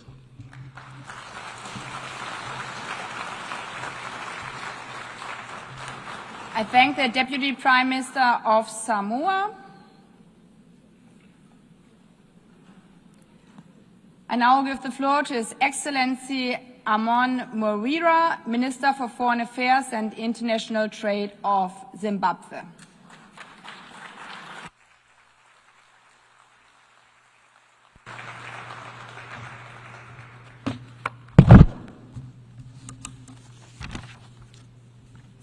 Your Excellency Ms. Annelina Baerbock, President of the 80th Session of the United Nations General Assembly, Your Majesties, Your Excellencies, Heads of State and Government, the Secretary General of the United Nations, Mr. Antonio Guterres, distinguished delegates, ladies and gentlemen, I'm humbled to issue this statement on behalf of His Excellency the President of the Republic of Zimbabwe, Dr. Idi Mnangagwa. Let me warmly congratulate you, Madam President, on your election as President of the 80th Session of the Assembly. We are confident that under your stewardship, this milestone session will be remembered for renewed multilateral cooperation. Please be assured of Zimbabwe's support throughout your tenure. We also wish to pay tribute to your predecessor, His Excellency Philemon Young, for his leadership during a period marked by heightened geopolitical tensions and a retreat from multilateralism. This 80th anniversary of the signing of the UN Charter is a timely opportunity for us to reflect upon the journey of the past 8 decades. The resolve of the 50 nations that gathered in San Francisco in 1945 was to save the world from the scourge of war and conflict. Today, 193 nations are here to bear witness that since then, the United Nations has endured as the legitimate multilateral institution to address issues of global interest and concern. Yet, we commemorate this milestone at a time of profound uncertainty when the world is confronted by escalating conflicts, economic slowdowns, increasing poverty, and widening inequality, humanitarian tragedies, and the vagaries of climate change. Madam President, on the principle of multilateralism, it is our collective responsibility to recommit to the principles and purposes of the UN Charter for the benefit of the present and future generations. As Zimbabwe, we have anchored our foreign policy on multilateralism, guided by the principle of sovereignty, equality, and peaceful coexistence among nations. We believe that no nation can prosper in isolation. Zimbabwe's participation in multilateral processes is therefore aimed at advancing peace and security, human rights, and sustainable development for the integrity, dignity, and prosperity for all humanity. We welcome the Secretary General's UN 80 initiative on reforming the UN. The reform must allow the organization to evolve in line with contemporary realities, while strengthening and not diminishing the voice and participation of developing countries. Any reform that sidelines the aspirations of the global South runs contrary to this very spirit of the UN Charter. For the United Nations to remain effective and responsive, its reform must be member state driven, inclusive, and anchored in the principle of sovereign equality of all member states. This anniversary must, therefore, serve as a solemn reminder that humanity achieves more by working together than working apart and working against each other.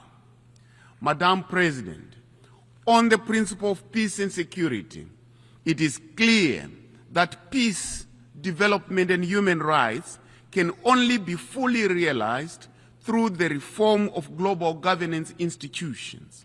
The global economic, political, and security architectures established after the Second World War no longer reflect today's realities. In 1945, a large percentage of the current UN member states, including Zimbabwe, were mere colonies.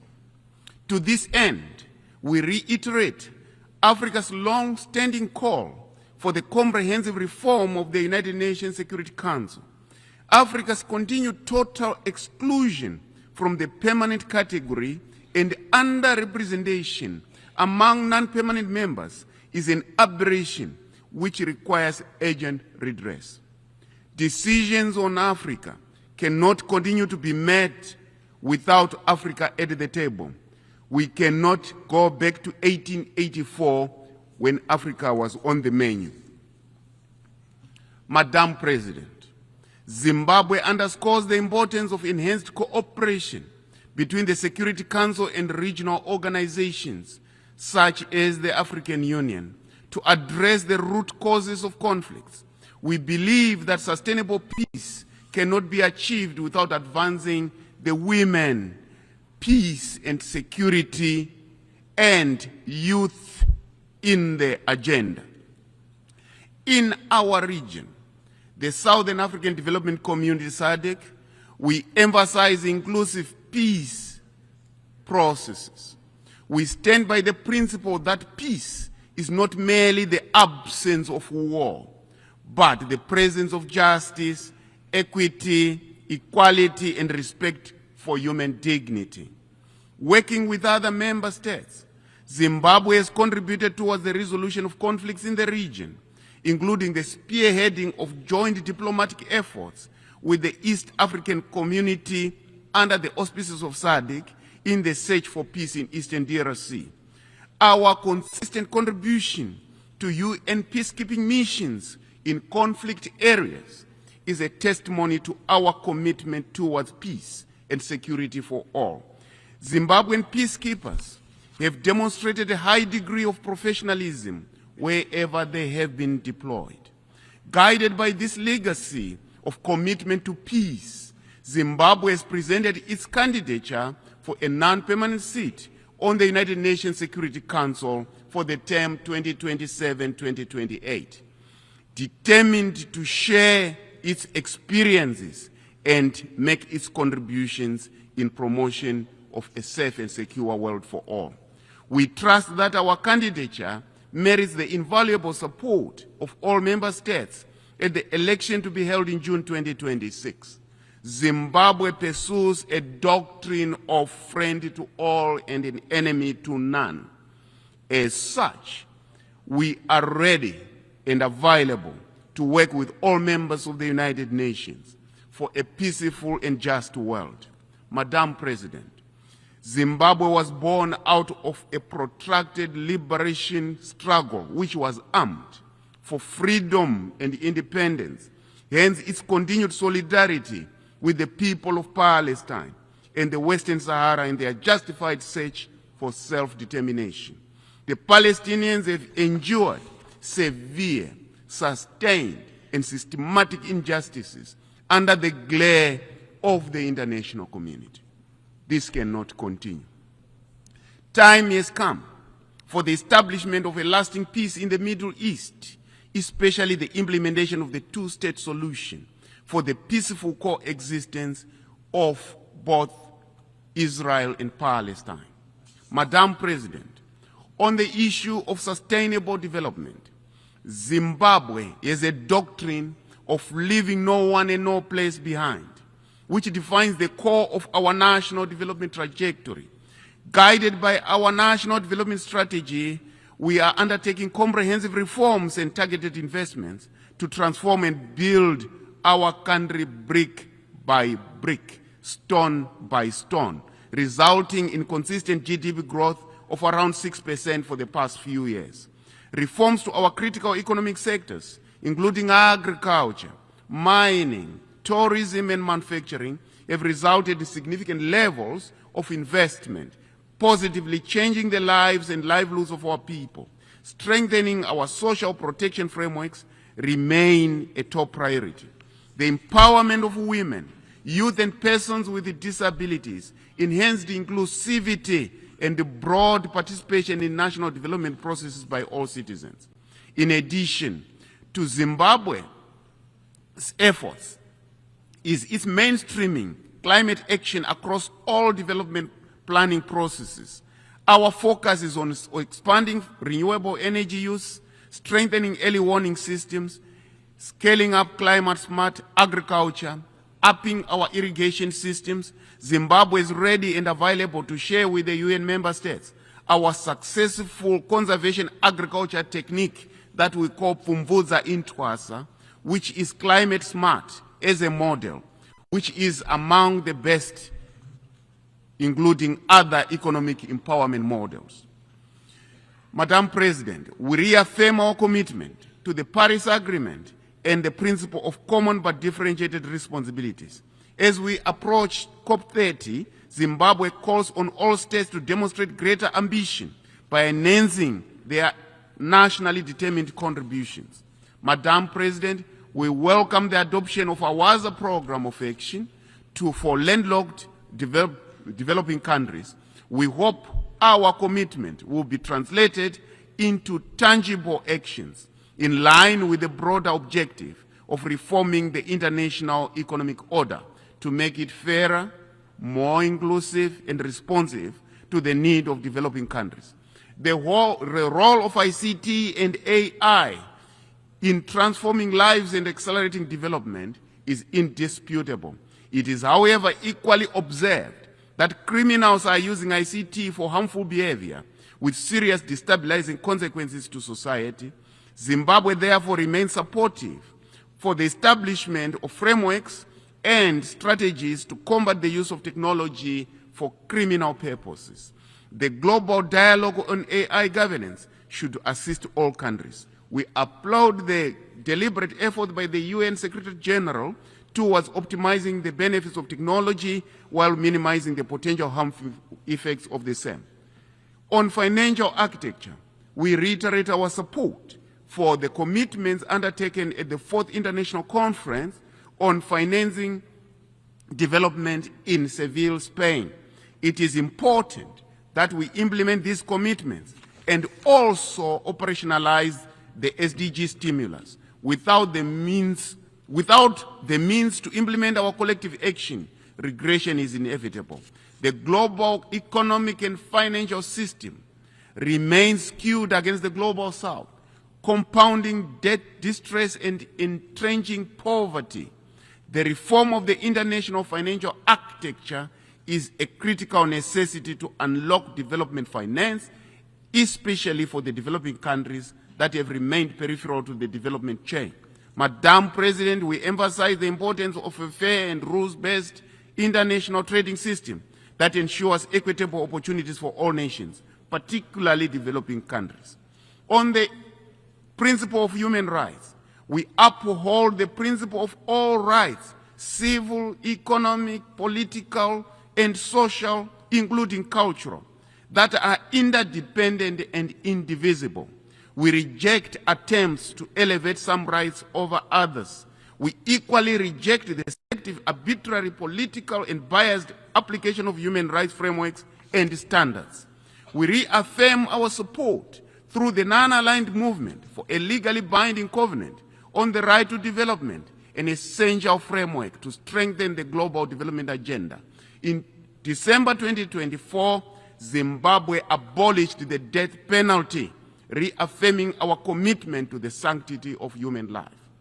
Madam President, despite our gallant efforts towards national prosperity, we have continued to face challenges occasioned by the illegal, unilateral, coercive measures imposed on us. We therefore reiterate the call for the unconditional removal of these unjustified and unwarranted sanctions on Zimbabwe and for Zimbabwe to realize its full potential.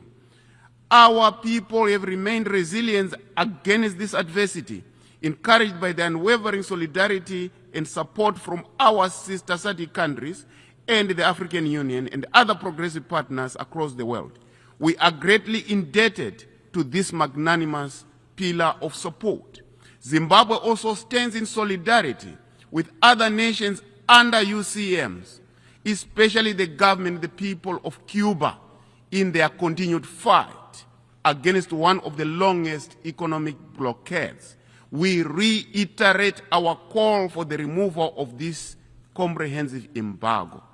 We welcome the designation of 4 December as the International Day Against Unilateral Coercive Measures.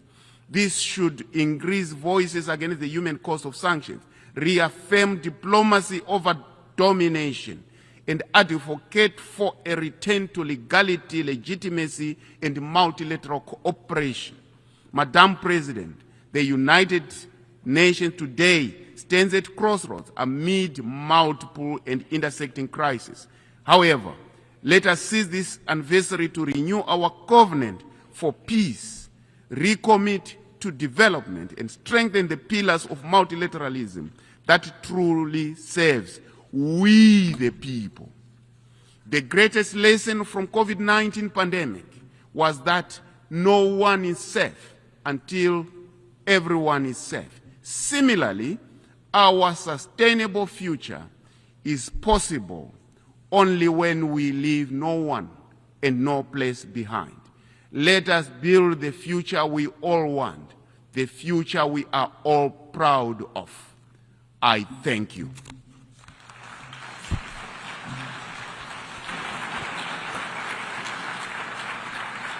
I thank the Minister for Foreign Affairs and International Trade of Zimbabwe. I now give the floor to His Excellency Winston Peters, Minister for Foreign Affairs, Minister for Racing and Minister for Rail of New Zealand.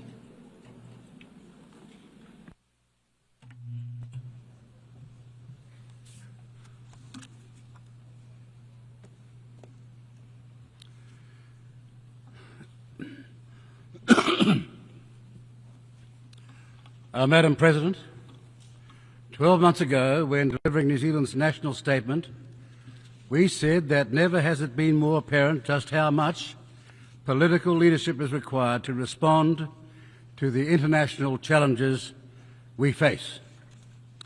Political leadership is needed to restore trust in our domestic and international institutions, forge unity, maintain fragile social cohesion, and fill the gaps when the international community, through the United Nations, proves unable to.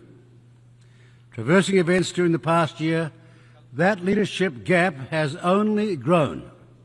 The international order that has sustained peace for the past 80 years stands on the precipice of breaking down. The shift in the international order from rules to power continues its malignant path, while the Security Council is effectively paralysed on many of the acute geopolitical challenges it faces. This inability to act, largely a product of the veto power by the Permanent Five, impacts deeply on perceptions of the United Nations' broader legitimacy. And for a small state like New Zealand, whose security and prosperity for the past 80 years has relied on a functioning multilateral system, the erosion of that system is hugely troubling and costly. The United Nations as an organisation has grown enormously since its creation 8 decades ago, but its effectiveness has not kept pace with this growth. So it has found itself a bigger target from those who question the breadth of its ambitions or from those who want to weaken the multilateral system itself. The United Nations reform effort needs to rise to the scale of its current structural, fiscal and geopolitical challenges. We will play our part as co-chair of the Mandate Implementation Review because New Zealand, as a small state, wants the United Nations to carry out bold reforms that can restore its standing with member states. New Zealand is deeply troubled by the humanitarian disasters we see globally. While the international community's focus is rightly dominated by the suffering in Gaza and Ukraine, humanitarian crises in countries like the Democratic Republic of Congo, Syria, Sudan and Myanmar lead us to a deeper concern. Our concern is that the effects of large-scale violence, displacement and famine will create further intergenerational cycles of violence in countries already racked by political instability and conflict. Nearly 17 million people require humanitarian aid in Syria, with a similarly large number displaced. Over 21 million Congolese require humanitarian support. In Sudan, more than 30 million people, some 65% of its population, require urgent humanitarian aid and protection. Basic services have collapsed, vaccination rates plummeted, and violence, including sexual violence, are endemic. Some 13 million Sudanese people have been displaced from their homes. In Myanmar, over 3.5 million people are internally displaced and 22 million in need of humanitarian assistance, making it the worst humanitarian crisis in Southeast Asia. These bold numbers are shocking to contemplate because they say that in too many places our shared humanity is held in contempt or worse. We need leadership that creates possibilities, not extinguishes them. Leadership that persuades rather than controls. And leadership that appeals to our better angels, not our worst instincts. We most of all need leadership that meets the common desire for shelter, sustenance, to live in peace, feel secure, and to live with the hope that their children will flourish. Most of all, we need leadership that is courageous. It was courageous leadership that saw Egyptian President Anwar Sadat address the Israeli Knesset in Jerusalem in November of 1977 to extol peace. Sadat will pay the ultimate sacrifice for his courage, but his country and Israel have benefited from his courage in the decades since. In that speech, Sadat said, and I quote, "The struggle which took us from war to war, from victims to more victims, until you and we have today reached the edge of a horrible abyss and a terrifying disaster unless together we seize this opportunity today of a durable peace based on justice." End of quotes. We again are on the edge of a horrible abyss in Gaza. But where, we ask, is the quality of leadership that can pull Israelis and Palestinians back from the abyss to project hope to the victims of this intolerable violence? Because without hope, the cycles of violence that fuel and perpetuate this never-ending conflict will not end. It will instead be a terrorist breeding ground, creating the next generation of recruits for those who only hate. That is the current context which the New Zealand government is considering the vexed question of Palestinian statehood. New Zealand is an enduring supporter of the two-state solution and Palestinian self-determination. Our long-standing policy is that Palestinian state recognition is a matter of when, not if. Now, we noted the announcements by some countries in July and August that they intended to recognise Palestinian statehood this week, now confirmed. We have also closely observed the Israeli government's actions in Gaza and on the West Bank following these earlier announcements. And we have listened carefully to the arguments made earlier this week at the Two-State Solution Conference. Palestinian statehood recognition is, however, uniquely complicated given it is embedded in a seemingly intractable, never-ending conflict situation. Very few New Zealanders can recall any period of sustainable peace in the Middle East during their lifetimes. And while New Zealand is furthest away from that conflict in the Middle East, we also acknowledge the strongly held views people have about it. New Zealanders were appalled by the barbarity of Hamas' attack on Israel citizens on October 7, 2023, the worst massacre in Israel's history, and Hamas have no plan and no place in any future Palestinian state. They know only hate. Today, nearly 2 years on from the horror inflicted that day, including the continued holding of Israeli hostages by Hamas, we are shocked to our core by harrowing images of famine in Gaza. We are also revolted by what can only be described as a grossly disproportionate response from the Israeli government. However, there is an old saying about a musical instrument that sums up well the vexed question of Palestinian statehood recognition. If the string is too tight, it will snap. But if it is too loose, the instrument will not play. Those countries who hope their earlier signalling of Palestinian statehood recognition would protect and promote the two-state solution have instead seen the Israeli government snap and continue its widely condemned military actions in Gaza, while continuing to develop illegal settlements on the West Bank in defiance of international law. The New Zealand government agrees with the ends sought by partners and acknowledges their good intentions.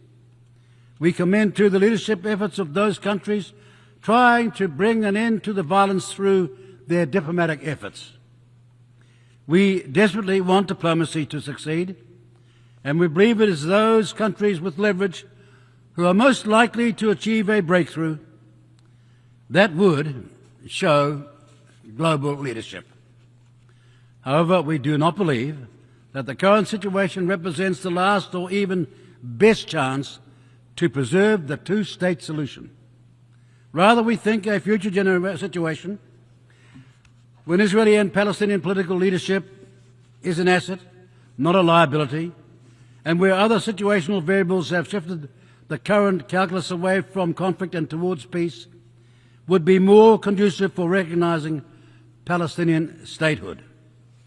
Therein lies our dilemma of any decision to recognize Palestinian statehood now, because statehood recognition is an instrument for peace.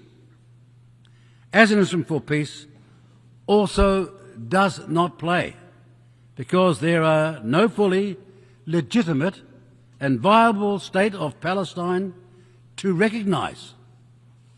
Palestine does not fully meet the accepted criteria for a state, as it does not fully control its own territory or population. There is also no obvious link between more of the international community recognizing the state of Palestine and the aimed objective of protecting the two-state solution. Indeed, what we have observed since partners' pronouncements reveals that recognizing Palestine now will likely prove counterproductive. That is, Hamas resisting negotiation in the belief that it is winning the global propaganda war while pushing Israel towards even more intransigent military positions.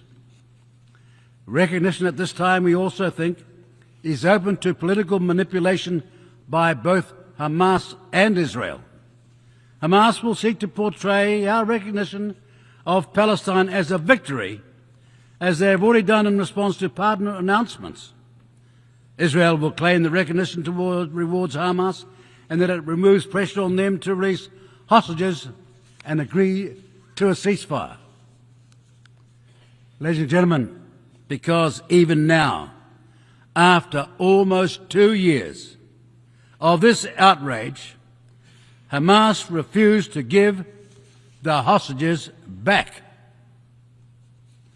And then, like over 150 countries before it, New Zealand's recognition of Palestinian statehood now would serve as little more than an existential act of defiance against an unalterable state of affairs. We are not ready to make that gesture. Rather, the New Zealand government believes that it has one opportunity to recognise Palestinian statehood, and it would make better sense to do so when conditions offer greater prospects for peace and negotiation than at present. With a war raging, Hamas still in place, and no clarity on next steps, we do not think that time is now. We have, ever since the October 7 attacks, repeatedly demanded a ceasefire, the release of the remaining hostages, and for Israel to allow vital aid to flow into Gaza. That is where our focus remains.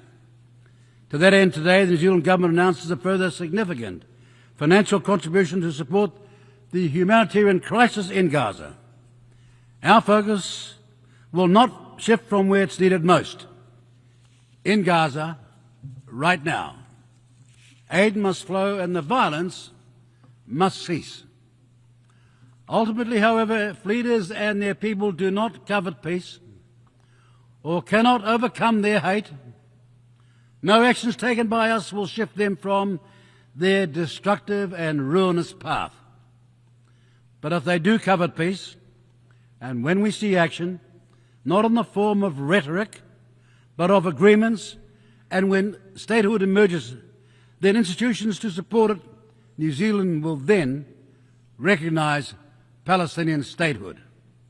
Colleagues, Our focus on the leadership gaps that exist in our troubled world goes directly to our responsibility as member states, large and small, to bolster the United Nations to ensure, to our Charter's preamble as it proclaims, to save succeeding generations from the scourge of war. Our support for the United Nations has remained unwavering since the creation in San Francisco. Keeping the spirit of San Francisco alive is the work of us all, because the United Nations, as was once said, remains our greatest hope for future peace. And now is the time for those of us who believe in multilateralism not to compromise it, but to stand up and to fight for it. Thank you. Muchas gracias al ministro. I thank the Minister for Foreign Affairs of New Zealand.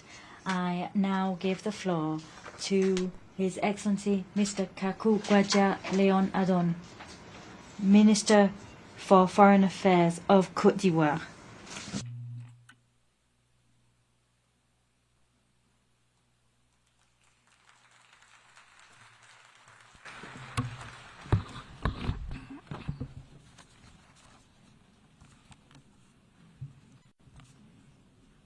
Madame Annalena Baerbock. President of the General Assembly, Ms. Annalena Baerbock.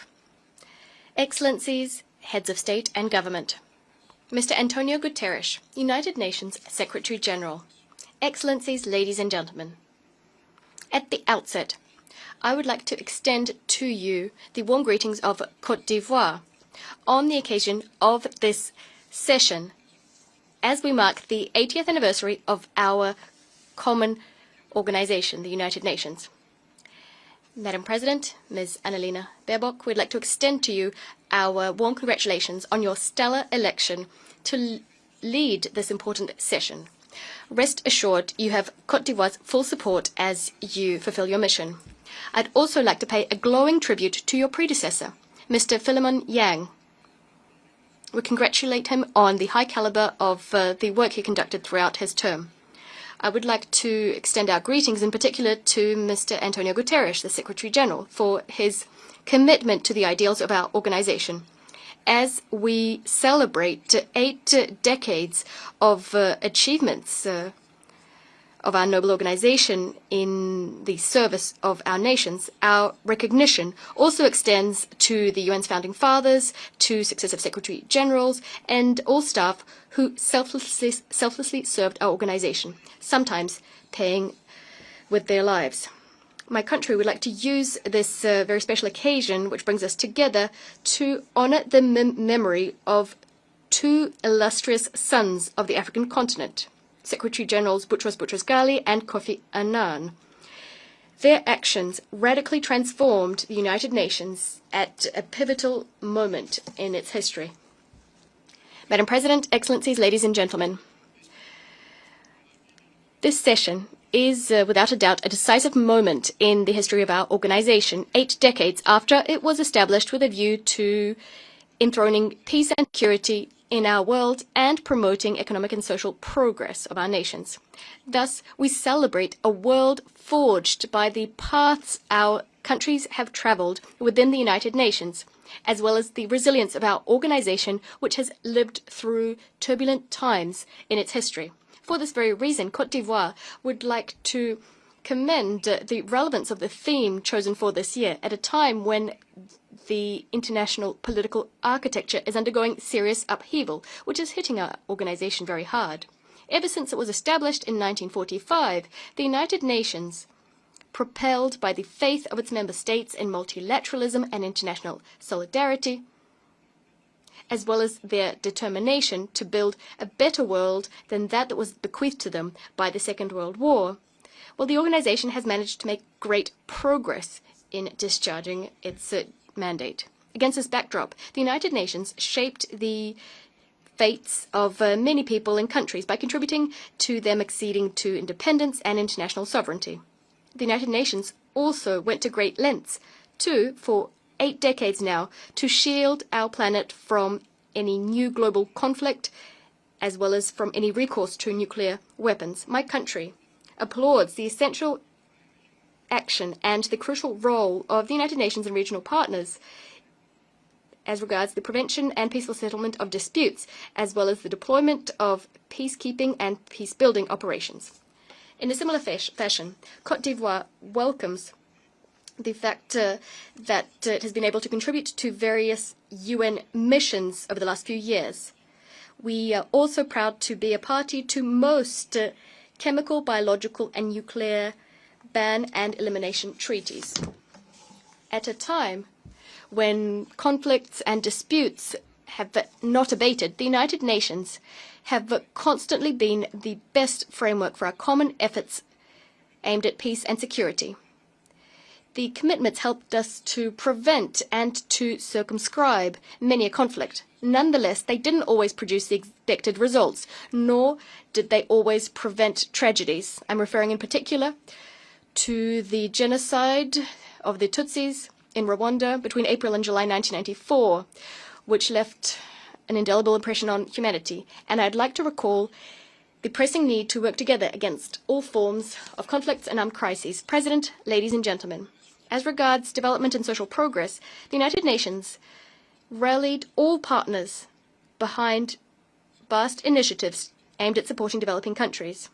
This unswerving, multifaceted support from the United Nations helped many countries to establish their vital social sectors, education, health, and to accelerate the fight against poverty, hunger, global warming, and the various inequalities which sap their progress. Furthermore, in keeping with the mobilization promoted by the United Nations, decades of commitments on the part of the Bretton Woods institutions, the World Bank, and the IMF have broadened the spectrum of resources being funneled to the development of our countries. My country, Côte d'Ivoire, welcomes important initiatives launched by the United Nations, in particular the International Development Decades, the Millennium Development Goals, the Sustainable Development Goals, and the Paris Agreement covering climate change. In a similar vein, Côte d'Ivoire applauds the multifaceted humanitarian activities of the United Nations, which regularly save thousands of lives in instances of natural disasters and conflicts affecting many countries. Indeed, thanks to its specialized agencies, in particular the WFP, the HCR, the WHO, UNICEF, and OCHA, the United Nations remains the best structured, most universal global humanitarian assistance actor, a powerful symbol of international solidarity, that advocated for by the UN Charter. Decades of action, that's what we're celebrating throughout this session. They offer my country an opportunity to take stock of the important role played by the United Nations in strengthening the exercise of human rights and democracy the world over, as well as the United Nations' vast efforts aimed at ensuring respect for international law, which is the very bedrock for peaceful relations imbued with solidarity, bringing together different countries. President, Excellencies, ladies and gentlemen, after 80 years in existence, our organization today finds itself at a crossroads. It is confronted with the most serious liquidity crisis in its history, as well as an unprecedented crisis of trust, in particular a crisis of trust in the Security Council. Under these conditions, the coming decades will throw up major challenges which will put to the test the organization's capacity to respond to people's expectations and to fulfill its mission. Given the world's unpredictable trajectory and the weakening of multilateralism, there is a pressing need, now more than ever, to restore the effectiveness of the United Nations on the basis of inclusive and equitable multilateralism. With this in mind, my country invites member states to reclaim the ideals enshrined in the UN Charter, as well as the constraints that fall to them as regards Charter implementation. We call on member states to revive solidarity which has always steered our actions. This is the collective commitment which will allow us, and of this I'm certain, to tackle global challenges such as climate change, terrorism, scarce development financing, information wars, and regulation of artificial intelligence. Regarding the latter, a source of many hopes and fears, Côte d'Ivoire welcomes the adoption of the Pact for the Future and the annexes thereto, as well as the Global Digital Compact, regulating the use of artificial intelligence, AI. We call for the adoption of binding universal standards so as to regulate the use of AI and digital technologies to ensure that it is used to achieve development for the benefit of all. The UN's effectiveness during this critical period calls for, as a matter of priority, the completion of Security Council reform. The paralysis of this major organ consigns the United Nations and regional organizations to powerlessness. It pushes further away all prospects of peace and the lasting settlement of conflicts and the resolution of global challenges which threaten international peace and security. Now, more than ever, Security Council reform is vital for us to be able to adapt to new international realities and to strengthen the Security Council's legitimacy. Given the impasse which characterizes the negotiations process that's been underway for a number of decades, my country would like to reiterate its call for Security Council reform, which would first and foremost grant Africa its rightful place across all categories of this body, in keeping with the common African position expressed in the Isolini Consensus and the Siet Declaration. Today, more than ever, the world needs a Security Council that is fully functional, so as to be able to craft just solutions to the conflicts consuming humanity. The reform impetus, which aims to mark the renewal of multilateralism, must also extend to global economic and financial governance through the reform of the Bretton Woods institutions and, more broadly, international financial architecture. Côte d'Ivoire welcomes Africa's accession to the G20, a major step forward. We call for everyone to courageously rally, especially our bilateral and multilateral partners, to rally so as to make up for the precipitous drop in the resources being allocated to financing development, especially in the countries of the South. President, Excellencies, ladies and gentlemen, under the leadership, the visionary leadership of His Excellency Mr. Alassane Ouattara, the President of the Republic of Côte d'Ivoire, we remain resolutely committed to respecting our obligations stemming from the UN Charter. We are attentive to the impact of geopolitical upheaval that is fracturing our world. Despite this downcast international context, Ivorians are tirelessly continuing their efforts so as to complete the process of building a stable, inclusive, resilient, and prosperous nation.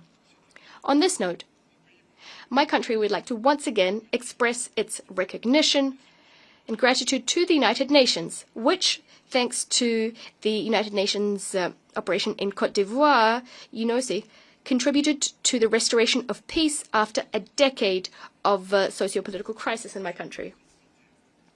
On security, Côte d'Ivoire is currently a secure country. Today, we are welcoming,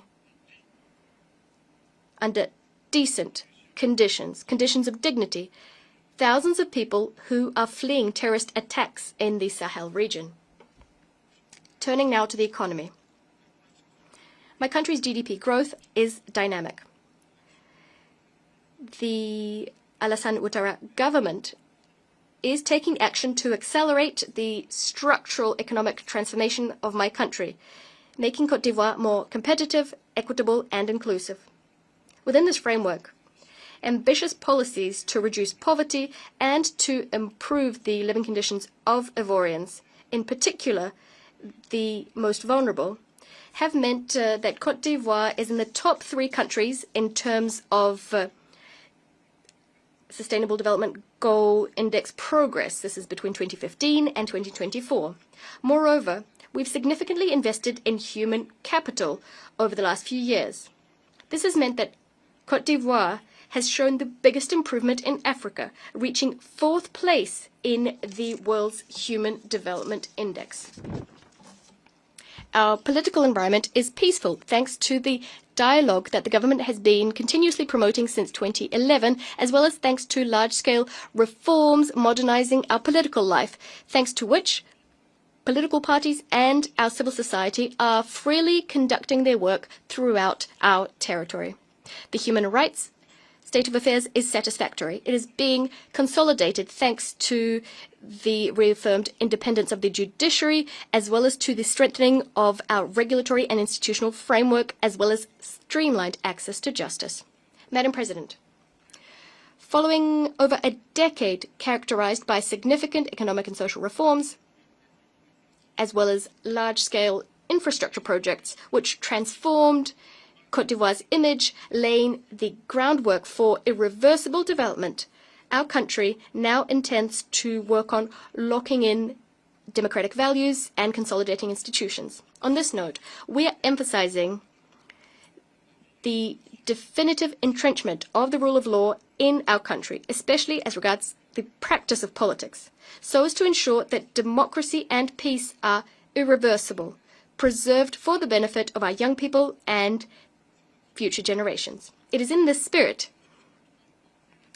that this spirit is what characterizes the electoral process underway in the run-up to the presidential election scheduled for 25th October 2025. Everything is being done to ensure that this vote, which consecrates my country's democratic maturity, takes place as transparently and peacefully as possible.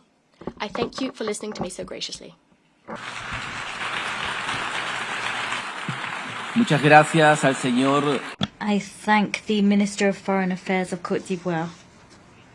I now give the floor to His Excellency Mr. Abdulatif bin Rashid Al Sayani, Minister for Foreign Affairs of Bahrain.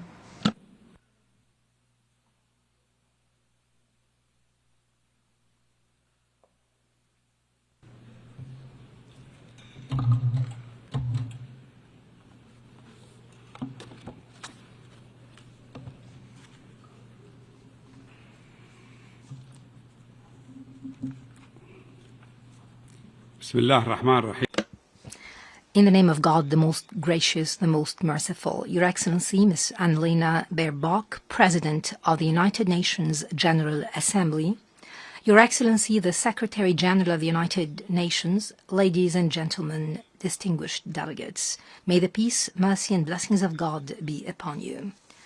It gives me great pleasure to congratulate you, Your Excellency, on your election as President of this session, wishing you every success in conducting its work.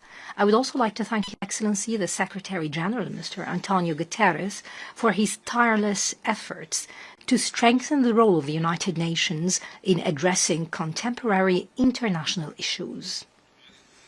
Madam President, this 80th session of the General Assembly is convened while the world is facing accelerating transformations and complex challenges. This includes geopolitical tensions, armed conflicts, climate change, and major political and economic crises. All of them have great humanitarian repercussions. This situation requires collective effort to strengthen international solidarity, to deepen dialogue and understanding, and to uphold international law for a brighter future for humanity. In this context, the Kingdom of Bahrain, under the leadership of His Majesty King Hamad bin Isa Al Khalifa, and with the support of His Royal Highness Prince Salman bin Hamad Al Khalifa, Crown Prince and Prime Minister, reaffirms its commitment to strengthen multilateral cooperation, upholding international law and the principles of the United Nations Charter. We're committed to deepening our strategic partnership with the United Nations and its agencies in order to fulfill our shared aspirations for peace, security, and sustainable prosperity. The work of this session coincides with my country's election as a non-permanent member of the UN Security Council for the coming 2 years, with 99.5% of votes in the General Assembly. This is a precious expression of international confidence that we highly value. We thank all countries on their support and confidence. My country is also preparing and looking forward to hosting the forthcoming GCC summit this December, thereby reinforcing its role as a key partner in advancing regional and international peace, security, and coexistence within stable, sustainable, and prosperous societies. From this vein, the Kingdom of Bahrain sets forth its vision under the leadership of His Majesty the King for regional and global peace, coexistence, and prosperity. This vision is deeply rooted in our historical and civilizational heritage, our human values, and our balanced diplomatic approach. This is aligned with the principles of the UN Charter and international law. We firmly believe in peace. We firmly believe that any conflict can only find a lasting solution through direct negotiations, political will, and a spirit of compromise. For this reason, we welcome all sincere initiatives for mediation and dialogue, proceeding from our belief that diplomacy is the only path to end the cycles of death and destruction. It will help shape a future of dignity and hope for future generations. The Kingdom of Bahrain seeks to advance this vision through the following main pillars. First, a commitment to the peaceful settlement of conflicts, especially in the Middle East. The Kingdom of Bahrain calls for a comprehensive and lasting ceasefire in the Gaza Strip. We call for the protection of civilians, the immediate release of hostages and detainees. We call for expediting the sustained delivery of humanitarian aid, the implementation of the Arab and Islamic Plan for recovery and reconstruction in the Strip, and the firm rejection of any forced displacement schemes. We also reject any settlement expansion or attempts to alter the historical and religious status quo of Jerusalem, a city that has embraced divine faiths throughout history. My country warns of the repercussions of the war in Gaza on regional stability and global interests.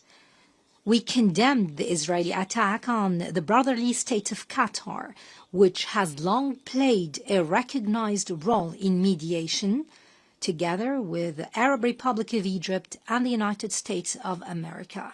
They aim to reach a lasting ceasefire in the Gaza Strip and secure the release of hostages and detainees. Accordingly, my country calls for negotiations and diplomatic solutions as the path to resolving the Palestinian question in line with the rules of international law and the UN Charter. We urge the international community to respond to the initiative endorsed by the 33rd Arab Summit, the Bahrain Summit, that calls for an international peace conference in the Middle East. This would lead to direct negotiations leading to a comprehensive and sustainable solution to the Palestinian-Israeli conflict.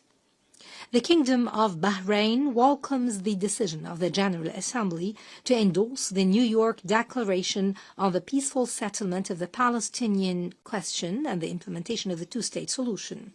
We commend the growing international recognition of the State of Palestine and the concerted efforts undertaken by the Kingdom of Saudi Arabia and the French Republic in this regard.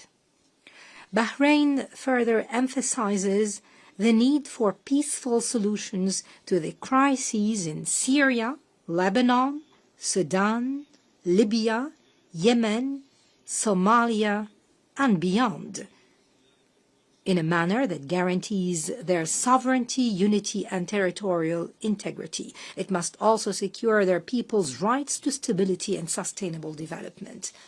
This approach is based on the principles of good neighborliness, non-interference in internal affairs of other countries, and the rejection of the use of or threat of use of force. The Kingdom also affirms the importance of joint action to rid the Middle East of weapons of mass destruction.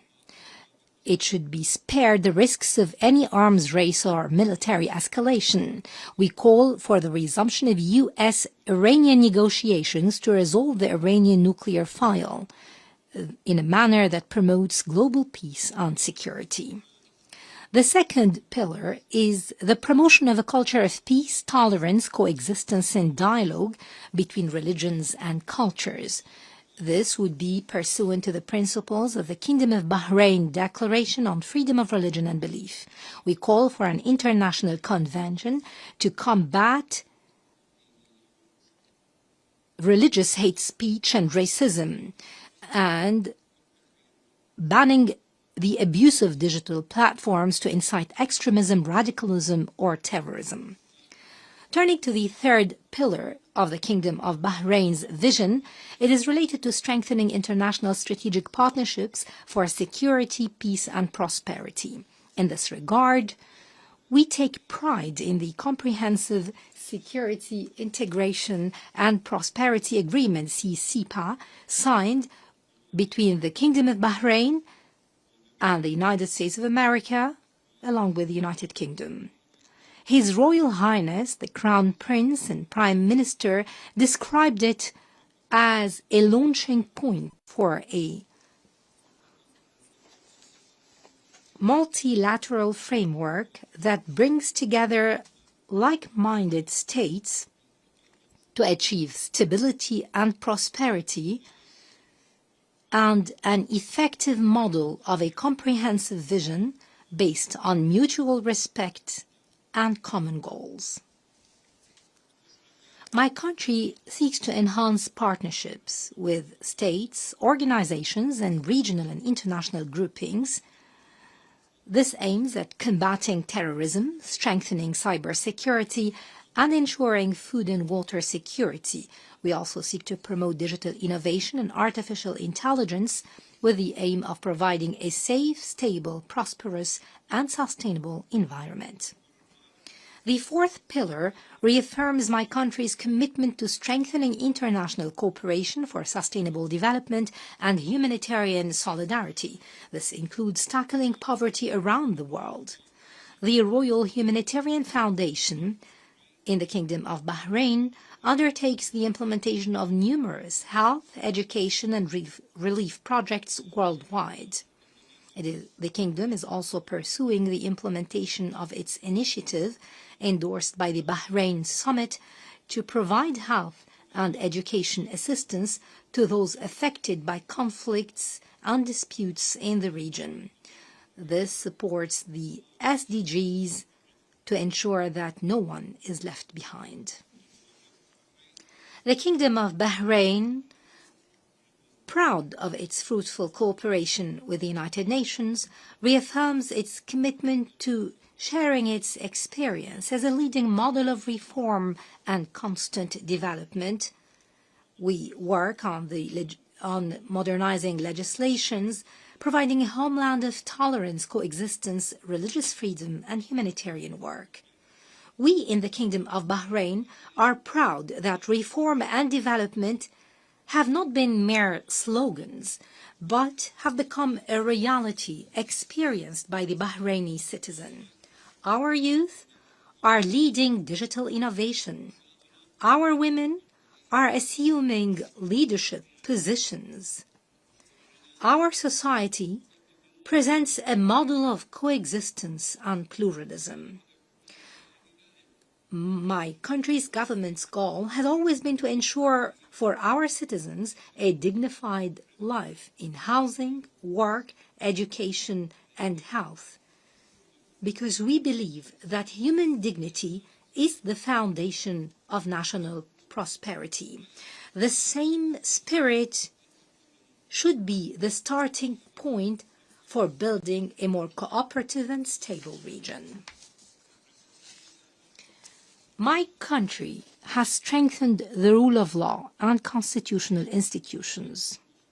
We have made notable progress across all areas of human rights. We take pride in our pioneering initiatives such as the alternative sentencing measures, the open prisons, the special court for children, the programs supportive for women, families and children, in addition to an advanced legislative system. Our economy continues to diversify away from oil with a growing contribution from non-oil sectors and increasing foreign investment. This reflects a growing international confidence.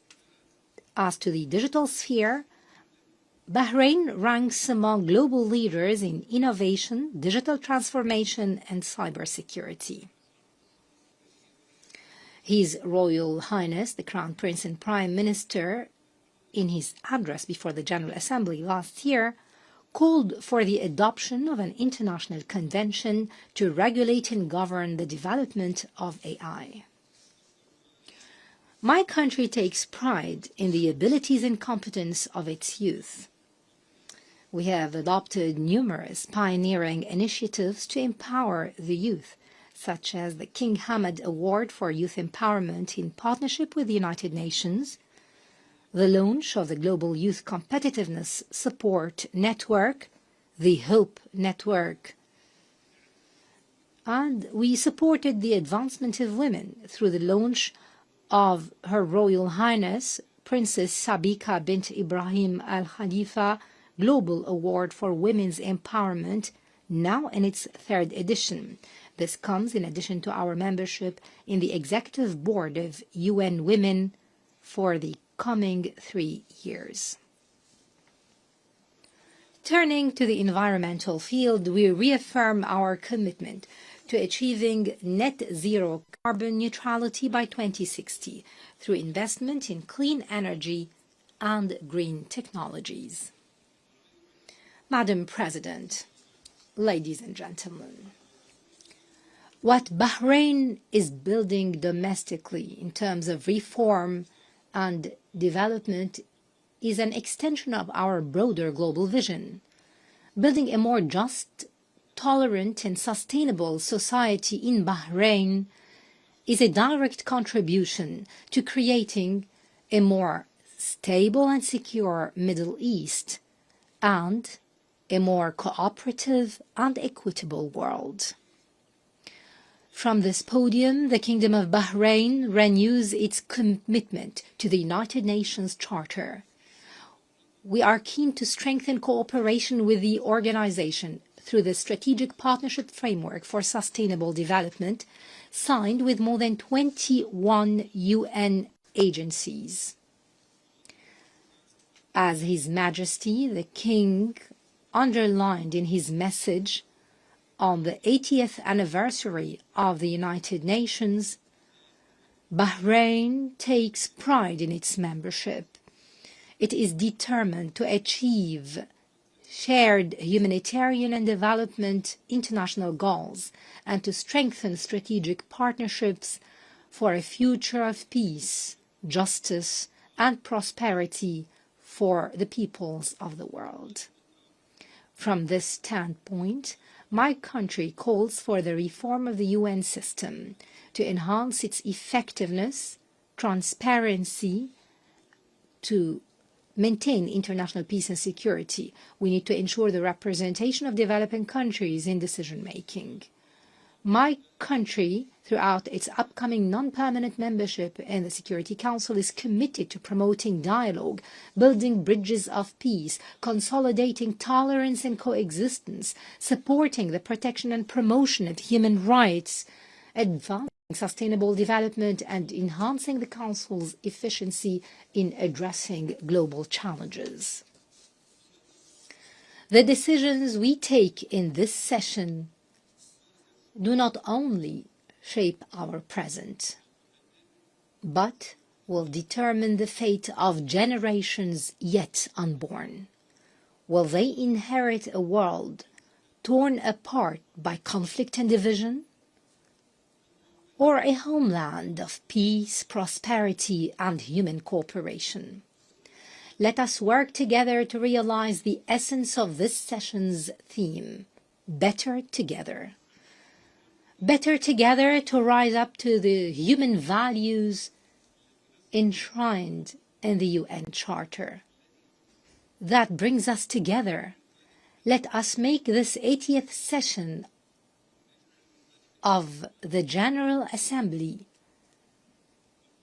a turning point toward a more just and humane international order, with peace that upholds dignity and fulfills the aspirations of our peoples, that brings prosperity that secures our shared future. The coming generations deserve a world that embraces their dreams, unrestrained by fear and unburdened by conflict. We pray to Almighty God to guide us all to outcomes which bring goodness and progress for all humanity in a world that is safer, more just, more sustainable, and more prosperous. Thank you. Peace be upon you. Muchas gracias al... My thanks go to the Minister for Foreign Affairs of Bahrain. I now give the floor to His Excellency Ivan Gil Pinto, Minister of Foreign Affairs of the Bolivarian Republic of Venezuela.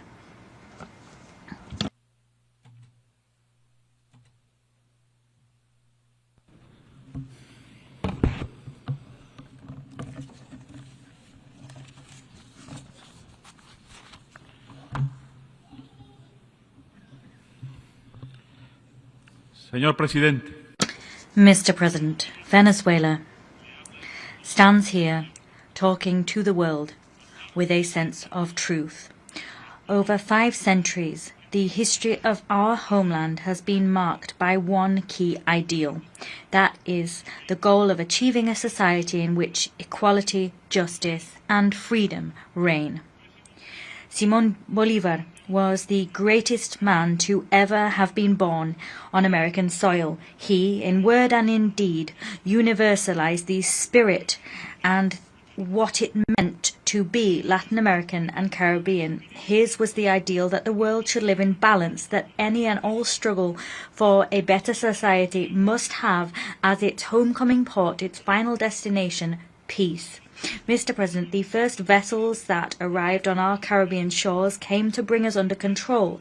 They subjugated our ancestors for 300 years. More than 90 million indigenous inhabitants were exterminated. There began our long struggle to resist colonialism and humiliation. 3 centuries later, the Liberation Army, comprising black people, indigenous peoples, white people, mestizos, it was an army in which slaves, peasants, and free men from across the continent stood side by side as equals. They came up from the coasts of the Caribbean Sea and rose up to Ayacucho and its mountains to free South America once and for all. Mr. President, we have been a country that has learned to struggle for its own destiny and control thereof. In the 20th century, we saw the beginning of a blockade on our coastlines in the Caribbean Sea and a coup d'etat against our nationalist general, Cipriano Castro, that was financed by oil companies and the government of the United States. The 20th century was one of bitter disputes between the ideal held by a nation that demanded the sovereign right to enjoy its own wealth for its own development and puppet governments that subjugated the country to foreign and imperialist interests. These governments sold our nation down the river and as such plunged Venezuela for decades into the most abject misery, poverty and repression. It was at the end of last century, in 1999, that the Venezuelan people succeeded in giving shape to the historic strength it had built up over decades of struggle. They ushered in a project for an independent, just and sovereign nation. That project drew upon the original ideals of Bolívar and was led by an extraordinary leader, Commander Hugo Chavez. And the project proved itself able to compel a people's movement to rise up to wage a peaceful and democratic revolution. Mr. President, since the very beginning, President Chavez bravely led a nationalist sovereign oil policy and undertook an epic journey to get OPEC back on its feet as a major multilateral instrument and a guarantee for global energy security. Today, 26 years later, global public opinion and the peoples of the world are acutely aware of everything done by the United States government to topple Commander Chavez and everything it did to lay waste to the historic project of liberation that's been supported and given new mandates time and time again by the Venezuelan people in 32 elections. With the passing of President Chavez, the people in myriad electoral and political events have reaffirmed their staunch support for the historic Venezuelan emancipation project, which is now in the hands of President Nicolás Maduro. It is also widely documented and known to all that war has been waged upon us in myriad forms. There is the criminal aggression that in the last decade has been waged against Venezuela to allow external powers to get their hands on Venezuela's natural resources and usher in a so-called regime change. There have been countless aggressions, Madam President, against Venezuela in recent years, actions seeking to destabilize the nation, plots, conspiracies. These included an assassination attempt using drones. There's been the economic war, whose most cruel form has been the 1,042 sanctions that are criminally imposed upon our oil industry and the productive sectors of our nation. We've also seen several incursions using mercenaries. In addition to all of the above, now we have an absolutely illegal and completely immoral military threat hanging over our heads. That threat is a violation of the United Nations Charter as well as of the rights of Venezuela as a sovereign state, and it is even a violation of the very laws of the United States itself. Venezuela thanks this General Assembly for the solidarity shown to it by the overwhelming majority. The governments of the world and the peoples of the world have shown us that solidarity. I'm thinking particularly of CELAC, BRICS, and the non-aligned movements. All of these peoples and all of these groups have repudiated these immoral threats and have supported Venezuelan democracy and Venezuela's right to peace and development.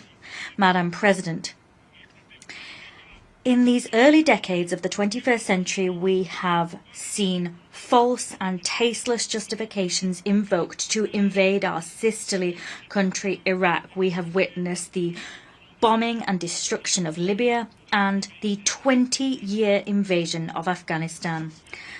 The aggression waged by global powers has not let up for even a second.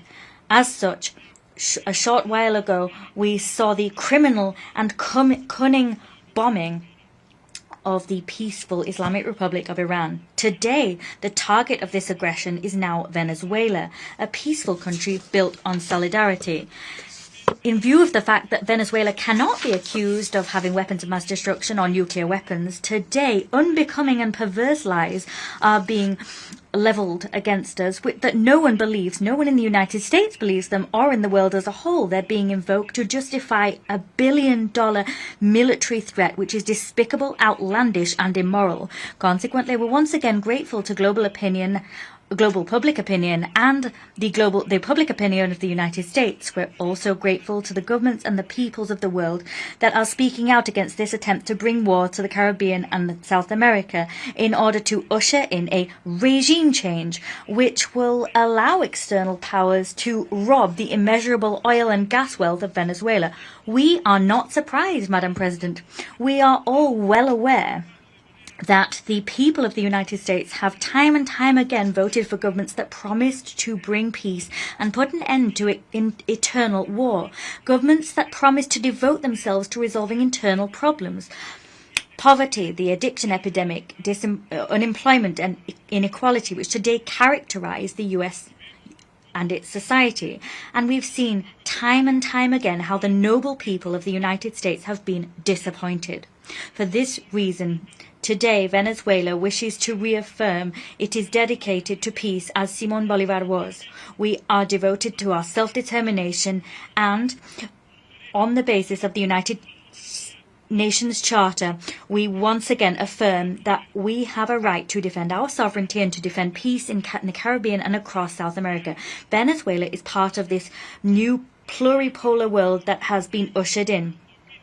Simón Bolívar in 1824, in the altitudes of Junín, was driven forward by the same ideal when, on the eve of a decisive battle, said to his soldiers, "Peru and the whole of America is clinging to you as a hope for peace, the daughter of victory. Even liberal Europe is watching you, enchanted under a spell, because the freedom of the New World is a hope harbored by the universe as a whole." President, Venezuela defends, struggles always, and works for a world of balance, justice, and equality, a world free of colonial empires.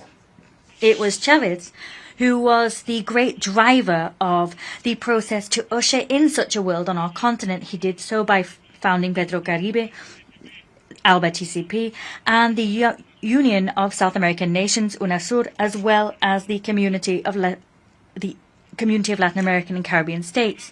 The people of Venezuela are a peace-loving people, and for this reason, they are always ready to defend that peace. We are not intimidated by threats, lies, or cannons.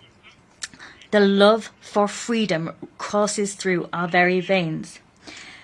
Bolívar taught us to espouse those ideals when in 1818, in the face of a threat levelled against him by an impudent Washington envoy, said, and here I quote, "It would seem to me, sir, that you are attempting to force me to insult you in return. I will not. But what I will tell you is that I will not allow this contempt to be shown for the government of Venezuela or this scorn for our rights. Fortunately, I have quite frequently seen a handful of free men vanquish powerful empires." End quote. President, the revolutionary government of President Nicolas Maduro fully reaffirms its commitment to building this world which respects international law, a world free of hegemonic empires or warmongering empires, a world in which the people of the global south are able to enjoy their right to peace and future. We stand in solidarity with the heroic people of Palestine, and we call for the end of the genocide waged by Israel's Zionist regime. We condemn attacks against the territorial integrity and sovereignty of the Islamic Republic of Iran. We stand shoulder to shoulder with Cuba, and we demand that, as the rest of the world does, the lifting of this murderous and criminal blockade. Moreover, we once again express our unwavering solidarity with the people of Nicaragua, who are worthy heirs to the legacy of Augusto César Sandino. We call for the complete, immediate and unconditional lifting of the unilateral coercive measures imposed upon the brotherly republics of Belarus, the Democratic People's Republic of Korea, Eritrea, Iran and Zimbabwe. Mr. President, we support President Putin and the noble Russian people in their struggle against neo-Nazism and the militarist aggression of the Western world. We support the initiatives of President Xi Jinping to build a community whose destiny we share. We reaffirm our historic position, that is, that we support the brave Argentine people in their struggle to reclaim the Malvinas Islands. We support them in their struggle to ensure that Argentina does not become a foreign military base that threatens peace on the continent. We reaffirm the stance of the great liberator Simón Bolívar. He said, just as we do, that sooner rather than later we must achieve the definitive emancipation of the people of Puerto Rico, and we must found an independent, free and sovereign republic there. We also renew our support for the rightful cause of the Sahrawi people. Moreover, we here reaffirm our total commitment to the group of friends in defence of the Charter of the United Nations. That group comprises governments that seek to rescue the system of the United Nations that is now on a dangerous path of decline, which may dangerously culminate in the extinction of the United Nations. the Nazis of today, just like the Nazis of Hitler yesterday, are working to destroy the United Nations. We are striving to restore its dignity and to make it ever stronger. President, today we reaffirm that the Venezuelan people will continue upon the path that they have freely chosen for themselves. The world must know that Venezuela is prepared to continue walking the path opened up for them by Simón Bolívar and the freedom fighters of America. We have given shape to a powerful national union. We stand together. We say before the world that Venezuela has never been, is not, nor will it ever be a threat for any nation whatsoever. Venezuela has been, is, and always will be a beacon of hope in terms of building a new humankind, building a world of equals without empires, with no blackmail and no threats. We will usher in a world where colonialism, slavery and exploitation are vanquished once and for all, a world in which peace can grow stronger. And, as the poet and Venezuelan singer Ali Primera said, a world where humankind is human. Thank you, President.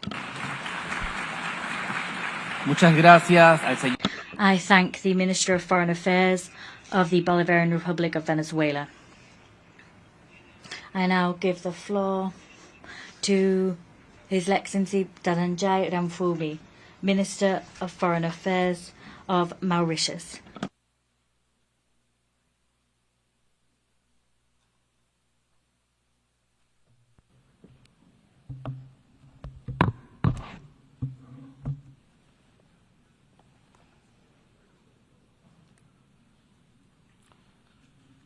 Your Excellency, the President of the General Assembly, Your Excellency, the Secretary General of the United Nations, Excellencies, distinguished delegates. 80 years ago, in the aftermath of the atrocities and horrors of the deadliest conflict in human history, the UN Charter was signed as a promise that future generations will be spared from the scourge of war.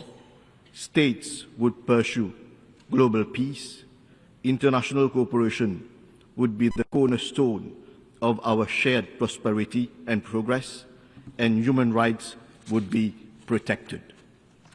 The theme, Better Together, 80 years and more for peace, development and human rights, resonates deeply with these founding ideals of our organization.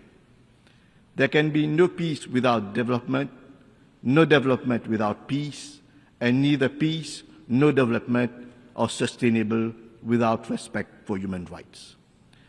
The UN has stood as a beacon of hope by, amongst others, catalyzing decolonization, adopting the Universal Declaration of Human Rights, deploying over 70 peacekeeping operations, leading global efforts in times of pandemic, providing food aid to millions of people, and working in over 170 countries to help eradicate poverty, reduce inequalities, and build resilience.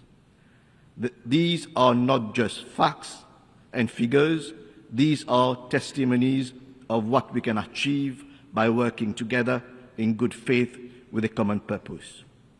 These are demonstrations of how the UN is making a difference in people's lives.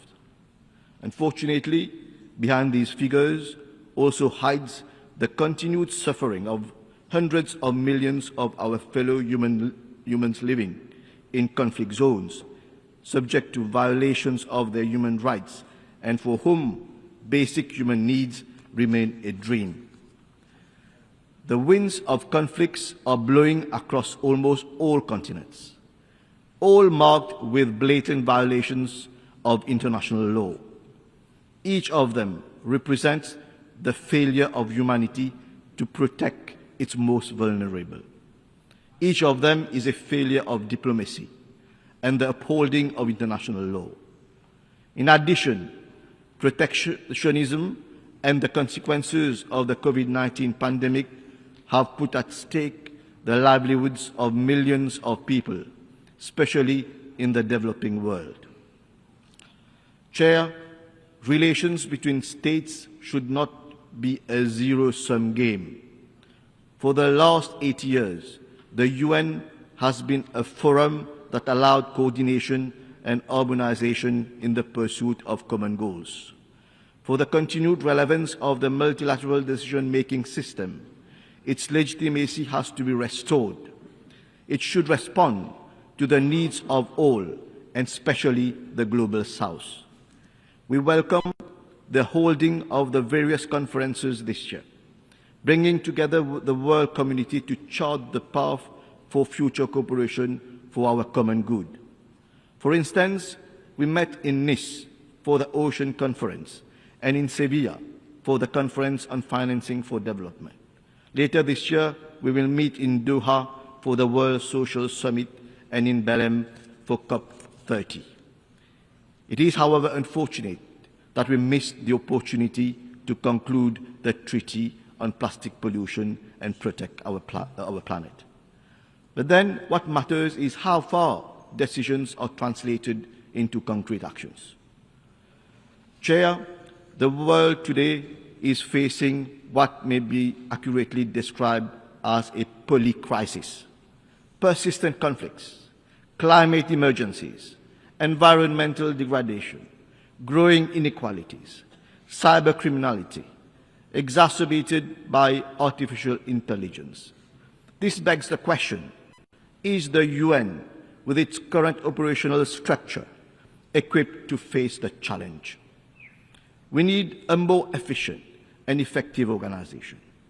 I welcome the Secretary General's UN 80 initiative, an opportunity to reimagine the future of multilateral cooperation, a UN system that responds to the new and complex challenges of today while preparing the ground for future generations.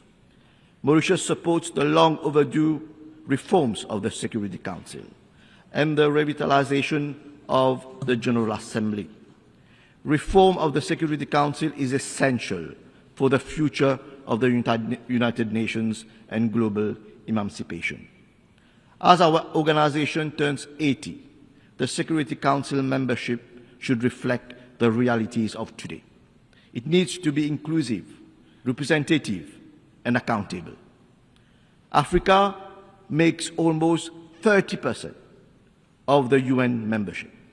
Yet, it is unrepresented in the permanent category in the Security Council. Africa has the legitimate right to have its say in matters of the world, with no less than 2 permanent seats on the Security Council. India has now emerged as a major global player and should have a permanent seat on the Council commensurate with its constructive role in global affairs. Mauritius also supports the G4 and the L69 in their efforts to promote a constructive dialogue on a more representative and equitable composition of the Security Council. Mr. President, Mauritius is fortunate to have a robust and viable democratic system. The new government elected in November last has been entrusted with the duty of making Mauritius better and bringing the people together, a mission that echoes well with the theme of this 80th session. Mauritius will continue to place people at the center of its national development, with particular focus on women, youth, and vulnerable groups. True prosperity can only be achieved when economic growth, social inclusion, and environmental sustainability advance together. Mauritius remains committed to this path. As a small island developing state, faced with the devastating impacts of climate change, external economic shocks, and geopolitical uncertainties, we value multilateralism. We value the role of the UN in shaping a world governed by the rule of law and not allowing the force of anarchy to take over. Chair, in 2015, we committed to the global ambition of ending poverty, protecting our planet, and ensuring that all people enjoy peace and prosperity through the UN Agenda 2030. We are just 5 years from our own deadline. Globally, the SDGs are far off track. Finance remains the major challenge faced by SIDS like Mauritius. We need long-term investment in sustainable development and strong multilateral cooperation. Climate change is a reality. Mauritius is not spared from its cataclysmic impact. Episodes of prolonged droughts, flash floods, and cyclones are more and more frequent. Air temperature has increased by up to 1.39 degrees Celsius. Sea level is rising by 8 millimeters per year compared to the global average of 3.3 millimeters. The socio-economic challenges posed with these irreversible changes are enormous for us to face alone. Amongst others, our tourism industry is affected, agricultural production is decreasing, and food security is real cause for concern. The historic advisory opinion of the International Court of Justice on climate change last July is clear and unambiguous. We all have a responsibility to protect the climate system. Obligations under the Paris Agreement to provide financial support, technical assistance, and technology transfer are binding. Mauritius calls upon all member states to translate these legal obligations into concrete climate action and enhance support for the most vulnerable groups. The international community should ensure that the assistance that we need for adaptation, mitigation, and building our resilience are made available. Chair, we are pleased to note the greater recourse to the ICJ in recent years. We hope that the reforms agenda will include measures to increase its effectiveness in peaceful settlement of dispute. Mauritius particularly applauds the advisory opinion of the ICJ on the Chagos Archipelago, which paved the way for negotiations that led to the signature of an agreement in May this year between the governments of Mauritius and of the United Nations. This is a vindication of international law.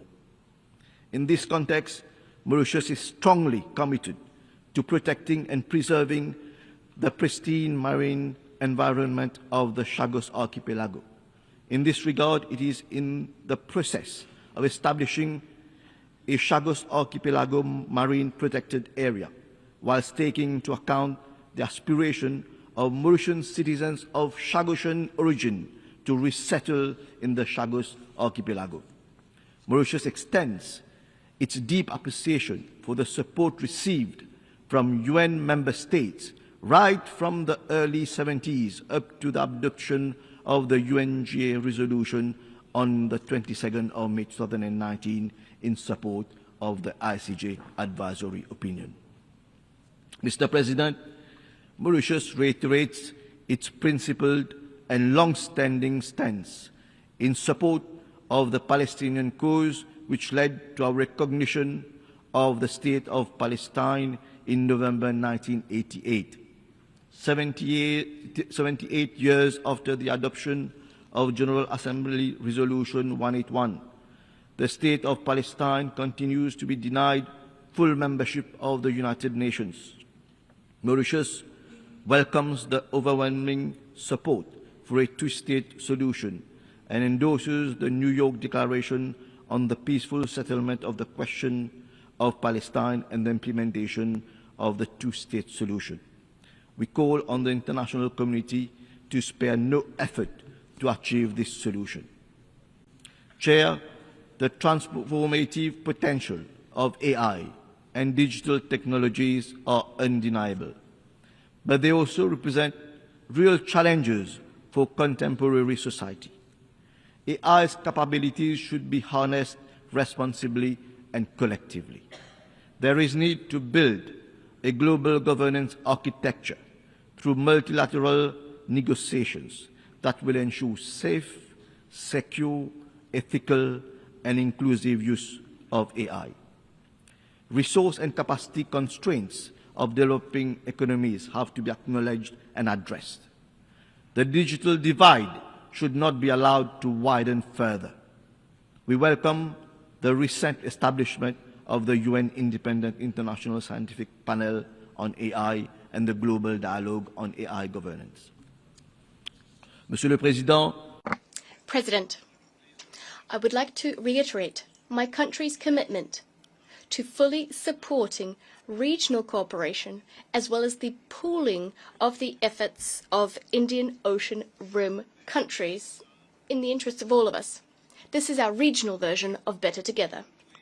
Mauritius is honored to host on its territory the headquarters of 2 Indian Ocean country organizations, specifically the Indian Ocean Commission and the Indian Ocean Rim Association.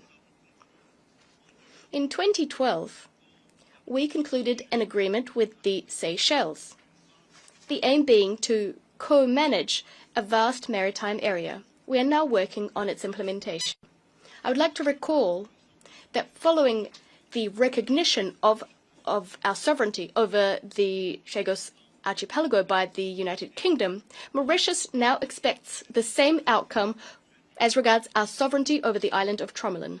Chair, let me reiterate our strong conviction that we are indeed better together. And to continue to be better together, we must adapt, reform, and reinvigorate the UN. In this regard, the Pact for the Future charts a new course for international cooperation. Let us rise to the challenge. Let us be bold in our actions, compassionate in our leadership, and united in our resolve. No one should be left behind. Thank you. Muchas gracias al ministro de Relaciones. I thank the Minister for Foreign Affairs of Mauritius. I now give the floor to His Excellency Mr. Robert Golan Edop Yusei, Minister for Foreign Affairs of Togo.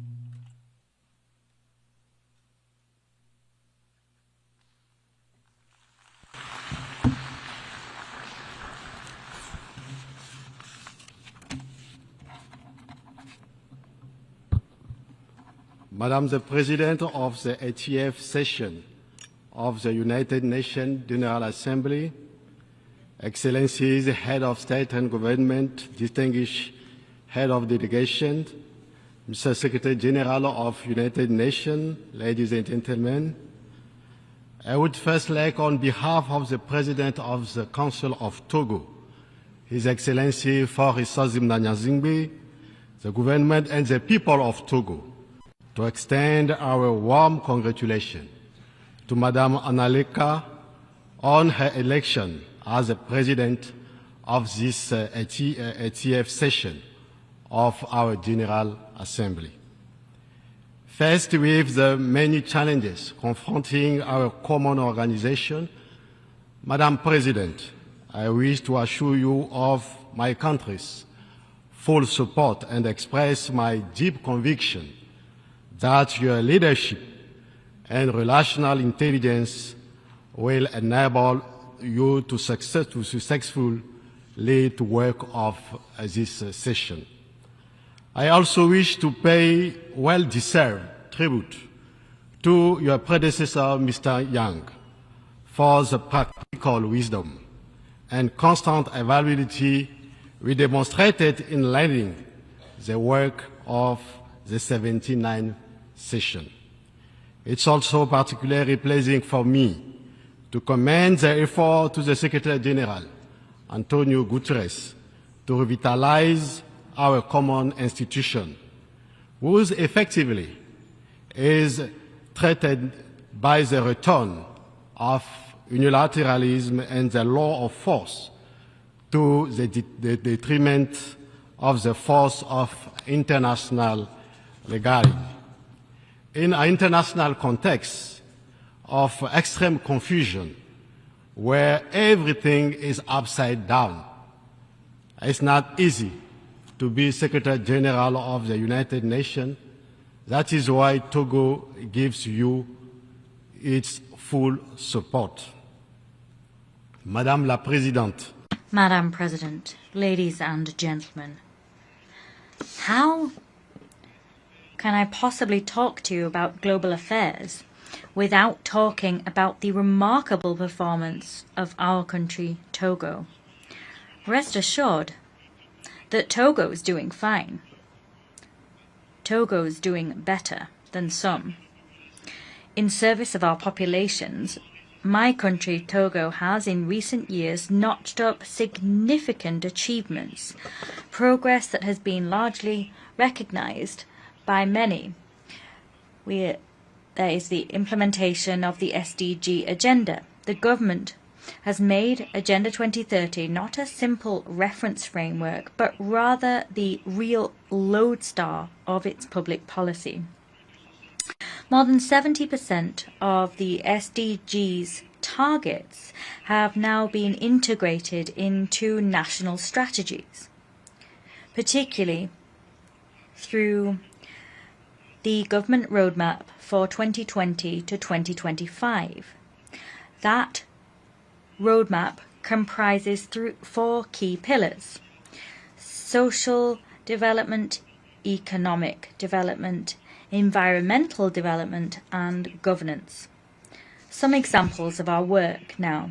We have reforms that have been done to improve the public finance management system and reforms of our public investment system. And to improve things on these fronts, we've done remarkable work.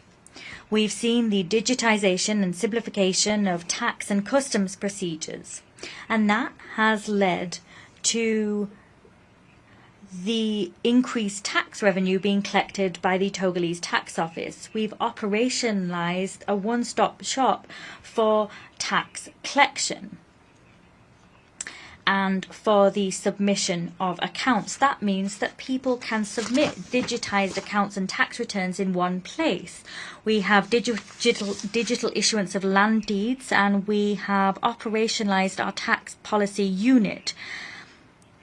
We have public-private partnership work, and that's increased public-private partnerships. We can now, in terms of improving our business climate, list the following reforms. You can have online meetings. We've reduced waiting time to process cases through the courts for business recognition, etc., etc. So various reforms have been staged by the government of Togo under the aegis of my president in the 2025 roadmap. This work has led to a number of projects that we can list before you. In Togo now 96% of our territory can access healthcare, and that's been the case since 2023. That's an increase of 19.23% on 2020. We've also seen the launch of universal health coverage for 3 million people. Now 3 million people are covered by such health insurance, including the pupils covered by school insurance. 26% of people had access to drinking water in 2024. That's a 26% increase on 2020. There is now a great deal more access to electricity, and that's reduced dependency on external sources of energy and electricity. That dependency has reduced to under 50%. 24% of the population are now living below the poverty line versus 51.1% in 2020. We've seen agricultural income increase in 2025. Our maize, rice, cassava and soya sectors have all seen their revenues increase by 32%. A lot of our coastline has been protected against erosion. We've had a lot of roads tarmacked properly and restored across our territory, and that had occurred by the end of 2024. We could cite more and more examples to show you, as you will see, that Togo is doing better than it ever has done. 60% of our coastline is actually protected against coastal erosion, for example. We've also planted 40 million more plants across 48,000 hectares. These various achievements all form part of our implementation of our government roadmap, and all of these initiatives have allowed us to accelerate the pace of economic growth in Togo. So we increased that growth to 7% in 2025, and we brought inflation under control. By way of an example, the 2024-2025 report of the UNDP on the Human Development Index emphasized how far Togo has come in terms of income, education, and life expectancy. In the zone covered by the Economic Monetary Union of Western Africa, we are one of the only 2 countries classed as having medium human development, and we are second in the region in the Human Development Index. In the ECOWAS sphere, Togo ranks 4th on the Human Development Index. These results, ladies and gentlemen, bear witness to the determination of the Togolese government to combine economic resilience, social stability, and ambition for sustainable development. This in a global context beset by manifold challenges. Madam President, my country is modernizing and is looking to the future with confidence. However, the efforts we've made in that regard are still at risk of being undone by the terrorist threats hovering over the Sahel and the whole of West Africa. I wish at this high rostrum to pay a much-deserved tribute to all victims, both civilian and military, that paid the ultimate price in this bitterly difficult struggle. Madam President, ladies and gentlemen, in 2025, the United Nations marks its 80th anniversary, 80 years since its birth. And 80 years is the age at which you can say you've become mature and begin to look back at your life and progress made. We've walked a long way together, but we need to overcome obstacles and usher in a fairer world. As such, the world cannot stand idly by and fail to heed cries we're hearing from all corners of the world to change the international order. That was an international order imposed upon us by a handful of states to serve all manner of interests 8 decades ago. Ladies and gentlemen, as you are well aware, the African Union selected a theme for 2025, which was justice for Africans and African descendant persons through redress and reparations. There is a bitter thirst for justice on the African continent, which needs to be understood, and Africa's struggle for reparations should be understood through that lens. Africa is crying out for justice and redress, which is the form that justice needs to take. Africa is calling for justice as a result of having had its resources pillaged. Africa was humiliated through the yoke of slavery, the slavery of its sons and daughters for more than 4 centuries. More than 20 million Africans were snatched from their families. Families were torn apart, and these 20 million Africans were brought to the Americas, where they were enslaved. These souls of millions of men await justice. Africa is calling for justice. Justice, having seen its history upturned through a century of colonialism. It was thrown off its rightful course and wants justice as a result. Africa is calling for justice because it has paid with its blood and its own resources for the prosperity of other continents. Africa is demanding justice because between 80 and 90% of its cultural heritage is today in foreign museums. Africa is demanding justice because African human remains remain in the hands of foreigners outside of the continent, and that violates the most sacred laws of humankind.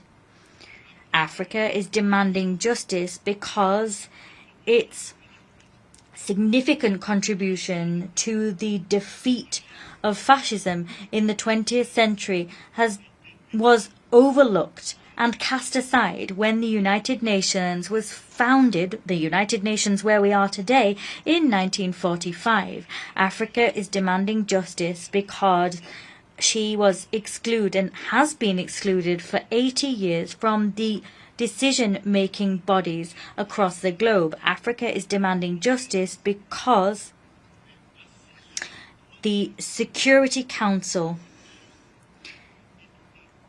needs to properly represent all the peoples of the world among it. Africa demands justice because its children continue to be victims of racism and humiliation around the world.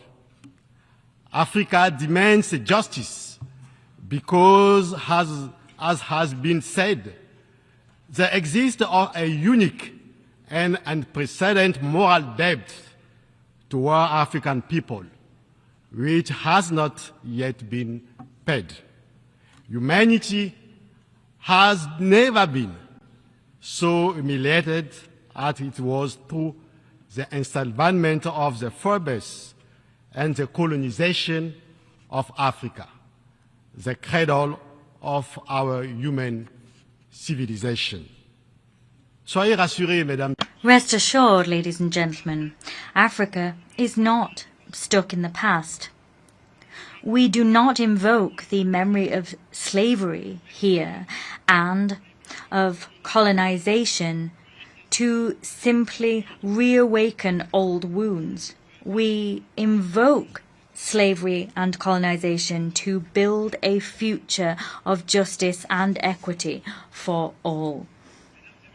Ladies and gentlemen, to illustrate the message I sought to convey above, I wish to begin by showing you a map of the world. Ladies and gentlemen, please look, if you will, at this world map. It is a map that all of us studied at school. This is the map right here. We call it a planisphere. To use a technical term, we call it the Mercator projection. It is named after a cartographer who you all know, the cartographer Mercator. And you can see yourselves that on this map that we all use, there's a problem. If you can't see the problem, I'm going to help you to understand the problem as an African man. Candidly speaking, the Mercator projection is something we inherited from the 16th century. It reduces the African continent to about half its genuine size. At the same time, it swells North America and Europe unfaithfully. Africa extends over 30 million square kilometers. In other words, 3 times the surface area of the United States. However, on this world map, it seems scarcely any bigger. With a surface area of 30.3 million square kilometers, including all the islands, it covers 20% of Africa, the land surface area. 6% of the global surface area of the Earth, with around 1.4 billion, soon we'll have 1.5 billion inhabitants. That's the reality. In 2025 or 2030, that's where things will stand. So, It accounts for about 18% of the global population. The size of Africa here is intentionally reduced. It's minuscule in real terms. It seems the size of Greenland and Russia are also reduced. Or it's reduced to the same size as Greenland and Russia. And it's all false. It's a distortion. Africa has 54 continents, and we somehow think it's smaller than it actually is. Candidly speaking, Africa alone can contain the whole of the United States, Russia, India, France, Great Britain, and China. It can contain all of those countries. It is for that reason, ladies and gentlemen, in support of the African Union, we call for Africa's depiction on world maps to be corrected. And we seek to do that with the campaign that we ask the United Nations to support. The name of that campaign is Correct the Map. Geography must be decolonized. There needs to be a new political map of Africa. You also understand why at the Second African and Caribbean Summit, held of the 7th September in Addis Ababa, Ethiopia, Africa and the Caribbean reaffirmed their determination to put the fraternal transcontinental partnership at the service of reparative justice for Africans and African descendants, and emphasize the need to move toward the creation of an African Union decade for justice for African and African descent people. I wish here to salute our brothers and sisters in the Caribbean who grasped the meaning of this struggle. You have understood that by standing together for the cause of reparation, we will advance in more effectively. This too is the essence of the Pan-Africanism, a Pan-Africanism for justice and for the cause of reparations. It was the same test for justice that promoted Togo to submit to the deliberative bodies of the African Union, the initiatives that led the decision adopted by the Assembly of Head of State and Government of our continental organization on 16 February 2000 this year to classify slavery, deportation, and colonization as crimes against humanity and genocide against the people of Africa. This decision marks a major event for Africa and people of African descent, for it counters the logical rabbi descendant of perpetrators dictate the term of the debate and name the crimes, rather than the hateful hell, the people who suffer those crimes in the flesh. Mesdames et messieurs, ladies and gentlemen, the United Nations must not remain indifferent to reparative justice, because the crimes and injustices from the past that are not met with redress and reparative justice will simply fuel crises and conflicts in our age and will fuel those to come even later still. Current crises are fueled by the injustices of the past that are not resolved because people live with the memory of their wounds. Providing reparations for the crimes and injustices of the past is part of the remedy we need to apply if we are to restore peace to our world and repair relationships between civilizations. As a continent of resilience and hope, Africa embodies this bitter need for reparative justice. the recognition of past injustices, particularly through tangible actions to bring about reparations, is a vital step towards establishing a sustainable peace and full social cohesion.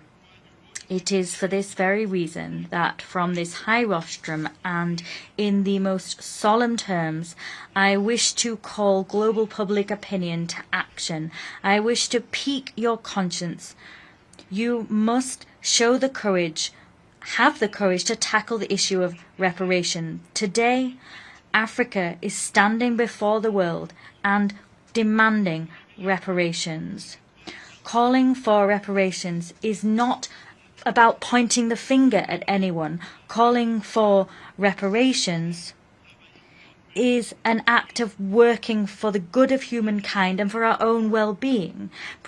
Doing justice for the crimes of the past is to repair history.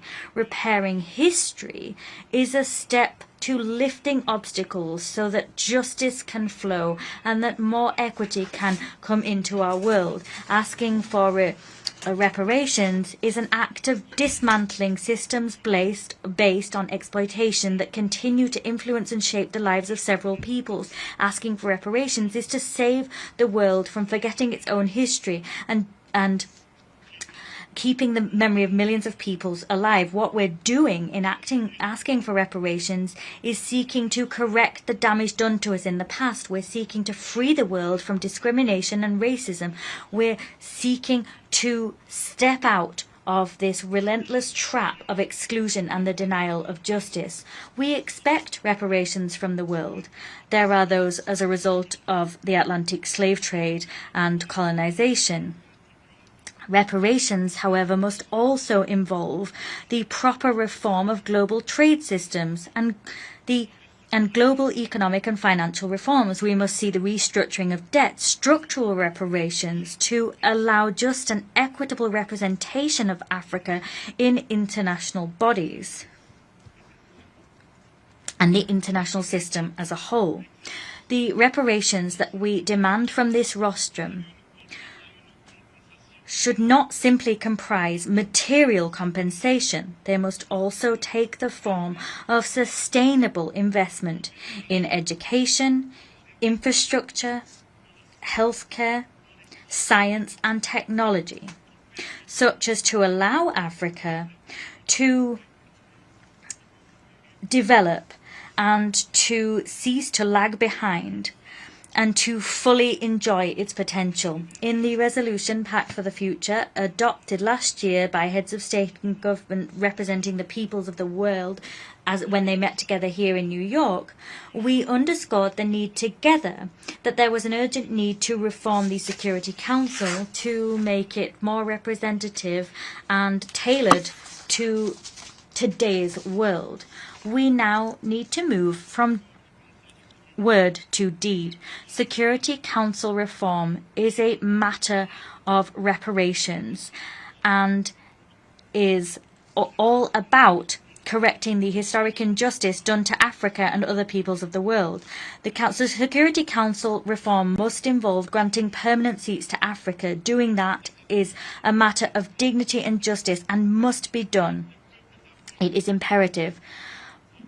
The injustice done to Africa over centuries must be redressed. But this reform must also go hand in hand with the recognition of global current inequalities and the fact that they are rooted in historic injustices. Africa has been and is marginalized within multilateral institutions, and that must be addressed.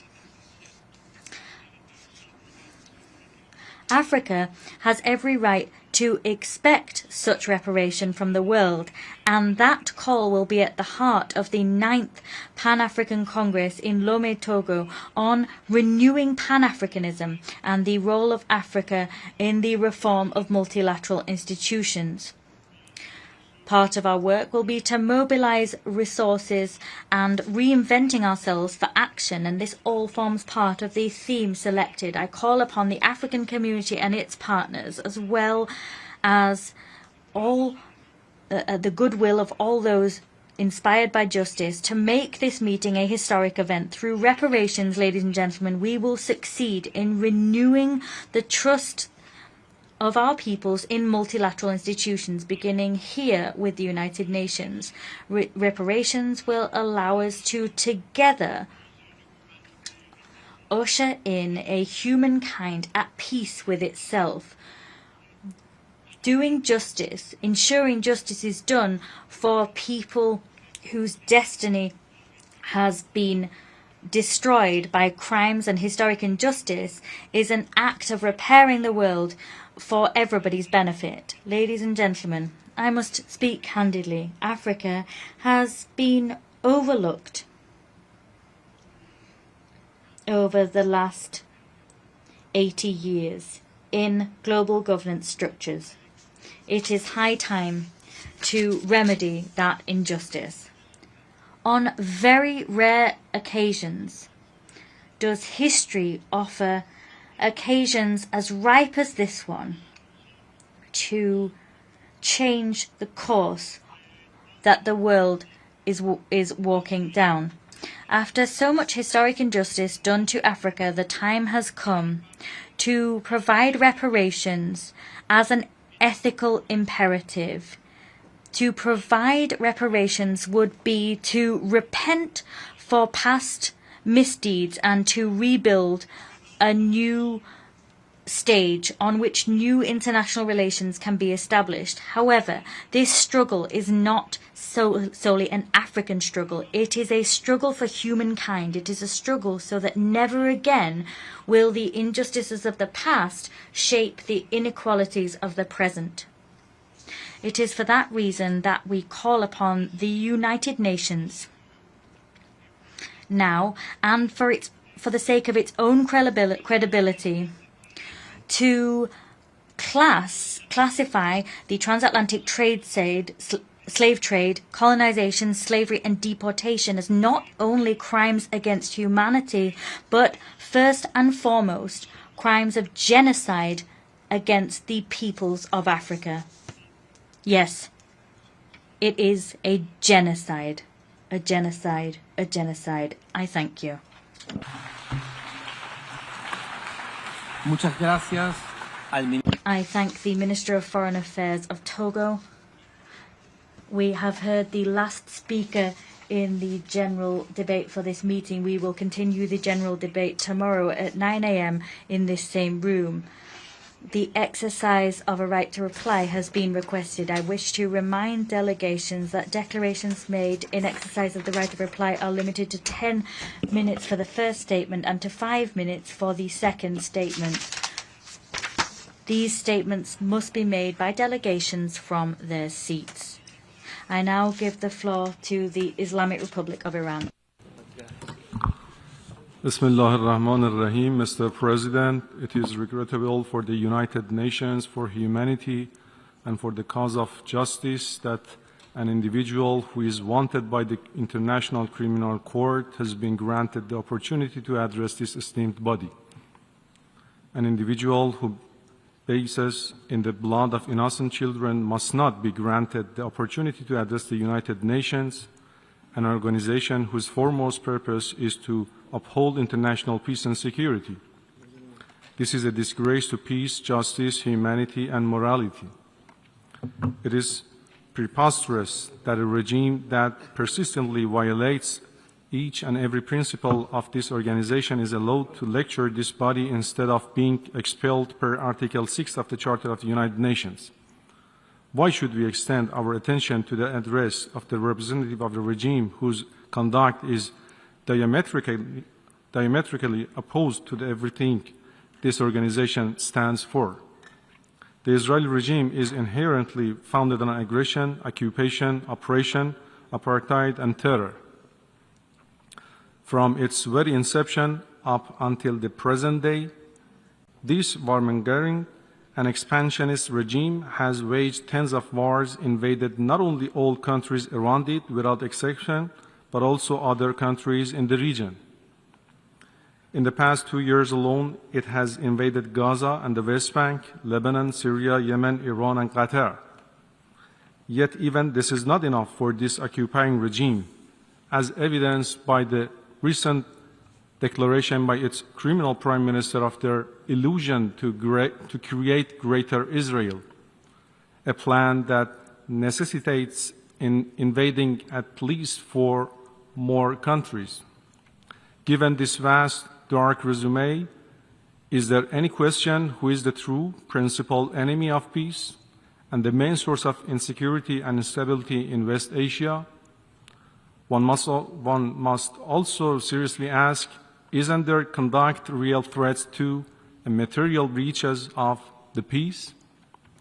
Last year, my delegation warned that if unchecked, the Israeli regime would commit further aggressions. Unfortunately, this was not heard.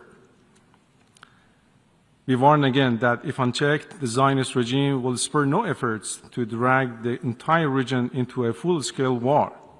Accordingly, this regime must be compelled to stop immediately and permanently all its attacks on Gaza, the West Bank, Lebanon, Syria, Yemen, and other parts of the region.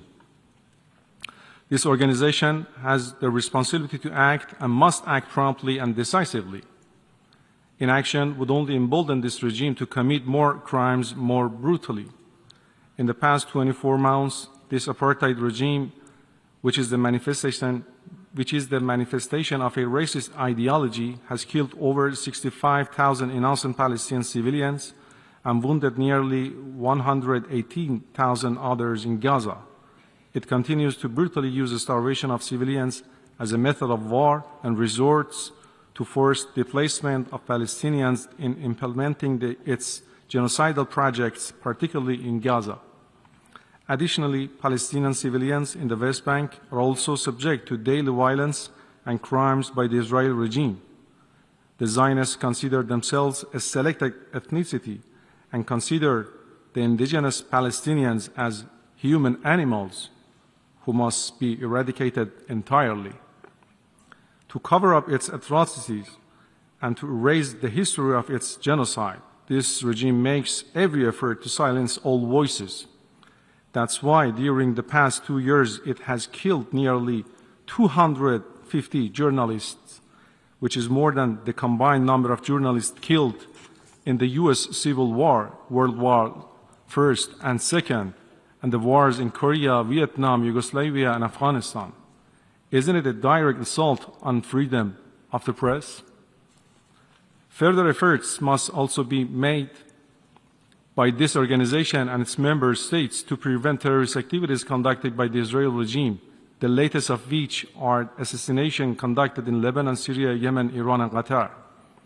Mr. President, one example of the Israeli regime aggression is its 12-day aggression against my country in June 2025, which, among others, resulted in killing over 100 Iranian scientists, high-ranking civil and military officials, and other civilians, including more than 170 women and children. Look at this picture. These are just a few images of Iranian children. Children who, like others around the world, should be in classrooms or playing in the kindergartens right now. But their lives were brutally taken by this child-killing regime during the 12-day war imposed on my country. This aggression and the heinous acts by this illegitimate regime against my fellow citizens and my country were material breaches of the basic principles of international law, in particular the prohibition of the use of force, a peremptory norm of international law enshrined in this organization's charter. Israel's aggression against Iran is conducted based on a series of fabrications against the exclusively peaceful nature of Iran's nuclear program. For well over 30 years, the Israeli officials, including its current criminal prime minister, had warned of an imminent threat from an Iranian nuclear weapon. Despite all this hue and cry, to date, there has been no report from the sole competent international body responsible for verifying the nuclear activities of states, namely the International Atomic Energy Agency, indicating the diversion by Iran of even 1 gram of nuclear material for making nuclear weapons. Moreover, such fabrication was not endorsed by the United States even during Israel's aggression against Iran. At the same time, one must not forget that, in fact, the clandestine nuclear weapons program of the Israeli regime and its nuclear weapon arsenals constitutes the real source of a serious threat to peace and security in the region and beyond. Today, once again, the Israeli regime made a series of old and new accusations against my country. They are all totally rejected, and I don't want to even dignify them with an answer. This is an unsuccessful attempt to distract attentions away from crimes committed by this regime. It has not only committed all 4 core international crimes, namely the crimes of aggression, genocide, war crimes, and crimes against humanity, but also committed them all systematically, simultaneously, and in the most brutal manner. In fact, like brutality, deception, disinformation, and duplicity are also in the DNA of the Israeli regime and constitute an inherent part of its weapon of mass deception. In fact, however, with all crimes committed by this regime during the past 2 years, no amount of deception and disinformation campaign can cover up its unlawful and inhuman conducts. Finally, the Islamic Republic of Iran fully supports the inherent right of the Palestinian people to self-determination and to resist aggression and occupation using all available means, as well as the inherent right to self-defense of all regional countries against the Israeli regime's aggression. I must also stress that the Islamic Republic of Iran did not and will not hesitate to vigorously defend its territory, people, and vital interests against any aggression. I thank you, Mr. President. Doy ahora la palabra a la representante. I now give the floor to the representative of India. Mr. President, this assembly witnessed absurd theatrics in the morning from the Prime Minister of Pakistan, who once again glorified terrorism that is so central to their foreign policy. However, no degree of drama and no level of lies can conceal the facts. This is the very same Pakistan which, at the UN Security Council on 25th April 2025, shielded the Resistance Front, a Pakistani-sponsored terror outfit, from the responsibility of carrying out the barbaric massacre of tourists in the Indian Union territory of Jammu and Kashmir. Mr. President, a country long steeped in the tradition of deploying and exporting terrorism has no shame in advancing the most ludicrous narratives to that end. Let us recall that it sheltered Osama bin Laden for a decade, even while pretending to partner in the war against terrorism. Its ministers have just recently acknowledged that they have been operating terrorist camps for decades. It should come as no surprise that once again this duplicity continues, this time at the level of its Prime Minister. A picture speaks 1,000 words, and we saw many pictures of terrorists slain in Bahawalpur and Muridke terror complexes by Indian forces during Operation Sindoor. When senior Pakistani military and civilian officials publicly glorify and pay homage to such notorious terrorists, can there be any doubt about the proclivities of this regime? The Prime Minister of Pakistan also advanced a bizarre account of the recent conflict with India. The record on this matter is clear. Till 9th May, Pakistan was threatening more attacks on India. But on 10th May, its military pleaded with us directly for a cessation to the fighting. The intervening event was the destruction caused to multiple Pakistani air bases by Indian forces. The pictures of that damage are, of course, publicly accessible. If destroyed runways and burnt-out hangars look like victory, as the Prime Minister claimed, Pakistan is welcome to enjoy it. The truth is that, as in the past, Pakistan is responsible for a terrorist attack on innocent civilians in India. We have exercised the right to defend our people against such actions and have brought the organizers and perpetrators to justice. The Pakistani Prime Minister has spoken about wanting peace with India. If he is indeed sincere, the pathway is clear. Pakistan must immediately shut down all terrorist camps and hand over to us terrorists wanted in India. It is also ironic that a country which wallows in hate, bigotry, and intolerance should preach to this assembly on matters of faith. The political and public discourse of Pakistan reflects its true nature. Clearly, a look by them at the mirror is long overdue. Mr. President, India and Pakistan have long agreed that any outstanding issue between them will be addressed bilaterally. There is no room for any third party in that regard. This is our long-standing national position. Where terrorism is concerned, we are making it clear that there will be no distinction between the terrorists and their sponsors. Both will be held accountable. Nor will we allow terrorism to be practiced under the cover of a nuclear blackmail. India will never bow to such threats. India's message to the world is clear. There must be zero tolerance for terrorism. I thank you, Mr. President. I give the floor to the representative of Guatemala. Señor Presidente, la delegación. President, the delegation of Guatemala is using its right of reply in reference to the statement made by the Prime Minister Jean Vicente at the general debate this morning, based on the following. Guatemala is a country that is committed to the principles of the United Nations Charter. We respect international law and the peaceful settlement of disputes. In this regard, we submitted our island and maritime territorial claims to Belize before the International Court of Justice, and we reiterate what the President of the Republic of Guatemala said on Wednesday, 23rd of September 2025 in this very room, and I quote, "The future ruling of the International Court of Justice will put an end to the territorial, island and maritime dispute with Belize. Given that the written submissions have already been finished and we're waiting for the oral hearings next year, and awaiting future ruling, we are at an historic opportunity to open a new stage of relationships between both countries. Resolving this dispute peacefully is an example of how even the most complex disputes can lead to peace and cooperation. Guatemala reiterates its commitment to strengthening our bilateral relations with Belize on the basis of mutual respect, peaceful cooperation, and the observance of international law." End of quotation. As we have stated on multiple occasions, including here, we are committed to obeying the court's ruling.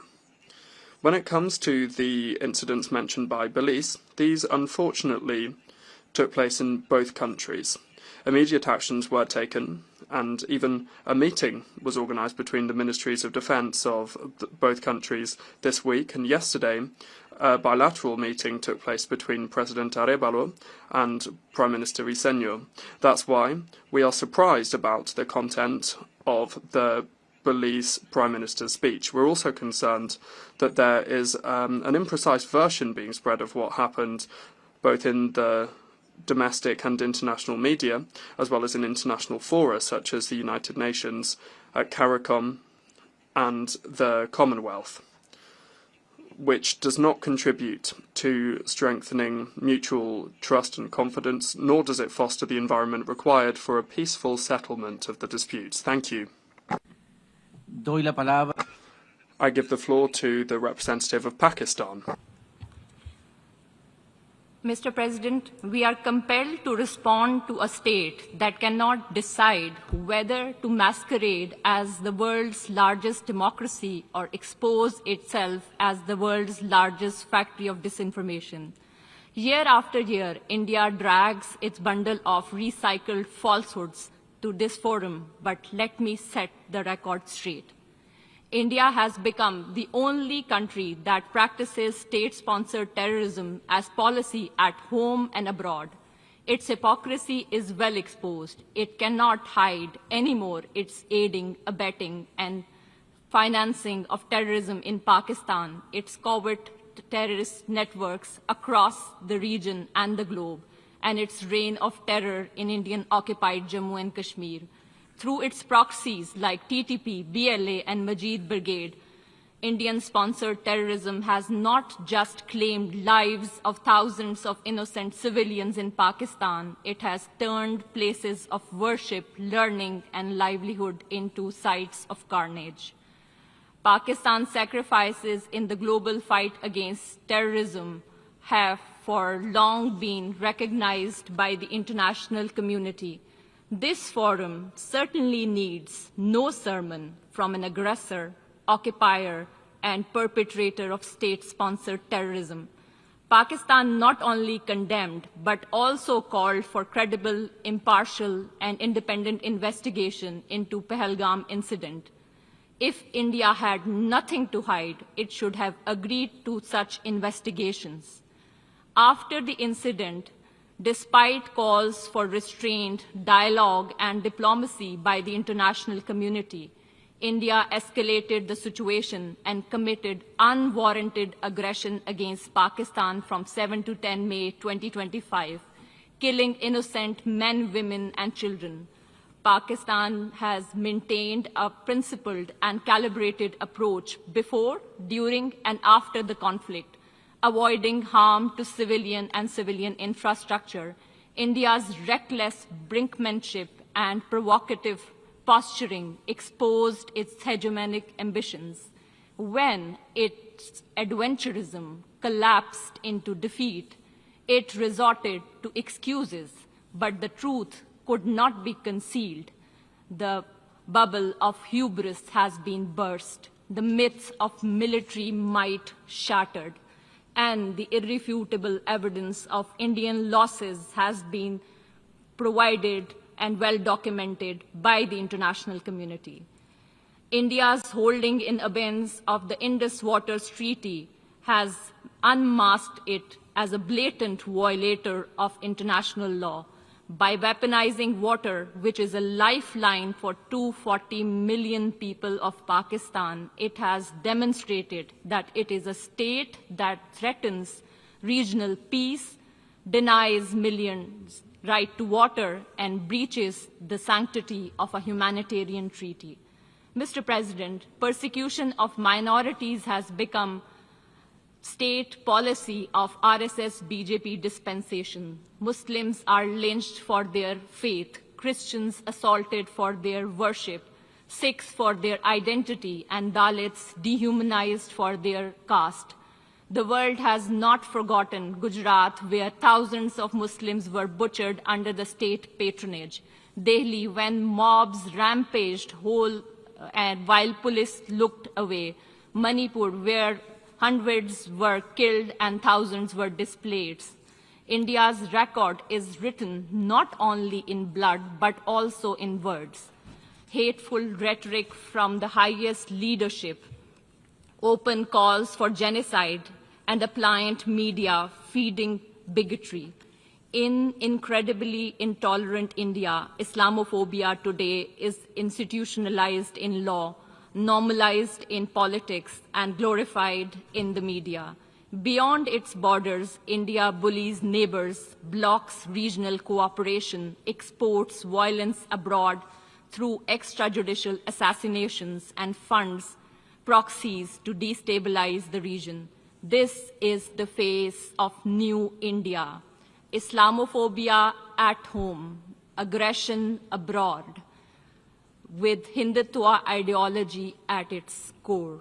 Mr. President, while denial and distortions are India's chosen weapons, no fabrication can alter a simple truth. Jammu and Kashmir is not and has never been an integral part of India.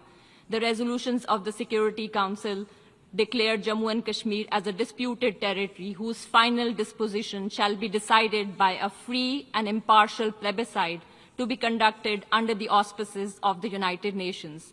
To sustain its occupation, India has deployed 900,000 troops, turning Jammu and Kashmir into one of the most militarized zones in the world. The outcome is tragically consistent. Imposition of draconian laws and thousands of fake encounters, enforced disappearances, unmarked graves, custodial killings, systematic sexual violence, and regular media blackouts.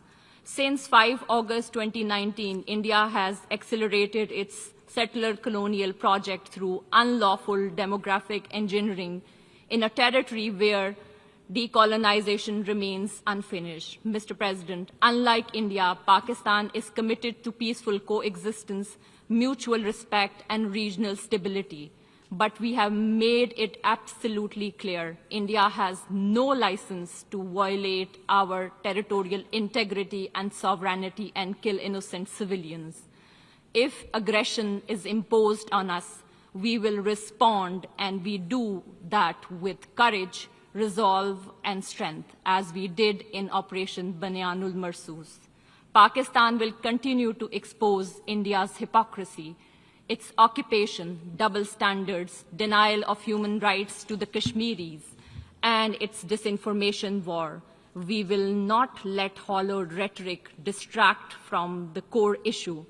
The people of Jammu and Kashmir deserve justice, dignity, and freedom by exercising their right to self-determination, and they shall have freedom one day. I thank you. Se levanta la sesión. The meeting is adjourned.